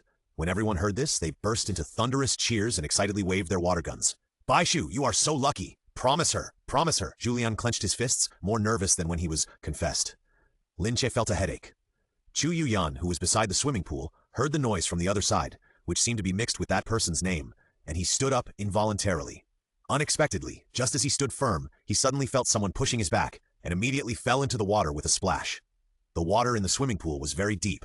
Chu Yuyan kept splashing in the water, and the cold water rushed into his nose and ears. The nightmare-like memory suddenly hit him. Good boy, put your head in. Why don't you listen to your mother? Why are you forcing me to do it myself? All of you are forcing me. I hate you. I hate you. The woman frantically pressed his head into the water. Her expression was crazy, and she cursed viciously. He stretched out his pale arms weakly, as if he was hoping for something. It doesn't matter who comes to save him. In the dim light, he seemed to see a large splash of water on the surface of the water, and someone broke through the water and swam slowly towards him. He was very familiar with the appearance of that person. He had repeatedly drawn his eyebrows and eyes in the tracing book. At the last moment of his consciousness, Chu Yuyan felt his hand being gently held by him, and he immediately held his hand back. He would never let go.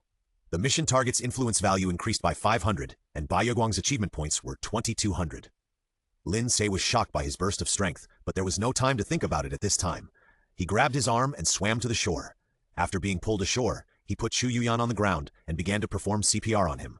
He pressed his chest hard and leaned over to give him artificial respiration. The touch on his lips was cold. Although he knew that there was nothing serious, Lin Ce still had lingering fears. After a long time, Lin Ce heard the person lying on the ground coughed muffledly and then spit out some water. The big stone in his heart fell to the ground, knowing that it was okay. Li Meng's face was a little ugly. Her birthday party was ruined. She was about to confess her love, but she didn't know that this would happen. The man who pushed Chu Yuyan down as a prank was now feeling scared. He didn't like the gloomy Chu Yuyan. He wanted to play a trick on him, but he didn't know that he was completely helpless and almost caused a big mess. Chu Yuyan glanced around silently, and his eyes made everyone who came into contact with him lower their heads involuntarily. Are you okay? Lin Ce asked with concern. Chu Yuyan nodded, then slowly stood up and bowed his head and said, I'll go back first, thank you. Looking at Chu Yuyan's silent back, Lin Ce felt a little uneasy, and always felt that he looked a little strange. The next day at school, Lin Ce opened the locker and was stunned when he saw the things inside. There were a lot of sketches and portraits inside, and there was a small sculpture next to it, which was carved in his image. But the expression on the sculpture was very gentle, like an angel who saved the world. Lin Ce then remembered that he hadn't opened the locker for a few days. "What is this?" A boy stretched his head to find out, but Lin Ce closed the door with a snap, blocking his view. Nothing. When he walked into the classroom, he found that his desk in front of him was empty, and his usual figure was not there. "Where's the class monitor?" Lin Ce asked in confusion. A boy took over the conversation casually and said, "Don't you know, the class monitor is sick, and his father came to ask for leave for him in person." Lin Ce was stunned. Sick? How could he suddenly get sick? Lin Ce was absent-minded in class all day, and when the school bell rang, he picked up his school bag and ran outside. Relying on his memory, it took him more than half an hour to get to the door of Chu Yuyan's house. Looking at the closed door, he took a deep breath, and after making mental preparations, he rang the doorbell. "Who is it?" Lin Ce was startled. The voice sounded like a middle-aged man, not Chu Yuyan's. "I'm Chu Yuyan's classmate. I heard that he was sick, so I came to see him," Lin Ce said loudly. Click, the door was opened from the inside. The man in front of Lin Ce was about 40 years old, with eyes as sharp as an eagle. From his facial features, you can see how handsome he was when he was young. "Come in." Lin Ce thanked him stiffly. When he entered the room, he noticed that the photo that was originally placed at the entrance was no longer there. It should have been taken away. "Xiaoyan is upstairs. I'll go call him. You sit down for a while." "Okay." Lin Ce sat on the sofa and found that the surroundings seemed to have been cleaned again. It was so clean that he didn't know where to put his hands and feet. Suddenly, there was a sound of tables and chairs rolling upstairs, followed by hurried footsteps. Lin Ce looked upstairs and saw a tall and thin figure appear on the stairs. The boy's chest rose and fell slightly, as if he was very excited. A pair of dark eyes seemed to bloom with thousands of lights. "Author has something to say. Children's Day? Easter egg. When you fell into the water, I heard you screaming for your mother out of fear. Ha ha ha, are you still a child? Ah! Why do you look a little strange? Huh? Don't, I was wrong. Don't bite me. You can't kiss there. P.S. Happy Children's Day, everyone. Pretend we are all children."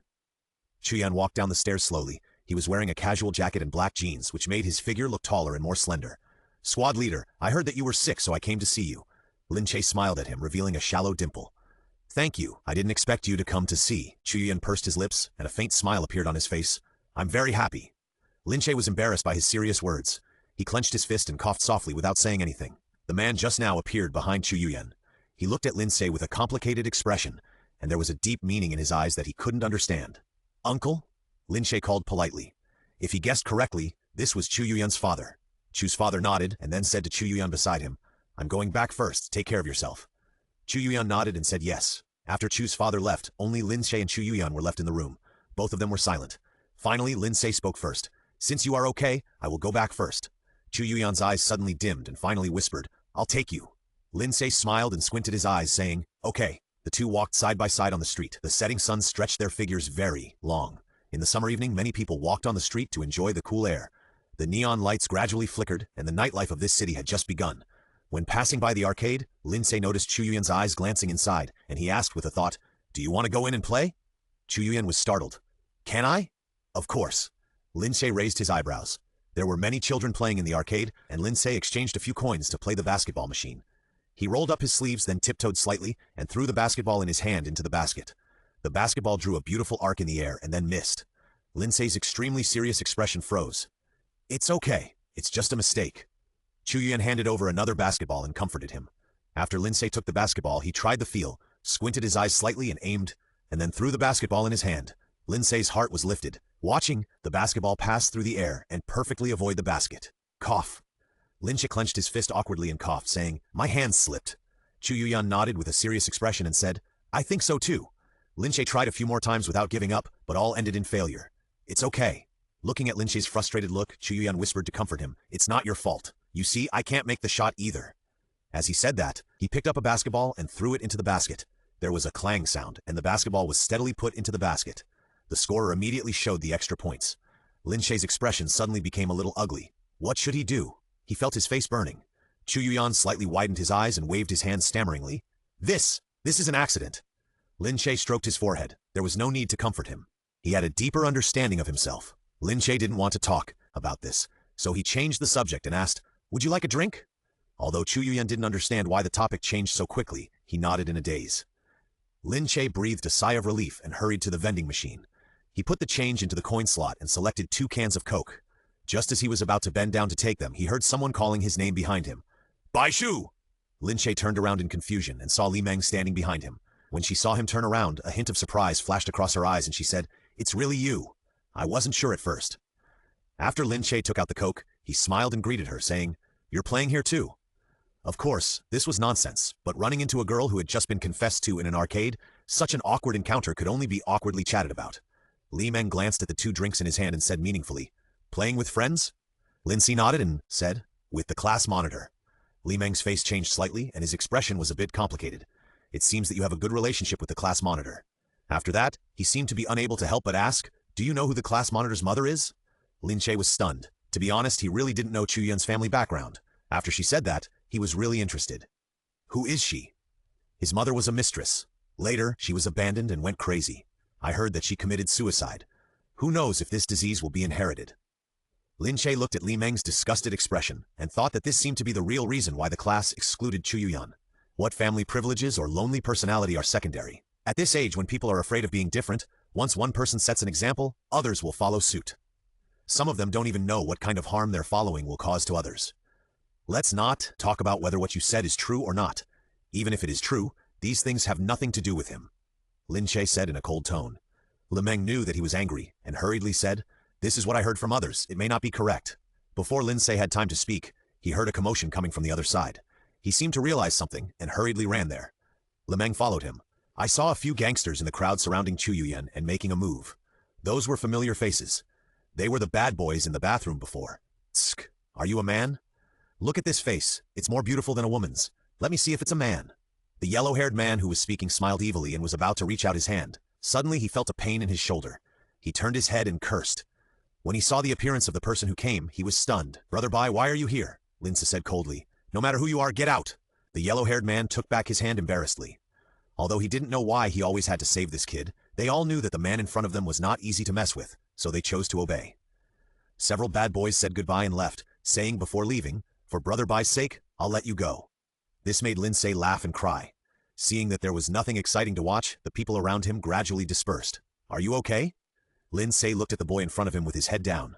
He had to say that Chu Yun was indeed good-looking, but he was always gloomy and his hair was a little long, so many people ignored his appearance. Chu Yun shook his head and said in a muffled voice, "It's okay." Lin Ce looked at his watch and said, "It's getting late, why don't we go back?" Li Meng said, "Let's go together. Her home and Lin Ce's home are just on the same way." Lin Ce said, "Then let's go." Before he left, he said hello to Chu Yun and asked him to take a bus home quickly. Seeing that he nodded, he left with peace of mind. Chu Yun slowly raised his head and looked at the backs of the 2 people, leaving side by side. The girl seemed to have noticed his gaze, turned her head and smiled at him provocatively, then turned her head away, wanting to stick her body to the person next to her. Chu Yun's eyes were as dark as a bottomless pool, calm on the surface, but turbulent underneath. Why? Why is there always someone coming out to disturb them? Why can't he only have eyes for me? Why can't he have me? He was jealous. He was madly jealous of the people around him. They could talk and laugh with him unscrupulously. They could be close to him and call him brothers, while he, a coward, had to be careful even when speaking. He didn't want to be like this anymore. The cicadas in summer are the most annoying, and they don't understand the mood of students who are about to take the college entrance examination. Lin Ce half lay on the table listlessly, looking at the stiff back of the person in front of him. "Damn, I did it wrong again." The person on Lin Ce's left cursed, tore off the draft paper, and crumpled it into a ball to vent his anger. His expression was very distorted. Lin Ce turned his head with amusement, looking at the still silent back of the person in front of him, and suddenly he wanted to play a prank, and stroked his back with the tip of the pen, and said with a smile, "Class monitor, you are not hot at all. Look, there is no sweat on your back." The body under the pen suddenly stiffened, and then he heard the man's muffled voice, "Not hot." Lin Ce smiled and retracted his hand, looking at the shadows cast by the trees outside the classroom, thinking that it would be good to continue like this. This world is rare leisure. Suddenly a classmate called out from the door, "Class monitor, the head teacher wants to see you," put down the pen in his hand and walked out slowly. Lin Ce didn't care too much because the head teacher often asked Lin Ce to correct homework, so when he heard the classmates whispering, he showed a little surprise on his face. "What did you say?" The boy who was pulled saw that it was Lin Ce and explained to him kindly, "Don't you know? I heard that it was because of the withdrawal. His father came to the school in person and said that his son was sick and had to go for treatment for a period of time. I have felt that he was sick for a long time." Lin Ce was trembling with anger. He left the boy and ran to the office, only to find that there was no one inside. He quickly ran back to the classroom and heard from his classmates that several people who looked like bodyguards took away Chu Yuyan's things. At this time, a huge panic struck Lin Ce's heart. This was the first time he encountered such a situation. He looked out the window blankly and could only see the figure of a black car slowly driving away at the school gate. The author has something to say. Sorry, I had a stomachache last night and took medicine. I posted it a little late today. I have seen everyone's blessings. I will send you some small red envelopes. Please be happy forever. P.S. Thank you Hui, Badamumu, and Tan Huan for sending mines. The weather in June was very hot. The sun burned everything on the ground unscrupulously. You could almost see the rolling heat waves on the ground. The trees outside the examination room were full of parents waiting for their children. When Lin Ce walked out of the examination room, he was almost fainted from the heat. He licked the corners of his cracked lips and looked around the crowd.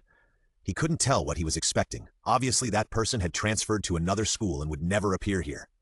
Bai Shu! Someone called his name behind him. Lin Ce turned around and saw that it was Li Meng. Don't forget the class dinner after the college entrance examination. Li Meng still smiled sweetly. Lin Ce smiled and nodded. I won't forget it. The class reunion was held in a small hotel. The class teacher was also present. Everyone was very excited, and their faces were full of expectations for the future. They didn't care at all that someone in the class had just dropped out not long ago. Only Lin Ce still remembered him. Teacher! Lin Ce stopped someone who wanted to go to the bathroom at the door and said with a smile, Can I ask why Chu Yuyan dropped out of school? The class teacher waved his hand impatiently and said, Why are you asking so many questions? Lin Ce handed over a cigarette with a smile and said with a flattering tone, I thought the teacher would know about this, so I just asked casually. After all, Chu Yuyan sat in front of me, and it's normal to care more about him. Hearing this, the class teacher seemed to remember something, and said, Speaking of this, I was shocked when he found me at the beginning. As a result, he said that he wanted to change seats and sit in front of you. When I asked him the reason, he didn't say anything. It's really strange.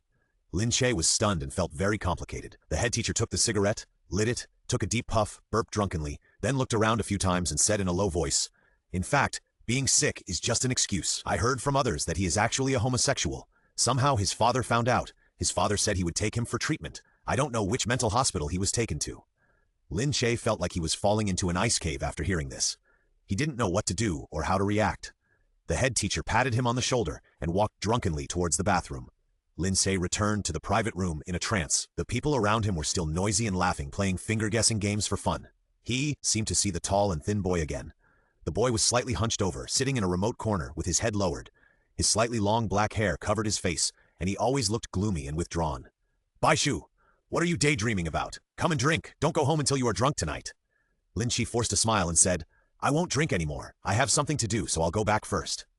Finally, he walked out of the private room amid the puzzled gazes of the crowd. Li Meng wanted to say something, but in the end, he did not speak. Lin Ce leaned against the corridor, rubbing his wrist habitually.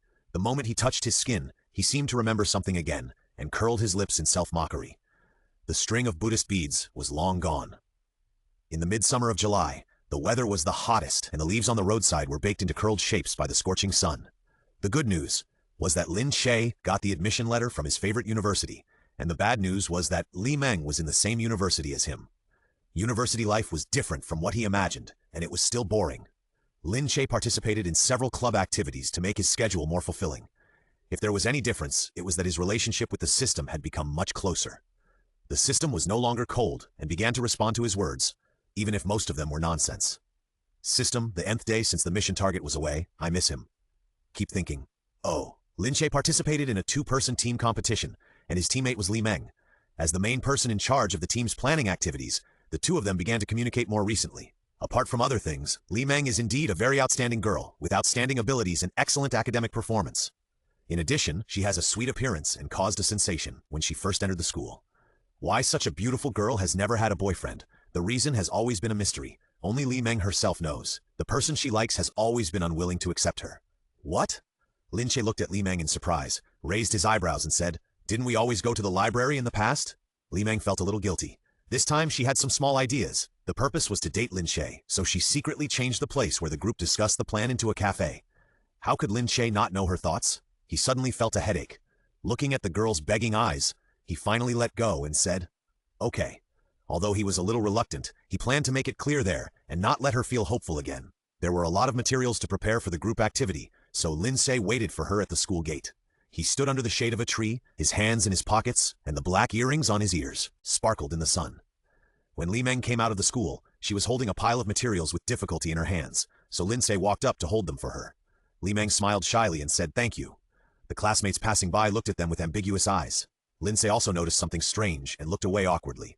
Suddenly, his sight inadvertently fell on a certain place, and his pupils suddenly shrank. That face!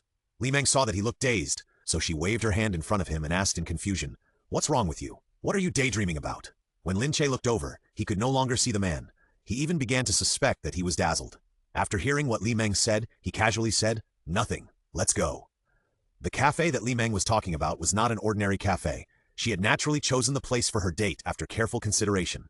It would be better to say that it was a private club than a cafe. Building was divided into 3 floors, and the design style was postmodern. The furnishings inside were simple and clean. The first floor looked no different from an ordinary cafe, so Lin Ce found a seat and sat down casually. The record player played an elegant and gentle movie interlude. The butterfly fish in the fish tank gently swung its fiery red tail. In a remote corner, 2 figures could be vaguely seen under the shade of the heavy palm trees. "Baishu, how about this?" Lin leaned over to look at her plan, seriously considering the feasibility of the plan. The 2 of them were very close to each other, almost head to head. If others saw them, they would only think they were a pair of young lovers rubbing their heads. As they were discussing heatedly, Li Meng suddenly noticed that Lin Ce's expression was a little strange. "What's wrong?" Lin Ce forced a smile and said, "Nothing." He didn't know if it was his illusion, but he always felt that there was a real gaze looking at him, and he felt uneasy for a moment. Well, it must be an illusion, so he had to comfort himself like this. At this time, in the private room on the 2nd floor, there were several men in suits sitting. They were all wearing famous brands. At this time, they were hugging beauties on their left and right and laughing very unrestrainedly. "Where is Mr. Chu?" The one who spoke was Yue Kai. On his lap sat a good-looking boy. The boy was very beautiful, with black hair and white skin, and a timid expression. As soon as this was said, everyone fell silent and looked at each other. The Chu Xiao mentioned by Yue Kai was the eldest son of the Chu family, who had been raised outside. In fact, to put it bluntly, he was an illegitimate child. The wife of the Chu family died of illness more than 10 years ago, leaving behind a son named Chu Yuze, who was 3 years older than Chu Yuyin. Chu's father had high hopes for him, but he was uneducated and spent all day thinking about hanging out in bars and picking up young models, which disappointed Chu's father so much that he decided to bring the illegitimate child back. However, it was heard that the illegitimate child seemed to be ill. After being brought back, he was secretly sent to a place for treatment and returned only after he recovered. After the illegitimate child came back, he showed his ruthless and resolute methods. Every now and then, news about the Chu family spread in the circle. First, it was said that the eldest son of the Chu family was addicted to drugs and was forced to go to a drug rehabilitation center. Later, it was heard that the master of the Chu family was ill, and the illness was not mild. Now anyone with a discerning eye can see who the current head of the Chu family is. "Maybe he went to the bathroom," someone said. "No." "What?" Everyone looked at the man who was speaking. His expression was a little strange. He paused, then slowed down his tone and said, "I just saw him walking towards the monitoring room." "What was he doing in the monitoring room?" Yokai said. "I don't know." Yokai's face looked a little ugly. Thinking back to those dark eyes, every time he looked into those eyes, he always felt a creepy feeling, as if he was being stared into by the abyss. What a freak, the author has something to say. "On the first day that Yanyan was gone, I missed him. On the second day that Yanyan was gone, I jumped and laughed. Hey, we'll see each other in the next chapter. I'm jealous!" The second update tonight. Lin Ce listened carefully to Li Meng's ideas, and occasionally inserted a few words to express his own opinions. The atmosphere was very harmonious. Suddenly, their hands accidentally touched each other. Li Meng lowered her head shyly, while Lin Ce turned away awkwardly and said, "I'm going to the bathroom." There was no one in the bathroom, so Lin Ce found a cubicle and went in. Just as he was about to unbutton his pants, he heard the sound of the bathroom door being locked. Lin Ce's heart skipped a beat. Why did they lock the door? Then, Lin Ce heard the sound of leather shoes falling on the ground slowly, and his heart was immediately pulled up. "Who is it?" he asked in a trembling voice. The man was silent, and the footsteps slowly approached him. Lin Ce swallowed his saliva and looked around, intending to find some weapons that could be used, but he found that the only weapon that could be used was a roll of toilet paper. What should he do? Wrap the toilet paper around his face while he was not paying attention? The footsteps finally stopped. Lin Ce lowered his head and looked through the crack of the door, and a pair of leather shoes came into his sight. The owner of the leather shoes seemed to be in no hurry at all. He knocked on the door politely, as if waiting for him to come out. Lin Ce heard the knock on the door slowly and hurriedly, said, "Someone is here." The knock on the door stopped abruptly. Lin Ce just breathed a sigh of relief and suddenly felt the door shaking violently. The people outside were violently destroying the door. Crazy, I really met a madman. Lin Ce looked at the shaking door and began to slowly back away. After an unknown amount of time, the door was broken from the outside. Lin Ce's sight moved up from the leather shoes, and when he saw the face, he was stunned in place. The man in front of him was tall, wearing a black suit, which made his legs look even longer. His hair was pure black, his skin was a little pale, and his eyes were as dark as a deep pool, staring at him quietly. Chuyun? Lin Ce almost couldn't recognize him. The silent, tall, and thin boy in his impression has now become mature and handsome with a tall figure, and his every move reveals the demeanor of a superior. I finally see you. A soft sigh hit Lin Ce's eardrum. He looked at the pair of dark eyes full of paranoia and madness, thinking that some things have not changed.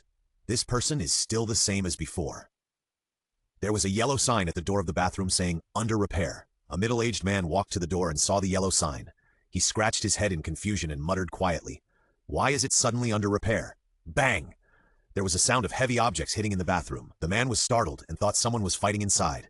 He quickly walked past the door, but if he listened carefully, he could hear the tiny low moans mixed in. "No, don't." Lin Ce was pressed against the wall by him, unable to move at all. When their lips parted, some silver threads flowed out. Lin Ce's face turned red at this time, and he glared at him fiercely. Chuyun gently wiped his mouth for him, then leaned over to his ear and whispered, "Why are you smiling at that woman?" Lin Ce heard his question and didn't react for a while. He didn't know how to answer. Seeing this, Chuyun's dark eyes were full of turbulence. He narrowed his eyes and said slowly, "Are you with that woman?"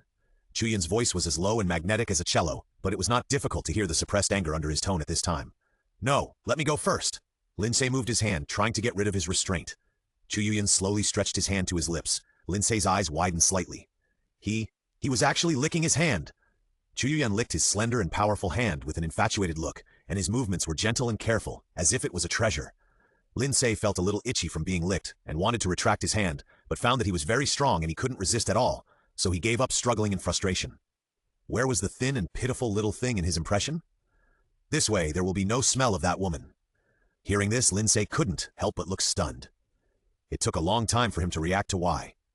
It seemed that he accidentally touched Li Meng's hand just now, and he didn't know why he was seen by him. What he did was just like the male animals in the animal world, adding their own scent to their partners to cover up other unpleasant smells. This person can't be viewed with common sense at all. Chuyun let go of his hand contentedly, stroked his earlobe, and a happy light flashed in his dark eyes. "You are mine, mine alone. Sadness is mine, happiness is mine, and everything about you is mine." The door of the private room was slowly pushed open from the outside, and a tall young man walked in. The man had handsome features, but his skin was a little sickly pale. Yukai asked the boy on his body to sit up, looked at the man, and said with a smile, "Where did young Master Chu go to have fun? Why did you take so long to come back?" Although Chuyun did not answer, Yukai keenly noticed that he was in a good mood at the moment. No, it should be said that he was in a very good mood. "I'll go back first. You guys play slowly." Chuyun slowly walked to the sofa and picked up the clothes. "Why are you in such a hurry? Play for a while." Chuyun raised the corners of his mouth slightly and whispered, "I can't keep him waiting for a long time." Everyone was suspicious when they heard this inexplicable word. After Chuyun left, they wondered, "Young Master Chu, is there someone?" When this was said, everyone was a little bit unconvinced. Since they came into contact with this person has been living a life of abstinence. It seems that he has a serious obsession with cleanliness.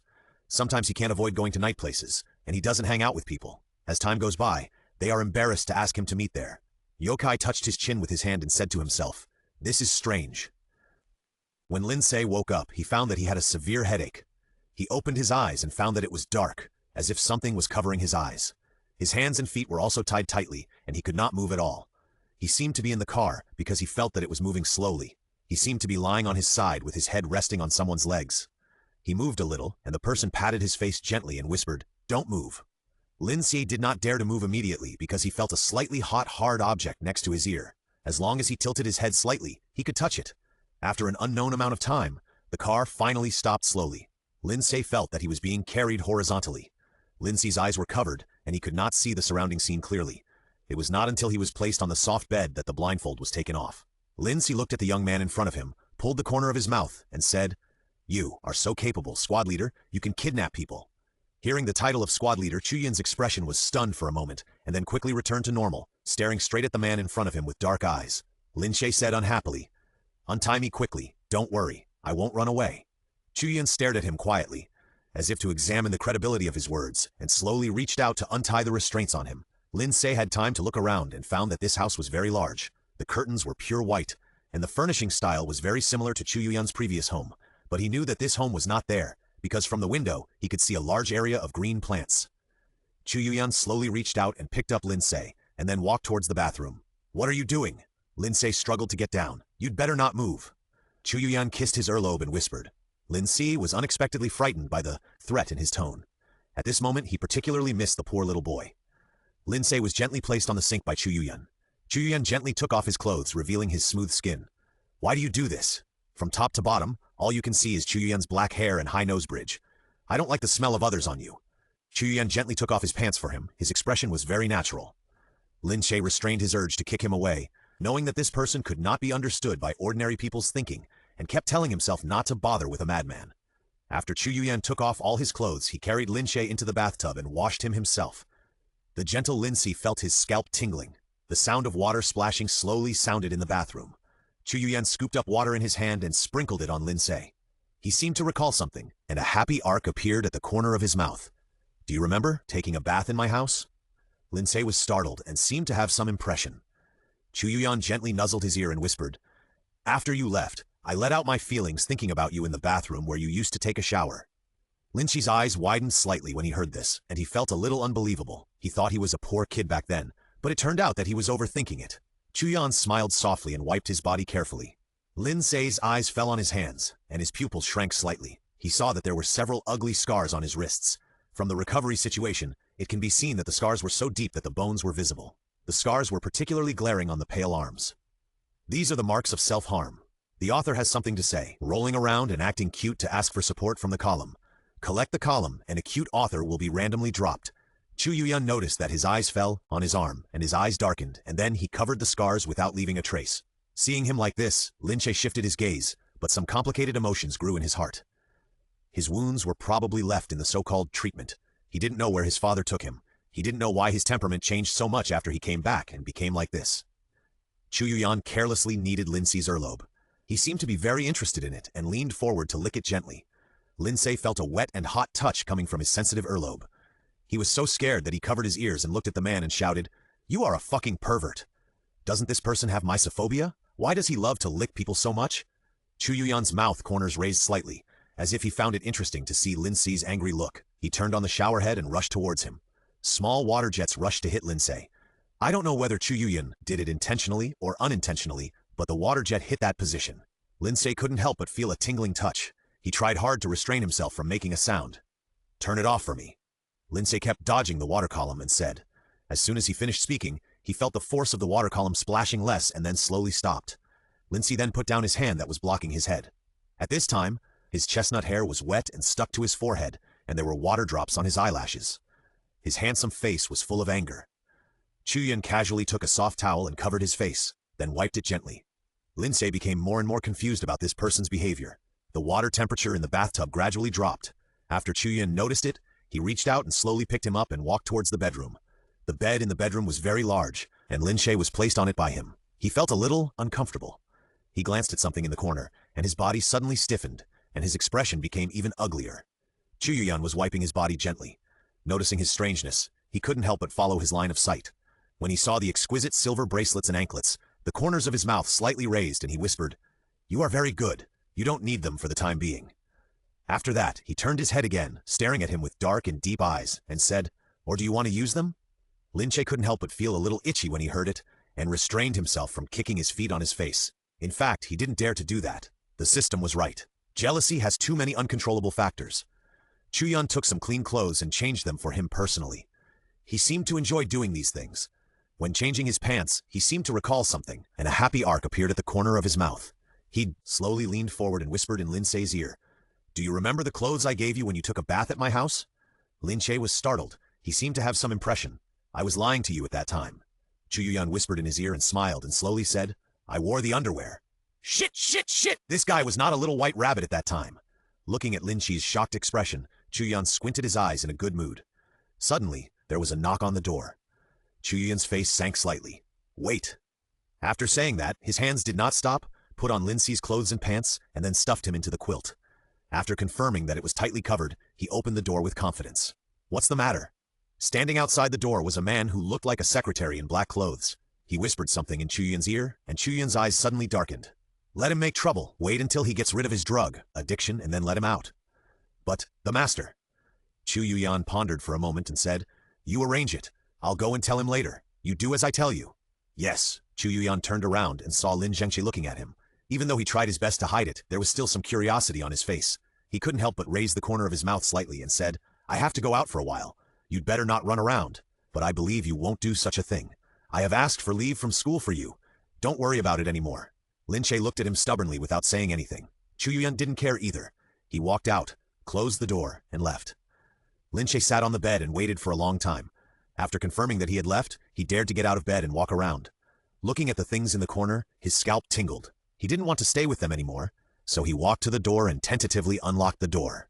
Thought Chu Yuyan would definitely lock him in, but he didn't know if it was because he was sure that he couldn't run out. He found that the door was not locked. When Lin Ce saw the door open, he felt unreal. The corridor outside was empty, and there were many paintings of famous people hanging on the walls. It can be seen that the owner of the room is interested in art. There was a soft wool blanket on the floor of the corridor. Lin Ce stepped on it quietly without making any sound. There were many rooms on both sides of the corridor. Lin Ce looked at the doors curiously. Suddenly he seemed to have discovered something. His sight paused slightly and fell on the door at the end of the corridor. The door stood quietly in front of him. His intuition told him that there was something inside. It felt like it was telling him that there seemed to be a devil's treasure hidden inside. Lin Ce swallowed his saliva and was about to walk over slowly when he suddenly felt someone tapped his shoulder. He turned his head back in fear. Mr. Bai, what are you doing here? A middle-aged woman stood behind him and said to him with a smile. Lin Ce asked, Who are you? You can call me Auntie Wu. I took care of the young master for a while when he was a child. The young master was kind and let me stay here. Auntie Wu smiled and replied. She knew that the person in front of her was brought back by the young master, and the young master seemed to value him very much and specifically told her to take good care of him. Lin Ce smiled and nodded, revealing a shallow dimple on the left side, which looked particularly likable, and Auntie Wu couldn't help but feel soft in her heart. Auntie Wu, since you have been here for so long, do you know what this room is used for? Auntie Wu glanced at the door and whispered, This is the young master's studio. There are very important things in it for the young master. The servants cannot go in even when they are cleaning. After hearing what he said, Lin Ce became more certain of his thoughts, but his expression did not change. He smiled and said, Your young master can also paint. Auntie Wu gradually relaxed her vigilance and said with a smile, When I first met the young master, he was painting. When she was sent by the master to serve the illegitimate child, she was actually a little unhappy in her heart. After all, everyone knew that the woman who gave birth to the illegitimate child was a lunatic. The first time she met the child was in the garden of his house. There was a big locust tree planted in the yard. She saw someone standing under the tree painting from a distance. When she walked in, she saw a boy about 10 years old. His skin was pale, and under the sunlight one could almost see his blood vessels. His lips were very pale, and his eyelashes were curled. He was pretty, almost like a girl. He was wearing a camel-colored sweater, and his slender, white hands were drawing something on a piece of white paper. Master? She called the child respectfully, but the boy seemed not to hear her and continued to draw lines on the drawing paper. Master, are you drawing? She continued to ask. Unexpectedly, the boy responded this time. He turned his head and looked at her with his eyes as dark as a deep pool. What are you drawing? She said while looking at the drawing paper. When she saw what was drawn on the paper clearly, she was stunned. She saw a large piece of withered flowers twisted on the ground, with a bloody red background. In the center of the flower, a hideous human face could be vaguely seen, with its mouth open as if howling miserably. The garden was so realistic that it seemed to crawl out of the painting. She couldn't help but take a step back in fear. The boy looked at him, then lowered his head and picked up the paintbrush to paint again. She looked at the gorgeous and delicate flowers in the garden, then looked at the painting and couldn't help swallowing her saliva and said, Why do you paint flowers like this? A breeze blew, accompanied by the rustling sound of swaying leaves. The boy finally put down his brush and whispered, Interesting. What a strange child. Wu Ma came back to her senses from her memories, looked at the handsome boy in front of her, and advised, Go back to your room before the young master comes back, otherwise he will make the young master angry. Lin Ce agreed and vowed that he would leave immediately. As soon as Wu Ma left, he walked towards the door. He tentatively opened the door and found that it was locked, but this didn't bother Lin Ce. He directly found a wire to pry the door open. When he heard a click, he couldn't help but be happy and slowly pushed the door open. When he saw what was in the studio, his pupils shrank slightly, and the smile on his lips froze. The author has something to say. What if you get caught doing something bad? P.S. You guys are so bad, I'm so cute, and I'm asking for support in the author's column, but only 3 little cuties pay attention to me, and everyone else's attention is on Sishi's toilet problem? This generation of readers is really strict. The room is filled with portraits of all sizes. Some are neatly placed on the cabinets, some are framed and hung on the wall, and some are on the easel, and it can be seen that they are still unfinished works. But these paintings are all Lin Ce's face. In the portraits, he sometimes lies on the table and takes a nap. Sometimes he holds his chin with his hand and stares blankly. Some look up and drink mineral water, and some have one hand in his pocket and chats with others. There are all kinds of expressions, lifelike, enough to see how meticulous the painter is in observing, and every stroke is infused with strong and crazy emotions. Lin Ce walked in slowly, and his face was everywhere, which made people feel a bit absurd. There was also a statue covered with a white cloth in the corner. Lin Ce walked in front of it, swallowed his saliva, and slowly lifted the white cloth. When he saw what was underneath, his pupils shrank suddenly.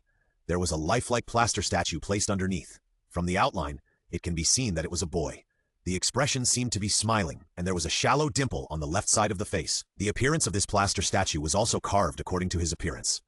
Lin Ce took a few steps back involuntarily, and suddenly there was a clang sound, and he was almost tripped by something under his feet. He looked at the thing that tripped him. It was an easel, and the cloth covering the easel was removed, revealing the painting underneath. Lin Ce only took a look and felt his face flushed and the back of his ears was hot. There was a handsome boy lying on his back, his hands raised high above his head, his clothes half exposed, his lips slightly parted, his eyes looking at the void in confusion. The picture made people's blood boil. Lin Ce came to a conclusion. Chu Yuyan is really a pervert. Just as he was lost in thought, he suddenly felt a warm breath coming from his ear, and someone whispered in his ear, "Does it look good?" Lin Ce was immediately frightened and shivered. He turned his head and saw a pair of dark eyes. Chu Yuyan raised the corner of his mouth slightly, stretched out his hand to force his face to turn around, let his eyes fall on the painting and whispered, "Look, you are so beautiful." Chu Yuyan touched his closed eyes and said, "Open your eyes and look, dear." Lin Ce turned his face away, unwilling to look at the painting. Chu Yuyan slowly pressed him to the ground, and the sound of the easel falling to the ground was heard in the studio, and the drawing paper and brushes were scattered all over the floor. Chu Yuyan raised his hand high, above his head, posing in the same position as in the painting, and gently kissed his forehead, saying in a hoarse voice, "Whose are you?" Lin Ce kept his lips tightly shut and remained silent. Chu Yuyan's eyes darkened, and his dark pupils seemed to suck people in. He slowly undressed the man under him and kissed him inch by inch. "You are mine. I alone." The shadows of the trees swayed outside, and the night wind blew in through the window, lifting up large and small papers, making a rustling sound, covering the fragmented and rapid breathing in the studio. If someone broke in, they would see two figures entangled on the ground. The posture was lingering, as if they would not stop until death. The temperature finally dropped in late summer, and Lin Ce took a look at the closet and found that clothes for all seasons were prepared. He couldn't help but frown, wondering if this person was going to keep him locked up. This place seems to be a duplex, villa, with a large courtyard outside covered with green vegetation. There is a glass greenhouse on the left side of the courtyard, which is planted with all kinds of gorgeous flowers. Lin Ce likes to go there in his spare time. Once when he went there, he found Chu Yuyan standing there. It was too late for him to run. Chu Yuyan picked a flower and handed it to him. He didn't know what he meant at the time and stood there in a daze. Seeing this, Chu Yuyan pulled him into his arms, pinned the flower in his hand to his ear, looked at his appearance carefully, and then raised the corner of his mouth with satisfaction. Then he pressed him into the flowers. Lin Ce stood in the greenhouse, recalling what happened here, and suddenly felt blushing. Even the hand holding the kettle was slightly unstable. Suddenly, he heard a loud noise outside. He put down the kettle and walked out, only to see a tall and thin man cursing wildly. From the man's thin face that was almost unrecognizable, it can be seen that he and Chu Yuyan are somewhat similar. But it was only 2 points, and the gap between them could be said to be a world of difference. Lin Ce knew that this was probably Chu Yuyan's brother, Chu Yuze. Chu Yuze had completely lost his composure at this time, drooling from the corners of his mouth, and his expression was crazy, which was a sign of drug addiction. Several people pressed him to the ground, but the drug addict was too strong and was completely in a crazy state. "Where is Chu Yuyan? He wanted to lock me up in that place and rot to death. Haha, you didn't expect that I would be back. Please, please, give it to me quickly." Chu Yuzi said incoherently, cursing Chu Yuyan crazily for a while, and crying with snot and tears all over his face, shouting for the goods, looking miserable. Suddenly his eyes fell on Lin Ce, and the hallucination caused by the drug addiction made him think he was Chu Yuyan. He saw him with his hands in his pockets, looking at him mockingly, as if he was just an insignificant and pitiful creature. He suddenly got the strength from nowhere, got rid of the restraints of others, and rushed towards the man with red eyes. Lin Ce looked at the man who rushed towards him. His pupils shrank suddenly, and he was thrown to the ground before he could react. Chu Yuyan bit him like a mad dog. Lin Ce still had some physical fitness, and he tried his best to resist. But the madness of a drug addict was completely incomparable to that of ordinary people. Just when he was in despair, he suddenly felt his body lighten. Lin Ce opened his eyes and saw Chu Yuyan slamming his brother's head against the pillar. His expression was cold, his dark eyes were cold, but there was a cruel smile on the corner of his mouth. It was not until he saw that Chu Yuze was about to die that he threw him to the ground like a broken sack. Chu Yuyan slowly turned his head to look at Lin Ce, looking up and down his body. Looking at his expression, Lin Ce swallowed his saliva involuntarily. Chu Yuyan walked towards him slowly, staring at him with his dark eyes without blinking. "Are you afraid of me?"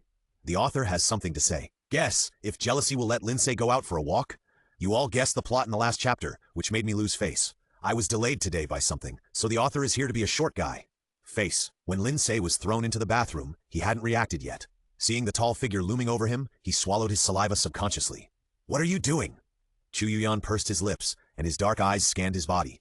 The gaze that seemed to be real made Lin Ce's scalp numb. He knew that this was because the marks left by Chu Yu's pounce on him and the bites on his body just now angered him, making this person even more unreasonable. After the shower was turned on, the water column hit him, mercilessly, and Lin Ce was instantly drenched like a drowned chicken. He reluctantly opened his eyes from the water flow and saw Chu Yuyan looking at him expressionlessly, and he suddenly felt something was wrong. Chu Yuyan threw away the shower head, leaned down and licked his wound gently. His eyes were dark and unclear, and he whispered, "It seems that I can't let you go out." Lin Ce opened his eyes slightly, and before he could react, he was carried horizontally by him and walked towards the bedroom, and then put on the bed.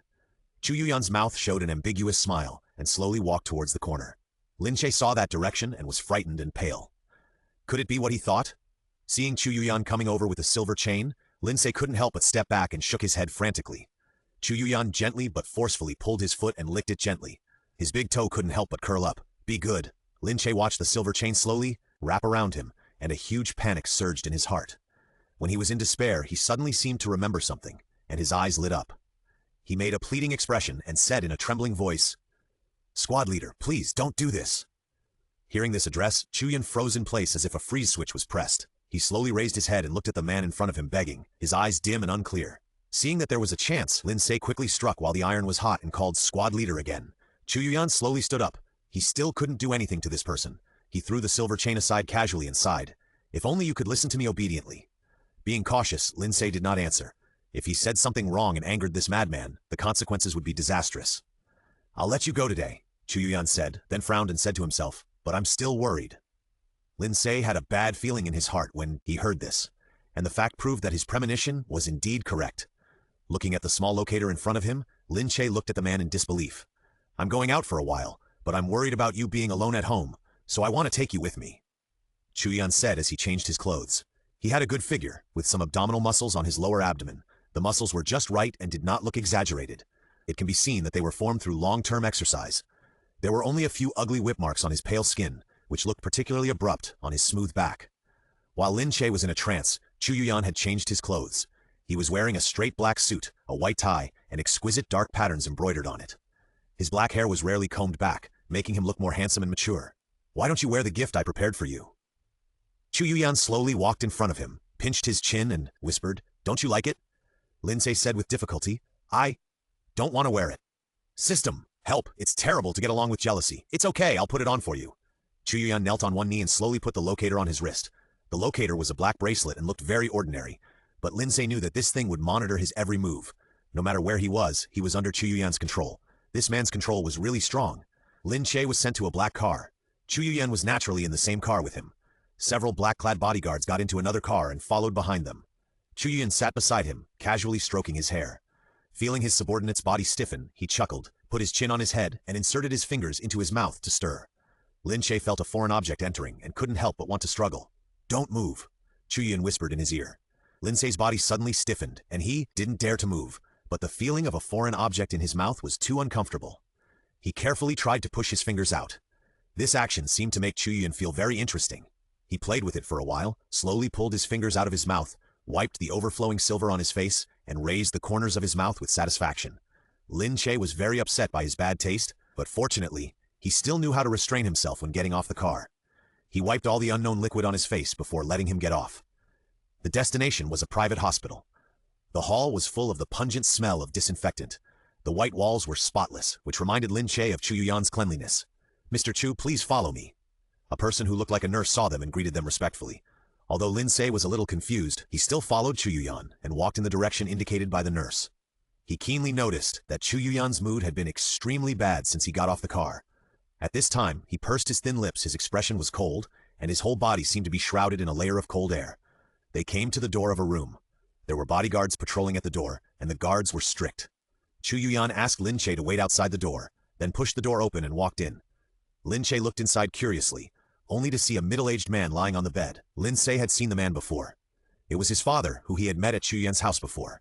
However, he was much older than before, but his eyes were as sharp as ever. He turned his head and looked straight at Lin Ce. Chu Yuyan also noticed his gaze towards Lin Ce. His face turned cold, and he turned around and closed the door to block his sight. Lin Ce looked at the door that almost hit his nose with a confused look. What happened to this person? In the ward, Chu Yuyan looked at the person lying on the bed with a cold expression. The two looked at each other for a moment, and it was Chu's father who spoke first. The corner of his mouth showed a sarcastic arc, and he smiled. You finally found him. Chu Yuyan sat casually on a chair beside him, took an apple and peeled it with a knife. He was skilled in using the knife, and he peeled off the apple peel in a few strokes. He put the apple peel as thin as a cicada's wing in Chu's father's hand, ignored his eyes that were about to spit fire, took a bite of the apple, raised the corner of his mouth slightly, and said, So? Do you want to put me in a mental hospital again? What's the reason? Say I'm a lunatic? Chu Yuyan's eyes suddenly darkened, and he sneered. Then do you dare to tell me the real reason why you put me in there? Are you so scared? Afraid that others will know that your son is gay? Chu's father looked a little ugly, and finally slowed down his tone and said, If your mother were alive, she would definitely not want to see you like this. Chu Yuyan's face turned even colder after hearing this. He looked at Chu's father with a mocking look and said, Sk, now you know her. What were you doing before? Chu's father felt a pain in his heart when he heard this. He and Chu Yuyan's mother met in the gallery. She was a student of the Academy of Fine Arts. She was elegant and had a high level of attainment in art. At that time, the two of them admired each other and later developed into a love affair. Before confirming the relationship, he deliberately concealed the fact that he was married and wanted to keep her outside, but Chu Yuyan's mother naturally didn't want to. She liked art and fine arts and was waiting to shine in painting. How could she be willing to be the mistress of a rich man? Unfortunately, she was already pregnant at that time, and that child was Chu Yuyan. After giving birth to Chu Yuyan, her mental state became more and more abnormal. Sometimes she would suddenly collapse and scream, and sometimes she would be as quiet as a dead thing. Sometimes when he saw those dead eyes, panic would surge in his heart, and gradually he was unwilling to go to her. It was not until she was dying that he saw her for the last time. It was also at the funeral that he saw the grown-up child. The child was dressed in black, with slightly long black hair that fell to his ears. He was about 11 or 12 years old at the time, and was thin. His facial features were delicate and beautiful, like his mother, but he was a little gloomy and withdrawn, and kept his head down at the funeral. He slowly walked to the child, slowed down his tone, and said in a gentle voice, Are you Chu Yuyan? The child's body stiffened slightly but did not look up. He had to continue. I am your father. The child slowly raised his head after hearing this, and under his black hair were a pair of dark eyes that could not be seen. He subconsciously took a step back at the time, because this look reminded him of that woman, whose eyes were as quiet as a dead object. Father Chu came back to his senses, looked at the young man in front of the hospital bed, looked at the eyes that were exactly the same as when he was a child, and sighed softly. I am sorry for her. Chu Yuyan raised the corner of his mouth slightly, leaned in front of him, and said slowly, How did you find out at that time? The author has something to say. Well, guess who Lin Ce will meet in the next chapter? If I guess the plot every time, wouldn't I be very embarrassed? Father Chu slowly turned his head away and remained silent. Seeing this, Chu Yuyan raised his lips slightly and said sarcastically, It's Chuyuze, right? He came to my house intending to make trouble, but he found the paintings in the studio. The painting he took away is with you, right? Father Chu had his back to him, and his expression suddenly became a little ugly when he heard this. Chu Yuyan played with a sharp fruit knife in his hand and said casually, You have admired it enough, do you want to consider returning it to me? Father Chu sneered, I have already burned it. Chu Yuyan sighed pretentiously. What a pity, I really like that painting. Father Chu did not respond. Chu Yuyan threw the fruit core he had just eaten casually. The fruit core was thrown in a perfect arc in the air and finally fell steadily into the trash can. He stood up slowly, with an ambiguous smile on his face, and said, It was he who came up with the idea of sending me to a mental hospital for treatment, right? Chu's father's fingers moved slightly. Seeing this, Chu Yuyan's smile grew wider and wider, and he said in a cheerful tone, I don't know how good it is to be in a drug rehabilitation center. It's a pity. I originally wanted him to stay longer, but I didn't expect you to find someone to release him in such a hurry. Chu's father's pupils shrank, and he turned his head suddenly, saying in disbelief, Did you cause him to become addicted to drugs? I didn't let anyone force him, father. Please don't wrongly accuse me. Chu Yuyan's expression was mocking, and he emphasized the word father. Chu's father's face flushed, and he struggled to sit up. Chu Yuyan looked at him like this and said coldly, I came here to tell you to rest assured and retire, and don't play tricks again. This time you made a move to let Chuyuze out, and I can send him back. Is this the attitude you talk to your father? Chu's father was so angry that he hammered the bed with his hands. Chu Yuyan turned around and walked out, waving his hand with his back to him, asking him not to waste his energy. You should just focus on recuperating and try to live longer. Chu Yuyan! The door was opened with a bang. Lin Ce was startled by the roar from inside and looked at Chu Yuyan with wide eyes. Let's go! Chu Yuyan took his hand, forcefully, and said concisely. Lin Ce looked at his profile. He had just been eavesdropping outside the door and had heard the conversation roughly. He felt a little complicated at this moment. Chu Yuyan stuffed him into the back seat of the car, told the driver a place name expressionlessly, and then the car began to move slowly. This man must be in a very bad mood now. Lin Ce felt that the temperature in the car was frighteningly low. Where are you going? Lin Ce said in a slow tone.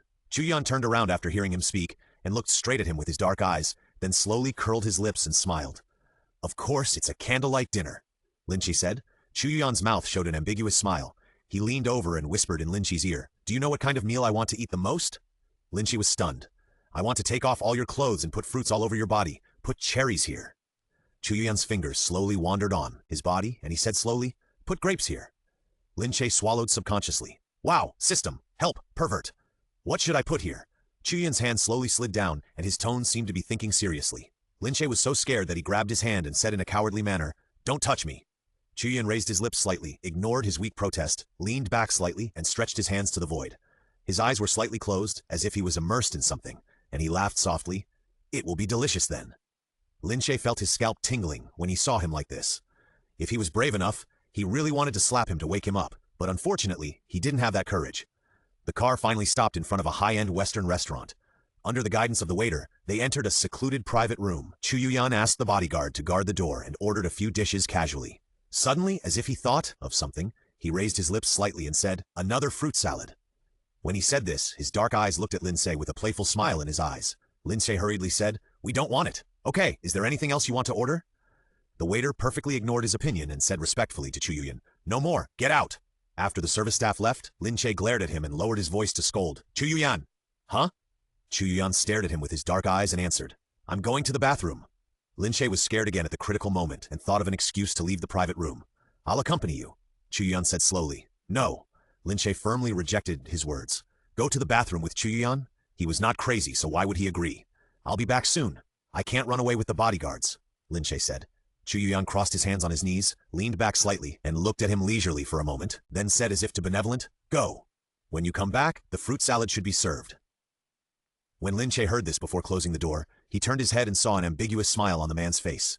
Lin Ce immediately closed the door tightly and decided to stay in the bathroom for half an hour before coming out. Lin Ce walked in the corridor with his hands in his pockets. The bodyguard didn't follow him in the end. Chu Yuyan didn't worry that he would run away at all. Because of the satellite locator in his hand, the man began to act recklessly. Lin Ce tried to take it off, but it didn't work no matter what method he tried. Only Chu Yuyan knew how to open it. He was thinking about things absent-mindedly. He bumped into someone at the corner. He didn't see the person's face clearly. He bowed his head and apologized, and then he was about to bypass the person and continue walking. Bai Shu! Hearing this familiar female voice, Lin Ce raised his head suddenly and saw that the person in front of him was Li Meng, whom he hadn't seen for many days. She was wearing delicate makeup, a light blue knee-length skirt, and a large black wavy hair tied casually on one side, looking mature and elegant. Since she was taken away by accident last time, he has not contacted her. Lin Ce felt a little sorry. Where have you been? I heard that you asked for leave from school. Why did you disappear without a word that day? Tell me, did you stand me up? Being questioned so aggressively, Lin Ce was speechless and had to change the subject. Are you eating here too? With friends?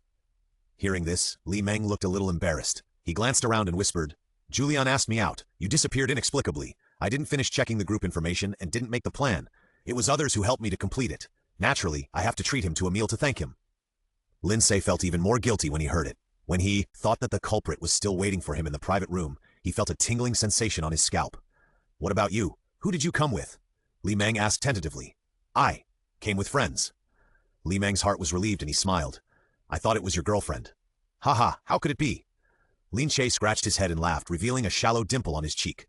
This seemed to give Li Meng courage. She looked at the boy in front of her, took a deep breath, stepped forward and hugged Lin Ce tightly. Listen to me. Li Meng buried her face in his arms and said in a muffled voice.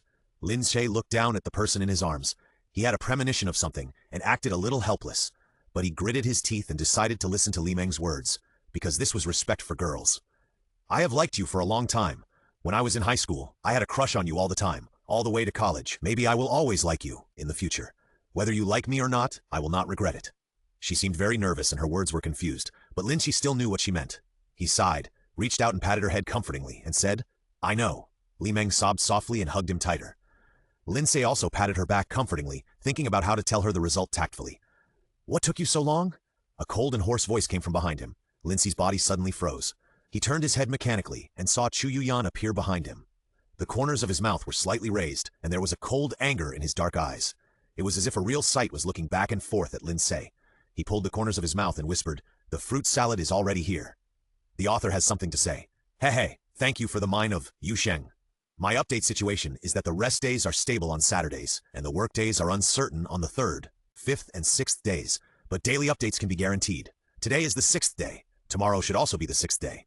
You can ask for more updates. Maybe I'll change the 3rd day to the 5th or 6th day when I see it." Lin Ce suddenly felt as if he had fallen into an icy cave. His face was pale and cold sweat dripped down his forehead. Finally, he slowly let go of Li Meng and said in a dry tone, "Calm down first." Chu Yuyan's dark and deep eyes stared straight at him, as if he wanted to find a hole in him. Li Meng looked at the person in front of her in confusion. She felt that the person looked familiar, but she couldn't remember it vaguely.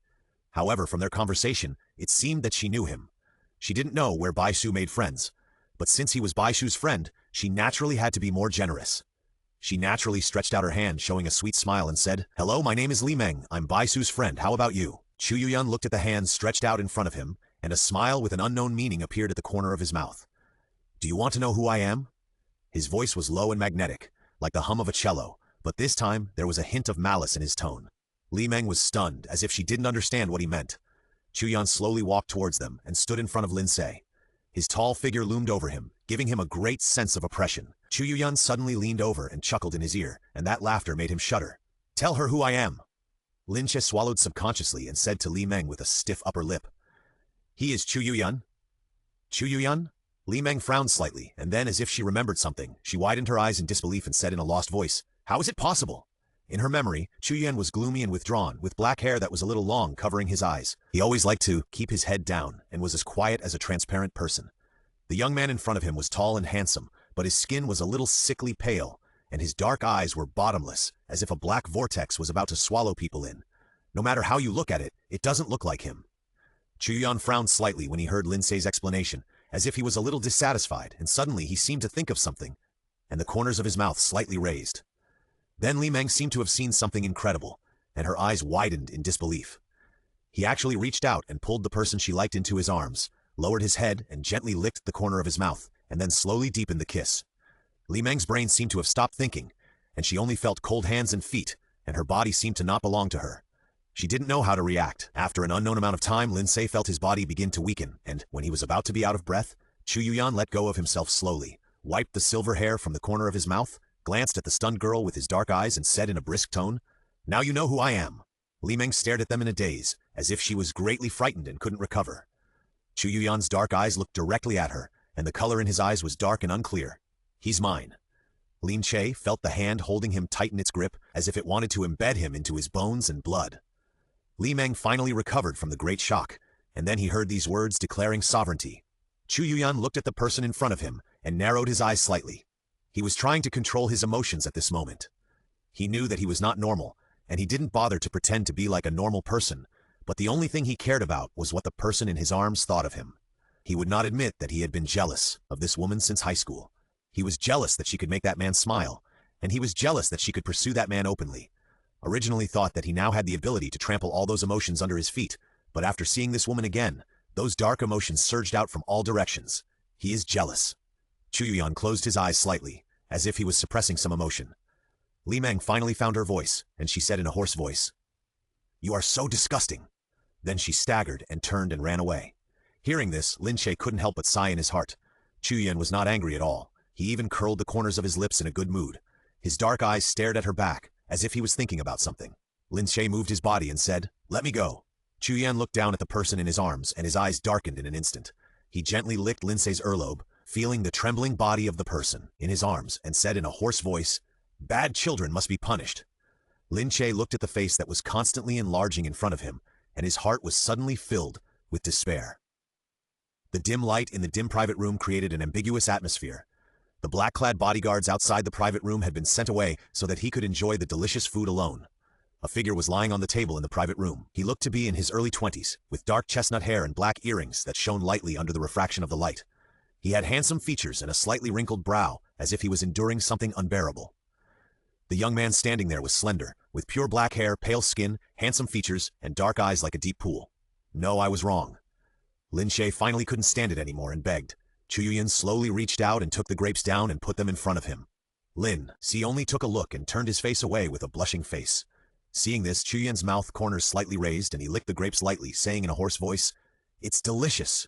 Lin Ce closed his eyes and didn't answer. Chu Yuyan ate the grapes slowly and gracefully, then leaned over and kissed Lin Ce's lips.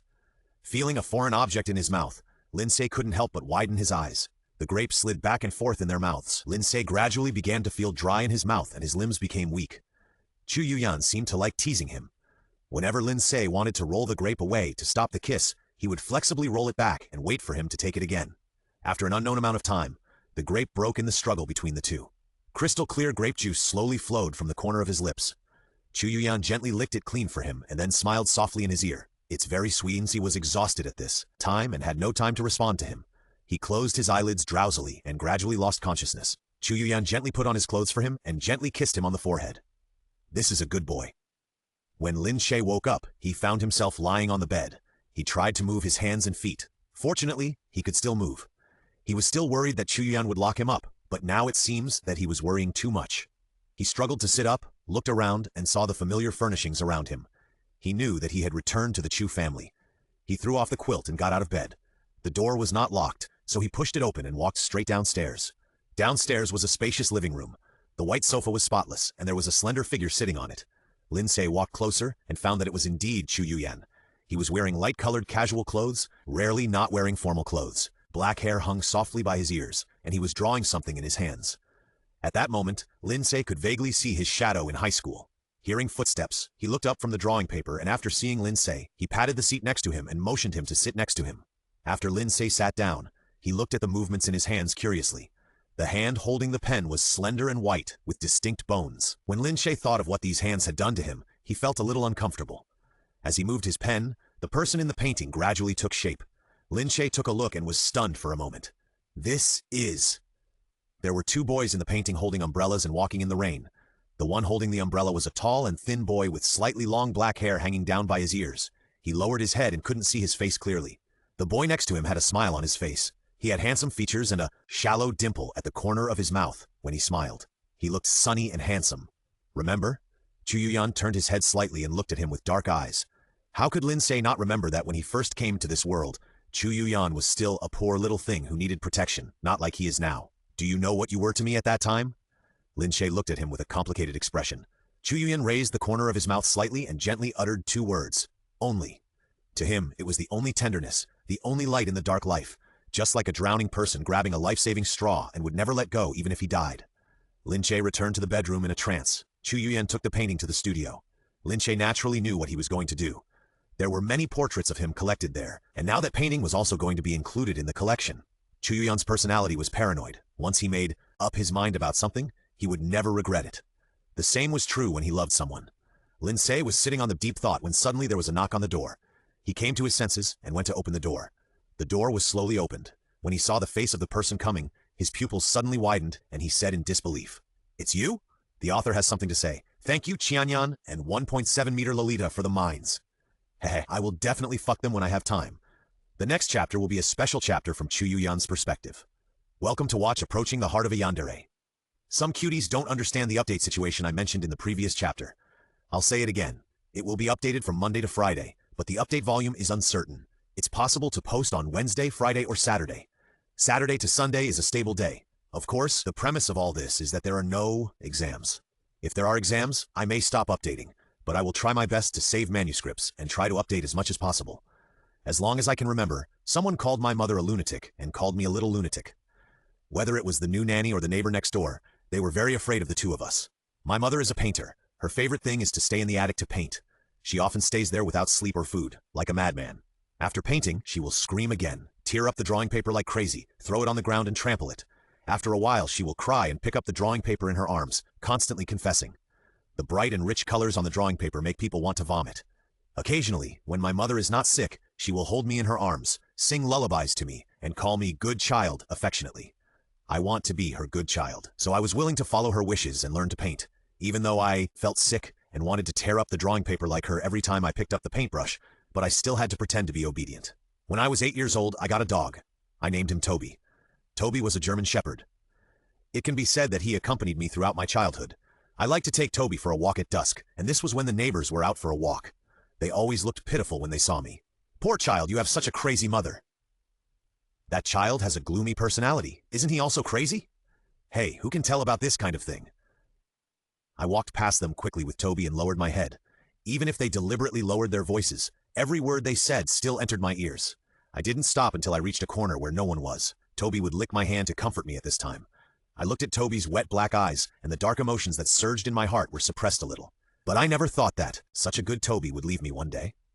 I buried his mutilated body under the yard. My mother patted my head in a rare comforting gesture. I lowered my head and remained silent. When I was 11 years old, my mother's illness became more and more serious. She began to attack people around her indiscriminately, including doctors and me. She would pick up everything around her that could be smashed and throw it at me, shouting madly for me to get out. She even almost drowned me in the bathtub once. I will never forget the look in her eyes. The deep hatred in her eyes was frightening, but I knew that the hatred was not directed at me, but at another man. I didn't want to call him my father. I saw my mother only the day before she died. She was painting in the attic at that time. The sunlight shone in through the colorful glass, as sacred as a church. My mother wore a white dress. Her long black hair was scattered on her shoulders. Her dark eyes stared straight at the cow painting under her hand, and her expression was serious and solemn. I was happy for her short-lived peace and decided to make something delicious for her to celebrate. But when I asked her to open the door, I saw scarlet liquid flowing to my feet. The blood and red paint mixed together, and the whole room was filled with a disgusting smell. Mother was lying barefoot on the white drawing paper, and there was a deep wound on her thin white wrist. Blood was oozing out, winding on the white paper, drawing a weird pattern. I walked stiffly to her, looking at the body that had lost its temperature, and remained silent. I don't know how long it took. I finally moved. I slowly lay down, lying on the drawing paper with my mother. Her body was stiff, and corpse spots spread on her originally white skin, but I still hugged her. Because in this world, we can only hug each other. Time passed slowly, and my mother began to emit an unpleasant smell. I closed my eyes and could feel the hunger gradually coming. Then my stomach began to have cramps, and I gradually lost consciousness. I opened my eyes in a daze when I heard screams in my ears.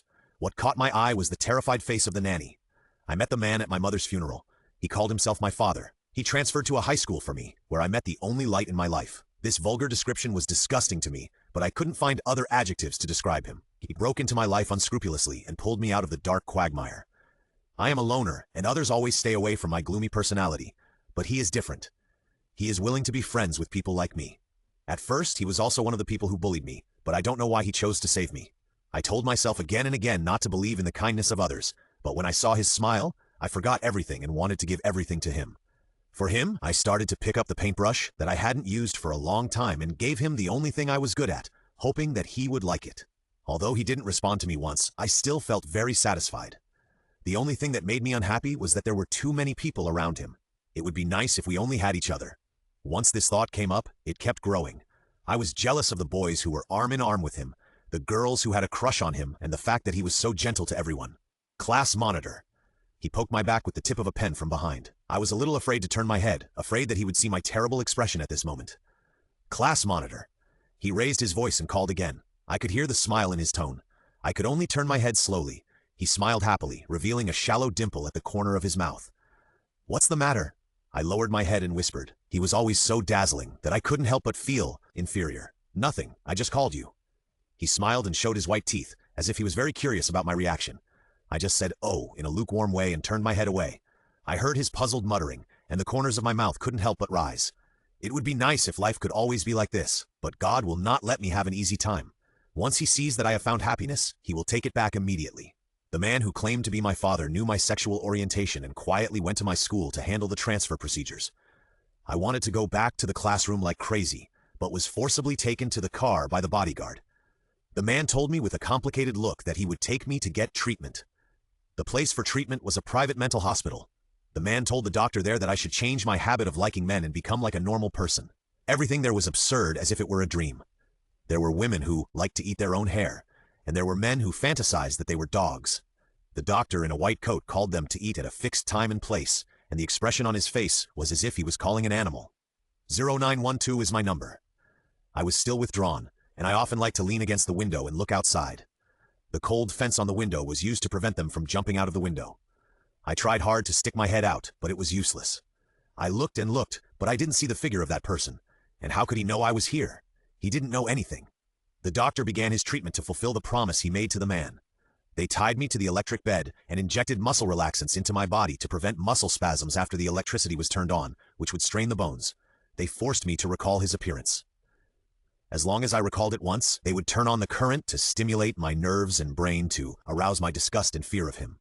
I opened my mouth wide to make a sound, and my eyes began to feel sore, and a slightly hot liquid flowed from my eye sockets. The doctor glanced at me and continued his actions in silence. The hypnotist induced memories in my ear again, and I seemed to see him again. He had a smile on his face, a shallow dimple at the corner of his mouth, his chestnut hair slightly tilted up, one hand in his pocket, leaning against the bicycle, and seemed to be waiting for someone. He saw me and reached out to me. A huge joy surged in my heart. Just as I was about to step forward, I felt a burst of electricity. The stinging sensation stimulated my nerves. The pain made my face twisted, but because of the effect of the medicine, I couldn't move at all. I didn't know how long this treatment would last, but the doctor told the man that it would be considered successful only when I felt psychological nausea when the man's name was mentioned. I was afraid that day would come. I thought about suicide more than once. I used a stolen knife to frantically cut countless wounds on my wrist, but I was finally rescued. Sometimes I would recall the days I spent with him in high school in my dreams. When I woke up, I was wrapped in great panic and pain. Some dark seeds in my heart wanted to break out of the ground. I carved his name under the bed, followed by 2 words, love. I was afraid that I would forget him, or even hate him. If I could see him again, I would definitely not be a coward, and I would firmly control him in my hands. No one could take him away. I want to see him cry for me. I want to see him laugh for me. I want us to belong only to each other, until death. The author has something to say. Thank you for the minefield of, everyone seems to be looking forward to the small dark room. Ahem. The small dark room is against the law. As a good citizen who respects the rules and abides by the law, this is not okay? Regarding who was in the previous chapter, the comment has actually mentioned that name. Lin Ce looked at the person in front of him with a shocked face and had no idea why she was here. Li Meng appeared in front of him, dressed as a maid, pushing a dessert cart.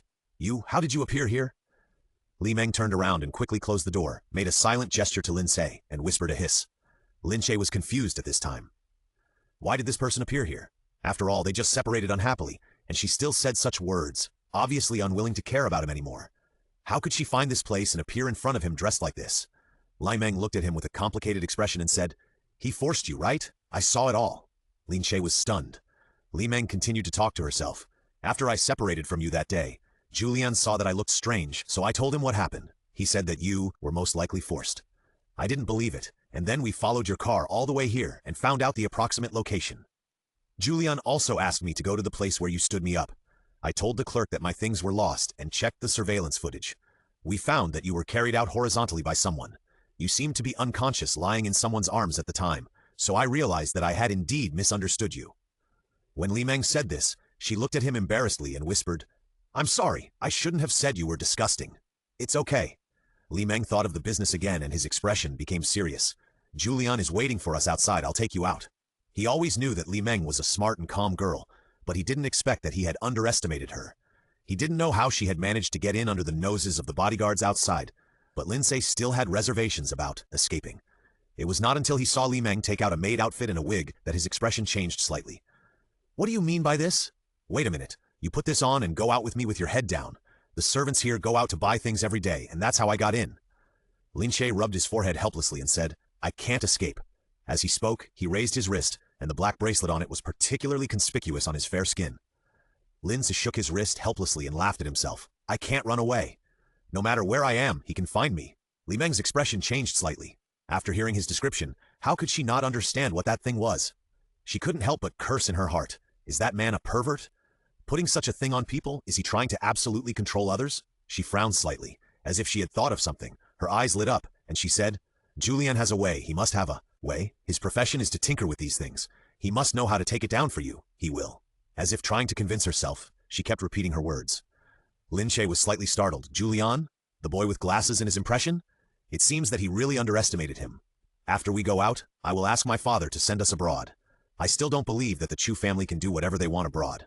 When she said this, a firm look appeared on her face. Lin Ce was slightly startled. How could he forget that the family background of the person in front of him was not ordinary? Otherwise, how could he hold a birthday party in his own private swimming pool? Hurry up and change, Li Meng said as he was about to take off his clothes, which scared Lin Ce so much that he quickly dodged. How could a grown man like him ask a girl to change clothes? Li Meng saw that he was still so anxious at this time and stomped his feet. Suddenly, the two people's faces changed drastically. There were footsteps coming from outside the door, and the sound was getting closer. Lin Ce's face turned pale with fear. How could he not recognize the person who heard such familiar footsteps? If he was discovered, he would never be able to explain it clearly. Lin Ce said in a trembling voice, "He's coming. Hide quickly." Li Meng was also very nervous at this time. She had an indescribable fear of Chu Yuyan now. Lin Ce asked her to hide in the closet and hid the dessert cart behind the storage cabinet. Fortunately, the storage cabinet was large enough to block the dessert cart. However, if Chu Yuyan changed his perspective, he could see it clearly. Lin Ce's nervous hands and feet were sweating. He sat on the bed, trying to calm himself down and pretend to be relaxed. Click! It was the sound of the door being knocked. Lin Ce clenched his hands involuntarily. Looking at the person who pushed the door open and walked in, he felt his heart beating like thunder. Chu Yuyan was still wearing light-colored casual clothes, with black hair slightly hanging behind his ears. There was a hint of smile on his handsome face. He held a sketchbook in his hand and looked at the person sitting on the bed with interest. Lin Ce's scalp tingled at his gaze, and with the fact that there was a person hiding in the closet, he was even more scared. He felt cold sweat on his back. "Are you shaking?" Chu Yuyan reached out and touched his face, whispering, "Why?" Lin Ce swallowed, not knowing how to answer him. Chu Yuan's pale hand gently touched his face. His hands were very beautiful, with distinct bones, slender and strong. His skin color was a sickly white from not seeing the sun for many years. You could see the faint blue veins underneath. Lin Ce guessed that it was related to his being locked up in a mental hospital. "I want to draw for you." Seeing that he didn't answer, Chu Yuyan stopped nagging about the topic. He leaned back slightly, supported his body with one hand, and tapped the sketchbook with the fingers of the other hand, making a regular sound, with a happy smile on his face. What to draw? Lin Ce's intuition told him that it was not as simple as he thought. Chu Yuyan's mouth showed an ambiguous smile, turned his head and looked at him, his dark eyes staring straight at him, and Lin Ce swallowed his saliva involuntarily. "I want to paint on your body. Use the most gorgeous colors to decorate you and depict you. When my brush touches your body will tremble slightly. You will look at me with those eyes eagerly and make a small sobbing sound. Your whole body is under my control. You will be my most perfect work." The more Lin Ce listened, the faster the cold sweat on his face flowed. He licked the corners of his cracked lips and felt the salty taste of sweat spreading in his mouth. "Are you joking?" After a long while, he finally found his voice and spoke with difficulty. Chu Yuyan reached out and gently wiped the cold sweat on his head and whispered in his ear, "What do you think?" The warm breath brushed past his ear, and the man's lips caressed his earlobe intentionally or unintentionally. Lin swallowed his saliva subconsciously. "Look at you. Why are you so nervous?" Chu Yuyan looked at the cold sweat on his face, with a slight smile on his lips, but his eyes were cold. "The author has something to say. Hey, there will be another update in the evening." Lin Ce's hands clenched involuntarily. He looked into Chu Yuan's dark eyes and remained silent. Chu Yuan smiled softly when he saw this. "It was just a joke. Look how scared you are." Lin Ce was slightly stunned. Chu Yuan supported his hands behind his back, raised his mouth nonchalantly, and said, "But I do need your help." Lin Ce said, "What help?" Chu Yuan turned his head to look at him, leaned over to his ear and whispered, "I want to paint your naked body." Lin Ce's eyes widened in disbelief. Does this man know what he is talking about? He immediately shook his head and refused instinctively. "No." "Why not?" Chu Yuan said slowly. "Of course not. Not to mention that Li Meng, a girl, is still here. Even if she is not here, he is embarrassed to take off his clothes and let others be a model." He took advantage of Chu Yuan's inattention and carefully looked in the direction of the closet. Seeing that the door was closed without leaving a gap, he was relieved. Chu Yuan's expression could not tell whether he was happy or angry. His fingers gently turned the brush in his hand, as if he was thinking about something. "Do you remember those paintings in the locker?" Hearing Chu Yuan's question, Lin Ce's expression was stunned for a moment. Locker? He remembered that when he was in high school, he often received inexplicable gifts in the closet. The most common of them were paintings with various versions of him on them. He had a vague guess of who it was at the time. After seeing the studio, he was more certain of his thoughts, but he didn't know what Chu Yuan wanted to do by mentioning this now. Chu Yuan's dark eyes narrowed slightly, and he whispered, "At that time, I was thinking that one day I would no longer paint you secretly, and let you stand in front of me obediently and watch me paint for you." Lin Ce was shocked by the crazy obsession in his tone, and didn't know how to react for a moment. "If you needed me to be a model, you should have said it at that time." Hearing this, Chu Yuan showed a hint of irony on his face and said, "That won't work. I was a coward at that time. I had to muster up the courage to even talk to you." After he finished speaking, he raised the corners of his mouth slightly, as if he found it funny. Lin Ce looked at him with a complicated expression and was about to speak when suddenly there was a rustling sound in the closet. His heart suddenly skipped a beat, but his face showed his emotions. He had to try to calm his breathing and force himself to look calm. Chu Yuan's dark eyes narrowed slightly, and a dark light flashed in his eyes. Lin Ce was anxious and blurted out his promise. "I promise you." Chu Yuan stared at him straight without answering. Lin Ce didn't know what he meant, and his heart almost jumped into his throat. Chu Yuan looked away casually and said, "Okay." Lin Ce's body froze. He had come up with this last resort just now because of a moment of desperation. What should he do now? It's impossible to really do that. You know Li Meng is still here. Chu Yuan crossed his legs elegantly, waiting for him to move leisurely. Lin Ce pursed his lips and whispered, "Can we go to the studio?" When he said this, he was actually very nervous, afraid that Chu Yuan would notice something was wrong. Fortunately, Chu Yuan didn't care, and the corners of his mouth slightly raised, saying, "Okay." Lin Ce was relieved. The white curtains fluttered in the wind, and the sunlight poured in through the glass windows, as if even dust could not hide. There were two figures sitting in the studio. A handsome young man with black hair sat in front of the easel, watching his movements intently. The watercolor gradually blurred into lifelike eyebrows and eyes on the paper. The hand holding the brush was slender and powerful, and the faint blue veins showed how powerful it would be once it exploded. The other person sat on a chair, drooping his eyelashes uncomfortably. There were scattered clothes on the ground. The sunlight came in through the window, covering his body with a faint halo. Lin Ce was actually a little surprised in his heart. Chu Yuan's eyes looking at his body did not even have a trace of lust, as if he was really just a prop for painting. Even so, still felt uncomfortable all over. He moved his body uncomfortably, wondering if Li Meng was okay now, and whether he had been discovered. "What are you thinking about?" A slightly cold voice sounded in the studio. Lin Ce couldn't help but look up and found that he had arrived in front of him without knowing when. The tall figure loomed over him, giving people a huge sense of oppression. "Nothing," Lin Ce replied. Chu Yuan stretched out his hand and pinched his chin hard, forcing him to look into his eyes, and whispered, "Absent-minded children will be punished." Lin Ce murmured, "I didn't." Before he finished speaking, his mouth was blocked, and all the words that had not been spoken were swallowed back into his stomach. Chu Yuan's actions were extremely fierce, and he was completely different from his usual gentle appearance. It didn't take long for Lin Ce to feel his hands and feet weak and wanted to beg for mercy. Suddenly, his pupils shrank sharply, and his body trembled slightly. Chu Yuan let go of his lips that had been hurt, gently rubbed his ears, and whispered, "I said I would paint on you." "Didn't you say?" Lin Ce's mouth was blocked again, and he was slowly pressed to the ground. A breeze blew, and the white curtains were blown up, making a rustling sound like a white bird spreading its wings and ready to fly. Lin Ce rubbed his sore body and sat up from the floor. The figure of the man was no longer around him. System, jealousy is indeed the most terrible personality. I never lie. Lin Ce turned over and continued to talk to the system in his mind. Why hasn't the influence value increased after so long? I don't know. What should I do? Don't you have an opportunity in front of you? Lin Ce's heart moved slightly. You mean? The system did not reply again, but Lin Ce knew what it meant.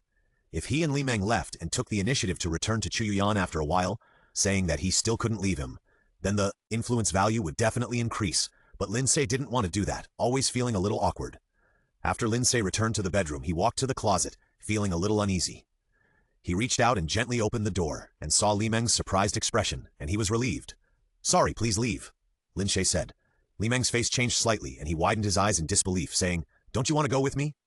Lin Ce pursed his lips, and he was actually a little hesitant.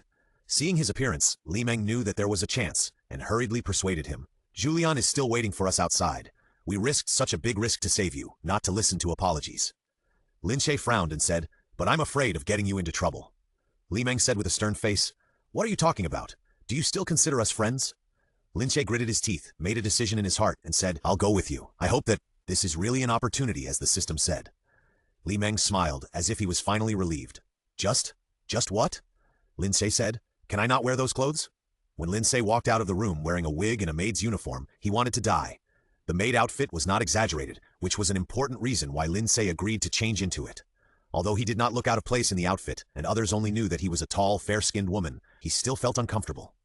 Lin Ce lowered his head and pushed the food cart with Li Meng. His black hair fell to his shoulders.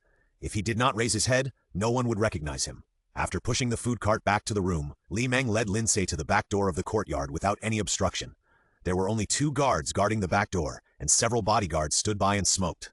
Lin Ce lowered his head, feeling his heart beating like thunder, and his palms were sweating from nervousness. He tried to calm his breathing and followed Li Meng.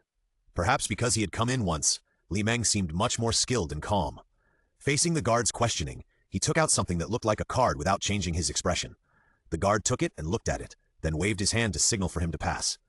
Until he walked out of the villa, Lin Ce still felt unreal. I never thought I could get out so easily. Everything was too easy. After Li Meng came out, she quickly took him to the back alley. A car was parked there. Seeing them coming, Julian stuck his head out and waved at them. After Lin Ce and Li Meng opened the car door and got in, they finally felt relieved. Li Meng kept urging Julian, saying, "Go." The car drove slowly. Lin Ce turned his head and looked outside. From here, he could see the windows on the second floor of the villa. He wondered if the man had noticed that he was missing. In the villa at this time, Chu Yuyan opened the door and looked at the empty house. His face was gloomy. The secretary beside him carefully glanced at his face and said, "They're gone." Chu Yuyan's dark eyes seemed to be brewing a storm, and his eyebrows were filled with frost. The cold voice slowly echoed in the room. He chose to leave me.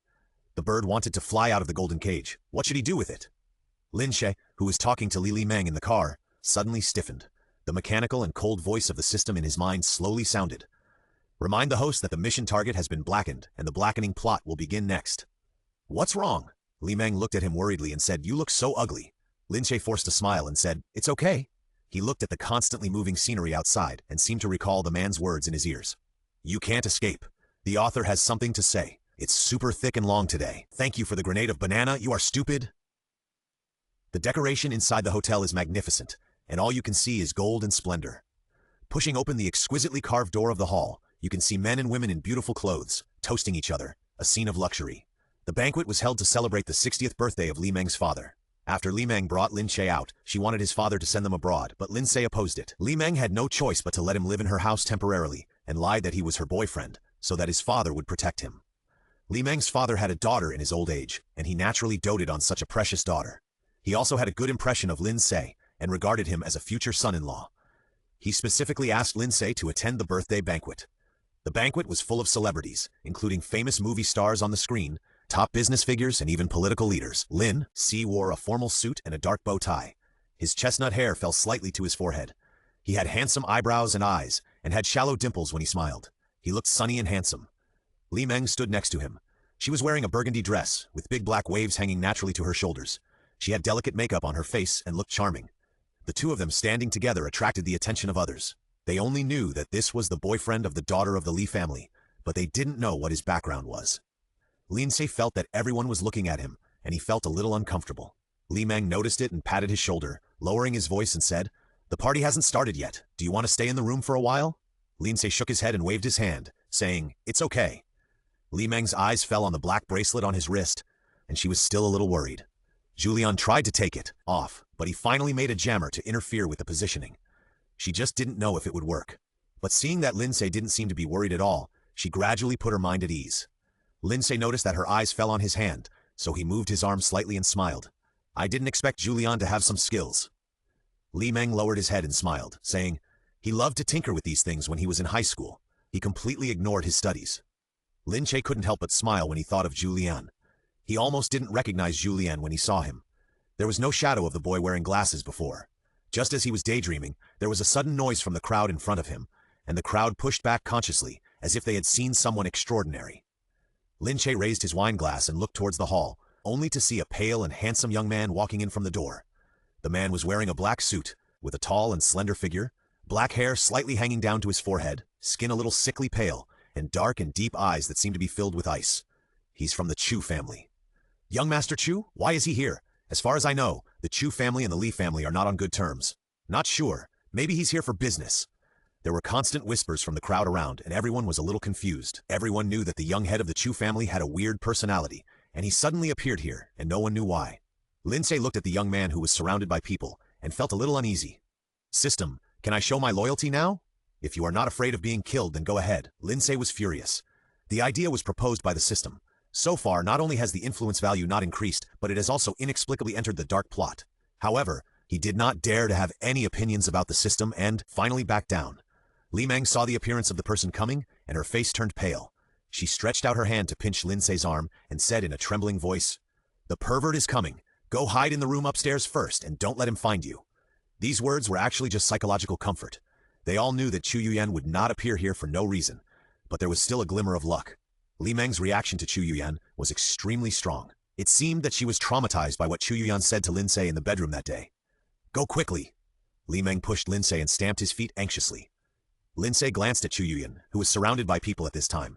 He seemed a little impatient, with sharp facial features and thin lips. At Li Meng's urging, Lin Ce turned and went upstairs, but he was still a little worried. He peeked at the scene in the hall below from the second-floor window. Li Meng tidied his clothes, took a deep breath, and waited until he calmed down before walking towards that place. Father Li was sitting on the golden Nanmu 8 Immortals chair. He just turned 6 this year and looked no more than 50 years old.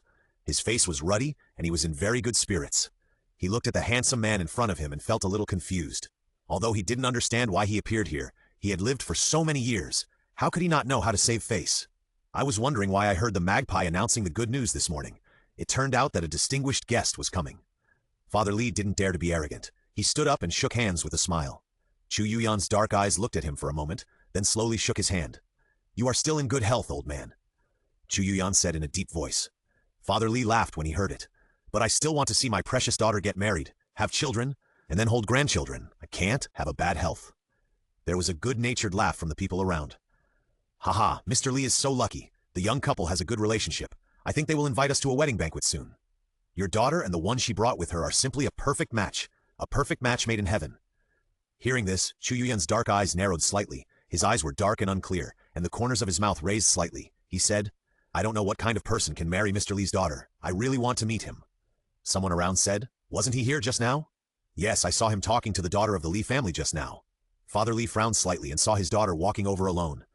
Li Meng was wearing a burgundy long skirt. She lifted the hem of her skirt lightly and walked over slowly. Meng, where is he?" Father Li pondered for a moment and asked first. "He feels a little unwell and went back to rest first." Li Meng pulled the corners of her mouth and forced a smile. She could feel the man's cold eyes lingering on her, as if he wanted to dig a hole in her. "Is it okay?" Father Li frowned slightly. How could he not see that his daughter was different? But there were so many people around, and it was not easy to ask questions, so he had to cooperate and asked. "It's okay." Li Meng lowered her eyelashes and said in a low voice. Chu Yuyan narrowed his dark eyes slightly and suddenly chuckled. "Speaking of which, your daughter and I were high school classmates." Father Li said, "Is there such a thing?" Chu Yuyan smiled slightly and said, "Of course I can't lie to you." "Why haven't you heard Meng talk about it?" Father Li looked at his daughter in confusion. Li Meng's forehead was covered with cold sweat due to nervousness. She was afraid belatedly at this moment. She was afraid that this pervert would hurt her family. She knew his methods. From the way Baishu was tortured she could tell that his methods were not ordinary. Chu Yuan's mouth curled up slightly, his dark pupils staring straight at the stiff Li Meng, and whispered, "Actually, I don't know if I came here today to congratulate." Father Li's heart moved, but his expression did not change, and he said, "Oh, I lost a bird." When these words came out, everyone looked a little confused. Only Li Meng knew what he meant. Her body trembled slightly, but he still knew. Chu Yuyan admired her frightened expression, and said slowly, "I think your daughter may know where he is." Li Meng bit his lip and remained silent. Lin Ce could only see that Li Meng looked unhappy from above, but he could not hear their conversation. He could not help but frown and think. It seemed that he was indeed discovered. He thought it would take a little longer, but he did not expect that he could not wait for a moment. While he was thinking, he suddenly felt a cold and sharp gaze falling on him. Lin Ce raised his eyes and met a pair of dark and deep eyes. Lin Ce instinctively turned around and lowered his body, but was accidentally tripped by something, and his body bumped into the waiter who was holding desserts and drinks. The cakes and drinks spilled on his body, and his face was also stained with juice. Lin Ce felt a burning pain in his knees and knew that there must be bruises. Juice also got into his eyes, and he could not see people clearly. In the haze, he vaguely saw a figure coming to him. The man came to him and squatted, took out a handkerchief from his suit pocket, and gently wiped the dirt off his face. Lin Ce's vision gradually became clear. The author has something to say. Seeing that some cute girls were talking about strategy problems, Lin Ce felt that his influence value had not moved. He planned to listen to the system and take a strong dose of medicine, follow Li Meng's plan, pretend to be kidnapped, and then return to him. However, he didn't expect to go too far. Jealousy turned black, and it came so quickly. Everything was beyond his imagination, commonly known as playing too hard.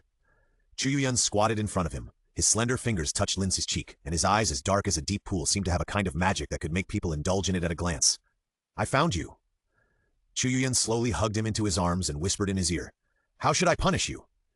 Lin Ce's pupils shrank suddenly, and he quickly said, "It's not what you think. I don't want to leave you." The influence value did not move at all. Looking up again, he saw Chu Yuyan's dark eyes staring straight at him, his eyes dark and unclear. "That doesn't matter anymore." Chu Yuyan's mouth showed an ambiguous smile, and he whispered, "Anyway, you will never be able to leave me.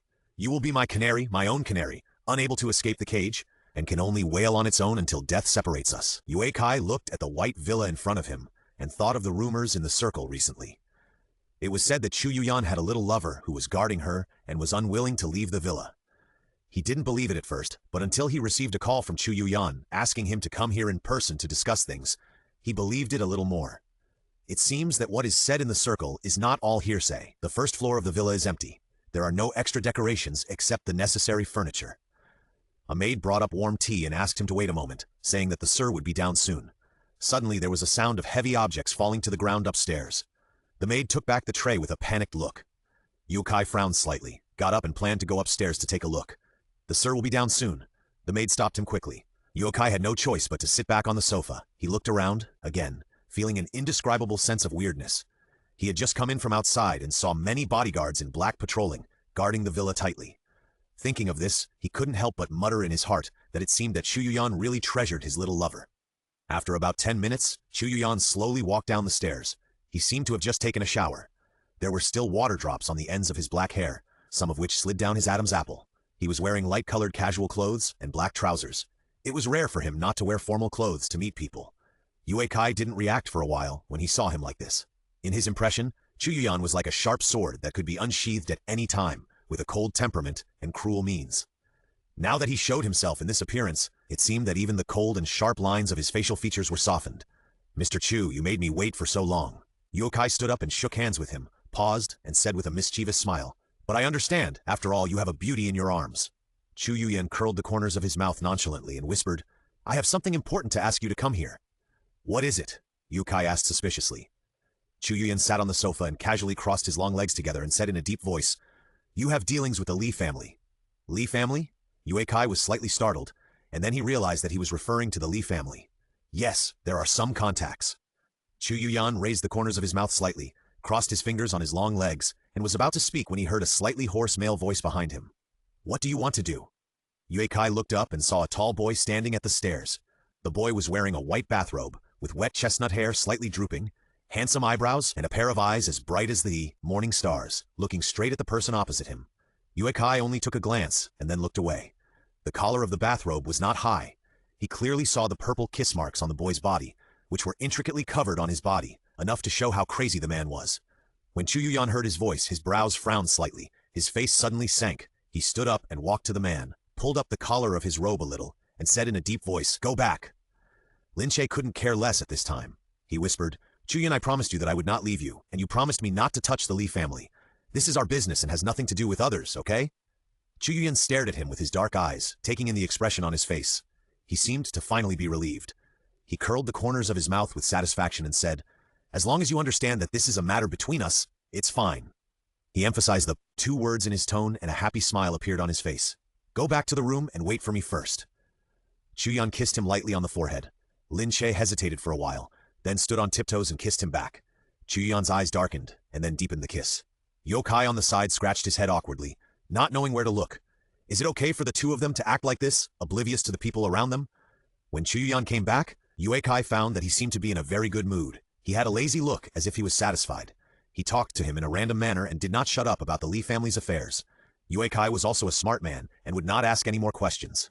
Only when he was leaving, he seemed to remember something and reminded, "Your brother has been very restless recently." Chu Yuyan curled the corners of his lips. His eyes were cold, and he whispered, "I'll pay attention." Chu Yuze has been making small moves quite frequently recently. His face turned cold when he thought of this. Since he doesn't like the drug rehabilitation center, then let's go to prison. He will definitely like this gift. After sending Yokai away, Chu Yuyan walked to the door of the bedroom upstairs and then gently pushed the door open. Lin Ce was sitting on the ground with his back to him. There was a soft wool blanket on the ground with large and small drawing papers scattered on it. All the drawing papers were the same person. Chu Yuyan hugged him gently from behind and whispered, "Don't look at it, it's all you, all kinds of you." The person who was hugged was silent. After a long time, he whispered something. Chu Yuyan's pupils shrank suddenly and his body froze. When he reacted, he hugged Lin Ce tightly in his arms, closed his eyes slightly, and a joyful smile appeared on his face. "Okay, I promise you. Author has something to say. Sorry, today is Friday. I stayed up too late and am really too sleepy. P.S. Guess what Lin Ce said? Guess the best. There will be a red envelope if you guess right. Let's be together for real, no coercion, just like ordinary lovers." After Lin Ce said this, Chu Yuyan was even more reluctant to leave his side, and the two of them could be said to be inseparable. Lin Ce followed Wu Ma to cook in the kitchen, and he felt someone hugging him gently from behind, gently stroking his ears. Wu Ma saw this and retreated with a look. Lin Ce felt the warm breath in his ear made him a little itchy, and he couldn't help but gently push Chu Yuyan and said, "Stop it!" Chu Yuyan gently licked his earlobe and whispered, "I have a gift for you." Lin Ce was slightly startled and said, "What?" Chu Yuyan said, "What should lovers do?" Ling blushed, thinking that he was going to say something indecent again, so he didn't answer him. Chu Yuyan saw him like this and couldn't help but chuckled and said, "What are you thinking about?" Lin Ce thought to himself, "How do you know what I'm thinking about?" Chu Yuyan casually played with his chestnut hair with his hands and smiled. "I was talking about a date." Lin Ce was stunned and turned to look at him. "Date? Chu Yuyan? This is really rare. He would actually let himself go out." Chu Yuyan saw that he didn't react, thinking that he had forgotten what he said that day. His face was a little bad, and he pinched his chin forcefully and said in a deep voice, "Didn't you say they were ordinary lovers?" I asked, "and the most common thing lovers do is date." Lin Ce then remembered that he had been talking on the phone with a man named Yue Kai in a mysterious way these days. It turned out that they were discussing this matter. He couldn't help but feel angry and amused. Chu Yuyan's personality is indeed paranoid and weird, and he has a strong possessiveness, but he occasionally reveals his childish side, which is rare and cute. Lin Ce couldn't help but chuckle when he thought of this adjective. Chu Yuyan narrowed his dark eyes, gritted his teeth sinisterly and said, "What are you laughing at?" Lin Ce stretched out his hands and put his arms around his neck. Their foreheads were touching, and their breathing was close to his ears. "Okay." After saying that, she kissed his forehead gently. Chu Yuyan's eyes darkened, and he pushed Lin Ce down on the table. Bottles and jars fell to the ground, making gurgling sounds. The water from the faucet was not tightened, and it dripped down. The sound of dripping water was mixed with a few faint hums. In late winter, the scene outside was white, and the air seemed to be cool. In the bedroom of the villa on the second floor, Lin Ce looked at the young man in front of him with a slightly gloomy face and rubbed his forehead with a headache. Chu Yuyan insisted on wearing couple clothes and said that ordinary couples are like this and they are not willing to give in at all. It's not that exaggerated to say it's couple clothes. It's just two coats of the same color. Chu Yuyan put them at the head of the bed early in the morning, hinting at him. Under his insistence, Lin Ce still compromised. His original intention was not to be too conspicuous in the crowd. After all, Chu Yuyan's appearance and temperament are very eye-catching. If two men wear clothes of the same color and appear on a date, they will definitely receive the attention of others. Although he doesn't care about other people's eyes, he cares about Chu Yuyan's mood. Because it was a date, Chu Yuyan did not let the bodyguard escort him. His expression was extremely serious, as if this was not a date, but a very formal meeting. Lin Ce couldn't help laughing when he saw it, and was discovered by Chu Yuyan. He rubbed his hair fiercely, and before retracting his hand, he pinched his earlobe lightly. Seeing Lin Ce glaring at him, he raised the corner of his mouth in a good mood. The car finally stopped at the door of a snack bar that looked ordinary. Before getting off the car, Chu Yuyan took out a bouquet of white roses like a magic trick. Lin Ce was slightly startled when he saw it, then smiled and shook his head, saying, "It really looks like a date." Chu Yuyan's dark and bottomless eyes stared at Lin Ce. Seeing him take over the words from his hand, a happy arc appeared at the corners of his mouth, and he whispered, "Isn't it?" It was not until Lin Ce entered the shop that he found that it was very different. The decoration inside was retro and literary in style. There were many paintings hanging on the walls, and there were bookshelves next to the tables where guests dine, so they could take them at any time. There were not many guests inside, so Chu Yuyan took Lin Ce directly to a secluded corner. After sitting down, Lin Ce carefully put the flowers aside. Chu Yuyan noticed his action, the corners of his mouth slightly raised, with a faint smile in his eyes. "I often came to this shop when I was a child." Chu Yuyan leaned back slightly, a hint of nostalgia emerging in his dark eyes. Sometimes when his mother was sick and yelled that she wanted to kill him, he would run to this store. The owner of the store at that time was a kind middle-aged man. He would cook noodles for him and play chess with him, but other than that, he couldn't do much. Even so, it was a rare tenderness in his childhood. Suddenly, he felt warmth on his hand. Chu Yuyan looked down and found that his hand was slowly held by someone. "I'm a little curious about what you looked like before high school. If only I could have met you then." Lin Ce raised the corner of his mouth slightly, and a shallow dimple appeared on his cheek. Chu Yuyan held his hand back tightly and murmured in a low voice, "Yes, if only I could have met you then." After dinner, Chu Yuyan took him to the cinema. Lin Ce thought of the densely packed date plan he had secretly read last night, and the corners of his mouth couldn't help but rise slightly. It seems that they have reached the second step. The two grown men sat in the cinema, and their aura was particularly abrupt. On the screen was a scene of the protagonist's life and death. Lin Ce yawned while watching it. He was just picking up popcorn to stuff into his mouth when he heard the man next to him sneer, which scared him so much that his hand trembled and the popcorn fell to the ground. "Humph, this man is so stupid. If it were me, I would never let my beloved leave."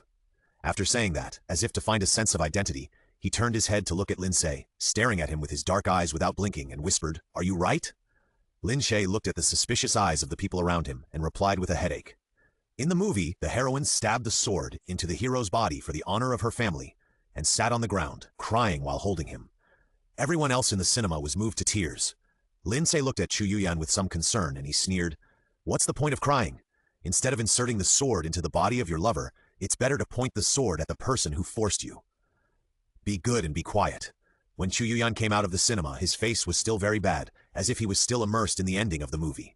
There was a crowd outside the cinema, and the night fell, and the lights were dim. Cheerful Christmas songs sounded in the square. Christmas trees were placed in front of the shops. People coming and going all wore glowing headdresses on their heads. Children chased and played in the square, and it was a lively scene. Lin Ce saw it and realized that today was Christmas. There was a little girl buying flowers in front of the couple, begging them. Lin Ce saw it and called her to him. "Sir, do you want to buy flowers for your girlfriend?" The little girl was very smart and was about to hand over the flowers. When Lin Ce heard her say this, he subconsciously looked at Chu Yuyan's expression and saw that the corners of his mouth unconsciously rose slightly, as if he couldn't restrain his joy. Lin Ce picked a red rose, paid the money, and wanted to tease him, so he said to the girl selling flowers, "My girlfriend is at home, so I had to pick one at random." After that, he sighed pretentiously and said, "I don't know if she likes it."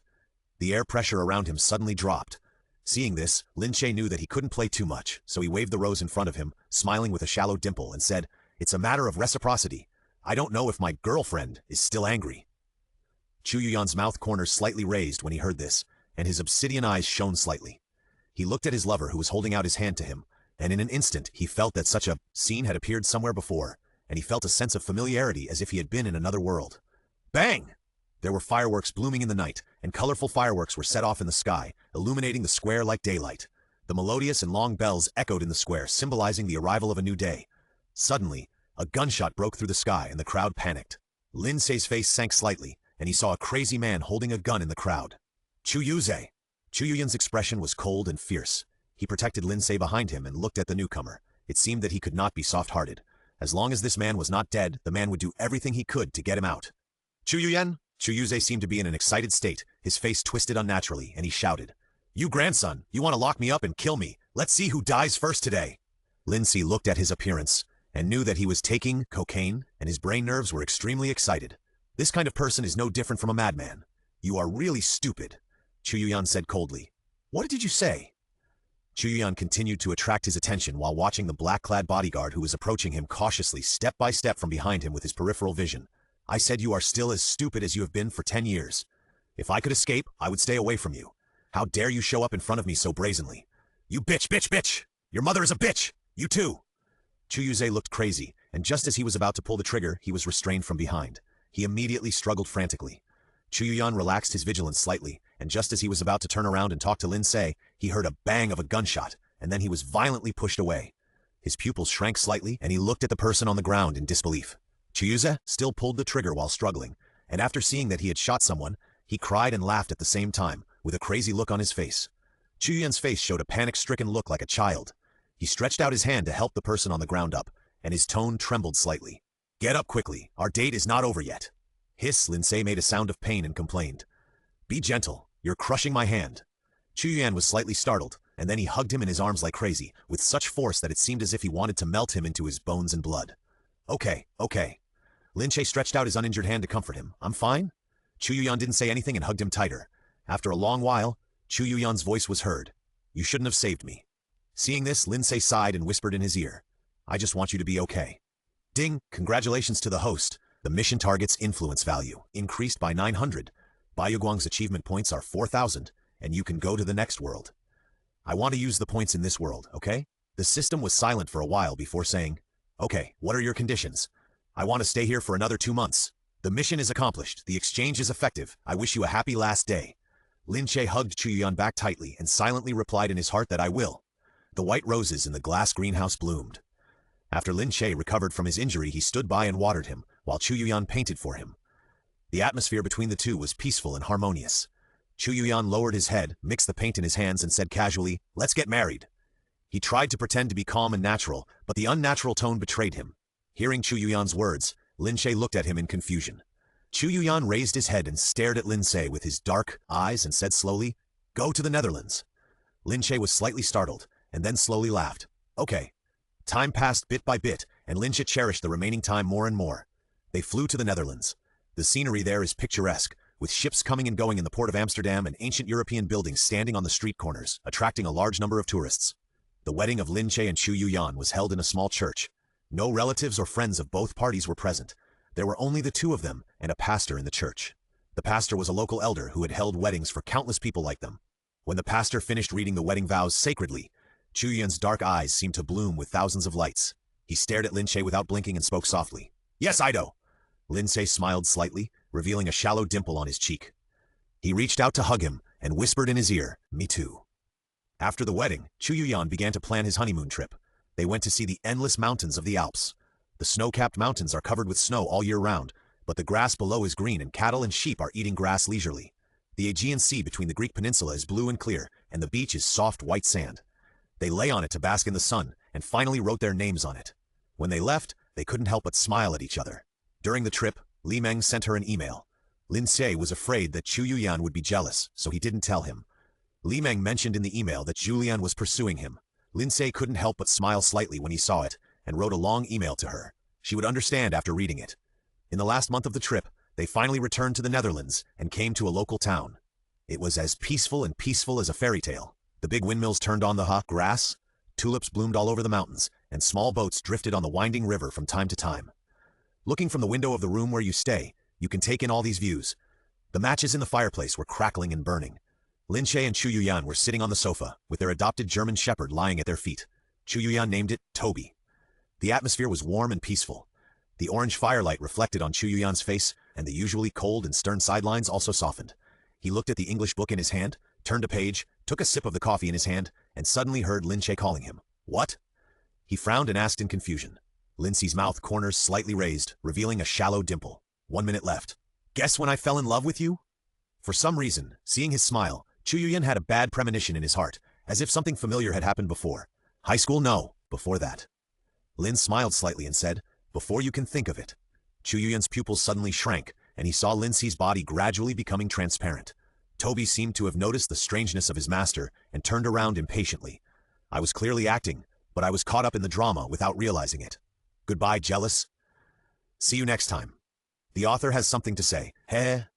How many people thought they were going to die when they saw the gun? We want to leave this world sweetly. I saw some cute people guessed some of the comments, and those who are even close will be included, and they will all receive red envelopes. There will be another update tonight, and the next world will be a story about rage. A sickly and dark general attack, the king of the apocalypse. The level of danger is no less than jealousy.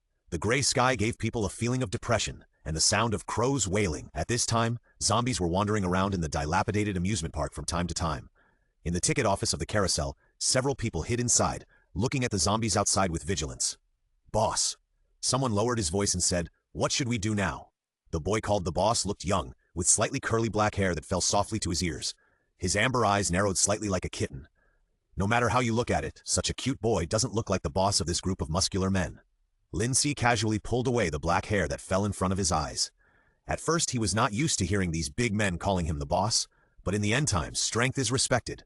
The fact is that Lin Ce's body has the lightning ability, and these mercenaries who look very intimidating are just ordinary people who have not evolved their abilities.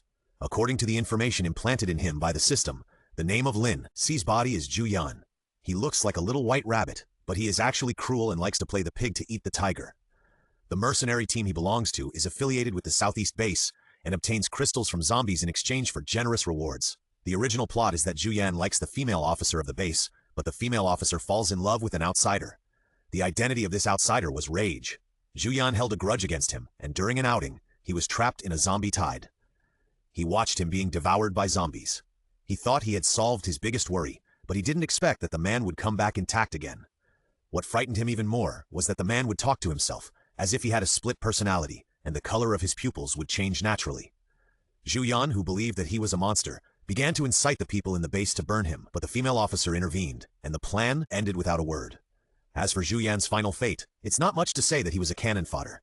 During an outing, he was thrown into a zombie group by Rage in the same way and was torn to death. Lin Ce couldn't help shuddering when he recalled this. What concerned him was the part about split personality mentioned by the system, which sounded like two personalities coexisting. He knew that Rage was the one who needed a strategy, but he didn't know who the other personality was. The system also kept its mouth shut and remained silent without answering his questions, only saying that he would know when the time came. What he had to do now was to find Rage, and according to the system, Rage was in this playground. Lin Ce came back to his senses and saw that the mercenaries were all looking at him, waiting for him to give orders, so he imitated the original owner's tone and muttered, "What else can we do? You can't beat the zombies, and there are still A-level zombies outside. Now we can only wait for the troops to come to rescue." They suffered heavy losses due to miscalculation during this mission, and now they can only hide here and wait for rescue. When several mercenaries heard his words, their faces looked a little bad. People without superpowers in the end times are indeed a burden. At least they have strong physical fitness and weapons to deal with zombies. At least they are not completely defenseless. And the rest of the truly unarmed people can only survive very few. And those who survived basically seek shelter in the base. It is conceivable how popular superpowers are in the end times. Those who can evolve superpowers are the favorites of God.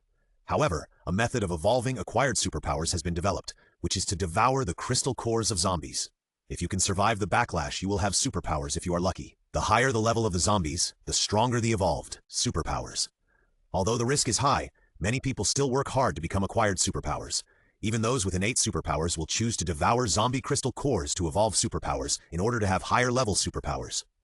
Lin Ce was thinking, and suddenly saw the group of zombies seem to be summoned by something, and they all looked up in the direction of the Ferris wheel. "What's wrong with them?" a mercenary whispered in confusion. Lin Ce remained silent. The zombies began to gather together and gradually walked towards the Ferris wheel. They seemed to be attracted by something and instinctively walked forward with their sense of smell. It was not until he confirmed that the zombies had left that Lin Ce waited for the mercenaries to come out. There was a faint smell. Eyes slightly smiled, showing his cute little fangs, and said, "No, I want to see what's there." The mercenary's face changed drastically when he heard this. The boss was crazy. He finally managed to escape, but he still wanted to go into the zombie pile. "Isn't this gonna die?" Lin Ce insisted for his reasons. Others don't know, but he knows that this strange phenomenon is caused by rage. "If I guessed correctly, rage is now in the direction of the Ferris wheel. You go back first," Lin Ce said, and was about to walk towards the Ferris wheel. The remaining mercenaries looked at each other, and finally gritted their teeth and followed. When they arrived at the Ferris wheel, they were shocked by the scene in front of them and couldn't speak for a long time. They saw purgatory everywhere. Countless zombie remains were scattered on the ground. Rotten pus and flesh piled up into a mountain, and the smell of blood became stronger and stronger. "What is going on?" A mercenary was shocked. Lin Ce said nothing, walked into the pile of zombie remains and took a closer look. Sure enough, Lin Ce's heart sank. The crystal cores were gone. "Boss, be cautious, just in case there are still some who are not dead." Lin Ce kicked the remains under his feet, curled his lips and said, "Don't worry, they are all dead and can't be deader." "Boss, why do you think these zombies are killing each other?" "Killing each other?" A sly smile appeared on Lin Ce's fair little face. "That's not necessarily the case, but these mercenaries certainly don't believe that someone can kill such a large number of zombies alone and take away the crystal cores effortlessly." "Boss, there's someone here!" a mercenary shouted in front. Lin Ce's heart moved, and he hurried to the place where the mercenary pointed. There seemed to be a figure in the Ferris wheel compartment. Lin Ce walked forward regardless of the mercenary's obstruction, and saw a young man with light, blonde hair in the compartment. The man's complexion was extremely pale, his handsome face slightly raised, his thick and slender eyelashes trembling slightly, as if he was enduring something.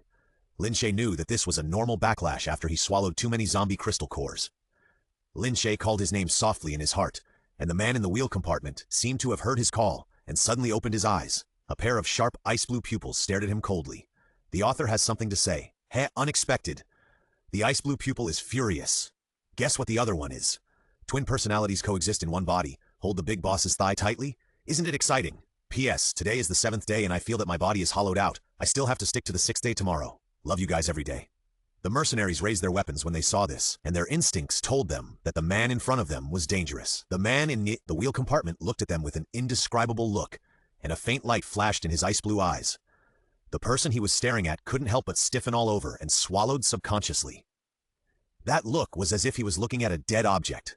Lin Ce moved his body and was about to walk in his direction. The mercenary next to him quickly pulled him back and said in a low voice, "Boss, don't go, he's injured." Lin Ce was startled and looked at the man. Sure enough, he found a large piece of flesh on his arm. If it was done by a zombie, then it means that he has been infected by a zombie. But now it is impossible to confirm whether the wound was caused by a zombie. Lin Ce knew that rage would not be infected with the virus so easily, and he was a person who survived among the zombies. He took a step forward, blinked his eyes, pretended to look at him curiously, and asked, "Who are you?" He looked cute, with big amber cat eyes that were clear and clean, fair skin, and an innocent look, which could easily make people who didn't know the truth lower their guard. The man with light golden hair narrowed his ice blue eyes slightly, as if looking him up and down. Lin Ce's heart moved, and then he slowly walked towards him. "Boss, be careful." the mercenary shouted, and saw the ice-blue flames spreading rapidly from the ground, and the air seemed to be hot and twisted. Psychic! He is also a psychic! Fire-type psychic! He has a rare fire-type psychic! The mercenary couldn't help but exclaimed. You have to know how rare psychics are in this world, and the person in front of him has a very destructive psychic. Lin Ce looked at the ice-blue flames blocking him, and took a step back involuntarily. Why is Rage so excited? I just want to get closer to him. He is actually controlling his temper. What he meant is that I should be thankful that the fire didn't burn me. Lin Ce looked at the pair of ice-blue eyes behind the fire and thought to himself, You little brat, I don't believe I can't handle you. Lin Ce changed his tone, blinked aggrievedly, and said, I just saw that you were injured and wanted to help you. The mercenaries felt cold in their hearts when they saw Lin Ce's appearance. Others didn't know, but they knew the true face of the boss. He was the one who could send you to hell with a smile. The light blonde man narrowed his eyes slightly, leaned back against the inner wall, inserted his fingers into his blonde hair and combed it back. Okay. The slightly cool and deep voice sounded in everyone's ears. The tone was not a bit up and down, and it was as cold as a machine. As the man's voice disappeared, the ice-blue flame dissipated at a speed visible to the naked eye, and only the charred land left behind could be seen. Lin Ce slowly walked towards the man in the wheelhouse. The mercenaries were all very nervous when they saw his actions. After all, they only knew that this man was powerful, but they were not sure whether he was a friend or an enemy. Lin Ce slowly squatted down in front of the man and took out medical supplies from his bag. When he saw the wound on the man's hand, he was slightly startled. Compared with what he had just seen, the man's wound seemed to have healed more than half. But Lin Ce would not give up this opportunity to hug his thigh. He simply sutured the wound on the man's hand, applied medicine, and bandaged it carefully. During the whole process, the man's icy blue eyes stared at the man squatting in front of him without blinking. It's done, Lin Ce said, while looking at the bandaged wound.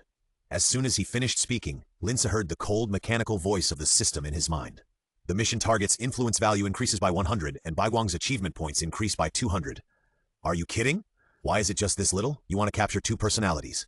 Lin Ce was relieved. He greeted the mercenaries waiting outside and said, It's okay, it wasn't done by zombies.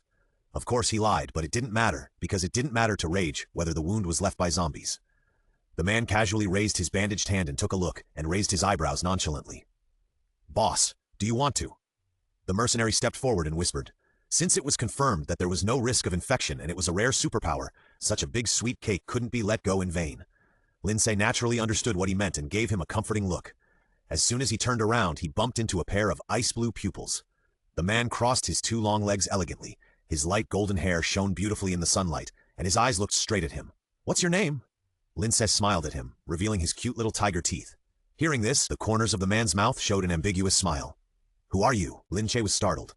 Of course, he was asking you, but then he realized that Rage was asking him whether he was asking his name or the name of another personality in his body. Seduce, my name. Before Lin Ce could think about how to answer, he heard the man slowly speak. As for the other one, Seduce seemed to have changed his mind. He put his index finger on his lips and made a hissing sound, then curled his lips and said, Keep it secret. The mercenaries were confused when they heard his words. Only Lin Ce knew what he was talking about. Seduce? Lin Ce tried to call his name, showing his cute little tiger teeth, and smiled. Do you want to go with me? Seduce looked at the black-haired boy in front of him who was smiling cunningly. His ice-blue eyes narrowed slightly, and curled his lips and said, Okay. So easy? Hearing Seduce's answer, Lin Ce felt a little unreal. Seduce stood up, walked towards him slowly, and finally stood in front of Lin Ce. He was half a head taller than Lin Ce's body, and his tall figure loomed over him, making Lin Ce look even smaller. Seduce leaned over to his ear and asked casually, Do you know why? Lin Ce was startled. He seems to like you very much. A slightly cold voice sounded in his ears, and when Lin Ce looked up, he bumped into those deep ice-blue eyes. The man curled his lips and stared straight at him. He is very excited now, clamoring to break free from the confinement. Seduce stared at Lin Ce's white and fragile neck, his eyes dark and unclear. This is really bad. It was so bad that even my body trembled with excitement. Since the outbreak of the apocalypse, zombies have appeared on a large scale. They are not afraid of pain and wander around in the city. Countless places have fallen all over the world. At this time, there was no distinction between countries. People of all races lived together in the base, but there were also vagrants who were not affiliated with the base. If they did not have superpowers, they would be torn to pieces by zombies in a short time. The leader of the Southwest base was an Asian youth. He was a typical representative of the egoistic faction. The number of ordinary people accommodated was only 1/4 of that of other bases, and a large amount of food was required to live in the base. The Southwest base was actually a city. The core area in the middle was where the superpowers lived, and the outer area was where ordinary civilians lived. If the zombies broke through the high walls, the first to suffer would be the civilians. It could be said that they played the role of bait. The funny thing was that they were grateful to be able to live in the base. It was dusk when Lin Ce returned to the base. The faces of the mercenaries were not good because they did not wait for the rescue soldiers. This showed that the leaders of the base had given up on them. Zhang Rui was surprised that the person who was thought to be dead suddenly appeared in front of him. He was the leader of this base and had wind superpowers. He had evolved to the 6th level, which was the highest level of wind superpowers known. Zhu Yan's mercenary team surrendered the largest number of zombie crystal cores each time. He was unwilling to lose this team, but Zhu Yan's ability evolved too fast and he was catching up with him. In the end times, strength is supreme and the law of order is so ruthless. The base has never had a fixed leader. The strong will only be replaced by the stronger. He had taken this position in the past, so he had to be more careful now. But since the people came back safely, he could only put it aside for the time being. Fortunately, you came back alive. Zhang Rui stood up from the desk and made a warm welcome. He said, I just told Anya to send someone to rescue you. Before they set off, you came back safely. The woman named Anya was wearing a black dress, burgundy high heels, and her long black hair was tied into a high ponytail. Even in the end times, she was dressed beautifully. Lin Ce took a look and then looked away. This woman named Anya was the person the original owner liked in the original plot. She was also the fuse of the original owner's cannon fodder tragedy. Lin Ce blinked his big amber eyes and smiled innocently. We feel bad for making you happy for nothing, so we brought you a gift. Li Rui was slightly startled, and before he could react to what he meant, he heard a scream from outside. The author has something to say. Hey, thank you Chanyu for the mine. There will be another update tonight. Rage has other superpowers. After all, it is the boss of the end of the world. When Lin Ce and his friends rushed outside, they were all stunned by the scene in front of them. They saw a black man rolling on the ground crazily, his hands covered with ice blue flames looking very scary, and the air was filled with a burnt smell. Shizir stood there with his hands in his pockets, his ice blue eyes slightly narrowed, and a trace of violent anger flashed in them. Shizir! Lin Ce shouted. Although he didn't know why Shizir was angry, the most important thing at the moment was to calm him down. Don't be like this. Lin Ce looked at him pleadingly, with a clear amber eye. Shizir pursed his thin lips and lowered his eyelashes. The ice blue flame on the black man gradually weakened. When it completely disappeared, he had fainted from the pain. His whole arm exuded a burning stench, and everyone present had a stomach churning. Lin Ce asked other mercenaries and found out that this black man saw Shizir's unfamiliar face and thought he was a newcomer who was easy to bully, so he harassed him verbally and even reached out to touch his body. Before he touched him, his hands suddenly caught fire. This is... Li Rui narrowed his eyes with a bit of fear in his expression. Shizir. Lin Ce's amber eyes curved cunningly, revealing his cute little tiger teeth, and said, My gift to you. With such a powerful person in the base, you will be able to rest easy in the future. After hearing this, Li Rui's face suddenly became a little ugly, and this was simply piercing his heart. Behind him, Anya's eyes unconsciously stayed on Shizir, and a trace of surprise flashed in her eyes. Lin Ce keenly caught her eyes, thinking that some things were indeed the same as the original plot, and he wondered if his fate as a cannon fodder could be changed. Li Rui asked Shizel and Lin Ce to live in the same place, and there were other superpowers living together, including Anya, because resources were tight in the end of the world. The floor was a retro European-style duplex villa, and the balcony fence was entwined with enchanting rose vines. This villa belonged to a local tycoon before the end of the world, but it was renovated after the end of the world, and is currently occupied by superpowers. There are 3 superpowers living together, including Anya, and the others are a white girl named Daisy and a Chinese boy named Luo Han. Daisy's appearance is not eye-catching. She wears black framed glasses and has freckles on her face. She wanders around the villa with heavy books all day long. Her superpower is foresight and cannot be used for combat. Luo Han has a much more sunny personality. He is a tall and handsome young man. He was a college student before the end of the world and has a 4th-level ice superpower. When Luo Han knew that the petite Lin Ce was the leader of the mercenaries, he was about to rub his head in disbelief, but Lin Ce dodged flexibly. No way, you look like a high school student. Luo Han widened his eyes in surprise. Lin Ce blinked his amber eyes and smiled. There is a saying that you can't judge a person by his appearance. Luo Han had to scratch his head and groaned in a daze, but every time he saw Lin Ce, he couldn't help but reach out and pinch his fair and cute face. As for Shize has been sleeping in his room since he moved into the villa, and Lin Ce didn't disturb him. That night, Lin Ce couldn't sleep and got up and went downstairs to get water. When he returned upstairs, he saw a slender figure standing on the balcony. Seeing the familiar light golden hair, Lin Ce knew who it was. He walked towards him slowly, and before he got close, he heard a slightly cold voice. What's the matter? Lin Ce curved his eyes, showing his cute little canine teeth, and said, Can't you come if you have nothing to do?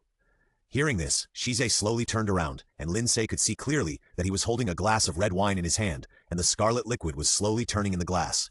Shize had his back to the moonlight, and the enchanting roses were blooming at his feet. His light golden hair drooped slightly to his ears, and his thick and slender eyelashes drooped, casting a faint shadow on his pale face. The whole person was as elegant as an aristocrat from the Middle Ages.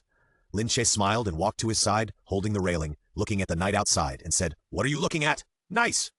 Shize curled his lips and whispered, "The world. Oh, so profound." Shize elegantly raised the glass and took a sip of the red wine, and his light golden hair drooped slightly, covering his beautiful eyes. Lin Ce looked at the liquid in the cup curiously. Sar noticed his gaze, handed the glass to him, and smiled softly. "Do you want to drink it?" He took it naturally and took a sip. The mellow and slightly astringent taste spread between his lips and teeth. Lin Ce's fair face wrinkled.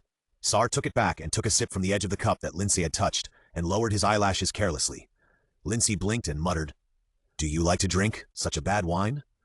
Sar looked up at him. His ice-blue eyes narrowed slightly, and he curled his lips and said meaningfully, "I think it's delicious." Lin Ce remembered that there might still be his saliva on the edge of the cup he had just drunk, and his fair face blushed slightly. Sar smiled slightly, stretched out his fingers to play with his black curly hair, and whispered, "It's strange." He had an indescribable sense of familiarity with the person in front of him. Lin Ce obediently let him touch his black hair and curled his eyes. Shizel narrowed his ice-blue eyes slightly and said nothing. The moon was as cool as water, and the air was filled with the faint scent of roses. Li and Shizel stood quietly on the balcony looking at the night outside. The atmosphere was peaceful and harmonious. When they were about to leave, Lin Ce suddenly tiptoed and kissed Shizel gently on the cheek. "Good night, sweet dreams, Shizel." Shizel's ice-blue pupils shrank slightly, and a hint of dark light flashed in his eyes. The mission object's influence value is increased by 200, and the white moonlight achievement points are 600. After saying good night, Lin Ce left contentedly. Looking at the back of the black-haired boy leaving, Shizel lowered his eyelashes, looked at his slightly trembling hands, and whispered, "Calm down." The slightly cold voice drifted in the wind, the roses swayed slightly, and there was a faint fragrance floating in the night. Shizel raised his glass and stared at his own shadow reflected on the wall of the glass. There was a dark light in his ice-blue eyes. Being too excited is not a good thing. You should get some sleep. At this time, in a room on the second floor, a brown-haired girl closed her eyes tightly, with cold sweat dripping down her forehead. She seemed to be sleeping very uneasily. The girl was trapped in a dream and couldn't extricate herself. In a white mist, she saw a dead city. Zombies were wandering around the city, but they never approached the buildings in the center. The scene suddenly turned again, as if they had come to the building. A young man with light blonde hair was hugging a young boy. The man's complexion was extremely pale. His facial features were handsome and deep. His nose was straight, and his lips were thin. He gently stroked the boy's hair. She wanted to get closer to see the boy's appearance clearly. The man suddenly raised his head, and there seemed to be a dark light flowing in his ice-blue eyes, which slowly turned into another color. The color of the devil. Daisy screamed as if someone was choking her neck, then sat up suddenly, as if she was suffocating, and breathed in fresh air. "God." Daisy muttered to herself while holding her head. What did she see? Her ability is to predict the future, which means that it will happen in the near future. She is very familiar with the light blonde man who now lives in the same villa with her.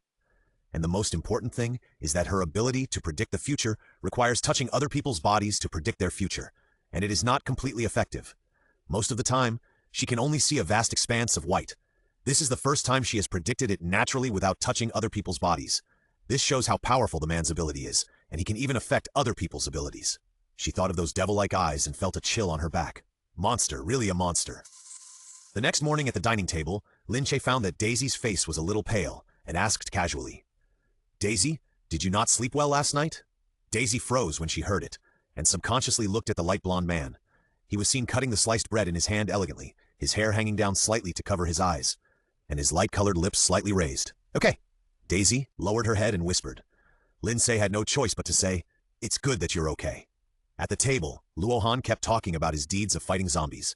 Lin Ce listened obediently on the surface, but he would tease him from time to time, which made Luohan scream and wanted to show him his supernatural powers on the spot.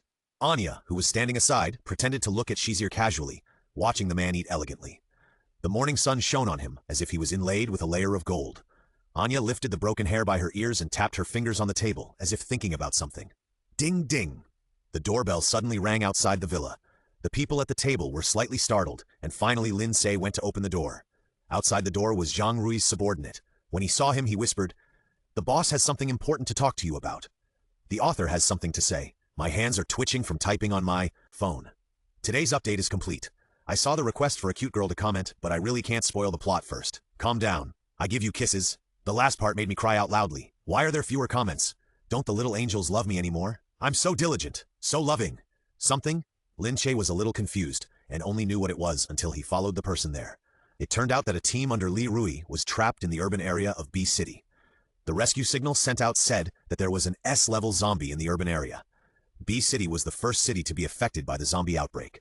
The government first blocked the urban area, but the zombie virus could not be stopped from breaking out in other places. There were many trapped people in the urban area earlier, and at this point in time, very few people could survive. Li Rui asked Lin Ce to implement the rescue operation. As for the S-level zombie, try not to make enemies with him. The zombies that have evolved to this point are no different from living people in appearance. There is no rotten meat and suppurating fluid on the body, and they are powerful. Lin Ce listened to Li Rui's words and raised his lips with a slightly sarcastic look. When it was his own team's turn, he planned to go to the rescue, but the mercenary group that had nothing to do with him did not plan to take risks. He was a typical representative of selfishness, but Lin Ce finally nodded. Li Rui smiled with satisfaction when he saw him, and as if he remembered something, he said, "We may encounter S-level zombies this time. Although your mercenaries are physically strong, they are ordinary people after all. They can only die if they go. I plan to let a few superpowers accompany you." When Lin Ce heard this, he was a little surprised that he was so considerate of him, but then he reacted. Li Rui had raised these superpowers for so long, and he wanted to make the best use of them. If not now, when will they go on stage? I understand. Lin Ce nodded. Li Rui knocked on the table and said in a deep voice, "The man named Shizir, you keep an eye on him." Lin Ce's amber eyes narrowed slightly, knowing that Li Rui was very afraid of Shizir.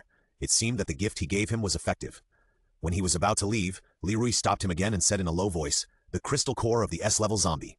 Lin Ce saw a trace of greed in his eyes, and he immediately understood. It seemed that facing such a great temptation, he was not completely without ideas in his mind. "Don't worry." Lin Ce looked very well behaved, but he thought in his heart that he would not give it to you. Li Rui thought that he understood what he meant, patted his shoulder affectionately, and then let him go. What Lin Ce did not expect was that Anya would also be traveling with them.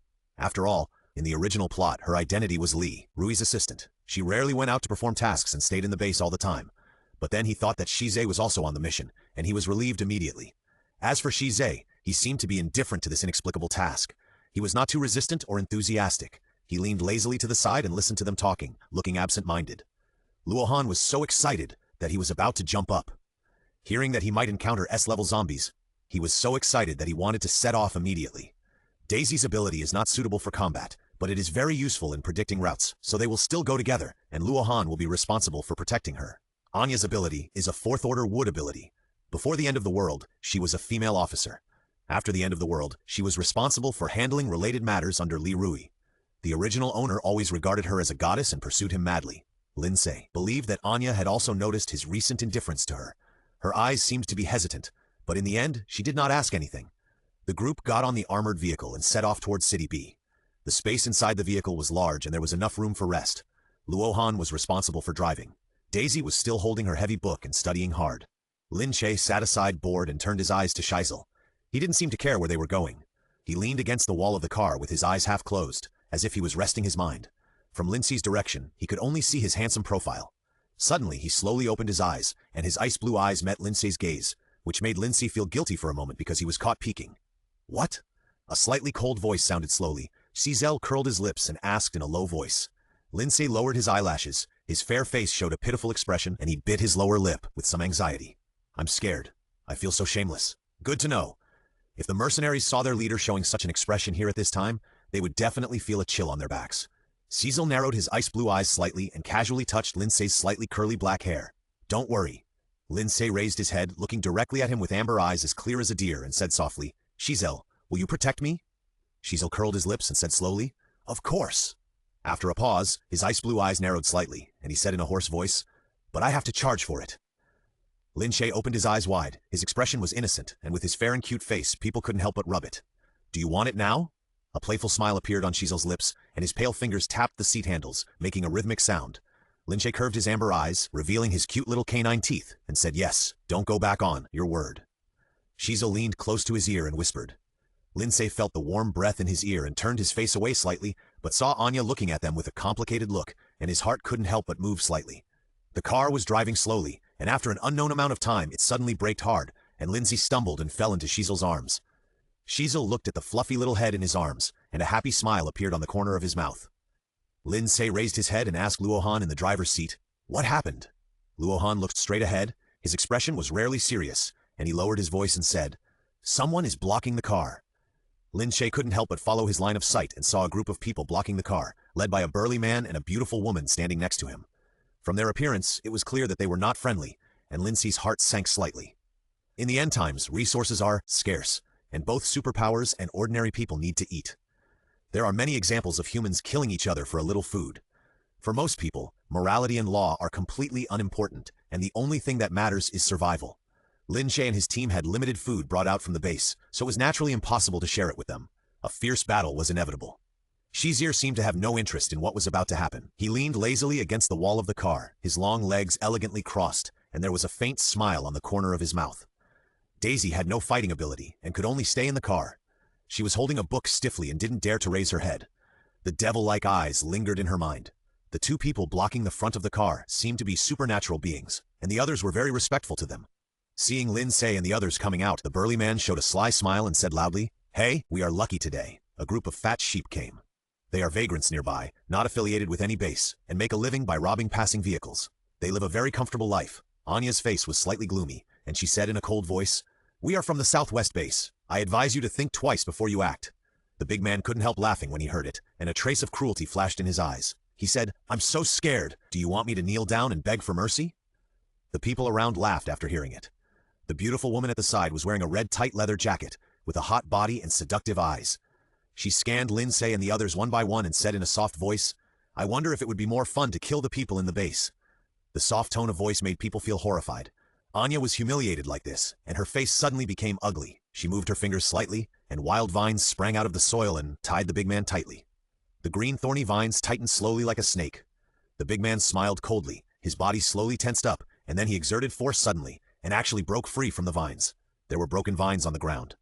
Lin Ce keenly saw that the big man's body seemed to have changed, and his muscles were shining with a metallic luster, looking extremely hard. It seems that this person's superpower is a physical superpower. Superpowers are roughly divided into 4 types: elemental superpowers, physical superpowers, spatial superpowers, and mental superpowers. Lin Ce and his friends have elemental powers, Daisy's are rare spiritual powers, and the physical power is the big man in front of him, which can strengthen the hardness of the body, making it extremely hard and powerful. Low-level zombies can't bite their bodies, and they can even tear zombies apart with their bare hands. Lin Ce and others all looked solemn. The big man turned his neck and looked at them with a sinister look, and finally fell on Lin Ce. "There is another little guy here. Ha ha! Is there no one in your base?" Lin Ce's amber eyes narrowed slightly, and purple lightning flashed faintly in his hands.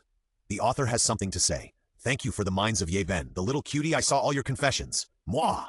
I think I saw a little cutie. Let me take my time. Since you guys are so strong, hey? In this case, do you want to update tonight?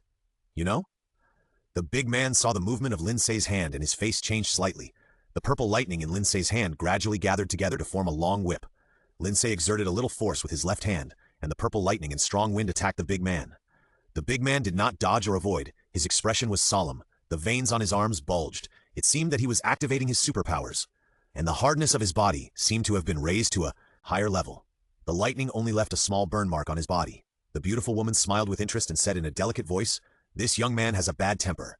Lin Ce's pupils shrank suddenly, and he dodged the wind blade. Wind-type superpowers? Lin Ce narrowed his amber eyes.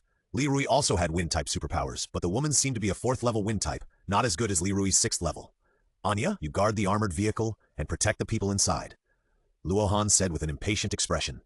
Anya nodded, and then green vines broke out of the ground and instantly wrapped the armored vehicle tightly, making it impossible for the others to find a place to attack. Luohan raised his mouth excitedly, and the ice blade attacked the beautiful woman. Just as he was about to hit her, the woman's face turned slightly cold, and she quickly stepped back a few steps. Her pupils shrank sharply. Luohan instantly felt the wind around his body become violent, as if it was going to tear him apart. The ice barrier suddenly broke through the ground and blocked all the wind blades outside. Luohan saw that although the woman dodged his ice blade, there were still shallow blood marks on her face. The ice barrier was torn by the wind blade, and there were faint spider-like lines cracking. Luohan's face sank, and he saw another ice barrier rising from the ground. Luohan was fighting hard, and Lin Ce was not idle either. Although the big man was huge, he was flexible. He clenched his fist and hit Lin Ce's face directly. The fist brought strong wind. Judging from the force, if he hit, Lin Ce's face would be bloody.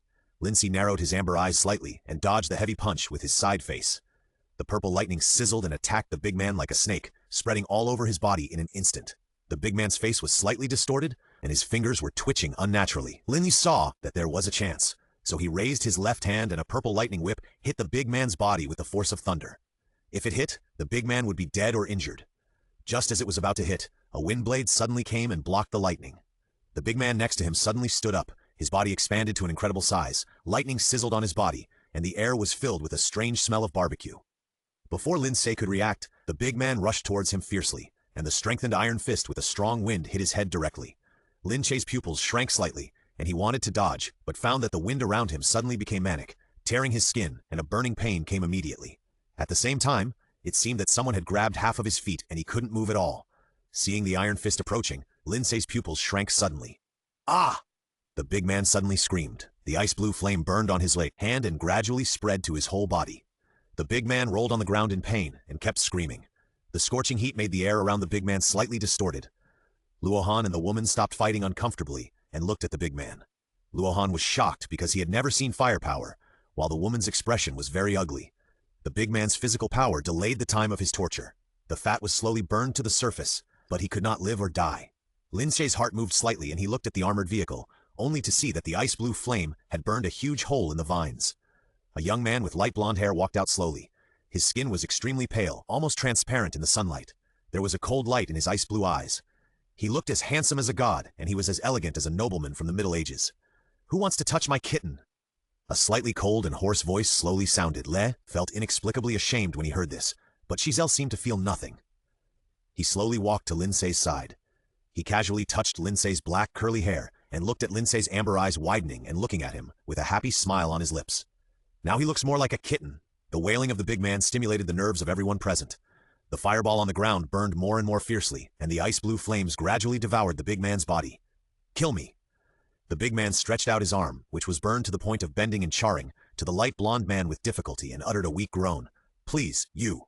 He seemed to be enduring great pain, but he could not die immediately. Giselle raised his lips slightly. His eyes seemed to be looking at ants and whispered, "As you wish." The ice blue flames suddenly burst out, quickly engulfing the big man's body. The air was filled with the smell of burning, and a shadow was cast on the hearts of the people present. Until the flames gradually dissipated, only a pile of white powder was left on the ground, and it dissipated on the spot when the wind blew. The woman's face was extremely ugly. She looked at the light blonde man beside her. Her thoughts quickly turned over, and she made a plan immediately. "Let's go." As she said, she was about to leave with her people, only to see an ice barrier rising from the ground, blocking her way. Luohan smiled and said, "It's not that easy to leave. It's just some fighting. Why are you so petty?" She only heard her voice. Why embarrass a woman? Anya smiled coldly. She had just been humiliated by these people, and now it was time to get back. "This woman is useful," Anya said. "If we encounter S-level zombies, she can be used as bait." The woman's face immediately changed, and she said angrily, "You." Lin Ce looked at Anya with a complicated expression, neither agreeing nor disagreeing. Instead, Shize narrowed his ice blue eyes slightly, curled his lips and smiled. "This suggestion is interesting." Seeing that Shize agreed with her idea, Anya's face turned slightly red. Sure enough, he still noticed her. Luohan scratched his head. Although he didn't have any sympathy for women, he didn't agree with the idea of using women as bait. But seeing that everyone seemed to agree, he didn't say anything more. Lin Ce and his friends didn't tie up the woman in the end. After all, she couldn't run away. Daisy didn't seem surprised to see them return safely, as if she had predicted something. Lin Ce then remembered that he accidentally saw Daisy touch Luohan's hand before getting off the car. She must have predicted the ending. The captured woman was called He Hui, 26 years old. She was a model before the end of the world. She had a hot body and was beautiful. She was in a relationship with the dead man. However, after the death of the man, she did not feel sad at all. Instead, she harassed Luohan, who was standing beside her, and made him blush. Anya snorted coldly and turned her head away. She had no good face for such a woman. Giselle sat next to Lin Ce, closing his eyes carelessly, as if he was going to close his eyes and rest. "Thank you." Lin Ce slightly curved his amber eyes, revealing his cute little tiger teeth. Giselle raised his ice blue eyes, and his thick eyelashes left dark shadows under his eyes. His light-colored lips slightly raised and whispered, "It is the master's duty to save the kitten." Lin Ce stared at him with wide eyes. Why did this person describe him like this? "Be my kitten. This is the reward for protecting you." Giselle narrowed his ice blue eyes slightly, and a wicked smile appeared at the corner of his mouth. Lin Ce lowered his eyelashes and bit his lower lip, seeming to be a little embarrassed. Seeing this, Giselle slowly leaned forward and whispered in his ear, "Do you know? When I saw you were in danger, I almost couldn't control him." Lin Ce was stunned for a while before he realized who he was referring to. Giselle slowly distanced himself from him again, squinted his eyes slightly, and reached out to touch Lin Ce's slightly curly black hair, feeling the furry touch under his hand, as if he was really touching a kitten. Anya saw their intimate behavior, and her face turned a little ugly. When Hui heard that the place they were going to was B City, her face suddenly became very ugly. There are zombies everywhere. What are you doing there? This is true. Since the outbreak of the zombie virus, B City has been out of contact with the outside world. No one knows the current situation inside, because very few people can walk out alive. The main task of Lin Ce and his team this time is to rescue those trapped inside. It can be said that it is a death-restricted area. The government built a tall wall on the outer edge of City B. Original intention was to isolate it from the outside world, but the zombie virus still spread outside. Apart from blocking the possibility of escape for the people in the city, it had no other use. The armored vehicle slowly drove into the city. The streets in the city were silent, just like a dead city. There were no zombies as rumored, and no living people. The author has something to say. Hey, Rage! With the ability to protect his wife to the maximum, PS is even more addictive. I restrained myself. The city was surprisingly quiet. Lin Ce and his team got off the armored vehicle and walked on the empty streets. There was a strange silence all around. The air was filled with a faint smell of blood. The crushed cans rolled alone on the streets, making a sudden sound. Such a big city. Where can we find people? Luohan said. The team lost contact after sending out the rescue signal. It was like looking for a needle in a haystack for them to find people now. Anya frowned slightly and said, Anyway, let's go to the place with the strong smell of blood first. Everyone's heart sank when she heard this. The group came to the largest shopping mall in the city without any obstacles. The mall is divided into 4 floors. There is a huge square outside. There used to be a silver sculpture on the square. Now it is still rusty and crooked on the ground. The first floor is a place dedicated to clothes. At this time, most of the clothes have been looted. It can be seen that the people are crazy after the outbreak of the zombie virus. Xiaoyan Luohan suddenly said. Lin Ce turned his head in confusion and saw Luohan pointing at the clothes in the children's clothing store, smiling mischievously and said, I think it suits you very well. Lin Ce blinked his amber eyes, smiled and stepped hard on his foot, saying, Really? Why do I think it suits you better? If you only look at his innocent expression, you will never think of the movement of his feet. Luohan shouted exaggeratedly, holding his feet with a distressed look. This person looks well-behaved and cute, but he is not soft-hearted at all. Stop arguing. Anya's face darkened slightly. She looked at Lin Ce with disapproval and said in a reproachful tone, Now we need to find the person first. This is not the time for you to fight. Shizaer's ice-blue eyes narrowed slightly, and his eyes looked at Anya coldly. Anya noticed the light blonde man's eyes on her, pursed her lips shyly, and lifted the broken hair by her ears unnaturally. It's too slow to find it this way. Let's act separately. Luohan saw that he had caused others to be scolded, and actively gave suggestions. Anya looked at him and her expression eased a little.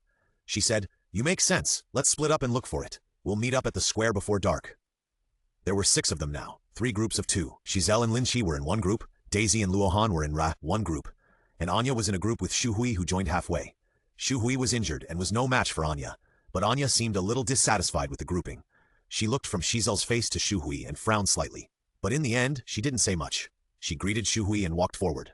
Luohan scratched his head in confusion and said, Where does she get so angry? Lin Ce curved his amber eyes and said, Who knows? After parting with Luohan and the others, Lin Ce and Shizier went straight to the 2nd floor. The elevator was full of mottled bloodstains, which had dried and condensed into lumps. The pungent smell of blood made Lin Ce's stomach churn, but Shizier looked normal, as if he was used to the smell of blood. After the elevator door opened, he saw a mess on the ground and the food shelves fell to the ground. The situation was worse than the 1st floor. There were mottled bloodstains on the white tiles, and the shopping carts were scattered and crowded together, and there was dust on the handles. Why don't we search separately? Lin Ce suggested. At present, this is indeed a way to improve efficiency. Shizier's light golden hair drooped slightly, and a pair of ice-blue eyes under his hair stared at him. He curled his lips and slowly uttered 2 words. No. Lin Ce's amber eyes widened slightly, looking at him disapprovingly. Shizier slowed down his tone and said, How can a kitten be separated from its owner? Lin Ce turned his eyes away unnaturally and muttered, Okay. The food area on the 2nd floor is very large. They searched for several hours and found that it was almost dark without realizing it. But they still had no results. Lin Ce was already a little discouraged at this time, and his stomach began to growl. Shize looked at him with a smile, and there was a playful smile in his ice-blue eyes. Lin Ce looked at the snacks on the food shelf, which were already covered with dust, planned to find a few that had not expired to fill his stomach. He reached out to pick and choose in the biscuit area, and suddenly a biscuit accidentally fell to the ground, revealing something behind the food shelf. Lin Ce's pupils shrank suddenly, and his expression was a little surprised. He stepped back involuntarily, but stepped on the cans on the ground and fell to the ground. Shizel noticed something was wrong. His ice-blue eyes narrowed slightly. He slowly squatted in front of him, reached out and stroked his slightly curly black hair, and whispered, What's wrong? There. Lin Ce followed suit and made a pitiful expression, pointing in the direction of the food shelf. Through the gap in the food shelf, he saw a pair of turbid white eyes staring straight in their direction. From the hairstyle, it can be seen that it is a man. Only half of his head is left, and it can be seen that it has been cruelly bitten open. Red and white liquid slowly flows out and drips on the ground. How could there suddenly be a fresh corpse here? It seems that there are not only other people in this mall, but also zombies. Let's go. Lin Ce felt a little uneasy in his heart and planned to leave before the corpse was infected into a zombie. The sky outside had unknowingly darkened. Lin Ce estimated that it was almost the agreed time, so he planned to leave the second floor and go down to mix. Shizel followed him with his hands in his pockets. He acted very leisurely all the way, making Lin Ce feel that everything in front of him was just a game for him. When passing the counter, Lin Ce's eyes fell on a certain place, and his amber pupils shrank. He stopped slightly, made a silent gesture to Shizel, and walked towards the counter. The sound of shoes rubbing against the ground slowly sounded. Lin Ce walked very slowly, 1 step, 2 steps, as if stimulating the nerves of the person hiding under the counter. When Lin Ce finally stood in front of the counter, the person hiding under the counter seemed to be about to collapse. Lin Ce looked at the exposed shoes, bent his amber eyes, squatted down, and was about to look under the counter. He just lowered his head. Before he could react, he saw the sharp blade slashing towards his face. The next second, Lin Ce felt that someone reached out and held him in his arms, avoiding the slashing blade. Char's icy blue eyes seemed to be filled with ice.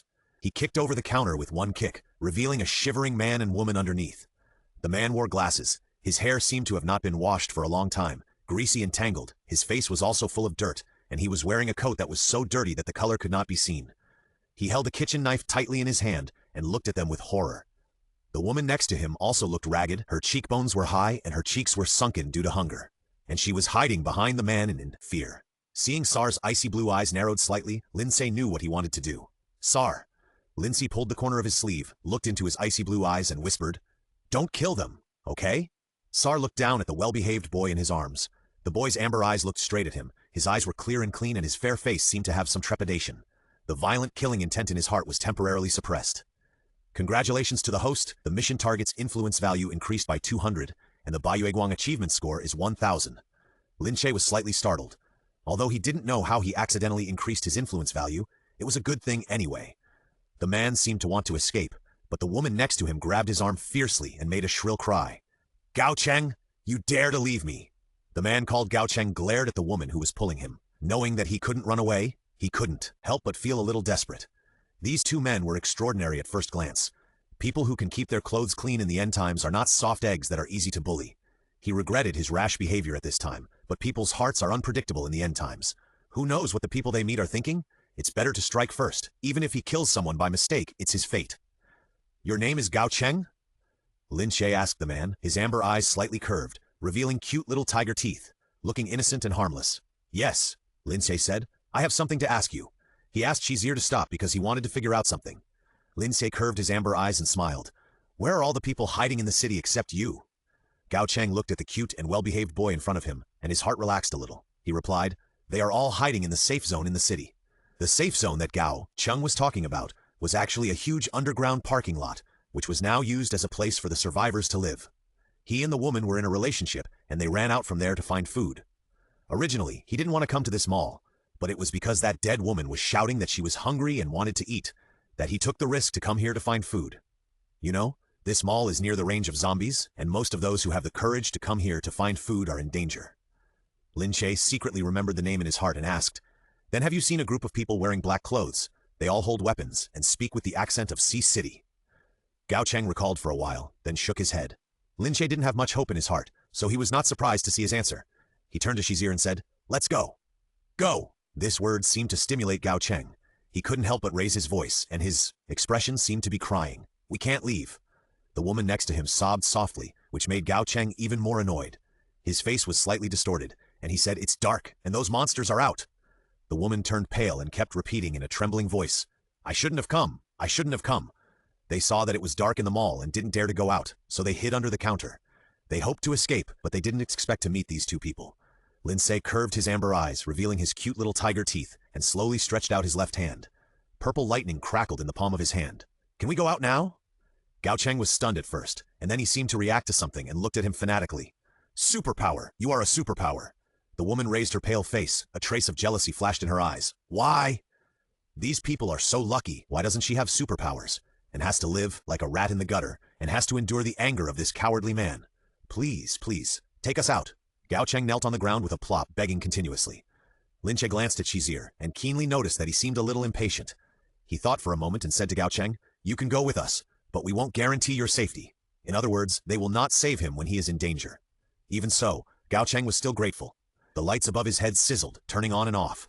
Lin Ce's heart sank, and he walked to the window to see that the square was full of zombies. Their faces were hidden in the darkness, and their bodies were full of rotten and smelly meat. They were pouring into the mall. Lin Ce quickly gestured to Shizil and said, "Let's go." The four of them quickly walked towards the escalator. Lin Ce looked around, wondering where Luo Han and the others were now. Zombies! Gao Cheng seemed to be strangled by someone, and he let out a short scream, pointing at the end of the escalator with a horrified look. 3 or 2 zombies slowly walked towards them. The leader was fat, with cloudy white eyeballs protruding out, and his arms were completely peeled off, revealing the purple rotten flesh underneath, with pus flowing out faintly. Purple electric currents shot out from Lin Ce's fingers, turning into long whips and hitting the zombies hard. The fat zombie was hit on the head, and his brain immediately spilled out, but it paused for a moment and staggered towards them again. Gao Cheng was so scared that he retreated again and again. Looking back, he found that several zombies had appeared behind him, and a look of despair appeared on his face. "The one leading the way is a sea-level zombie," Lin Ce said. Shizir narrowed his ice-blue eyes slightly, and a trace of violence flashed in them. He said, "Then we will deal with it last." As soon as the voice fell, ice-blue flames ignited on the bodies of the other zombies, and corpse oil slowly flowed out of their bodies. The smell of burnt rotten flesh was disgusting. But zombies have no sense of pain. Even if their bodies were burning and crackling, they still stumbled towards them. Some of them even turned into ashes before they even came in front of them. The fat zombie's head suddenly turned 360 degrees, and then quickly ran towards Lin Ce. Lin Ce's expression was stern, and the purple lightning in his hand hit its body. The huge impact made the zombie's body twist slightly. It was about to fall to the ground, but suddenly the fat zombie's belly began to swell faintly, as if something was about to come out from it. The next second, the zombie's belly was slowly torn open from the inside. First, a small hand with flesh and blood stretched out from it, and then a purple meatball-like thing came out. Lin Ce took a look and felt sick in his stomach. He saw that the purple meatball was actually an unformed corpse, and it didn't even have clear eyebrows and eyes, but it showed sharp fangs and unusually long nails. It was actually a mutant zombie. The fetus rushed out of the stomach at an incredible speed and attacked Lin Ce, who was standing in front. Lin Ce's pupils shrank suddenly. Before he could use the purple lightning in his hand, he saw the corpse turned into an ice-blue fireball in the air. The corpse howled shrilly, but did not lower its attack at all. It swooped down in front of Lin Ce and then bounced up instantly. It was so fast that Lin Ce could not react at all. Seeing that the sharp fangs were about to fall on Lin Ce, a pair of hands suddenly stretched out in front of him to block the attack for him. Crack sounded. It was the sound of skin and flesh being bitten by sharp fangs. Shizir narrowed his ice-blue eyes slightly and threw away the corpse wrapped in ice-blue flames. The corpse bit the flesh and refused to let go. In the end, it was thrown to the ground with the flesh. The corpse kept rolling on the ground, making a sharp cry that made people's scalps numb, until the sound gradually weakened and was gradually swallowed up by the ice-blue flames. The flesh on Shizel's hand was bloody and looked extremely scary, but he seemed to feel no pain at all. He glanced at it casually, and then turned his eyes to Lin Ce. "You," Lin Ce said in a hoarse voice, "your wound." Shizel's ice-blue eyes were dark and unclear, and he said in a hoarse voice, "It's okay." Lin Ce was startled, and he found that Shizel's body was trembling slightly. "What's wrong with you?" Lin Ce's amber eyes stared at him with a worried look on his fair and cute face. Shizel lowered his eyelashes and his light golden hair fell slightly, covering his expression. "Don't talk." He spoke slowly, his voice was slightly hoarse, as if he was suppressing something. Lin Ce's amber eyes opened wide involuntarily, as if he was a little puzzled. Shizel slowly raised his eyes, and a hint of dark red flashed in his ice-blue eyes. "He heard your voice and is very excited now." Shizel's body was trembling slightly, and his pale face looked a little distorted. "You are a waste? You can't protect him at all? Let me out." The ethereal and gentle voice slowly sounded in his mind, and a trace of violence flashed in Shizel's eyes. "Shut up. Be quiet. The author has something to say. Hehe, another personality must appear cool. Thank you for the landmine of Yu Sheng's little cutie." Shizel, Lynch felt his strangeness and murmured. A forced smile appeared on Shizel's pale face. "It's okay." Lin Ce was a little worried. He didn't look like he was okay. Gao Cheng must have noticed this. He looked terrified and kept retreating, shouting, "He was bitten by a zombie and will become a zombie. Come here quickly." The woman seemed to be in a dilemma when she heard this. She glanced at the pale and handsome foreign man, hesitated for a moment, and finally retreated to Gao Cheng's side. Lin Ce didn't have time to care about them now. What worried him was that Shizel's condition looked very bad. If he ruled out the zombie virus infection, that could only be the case. Bang! There was a loud noise from the floor below.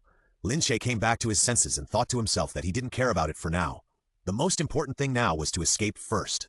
He reached out to take Shizel's hand, but he was thrown away. "Shizel?" Shizel lowered his eyelashes and looked at his pale and slender fingers. Because he lowered his head, Lin Ce didn't notice that the light blonde man's ice blue eyes narrowed slightly and instantly turned into a strange dark red and then returned to their original state. Lin Ce thought he was unwilling, so he had to explain, "Let's go downstairs to find them, and then meet up and go out together." The noises on the lower floors were getting more and more intense. When Lin Ce and his team arrived, they saw Anya controlling the vines to bind a group of zombies tightly. The ice blades attacked them directly, and a large ball of blood burst out instantly, and the intestines and internal organs fell to the ground. Anya frowned with some disgust, but Luohan looked excited, urging the ice blades to attack the zombies that rushed over. "Luohan!" Lin Ce called his name, and as soon as he finished speaking, he felt a strong wind coming towards him, and the purple lightning in his hands suddenly rose and attacked the target. The zombie that rushed over suddenly convulsed all over, and then fell to the ground. "Are you okay?" After dealing with the zombie in his hand, Luohan quickly ran over and asked with concern. Lin Ce shook his head, looked at Anya and Daisy who were walking over, narrowed his amber eyes slightly and said, "Where's Xu Hui?" "Don't mention it. That woman sneaked away while we were dealing with the zombies." Anya looked indignant. She was furious when she mentioned that woman. It was all her fault for being careless. At this time, Luohan noticed the wound on Shizel's body, frowned, and said to Lin Ce, "He was bitten by a zombie?" Lin Ce's heart skipped a beat, wondering why he had forgotten this. He knew that Shizel would not be infected, but Luohan and the others didn't know. Even if he explained it to them, it was still a question whether they would believe it or not. Shizel's ice blue eyes were dark and unclear, and a trace of violence flashed across his pale face, as if Luohan said something he didn't like in the next second, he would attack him mercilessly. Lin Ce felt the stagnation of the atmosphere and said, "No matter what, it's important to escape first. We can talk about everything after we get out." Anya nodded in agreement. They took out all the crystal cores from the zombies, put them in their backpacks, and quickly walked downstairs. More and more zombies poured into the mall. Lin Ce and his team killed the zombies all the way to the first floor. Fortunately, most of them were low-level zombies, so it was not difficult to deal with them. Just as they were about to reach the exit of the first floor, they saw a person standing at the exit. "Xu Hui?" Anya called out his name in a lost voice. The person in front of them was no longer a person, to be exact. The beautiful eyes had turned into bulging, turbid white balls at this time. A large piece of skin and flesh was torn off her shoulders, revealing the blood-red muscles and purple tendons underneath. There was no trace of her hot and beautiful appearance before she was born. It seemed that this woman still failed to escape and fell into the mouth of the zombies. As a superpower, even after becoming a zombie, the superpower will not disappear. Lin Ce and the others watched Xu Hui, who had turned into a zombie, and gradually began to retreat. There were also countless low-level zombies surging behind them, and the encirclement was getting smaller and smaller. Xu Hui's neck suddenly showed a creepy arc, and the pair of white eyeballs without pupils suddenly turned a circle. At that moment, Lin Ce and the others felt like they were being looked at. Xu Hui let out a scream, and the next second she suddenly rose up, and the wind whistled towards Lin Ce and the others. Anya's face sank, and green vines broke out of the ground, wrapping Lin Ce and the others inside. Lin Ce heard the shrill and manic wind outside, and his heart sank. It seems that Xu Hui, who had turned into a zombie, had actually advanced. Anya's face turned pale, and she was about to collapse. Lin Ce made a gesture to her. Anya was slightly startled, but finally nodded. The moment the green vines were torn apart by the wind, a purple electric whip sprang out of Lin Ce's hand and hit Xu Hui, who was standing still fiercely. At the same time, Lin Ce could feel the sharp wind blades tearing his skin, and there was a burning pain in his skin, and blood seemed to drip from his body. Xu Hui was hit by the electric whip, her body twisted slightly, and the smell of burning gradually filled the air. The zombies around kept pouring in. Shizel was in a very bad state. Just like the first time they met, he seemed to be enduring some pain, and his face was extremely pale. Lin Ce realized that when they first met, he might not be devouring the crystal core, but suppressing his second personality that was agitated by unknown stimulation. Luohan was protecting Daisy, who had no fighting ability at all, and he was already busy with his own affairs. Anya's supernatural fighting ability was not strong, and at this time, Lin Ce was the only one he could rely on. Xu Hui fell to the ground after a brief twitch. Just when Lin Ce was about to breathe a sigh of relief, he saw her crawling again. The turbid white eyeballs stared straight at. Lin Ce looked at her with full vigilance. Suddenly, Xu Hui rushed towards him with a strong wind. Her movements were very flexible, unlike ordinary zombies. Lin Ce dodged violently, and Xu Hui's reaction was also very fast. She turned around and turned the wind into a sharp blade to attack Lin Ce's fatal spot. Lin Ce's pupils shrank suddenly, and the purple lightning in his hand sizzled and collided with the wind blade that attacked him. Lin Ce felt that the wind around him became manic and tore his body. He couldn't even open his eyes, and his skin felt fine and dense pain. When he opened his eyes, he found that Xu Hui was no longer there. His pupils shrank suddenly, and the lightning in his hand was about to strike behind him, but it was too late. A purple hand suddenly pierced through his abdomen. Lin Ce's eyes widened in disbelief. There was a sharp pain in his abdomen, and warm liquid slowly flowed out. He coughed softly, and scarlet liquid spurted out of his mouth. He slowly fell to the ground, with large amounts of blood flowing out of his abdomen. From a distance, it looked as if a gorgeous mandala was blooming under him. Lin Ce's consciousness gradually began to blur. He vaguely saw Shuhui seem to be walking towards him, but suddenly she froze in place. Then Lin Ce saw a scene that he would never forget. Shuhui raised her head slightly, and her throat made a gurgling vibration. Then in the next second, countless wind blades attacked her, tearing her flesh and skin like a meat grinder. Countless blood and flesh splashed out, and some of the flesh even splashed in front of Lin Ce's eyes, with some yellow fat on it. Lin Ce lay on his back on the ground. In the last moment of his consciousness, he saw a pair of strange dark red eyes looking down at him. The eyes seemed like the abyss of hell. The author has something to say. It's not short. It's still Saturday night. The next chapter will be posted at night as, hey, I've made my other personality feel depressed. The next chapter is super exciting. City B was silent in the dark night. There were no lights on the buildings on the ground. Countless zombies were wandering on the streets. Some of them had intestines hanging from their bodies, dragging a trail of blood on the ground. Some of them had only a trace of skin and flesh on their heads and necks, and they were staggering to the side. At this time, in the so-called safe zone, there were many ragged people lying on the ground. They all looked like skin and bones from hunger. Some had dull eyes and didn't know where to look. Some were bored and played with lice in their hair. Anya looked at the dirty woman next to her with disgust, and deliberately moved to the side, fearing that she would touch her. Luo Han had not recovered yet. Everything that had just happened seemed to be in a dream. Before they could react, the light blonde man took his companion away. What made him most palpitating was that the man seemed to be occupied by another person in an instant, and it was strange and a little scary. He recalled the strange dark red eyes, and the hair on his back stood up and his scalp tingled. You are also from outside, right? The pale woman next to him pulled her mouth nervously. Anya frowned and looked at her. After they retreated from the mall, they met this woman and her boyfriend who had turned into a zombie. Luo Han couldn't bear to hear the woman crying, so he helped her get rid of the zombies. As a result, this woman was like a dog-skin plaster and couldn't get rid of them. She also said that she would take them to the safe zone. When they arrived, they found that the so-called safe zone was just an underground parking lot. There were still many surviving citizens hiding here, hiding like rats in the gutter. Noticing that the woman used the word also, Luo Han turned his head to look at her, frowned slightly, and said, Who else have you met? The woman giggled and gestured with her hands. Hey, there is also a good-looking foreign man and a little guy. Luo Han was a little disappointed when he heard her description. He thought he had seen the missing team, but he didn't expect it was them. The citizens around them looked at them straight, with envy and admiration in their eyes.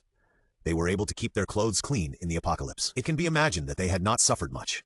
They were not like them, hiding all day long, trembling with fear to survive in the apocalypse, all with unkempt hair and ragged clothes. There are some outsiders like you. An old man with high cheekbones from hunger suddenly spoke.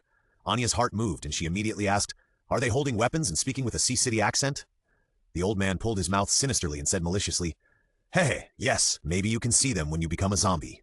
Anya's face turned cold, and she was about to teach this person who offended her with words, but was stopped by Luo Han.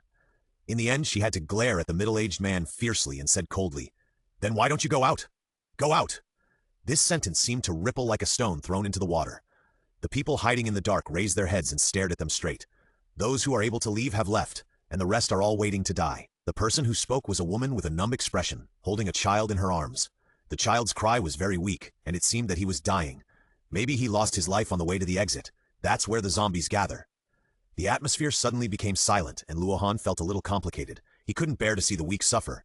Seeing them, he had a natural sense of responsibility. At this time, he felt very uncomfortable. Luo Han was thinking about something, and suddenly noticed that Daisy beside him was a little strange. I saw that her eyes were hazy, as if covered by an invisible veil. Her eyes were fixed on an unknown point. Her expression was a little dazed, her forehead was covered with cold sweat, and her lips were bitten unnaturally, as if she had seen something terrible. Daisy! Daisy! Luo Han shook her body violently and called her name. Book! What? Luo Han suspected that he had misheard and wondered, What book? Daisy was immersed in her dream. In the white mist, she saw that the walls around her were filled with densely packed books, and there was a bed in the middle. A boy curled up and slept quietly on it. The mist gradually dissipated a little, and she finally saw the boy's face clearly. His slightly curled black hair was slightly raised, and his light-colored lips were unconsciously slightly open in his dream. His eyelashes were thick and long, and his face was white and lovely, as delicate as a porcelain doll. The scene turned, and she saw a pale man with light blonde hair pressing on him, putting his fingers into his mouth and stirring them. There was a bright red blood slowly overflowing from the corner of his mouth, forming a strong color impact with his fair skin.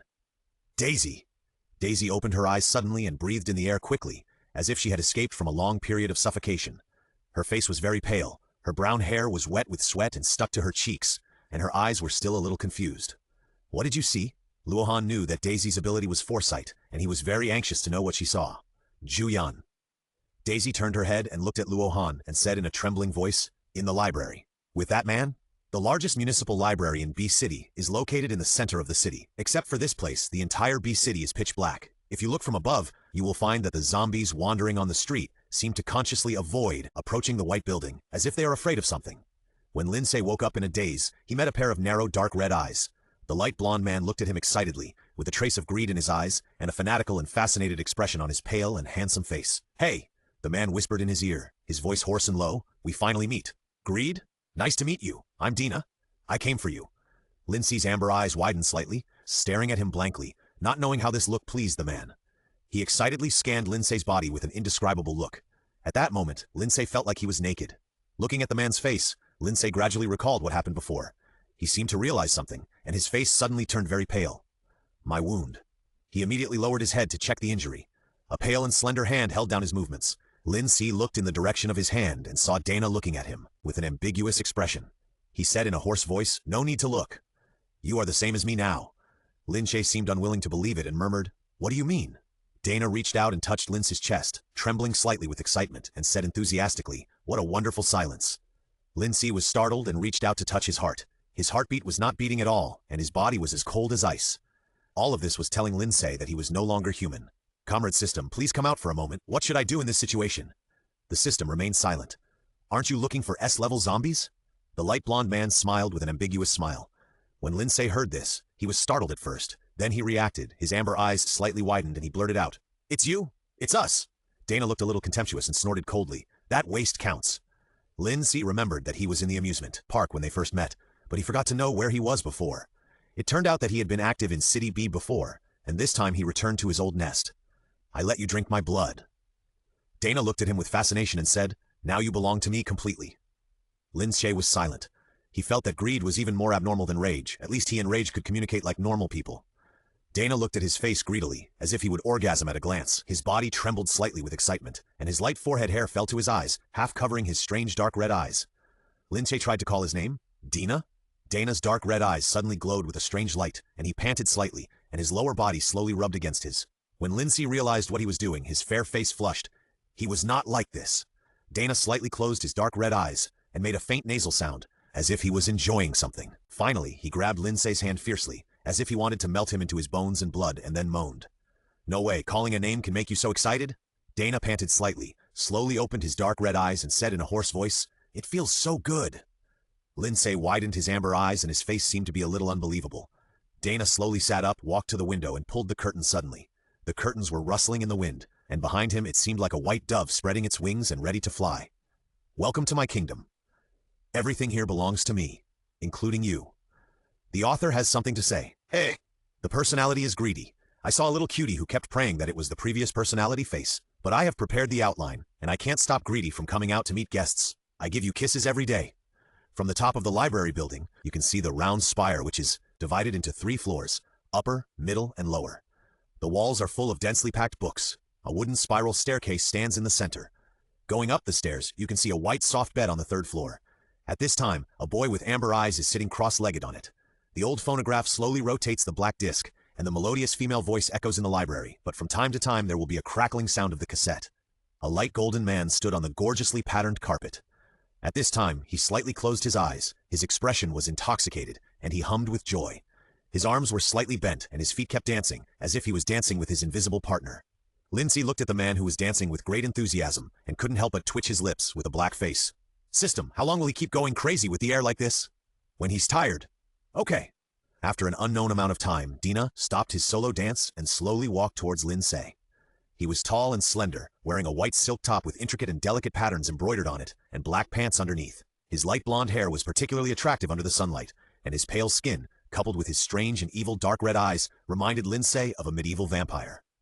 Dina bent down slightly in front of him, made an exaggerated invitation gesture, and stretched out his bony hand in front of him, palm up, waiting for his response.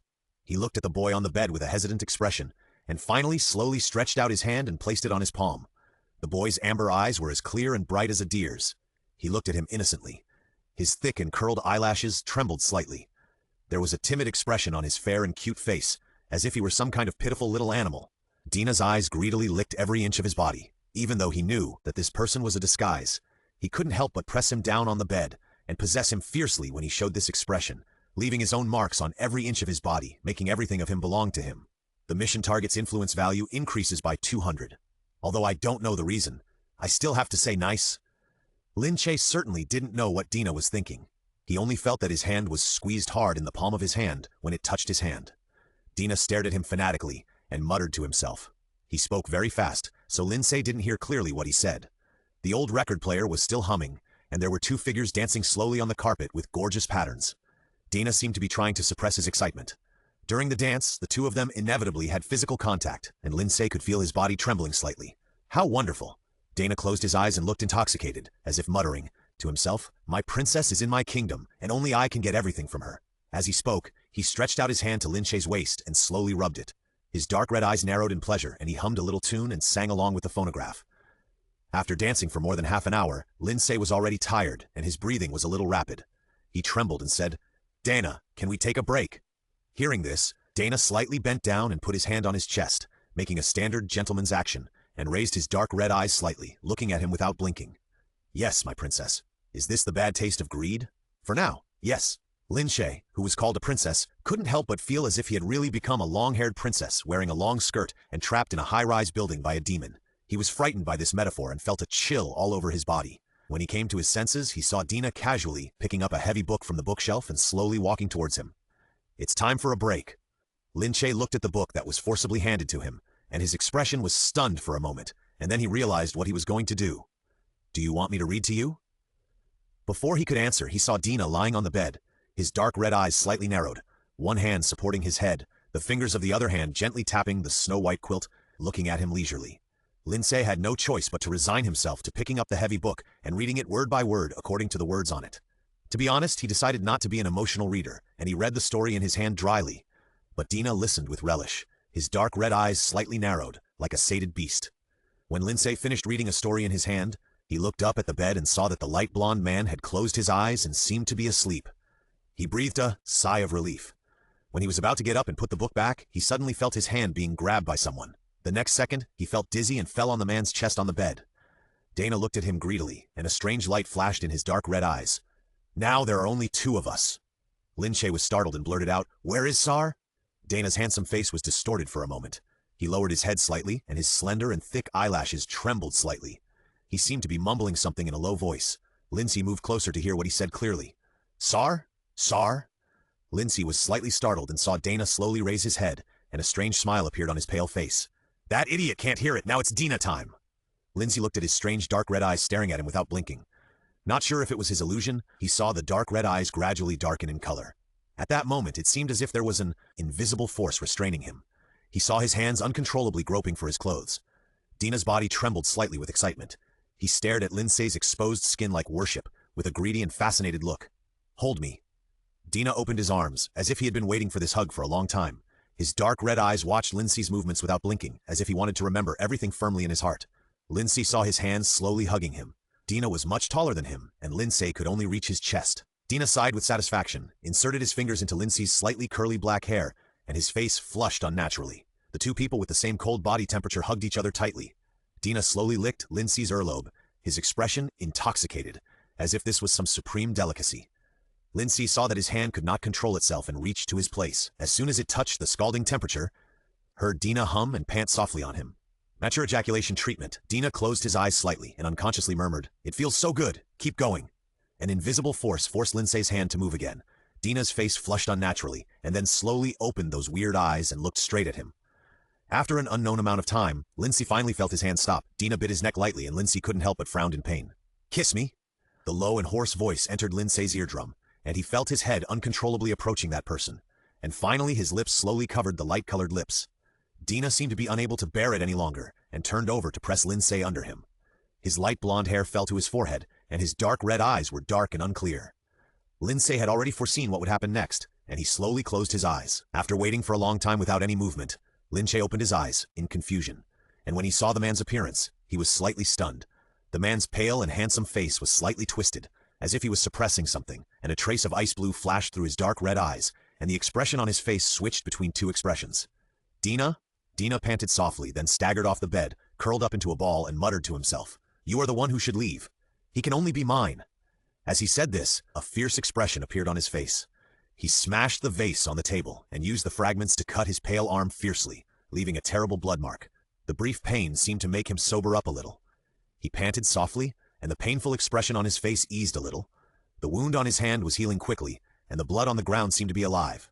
Dana sat up slowly, not caring about the arm that was still bleeding. He fiddled with his light blonde hair, and his dark red eyes turned slightly and fell on Lin Ce, who was lying on the bed with a complicated expression. The author has something to say. Hey, everyone knows what the superpower of greed is. Lin Ce was stared at by his eyes, and felt that his body could not move. Just when he thought Dana would do something, he just came over and hugged Lin Ce. The two lay on the bed and hugged each other tightly. Dana's light blonde hair fell to his forehead, half covering his dark red eyes. He kept staring at Lin Ce greedily, as if he could never see enough. "Dana?" Lin Ce couldn't help but ask. "Shh." He put his finger on his lips and whispered, and the corners of his mouth gradually showed an arc of unknown meaning. "It's time to sleep now. Just you and me." There was a smug tone in his words, as if he was showing off to someone. Lin Ce couldn't help but twitch his mouth. Although Dana said he was going to sleep, his dark red eyes kept staring at Lin Ce without blinking. Lin Ce felt a little uncomfortable at first, but in the end he gradually fell asleep. After an unknown amount of time, Lin Ce was awakened by the burning sensation in his hand. He opened his eyes in a daze and saw Dana's face slightly raised with excitement. His dark red eyes scanned his body up and down with some fanaticism. Lin Ce hurriedly wanted to let go, but found that he couldn't move at all, and his hands were still uncontrollably cooperating with his movements. Until Lin Ce's hands began to ache, Dana slightly raised his head, sighed softly, and his body trembled slightly. The mission target's influence value increases by 100. Greed is really easy to bribe. Help one to increase the influence value. Dana slightly lowered his eyelashes and looked at the person on the bed with fascination in his dark red eyes. I saw that his slightly curly black hair fell softly to his ears. His amber eyes were clear and clean. His earlobes seemed to be blushing with shame, and his fair skin was covered with purple kisses. What a beautiful body, and all of this is his. Dana looked up and down at his treasure with fascination, until he was satisfied with the appreciation, and then he emphasized in a strange way, "You are hungry." Lin Ce's expression was stunned for a moment. He has become a zombie now. How can he feel hungry? It was not until he saw what Dana brought back that Lin Ce knew what he meant by hungry. The crystal cores with bloodstains were neatly placed on the table. Dana hummed a happy tune and wiped the crystal core in his hand with a white cloth. After wiping it clean, Dana held it up to the sun and took a look. His face suddenly turned cold. He threw the crystal core to the ground and stepped on it hard. He kept muttering something. Lin Ce listened for a while but couldn't hear it clearly, so he gave up in the end. He was terrified watching on the bed, thinking that even if he was not satisfied with the crystal cores of these low-level zombies, he didn't have to be so violent. After Dana vented his anger, his face returned to normal. He picked up another crystal core and wiped it, looking happy as if nothing had happened just now. Lin Ce couldn't help but be impressed by his speed of changing his expression. After wiping them all, Dana placed them all in front of Lin Ce like offering treasures. "Your food, all for you." Lin Ce looked at the various crystal cores in front of him, and then looked at Dana's expectant expression, and felt a little amused. But in the end, he still reached out and touched Dana's light golden hair. The cool and smooth hair passed through his hands. Lin Ce curved his amber eyes and showed his cute little tiger teeth. "Thank you." Task target's influence value increased by 100. Dana squinted his eyes slightly as if enjoying it, and a blush gradually appeared on his pale face. Crystal cores are only a means of advancement for human superpowers, but they are indispensable food for high-level zombies. Lin Ce tried to swallow the crystal cores, but he didn't expect to swallow too much at once. His body was filled with surging heat, and a cramp spread in his lower abdomen. His slightly curly black hair was soaked with sweat and stuck to his fair face. Dana pulled his hair away from him with a distressed look. Looking at his uncomfortable appearance, his dark red eyes gradually deepened. "Close your eyes." Lin Ce felt that he slowly closed his eyes uncontrollably, and then he felt a rustling sound beside him, and then someone lay beside him. Dana reached out and hugged him. After an unknown amount of time, Lin Ce felt his eyelids getting heavier and heavier, his consciousness gradually blurred, and he finally fell asleep. When he woke up, he found that the man was no longer around him. The surroundings were strangely quiet, and the burning pain in his body disappeared, replaced by abundant energy. Lin Ce tried to move his hands, watching the purple lightning sizzle at his fingertips, and he couldn't help but feel a little happy. It seemed that the crystal core had been completely swallowed. Where did greed go? The system's low and cold voice slowly sounded in his mind. "I went out to find food for you." Lin Ce's expression was stunned for a moment. "How long have I slept?" "Not long, about 3 days." "You still call this not long?" Lin Ce looked out the window. The weather outside was still gloomy. There was no bird in the sky. Black clouds pressed down on the sky and the haze enveloped the city. Lin Ce sat on the bed for a while, bored, and finally got up and walked towards the bookshelf. There were famous books from various countries on the bookshelf. Lin Ce picked a book at random and leaned against the bookshelf to pass the time. He felt like a pet kept in captivity. Rage called him a kitten, and greed called him a princess. In fact, there was no essential difference. Just as Lin Ce was immersed in his thoughts, he suddenly heard a bang. There was a loud noise outside, which seemed particularly abrupt in the silence. Lin Ce was startled, then slowly stood up, his amber eyes narrowed slightly, and walked towards the window. I saw a few figures in the street in the distance, moving flexibly on the street, followed closely by a large group of zombies. The zombies seemed to smell something delicious and stretched out their purple hands to touch something. "Hurry up!" Luohan called out to Daisy, who was at the back. Daisy's face was a little pale. Seeing the sharp black nails of the zombie behind her were about to touch her body, an ice blade broke through the air and cut off the zombie's arm, instantly splashing black and purple slurry. "Are you okay?" Luohan pulled her over. Daisy seemed to be frightened. After a long time she answered blankly, "Nothing." Anya couldn't help but frown slightly. In her opinion, Daisy, who couldn't fight, was a complete burden. She had to spend time protecting her, which made her have no good impression on Daisy. Perhaps because of their movement, the zombies were attracted. Countless zombies gradually emerged in the surrounding streets and houses. Disgusting corpse oil floated on the purple skin and turbid white eyeballs burst out, looking extremely terrifying. There were also many intermediate mutant zombies among the zombies. Some of them had faint scales on their purple skin, and some had 2 heads on their necks, and they were exactly the same. Luohan's face, which had always been carefree, also darkened. He stretched out his hand to protect Daisy behind him, and they slowly retreated. "Run!" Luohan let out a loud roar, stretched out his hand to hold Anya's hand, and ran towards the white dome building in front of him, and Anya followed closely behind. Luohan's breathing was a little rapid. They found the place according to Daisy's prediction. The city library was in the center of the city. They got here without any obstacles. Who would have thought that so many zombies would suddenly appear? Although the mission failed this time, he would not abandon his companions and walk away. Even if it was dangerous, he would save them. Luohan thought so in his heart, and his expression became more determined. He ran very fast, but the zombies behind him seemed clumsy, but their speed was not slower than his. And the worst thing was that zombies did not feel tired. Gradually, Luohan felt that his legs were as heavy as if they were filled with lead. He gritted his teeth and continued to run forward, sweat dripping from his forehead. Suddenly, Daisy's gentle voice came from behind. "Stop!" Luohan was slightly startled and felt that Daisy was about to break free from his hand. He turned around and was about to tell her to stop making trouble, but when he saw the scene behind him, an expression of disbelief appeared on his face. The dark mass of zombies all stayed where they were, as if there was some invisible obstacle stopping them. Their turbid white eyeballs turned slightly, as if they were afraid of something, and gradually began to disperse, unwilling to move forward. Luohan looked at the land under his feet in surprise. There was nothing unusual. The only possibility was that he turned his head and looked at the white dome building not far away. "There!" Daisy stretched out her finger and slowly pointed in that direction, whispering, "He's waiting for us there."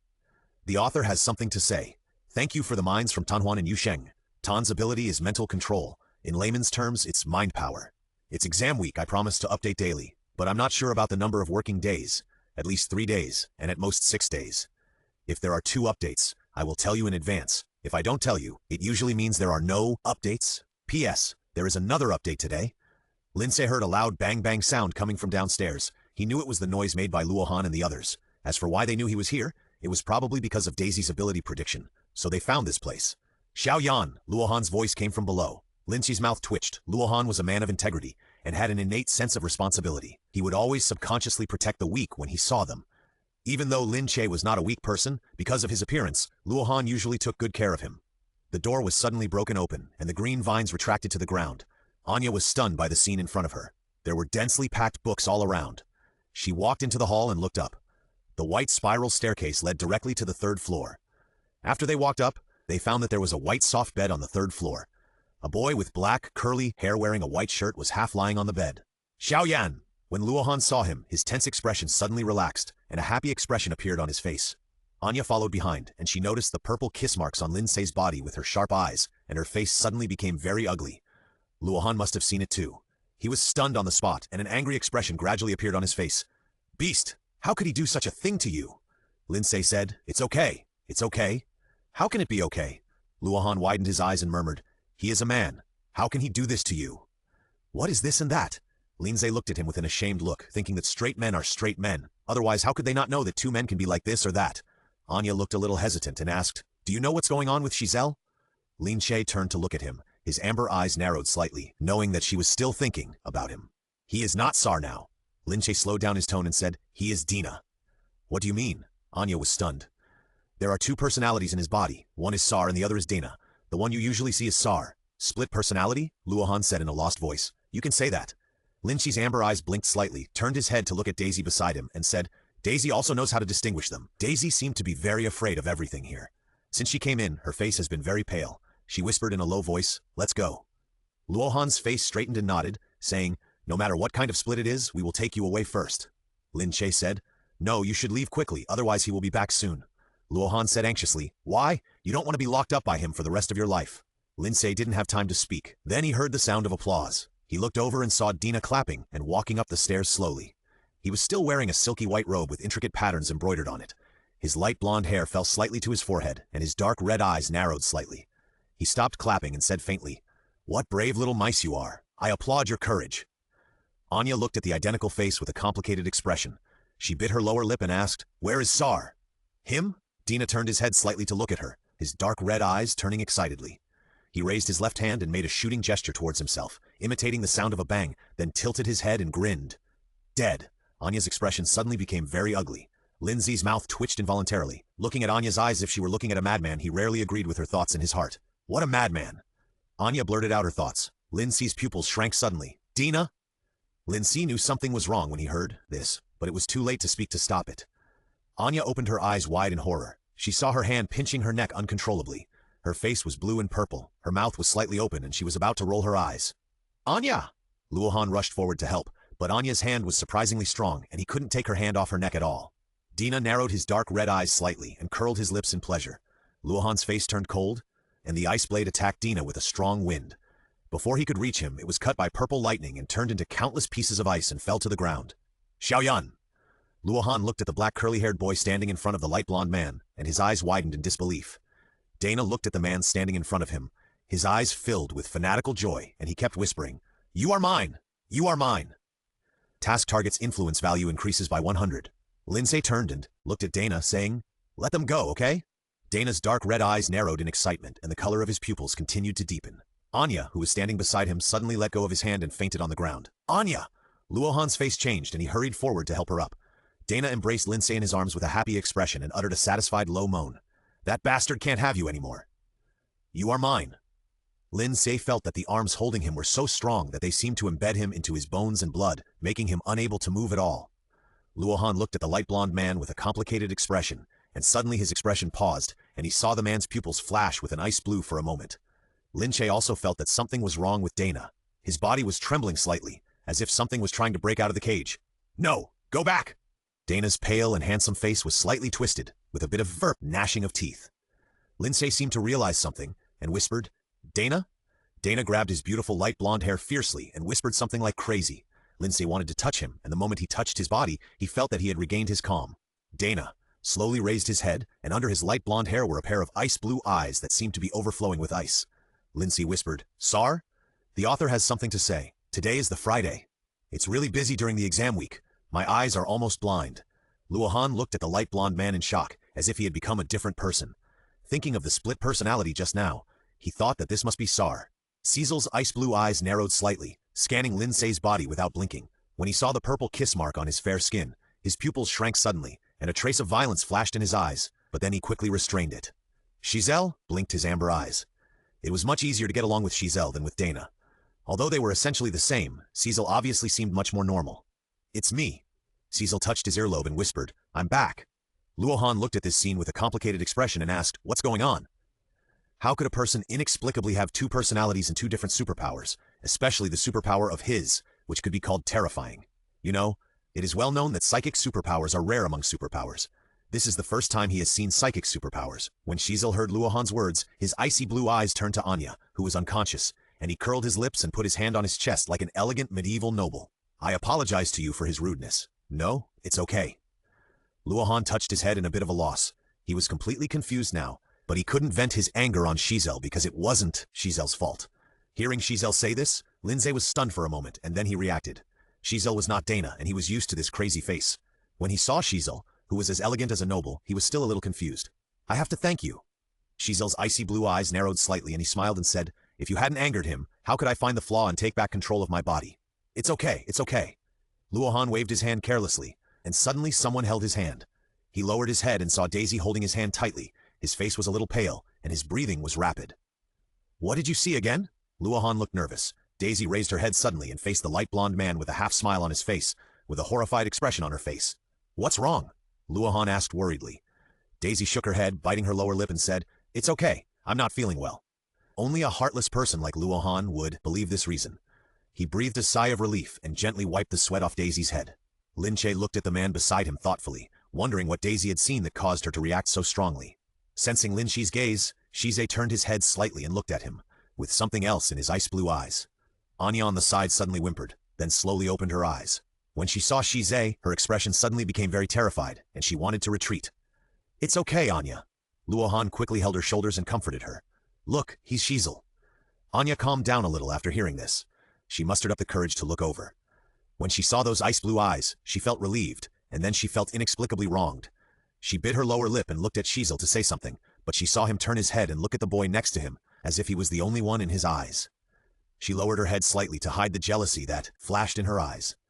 The group decided to set off and return to the base as soon as possible.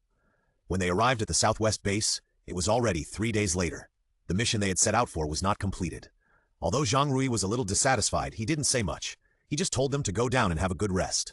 In the garden outside the duplex, European-style villa, the light blonde man sat elegantly on a wooden chair, looking down at the book in his hand, flipping the pages of the book with one hand, and carelessly stroking the slightly curly black hair of the boy lying on his lap with the other hand.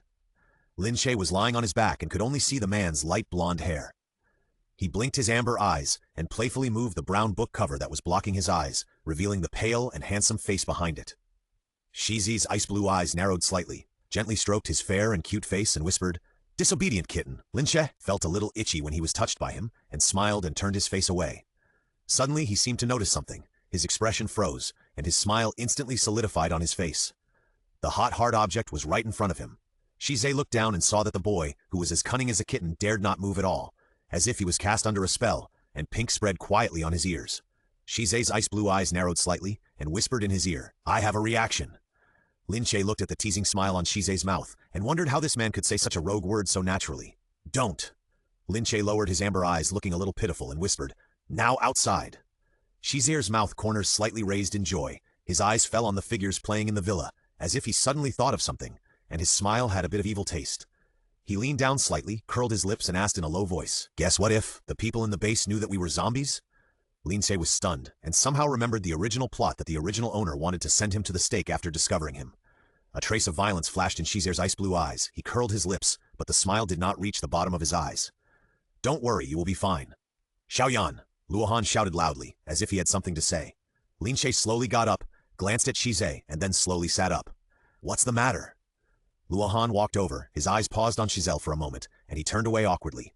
Seeing the intimate behavior of the two, he couldn't help but think of the kiss mark he saw that day. Seeing the people in front of him looking at him in confusion, Luohan came back to his senses and said excitedly, The base is planning to hold a banquet, and people from other bases will come at that time. Banquet? Lin Ce slightly frowned his delicate eyebrows. Who was always seeking profit, suddenly made such a move, which must be a conspiracy. Luohan seemed very excited, and Lin Ce couldn't help but laugh at him. He curved his amber eyes and showed his cute little tiger teeth. Why are you so happy? Luohan scratched his head a little embarrassedly and laughed. Someone from Wenger Base is here. The leader of Wenger Base is a foreign man in his 20s, with an 8th-level water ability. He also has some capable people under him, the most famous of whom are Iron Tower, Bento, and Medusa Masako. The former has a 5th-level physical ability, and the latter is a Japanese woman, whose ability is a 7th-level earth ability. People who have advanced to this level can use their abilities to seal a person's entire body with soil, and their appearance looks no different from a stone statue, so people nickname them Medusa. And the leader named Yerlin, whom Luohan admires, is him. When they had dinner in the villa, Luohan excitedly informed others about this. Anya didn't say anything, still lowered her head and chewed the food in her mouth in silence, and Anya should have known about this for a long time, and didn't show any surprise. She frowned and glanced at Luohan, as if she was complaining about his fuss. After dinner, Anya seemed to have something to say to Jar. She glanced at the light blonde man sitting on the sofa, and finally made up her mind to walk up to him. Jar's legs were elegantly folded together, and he was looking at the book in his hand. His light blonde hair drooped slightly. He noticed the shadow cast on the book, and slowly raised his head. Anya looked at the pair of ice blue eyes squinting at her, and the words she wanted to say were stuck in her throat, and she couldn't speak. Shar, a clear and slightly childish male voice came. When Lin Ce ran downstairs and saw the scene in the living room, his expression was stunned for a moment. The water is ready. Lin Ce muttered softly, then turned and went upstairs. A happy smile appeared on Sar's lips, and he walked directly past Anya in front of him and went upstairs. Anya bit her lower lip in embarrassment and lowered her head slightly to hide the hatred on her face. Water resources are very precious in the end times, but the fittest will survive. Those with special abilities can bathe with precious water, while ordinary people fight for a little water. Lin Ce was adjusting the water temperature for Shizir in the bathroom, and suddenly felt someone hugging him from behind, with the same cold temperature as himself. Shizir? There was a moist touch on his ear, and Shizir licked his earlobe gently, with a dark light flashing in his ice-blue eyes. He slowly undressed Lin Ce, looking at the kiss mark that had not yet faded, with a somewhat violent expression. Lin Ce noticed his expression, and his mouth twitched slightly. This is not what you left behind. Why are you showing this cannibalistic look now? The author has something to say. Thank you Yiben, Yueshui Shinmo, 111 for the mines. I will try my best to update daily. If I really have to stop, I will tell you in advance. I will also update when I take the level 6 exam the day after tomorrow. And I saw the little cutie talking about NP problems. Don't worry, Wen can't be NP. The personalities look different but actually have something in common, such as strong possessiveness and being very pampered. It can be seen that they are actually the 7 deadly sin personalities of the same person. Shize's ice-blue eyes drooped, and his slender and thick eyelashes cast a faint shadow under his eyes. Lin Ce subconsciously sensed the danger of the person in front of him at this time. Sure enough, the next second Shize pushed him directly into the bathtub, and the water splashed all over the floor. Lin Ce's clothes were wet by the water, revealing the skin underneath. Shize took a long step and stood in front of him. The water temperature had begun to drop a little. Shize's fingers inserted into the smooth and slightly cool light blonde hair, and his ice-blue eyes stared at the kiss marks on his body, with a flash of violence in his eyes. Lin Ce saw him with such an expression, and at that moment he thought it was Dana who came out. Give the disobedient kitten a little punishment. Shize lowered his head and rubbed the kiss mark slowly, holding his head firmly so that he could not move. Hiss! Lin Ce frowned his delicate eyebrows and made a faint sound of pain.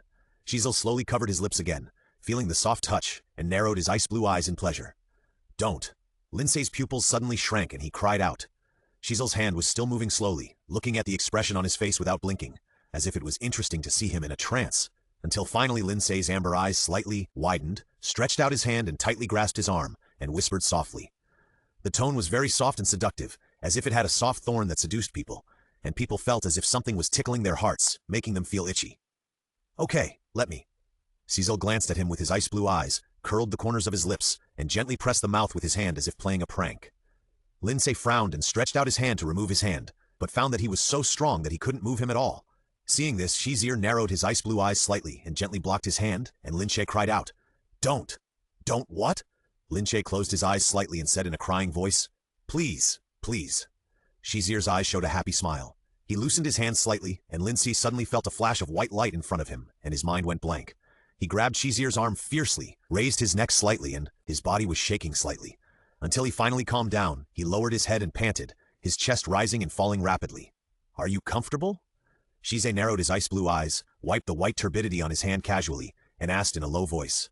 Lin Ce looked up at him, too lazy to answer, and the whole person was like a sated kitten. The two stayed in the bathroom for a while until Luohan started knocking on the door. Shizel wiped his hands calmly, covered Lin Ce with his robe, and carried him out. Luohan saw this scene from outside. His eyes almost popped out, and his face looked like he'd eaten shit. You, put him down! Luohan hesitated again and decided to rescue his friend bravely, and said with courage. Shizel's ice-blue eyes stared at him, and a trace of violence flashed in his eyes. Luohan's body froze suddenly, and when he looked again, he suspected that he was seeing things. What's wrong? Lin stuck his wet little head out of his robe and muttered softly. The black curly hair stuck to his fair and cute face. The amber eyes slightly widened in doubt. The beautiful curved lips pouted slightly, and his face flushed unnaturally. You! Luohan pointed at Lin Ce. His face flushed and he stammered. Anyone with a discerning eye would know what was going on with his expression. Shizel's face turned cold. He stretched out his hand to press Lin Ce's furry little head down, and walked into the house with steady steps. Luohan scratched his head. His expression wrinkled into a ball, and he seemed very distressed.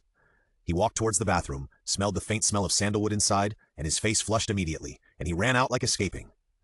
After Shizel walked into the room, he gently put Lin Ce on the bed, lifted his robe, looked at the fair and lovely face underneath, kissed his forehead, smiled and said, Be good, go to bed early. Lin Ce kicked off his robe carelessly on the bed, turned over and yawned and went to sleep. Giselle lay beside him and watched him quietly, stretched out his hand and slowly stroked his lower abdomen, and whispered, "Don't eat too much human food, it will hurt your stomach if you eat too much." Lin Ce was stunned for a moment when he heard this, and he almost forgot that he had become a zombie now. "I know," he muttered in a low voice. Giselle kissed his black hair, and the tip of his nose was filled with the boy's clean and fresh scent, which made him want to possess the boy fiercely. He looked down at his excited, trembling hands, and a hint of dark red flashed in his ice-blue eyes. "It's not time yet?" The morning sun shone into the house, and there were heavy shadows of trees outside. Lin Ce sat up and saw that there was no one beside him. He rubbed his sleepy eyes and walked downstairs. There was no one on the dining table. Luo Han was eating bread. When he saw him, he seemed to remember something and choked and coughed violently, while Daisy lowered her head and concentrated on spreading jam on the bread. "Where is Giselle?" Lin Ce asked. Anya heard his words, looked at him coldly, and turned her head away. Luo Han looked a little tangled, as if he didn't know whether to answer him. Lin Ce looked at him inexplicably, not knowing what was wrong with him. However, he had already seen where Giselle was, so he walked outside. Luo Han called him to eat breakfast before going out. Lin Ce waved his hand without even turning his head. He didn't need to eat these things now. Giselle was still sitting on the bench, his legs elegantly crossed, his light golden hair slightly hanging down to his ears, and his ice-blue eyes were as deep as the sea. He was looking at the scene outside at this time. Several children in ragged clothes were playing on the ruins. The children's clear laughter like silver bells slowly echoed, adding a few bright colors to the dead end of the world. Lin Ce slowly walked behind him and said, "In the end of the world, they can only play in peace inside the base." Giselle turned his head, curled his lips and said, "Are you hungry?" Lin Ce then noticed that he had a faint smell of blood on him. It seemed that Giselle had left the base at night to find food for him. Lin Ce frowned slowly, looked at him with some disapproval, and said worriedly, "What if we are discovered?" Giselle curled his lips and said indifferently. His smile seemed careless, but Lin Ce knew what he meant. It was rare to have such a blue sky in the end of the world. White birds flew across the sky, and children's laughter came from the ruins. Lin Ce also sat next to Giselle. The atmosphere was quiet and harmonious. The banquet was held in 3 days. The hall was full of people from various bases. They all received invitations from Zhang Rui. Zhang Rui was a very good person. He had a good relationship with the Kat leaders of several bases, but the people of Gwen base didn't like him. This time, the people of Gwen base were willing to come to the banquet, which made everyone a little confused. They were all guessing what was going on. "Mr. Yerlin?" Zhang Rui had a warm smile on his face and was about to reach out to shake his hand, but was avoided by someone without a trace. Zhang Rui's face was embarrassed for a moment, but it was quickly covered up. He smiled dryly, retracted his hand, and said, "Mr. Yalin, please." The tall man with dark brown hair nodded, his expression grim, and slowly walked inside. Behind him were a man and a woman. The man had a strong body of muscles and a tall stature. He looked nearly 1.9 meters tall. There were several scars on his face, which looked like a giant tower, giving people a terrible sense of oppression. The woman wore a revealing short skirt. Her long, straight black hair fell to her shoulders. Her bright red lips seemed to be stained with blood, and she chewed gum slowly in her mouth, blowing bubbles from time to time. The hall was full of people at this time. When they saw them coming in, they couldn't help but keep their eyes on them. Zhang Rui led them in, and no longer insisted on being cold to them. He said a few words and turned away. The moment he left, his face suddenly became gloomy. "Boss, do you believe that he might be cursing you in his heart at this moment?" Masako's beautiful eyes turned slightly. Her bright red lips curled slightly, and she smiled. Yerlin looked cold, as if he didn't care about other people's opinions at all. "That kid is not an easy person to get along with. He is a person who can use his family as bait to escape. How can the boss have more dealings with such a person?" Leben said on the side. Yerlin remained silent, his green eyes staring straight at something. "Boss, what are you looking at?" "The author has something to say. There is still no interruption. Today. Tomorrow is Saturday. Don't love me too much. Haha. Do you have obsessive-compulsive disorder? Add a pre-collection. Love you." Masako followed Forlin's line of sight and saw a light blonde man holding a glass of red wine standing in the corner. The man had a pale complexion and handsome features. Even if he stood there normally, people could not ignore his aristocratic temperament. The man lowered his head slightly, looking at a small boy with slightly curly black hair, a white and cute face, a pair of clear amber eyes, and cute little tiger teeth when he smiled. "Boss, do they have any problems?" Masako said. Forlin pondered for a moment, ignored Masako's words, and walked straight to Giselle. "Hello, I'm Forlin from Gwen Base." The dark brown-haired man has a healthy wheat complexion, deep and handsome features, and dark green eyes that are as bright as beautiful emeralds. He stretched out his hand to Giselle. His fingers were slender and powerful, with thin calluses on them, and it can be seen that he is not a pampered person. Giselle narrowed his ice-blue eyes slightly, curled the corners of his lips, and did not shake his hand back. Lin Ce breathed a sigh of relief when he saw this. If he came into contact with others, the temperature of his body would not lie. Fu Erlin's eyes dimmed slightly, and he looked at Lin Ce beside him and said in a deep voice, "You are Juyan, right?" "Yes." I've heard of you, the leader of the A-level mercenaries, young but powerful. Thank you for the compliment. Lin Ce bent his amber eyes at him. Fu Erlin turned his head again to look at Shizir, who was holding a wine glass beside him, and there seemed to be something else in his dark green eyes. Have we met somewhere before? Lin Ce felt a little funny when he heard it. Why does this sentence sound so much like the beginning of a universal pickup? If Shizir was a beautiful woman with blonde hair and blue eyes, then this scene would not look abrupt. Fu Erlin's expression was very serious, which made Lin Ce stop imagining, so he turned his head to look at Shizir and found that he still had a half smile on his face. System, have they met before? Please add some plot. Sorry, oh! I was just about to say that the system is no longer aloof. He took back his thoughts. Shizir curled his lips, and the smile on his face was a bit careless. Who knows? Hearing this, Fu Erlin frowned slightly, as if he was recalling something. Boss? A man's deep voice sounded behind him. The people who came were a man and a woman. The man was huge, with scars on his face, and looked extremely fierce. The woman had an Asian face, chewing gum in her mouth, with enchanting red lips and beautiful features. Fu Erlin nodded to them, and then said to Shizir and Lin Ce, "Then I will go first." After that, he strode towards the direction of his men. Lin Ce looked at his back as he left, and said thoughtfully, "Do you know him?" This was naturally said to Shizir. "I haven't seen him." Shizir narrowed his ice-blue eyes, and there seemed to be a deep meaning in his words. Lin Ce understood what he meant. There was another personality in Shizir's body. Maybe Donna had seen him. "Good afternoon, everyone." Zhang Rui's voice came from the stage. Lin Ce looked over and saw him wearing a neat black suit, standing on the stage above the banquet. His voice was transmitted to the ears of everyone at the banquet through the loudspeaker. "Since the outbreak of the apocalypse, we have been surviving in the cracks. The zombie virus has invaded the whole world. Most people have not been able to escape its clutches. Those who can survive are lucky. We even have superpowers." Masako blew bubbles of chewing gum impatiently and cursed in a low voice. "Why does this person talk so much nonsense?" Zhang Rui continued from above. "It is in the apocalypse that we should unite." He paused, and his eyes swept through the crowd below, looking at the faces from all over the world, who were now looking up at him and listening to his speech. A sense of satisfaction rose in his heart that made him feel elated. He cleared his throat and finally said what he wanted to say. "In City B, we found the existence of S-class zombies. As soon as this sentence fell, it was like thunder in the crowd. Everyone's face showed some disbelief, and they began to discuss in low voices. You know, S-class zombies only live in legends. For them, A-class zombies are already very outrageous, not to mention S-class zombies. City B? Boss, isn't your hometown there?" Bento turned his head and looked at Fu Erlin next to him. Fu Erlin's eyes flashed and he didn't answer.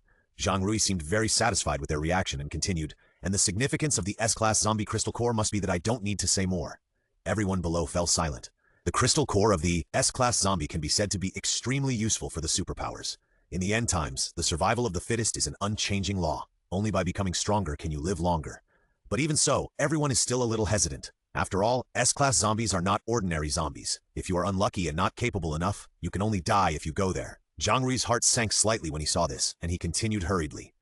"Not only that, if we can find him, we may be able to develop a vaccine to fight zombie infection. At that time, we will be able to suppress the ever-increasing number of zombies and retake the city occupied by zombies."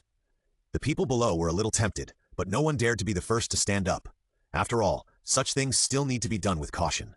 Lin Ce stood behind the crowd looking at Zhang Rui above, feeling a little funny. If he knew that the S-level zombie was in the hall, I wonder what kind of expression he would show. Shizir seemed to have no interest in what they said. He gently shook the wine glass in his hand. His ice-blue eyes seemed to hide the deep sea. His eyelashes were thick and long, casting a faint shadow under his eyes. Noticing that Lin Ce was looking at him, Shizir curled his lips slightly, leaned over, and whispered in his ear, "Why? Do you want my crystal core too?" Lin Ce was stunned for a moment, and before he could react, Shizir continued, "If you want, it's not impossible." His expression did not seem to be false. Lin Ce had a feeling that if he really asked for his crystal core, the man in front of him would open his chest without hesitation and hand the crystal core to him. There was a commotion in the crowd, and a Latino man stood up. "Okay, let's take a gamble." There were several big men behind him, and they were not easy to mess with.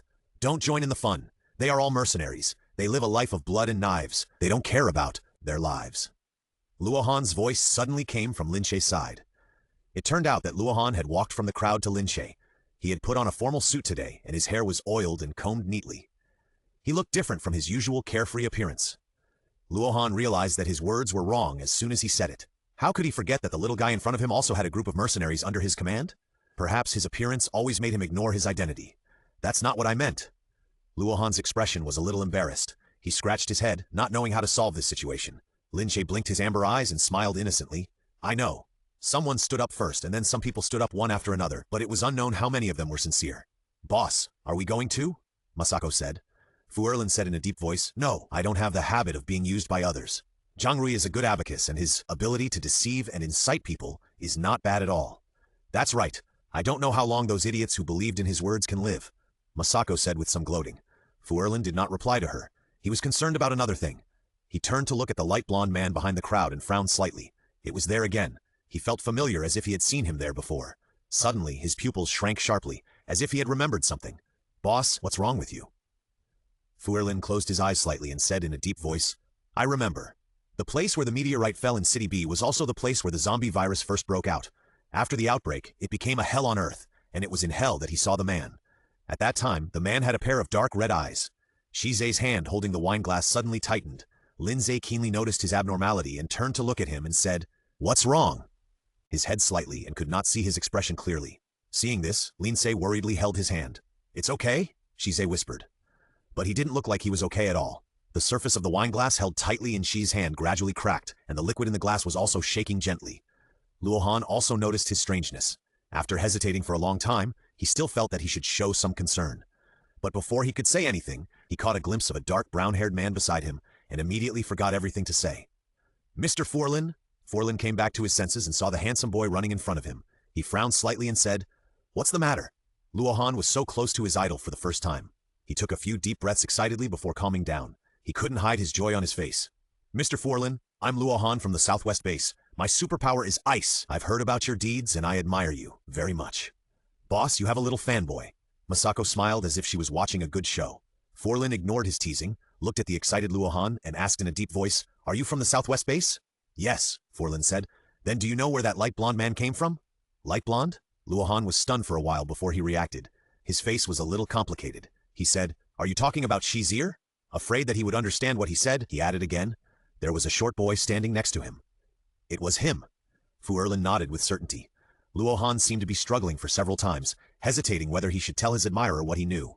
Fu Erlin knew there was a chance when he saw his expression, so he said in a deep voice, "Please."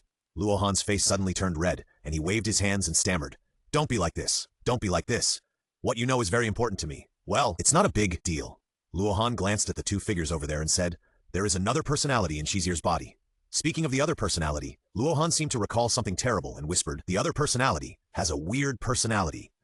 "In fact, it's more than just weird," Luohan said silently in his heart. Forlin frowned slightly, and after a moment of hesitation he said, "I see, thank you." Lin Ce seemed to have noticed something. He looked around for a while but found that Daisy was nowhere to be found. He was a little confused. Seeing his appearance, Giselle narrowed his ice-blue eyes slightly and whispered, "What are you looking for? Why can't I see Daisy?"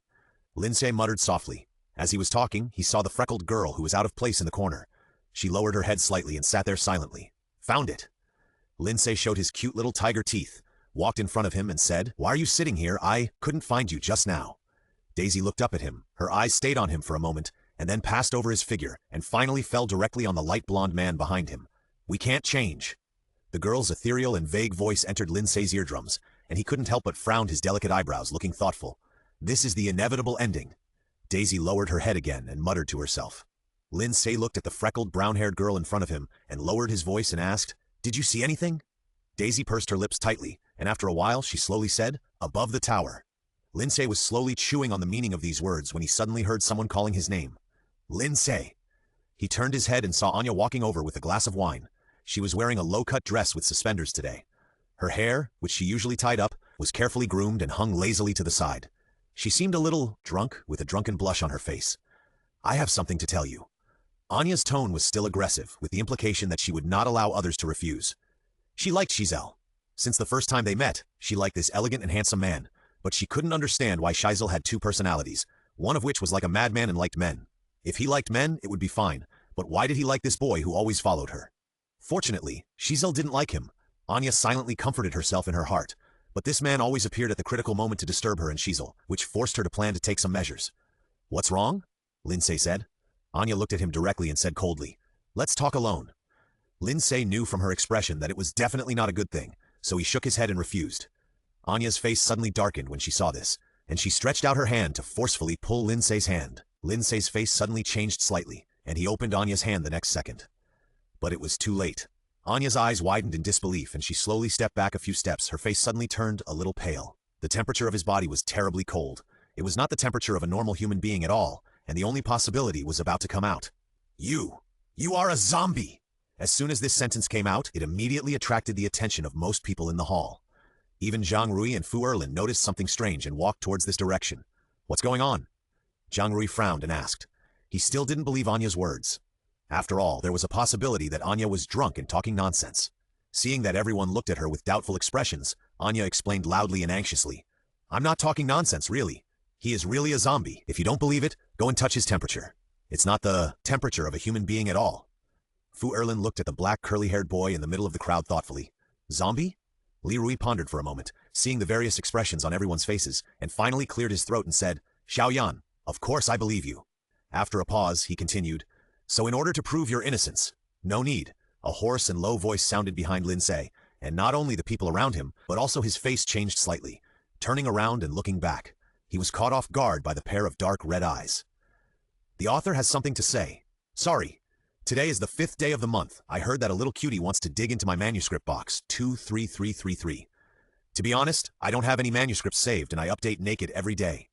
P.S. I changed the author's avatar to a cute one. Everyone, for the sake of me changing the pig girl avatar, please click to collect it. Starry, eyes, Dina? Lin Ce's expression was stunned for a moment. Dana walked to his side slowly, and a few traces of fanaticism flashed in his dark red eyes.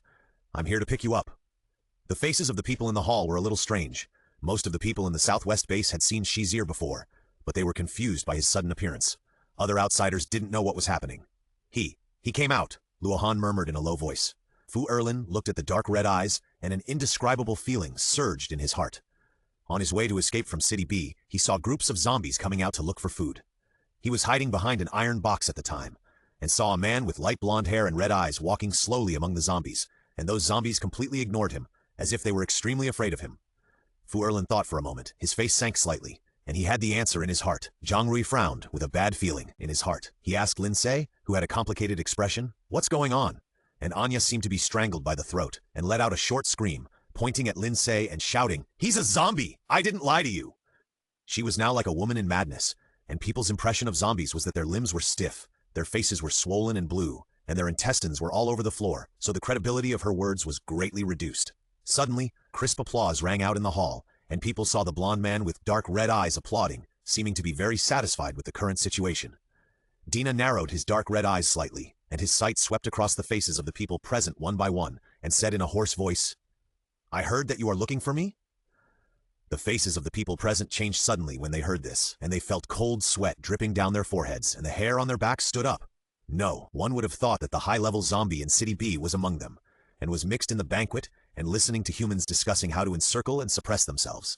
Now thinking about it, their scalps tingled. Luohan's expression was also very shocked. He turned his head and looked at Lin Ce, who was silent on the side. He only knew that there was another personality in Shize's body, but he had no idea that there was such a secret. Anya suddenly became quiet, with an expression of disbelief on her face. No, you are not Shize! He is not a zombie! But Dina didn't even give him a glance. He curled his lips, carefully appreciated the expressions of the people present, and a happy smile appeared on his face. I'm here now. A deep and hoarse voice slowly sounded in the hall, casting a shadow over the hearts of the people present. Zhang Rui was thinking quickly in his mind. He certainly couldn't deal with the S-level zombies, but now there were so many people. If he could incite other superpowers to attack them, he could keep his troops in place and see what the result would be before making any plans. After making up his mind, he shouted, So what if it's an S-level zombie? With so many superpowers here, are we afraid of him alone? As he said this, he slowly retreated while no one was paying attention. The mercenary man stood up when he heard this. His sharp eagle eyes fell on the blond man. He spat fiercely and said in a hoarse voice, I have killed thousands of zombies, but I haven't killed a high-level zombie myself. After he said this, several big men stood up behind him. The superpowers in the crowd looked at each other and saw hesitation in each other's expressions. The dark red color in Dina's eyes deepened slightly, and a bloodthirsty light flashed in them. The next second, the people present saw an unforgettable scene. The big men suddenly raised their weapons and aimed at their temples and shot. The gunshots rang out, blood spurted out, and the man fell to the ground like a broken sack. A strange smile appeared on Dina's pale and handsome face. He raised his hand and aimed at his temple to imitate the action of pulling the trigger. Then he tilted his head and showed a few traces of excitement in his eyes. How about this way of dying? Everything happened so suddenly that the people present didn't even know whether the big men were conscious at the moment of their death. The psychic power was so terrible that they suddenly felt their scalps numb and wanted to stay as far away from the light blonde man in front of them as possible. Damn crazy! Masako cursed in a low voice, but Dina heard the noise here. He turned his head slightly, narrowed his dark red eyes slightly, and Masako's heart sank suddenly. Dina, the boy's clear and clean voice sounded behind him. Masako saw that the scary man's expression changed in an instant, and the strange, devil-like eyes no longer stared at her, so she breathed a sigh of relief. Lin Ce looked at the man with dark red eyes in front of him, knowing that he had to calm him down, so he said, "I'll go back with you." A trace of fanaticism flashed in Dana's eyes. He lowered his head, put his hands on his chest, performed a standard gentleman's salute, and said in a hoarse voice, "Yes, sir." Bang! The door outside was suddenly opened, and someone ran in from outside, looking panicked, and shouted, "Oh no! A large group of zombies are gathering outside the base." What? Zhang Rui's face suddenly became very ugly. The crowd also began to panic, but they were all superpowers, so they did not lose their sense of proportion, but their faces were a little pale. Zombies would not gather together for no reason, and they must have a reason to suddenly appear near the base. Thinking of this, they all looked at the man with light blonde hair and red eyes. Dina tilted his head, spread his hands, and said, "Oh, I forgot." Having said that, a gloating smile appeared on his face. "Did you attract the zombie swarm?" Lin Ce said. Dina curled his lips and denied, "No." The crowd was like panicked ants, and the hall was in a panic at this time. Masako finally couldn't stand it anymore and stood up and wanted to go out to find out. It was too cowardly. As a superpower, she was scared by a zombie. Suddenly, there was a sound of sharp nails scratching the door outside the hall, and it seemed to scratch people's hearts again and again. The faces of the people in the hall suddenly turned pale. Now there were zombies inside and outside, which simply forced them into a desperate situation. With a bang, the door fell to the ground, and countless zombies poured in from the outside. They were covered with rotten and smelly meat, turbid white eyeballs bursting out, and scarlet tongues hanging outside, which looked very disgusting. Fulin's face sank, and he saw that the leading zombies suddenly burst into blood, and then fell to the ground with a bang. Masako whistled and whispered, "The boss is powerful. Even zombies have water in their bodies. We just need to make good use of this." Countless zombies poured in, and the superpowers in the hall began to fight with them. The zombies' brains and corpse fluids splattered all over the floor, and many superpowers were torn into pieces. It was like a scene from hell. Daisy was in a corner, and Luohan protected her by forming a layer of ice barrier for her to temporarily resist the zombies' attack. Anya stood there in a daze, with green vines swaying around her. She saw the boy with black, curly hair, and a trace of hatred flashed in her eyes. She took advantage of his unpreparedness to urge the vines to attack him. Lin Ce sensed the approach of danger and attacked back with the purple thunder whip in his hand, and countless vines and branches fell to the ground. Anya's attack also left a loophole in her defense. A swollen and purple zombie pounced on her from behind and bit her arm hard. Her face was distorted with pain, and she used the vines to hit the zombie hard, causing his brain to burst out. This time she stopped panting. Author's words, "Sorry for being late today. Happy Dragon Boat Festival, everyone." Cold sweat began to appear on Anya's forehead, and the wound on her arm was faintly blackened. Her pupils also became cloudy, but she still stared straight at the boy with black curly hair. Dana listened to the screams of the people around him, and a happy smile appeared on his pale and handsome face. He reached out and touched Lin Ce's face, and the dark red color of his eyes gradually deepened. "Close your eyes." Lin Ce closed his eyelids uncontrollably, and the next second he felt dizzy, as if he was picked up from the air. Dina held him steadily in his arms, dancing non-stop, humming a song as he walked towards the door. Black leather shoes were stained with blood, but he didn't seem to care. From time to time, the black and purple liquid of the zombies splashed out around or mixed with the screams of the psychics, and Dina had a happy smile on his face from beginning to end, as if it was some wonderful music. "Boss, be careful. There's another zombie over there."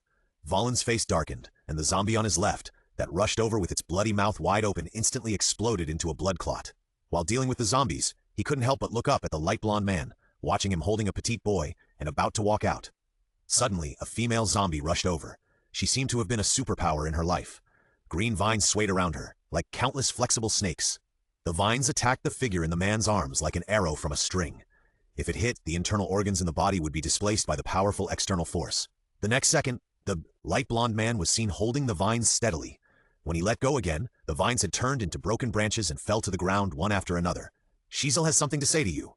The light blonde man tilted his head, and a sly smile appeared on his face. He said. The man paused, deliberately slowed down his tone, and said, "He will never like you." The zombie covered his head and screamed miserably. When he looked up again, the hatred in his eyes made people's scalps numb. He rushed up fearlessly, with the sharp black nails in his hands flashing cold light. Fulin saw that the dark red eyes of the light blonde man gradually deepened, and his eyes seemed like the abyss of hell.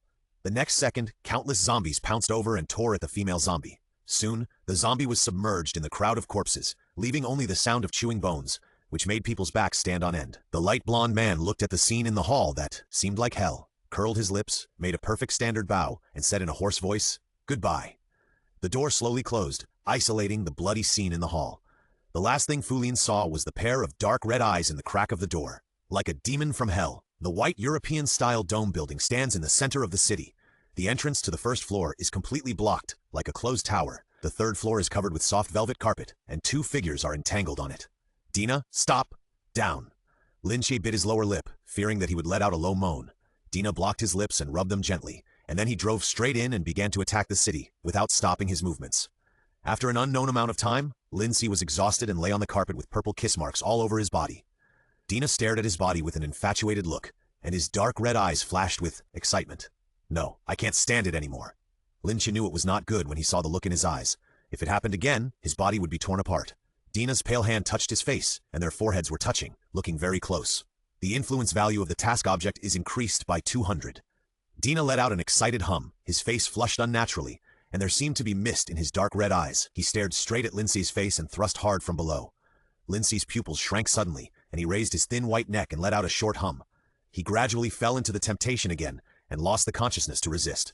Only the fragmented hum and the slightly rapid breathing of a man were left. It was dusk when Lin Ce woke up. The golden afterglow sprinkled on the city buildings, adding a bit of solemnity. He was held in someone's arms, and that person was kissing his forehead lightly, and his fingers were playing with his slightly curly black hair. Awake? Lin Ce was startled, and suddenly raised his head. His sight met a pair of ice-blue eyes. Cesare? Cesare showed a half-smile on his face, and his ice-blue eyes were as deep as the sea, as if to drown people. Lin Ce remembered that he had fallen asleep at the end of the work and had no consciousness at all. Cesare would not come out in that situation, right?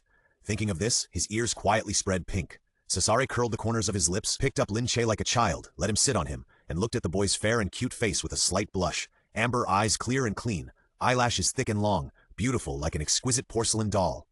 It's a little lazy cat. Cesare elegantly put his hand under his head to rest it, and pinched his nose affectionately with the other hand. Lin Ce muttered softly, "I'm not." Giselle curled his lips and a happy smile appeared on his pale and handsome face. He whispered, "Want to go out and play?" Lin Ce was stunned for a moment, and then he heard Giselle continue, "There are no living people in this city anymore. Except for the other zombies, there are only two of us." "You wouldn't be," Lin Ce murmured. Giselle narrowed his ice-blue eyes slightly, patted his back gently like coaxing a child, and whispered, "Don't worry." Lin Ce muttered as he lay on top of him, his black curly hair slightly lifted up, as if he was really a lazy black cat. The white curtains rustled in the wind, and outside was a desolate city with abandoned buildings and wandering zombies. Lin Ce and Sar walked side by side on the street. He looked at the zombies that passed by him vigilantly, and found that he did not attack him as he imagined. Then he remembered that he was no longer human. Sar took him to the video game arcade.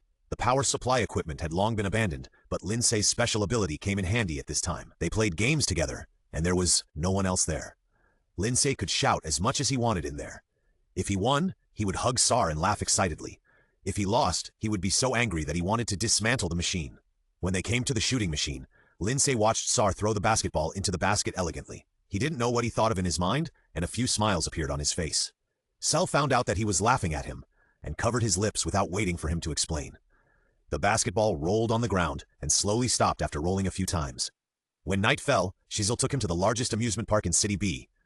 Most of the entertainment equipment in the amusement park was abandoned and rusted, and there were a lot of weeds around.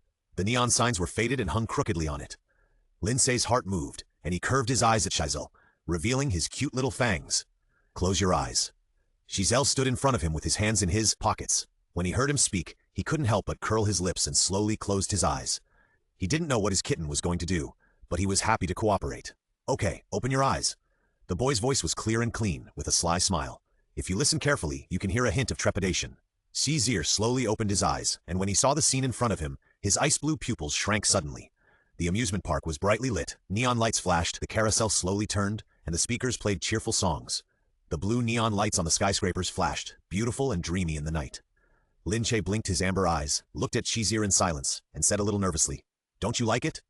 Cisir's ice-blue eyes stared at him straight, and there seemed to be thousands of lights blooming in them. "I like it very much. I like it so much that I'm going crazy." His voice was low and hoarse, as if he was suppressing some surging emotions. The mission target's influence value increases by 700, and he can enter the next world. The host has 1 hour to say goodbye. The amusement park was as bright as day, with silver neon lights hanging on the branches. Lin Ce and Cisir played the carousel, roller coaster, and other amusement facilities together. There were only the two of them in the whole amusement park, occasionally joined by 1 or 2 wandering zombies. Finally, the two of them went to the Ferris wheel together. After entering the private room, Lin Ce suddenly remembered that the first time he met Seduce was in the amusement park. He was in the Ferris wheel at that time. Now everything has returned to the original place, and it is also here to say goodbye. Looking down from the Ferris wheel, the whole amusement park is in full view. The buildings and facilities below are several times smaller. Lin Ce no longer lies on the glass. He turns around and looks at Seduce, who is looking at him with a smile, and his ice-blue eyes are filled with a doting and indulgent smile. 1 minute left. Lin Ce's heart softened and said, "Do you know there is a legend?" Seduce raised his eyebrows elegantly, waiting for him to continue. "If lovers kiss when the Ferris wheel reaches the top, they can stay together forever." Shar curled his lips. His light blonde hair fell down, half covering his deep blue eyes like the sea. The Ferris wheel slowly turned and gradually reached the top, and the blue neon lights flickered in the night. "Sar!" Lin Ce slowly came in front of him and gently kissed him on the forehead, tears streaking across his fair face. "Goodbye." Sar looked at the boy whose body was gradually disappearing, his expression calm, with a deep meaning in his eyes that others could not understand. "I know." Shar kissed the boy's face that was gradually becoming transparent and whispered, "Goodbye." "He is also saying goodbye to you." Sar's body trembled slightly, as if something was about to break out. 1 second, see you in the next world. Postscript. The sky of the apocalypse is gray, and the haze shrouds everyone in the base. It has been several months since the last time the base was attacked by a wave of zombies, but most people still cannot forget that hellish scene. The base suffered heavy losses in that zombie wave. Zhang Rui, the leader of the Southwest base, abandoned the people in the base and fled during the attack, but he still could not escape the fate of falling into the mouths of zombies. Several A-level zombies found him and tore him to pieces together. The Southwest base fell into a chaotic scene. Fu Erlin took over the Southwest base with a tough attitude. He was outstanding in ability, and most people in the base had no objection. It can be said that compared with the previous Zhang Rui, most people like this handsome and steady, foreign man, especially Luo Han, who has become Fu Erlin's little follower. "Boss, your little follower is here again." Masako hooked her red lips lightly, with a teasing smile on her face. Fu Erlin stopped and watched him walk over. Luo Han had just returned from a mission, and his clothes were accidentally stained with zombie pus. When Yazi saw this, she covered her mouth in disgust and took a few steps back. Luo Han also noticed Yazi's actions, scratched his head awkwardly, and looked a little at a loss. "Is there anything wrong?" Fu Erlin asked in a deep voice. "It's nothing serious. It's just that Xiaoyan's mercenary team is not in a good situation now." Speaking of that person, Fu Erlin recalled the scene of that day, and his face sank. Now the mercenaries are in a state of being leaderless, lacking a strong superpower leader, and it can be said that they are struggling in the end times. Luo Han wanted to fight for them, but seeing Fu Erlin's expression suddenly sank. Luo Han thought he had said something wrong, and quickly waved his hand and said, "In fact, there is no need to trouble the leader." "I know." Fu Erlin nodded and walked straight ahead. Luo Han hurriedly followed him, and the three of them walked towards the base together. The flag of the base fluttered in the wind, a white bird stayed above, and the laughter of children echoed in the base. Everything still had to go on. The author has something to say. "This world is over, Safafa. The next world starts tomorrow." Sweet to the point of cavities. Love you guys. In the dressing room, incandescent lamps hung brightly above their heads. Several little stars lowered their heads and pretended not to see the movement over there. The staff did not dare to make a sound and did their own things silently. I saw a boy in white sitting on a chair with his legs crossed, looking at the angry young boy in front of him with a leisurely face. The boy was about 20 years old, wearing a simple white t-shirt, with delicate eyebrows that were difficult to describe, a high nose bridge, thick and long eyelashes, and slightly long black hair that fell softly to his ears. He was exactly like most girls' first love. This explains why Ye Yuan has become a popular young actor with a large number of female fans who are very competitive. Because of his good market prospects, even if his acting skills are terrible, there are producers and directors vying to invite him to be the leading actor. Lin Ce raised his eyebrows with a haughty look.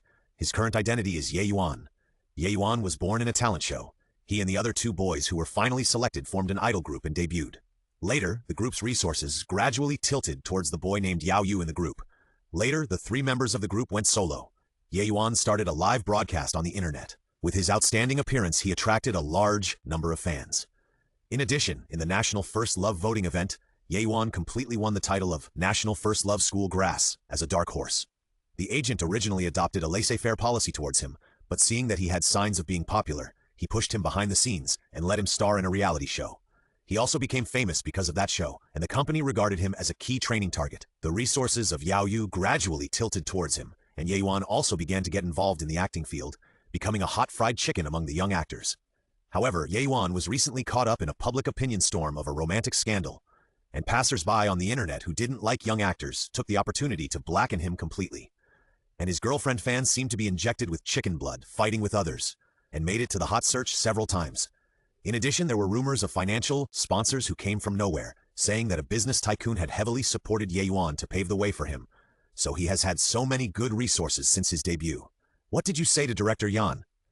Yao Yu's face was gloomy. This time he came to him for a play not long ago.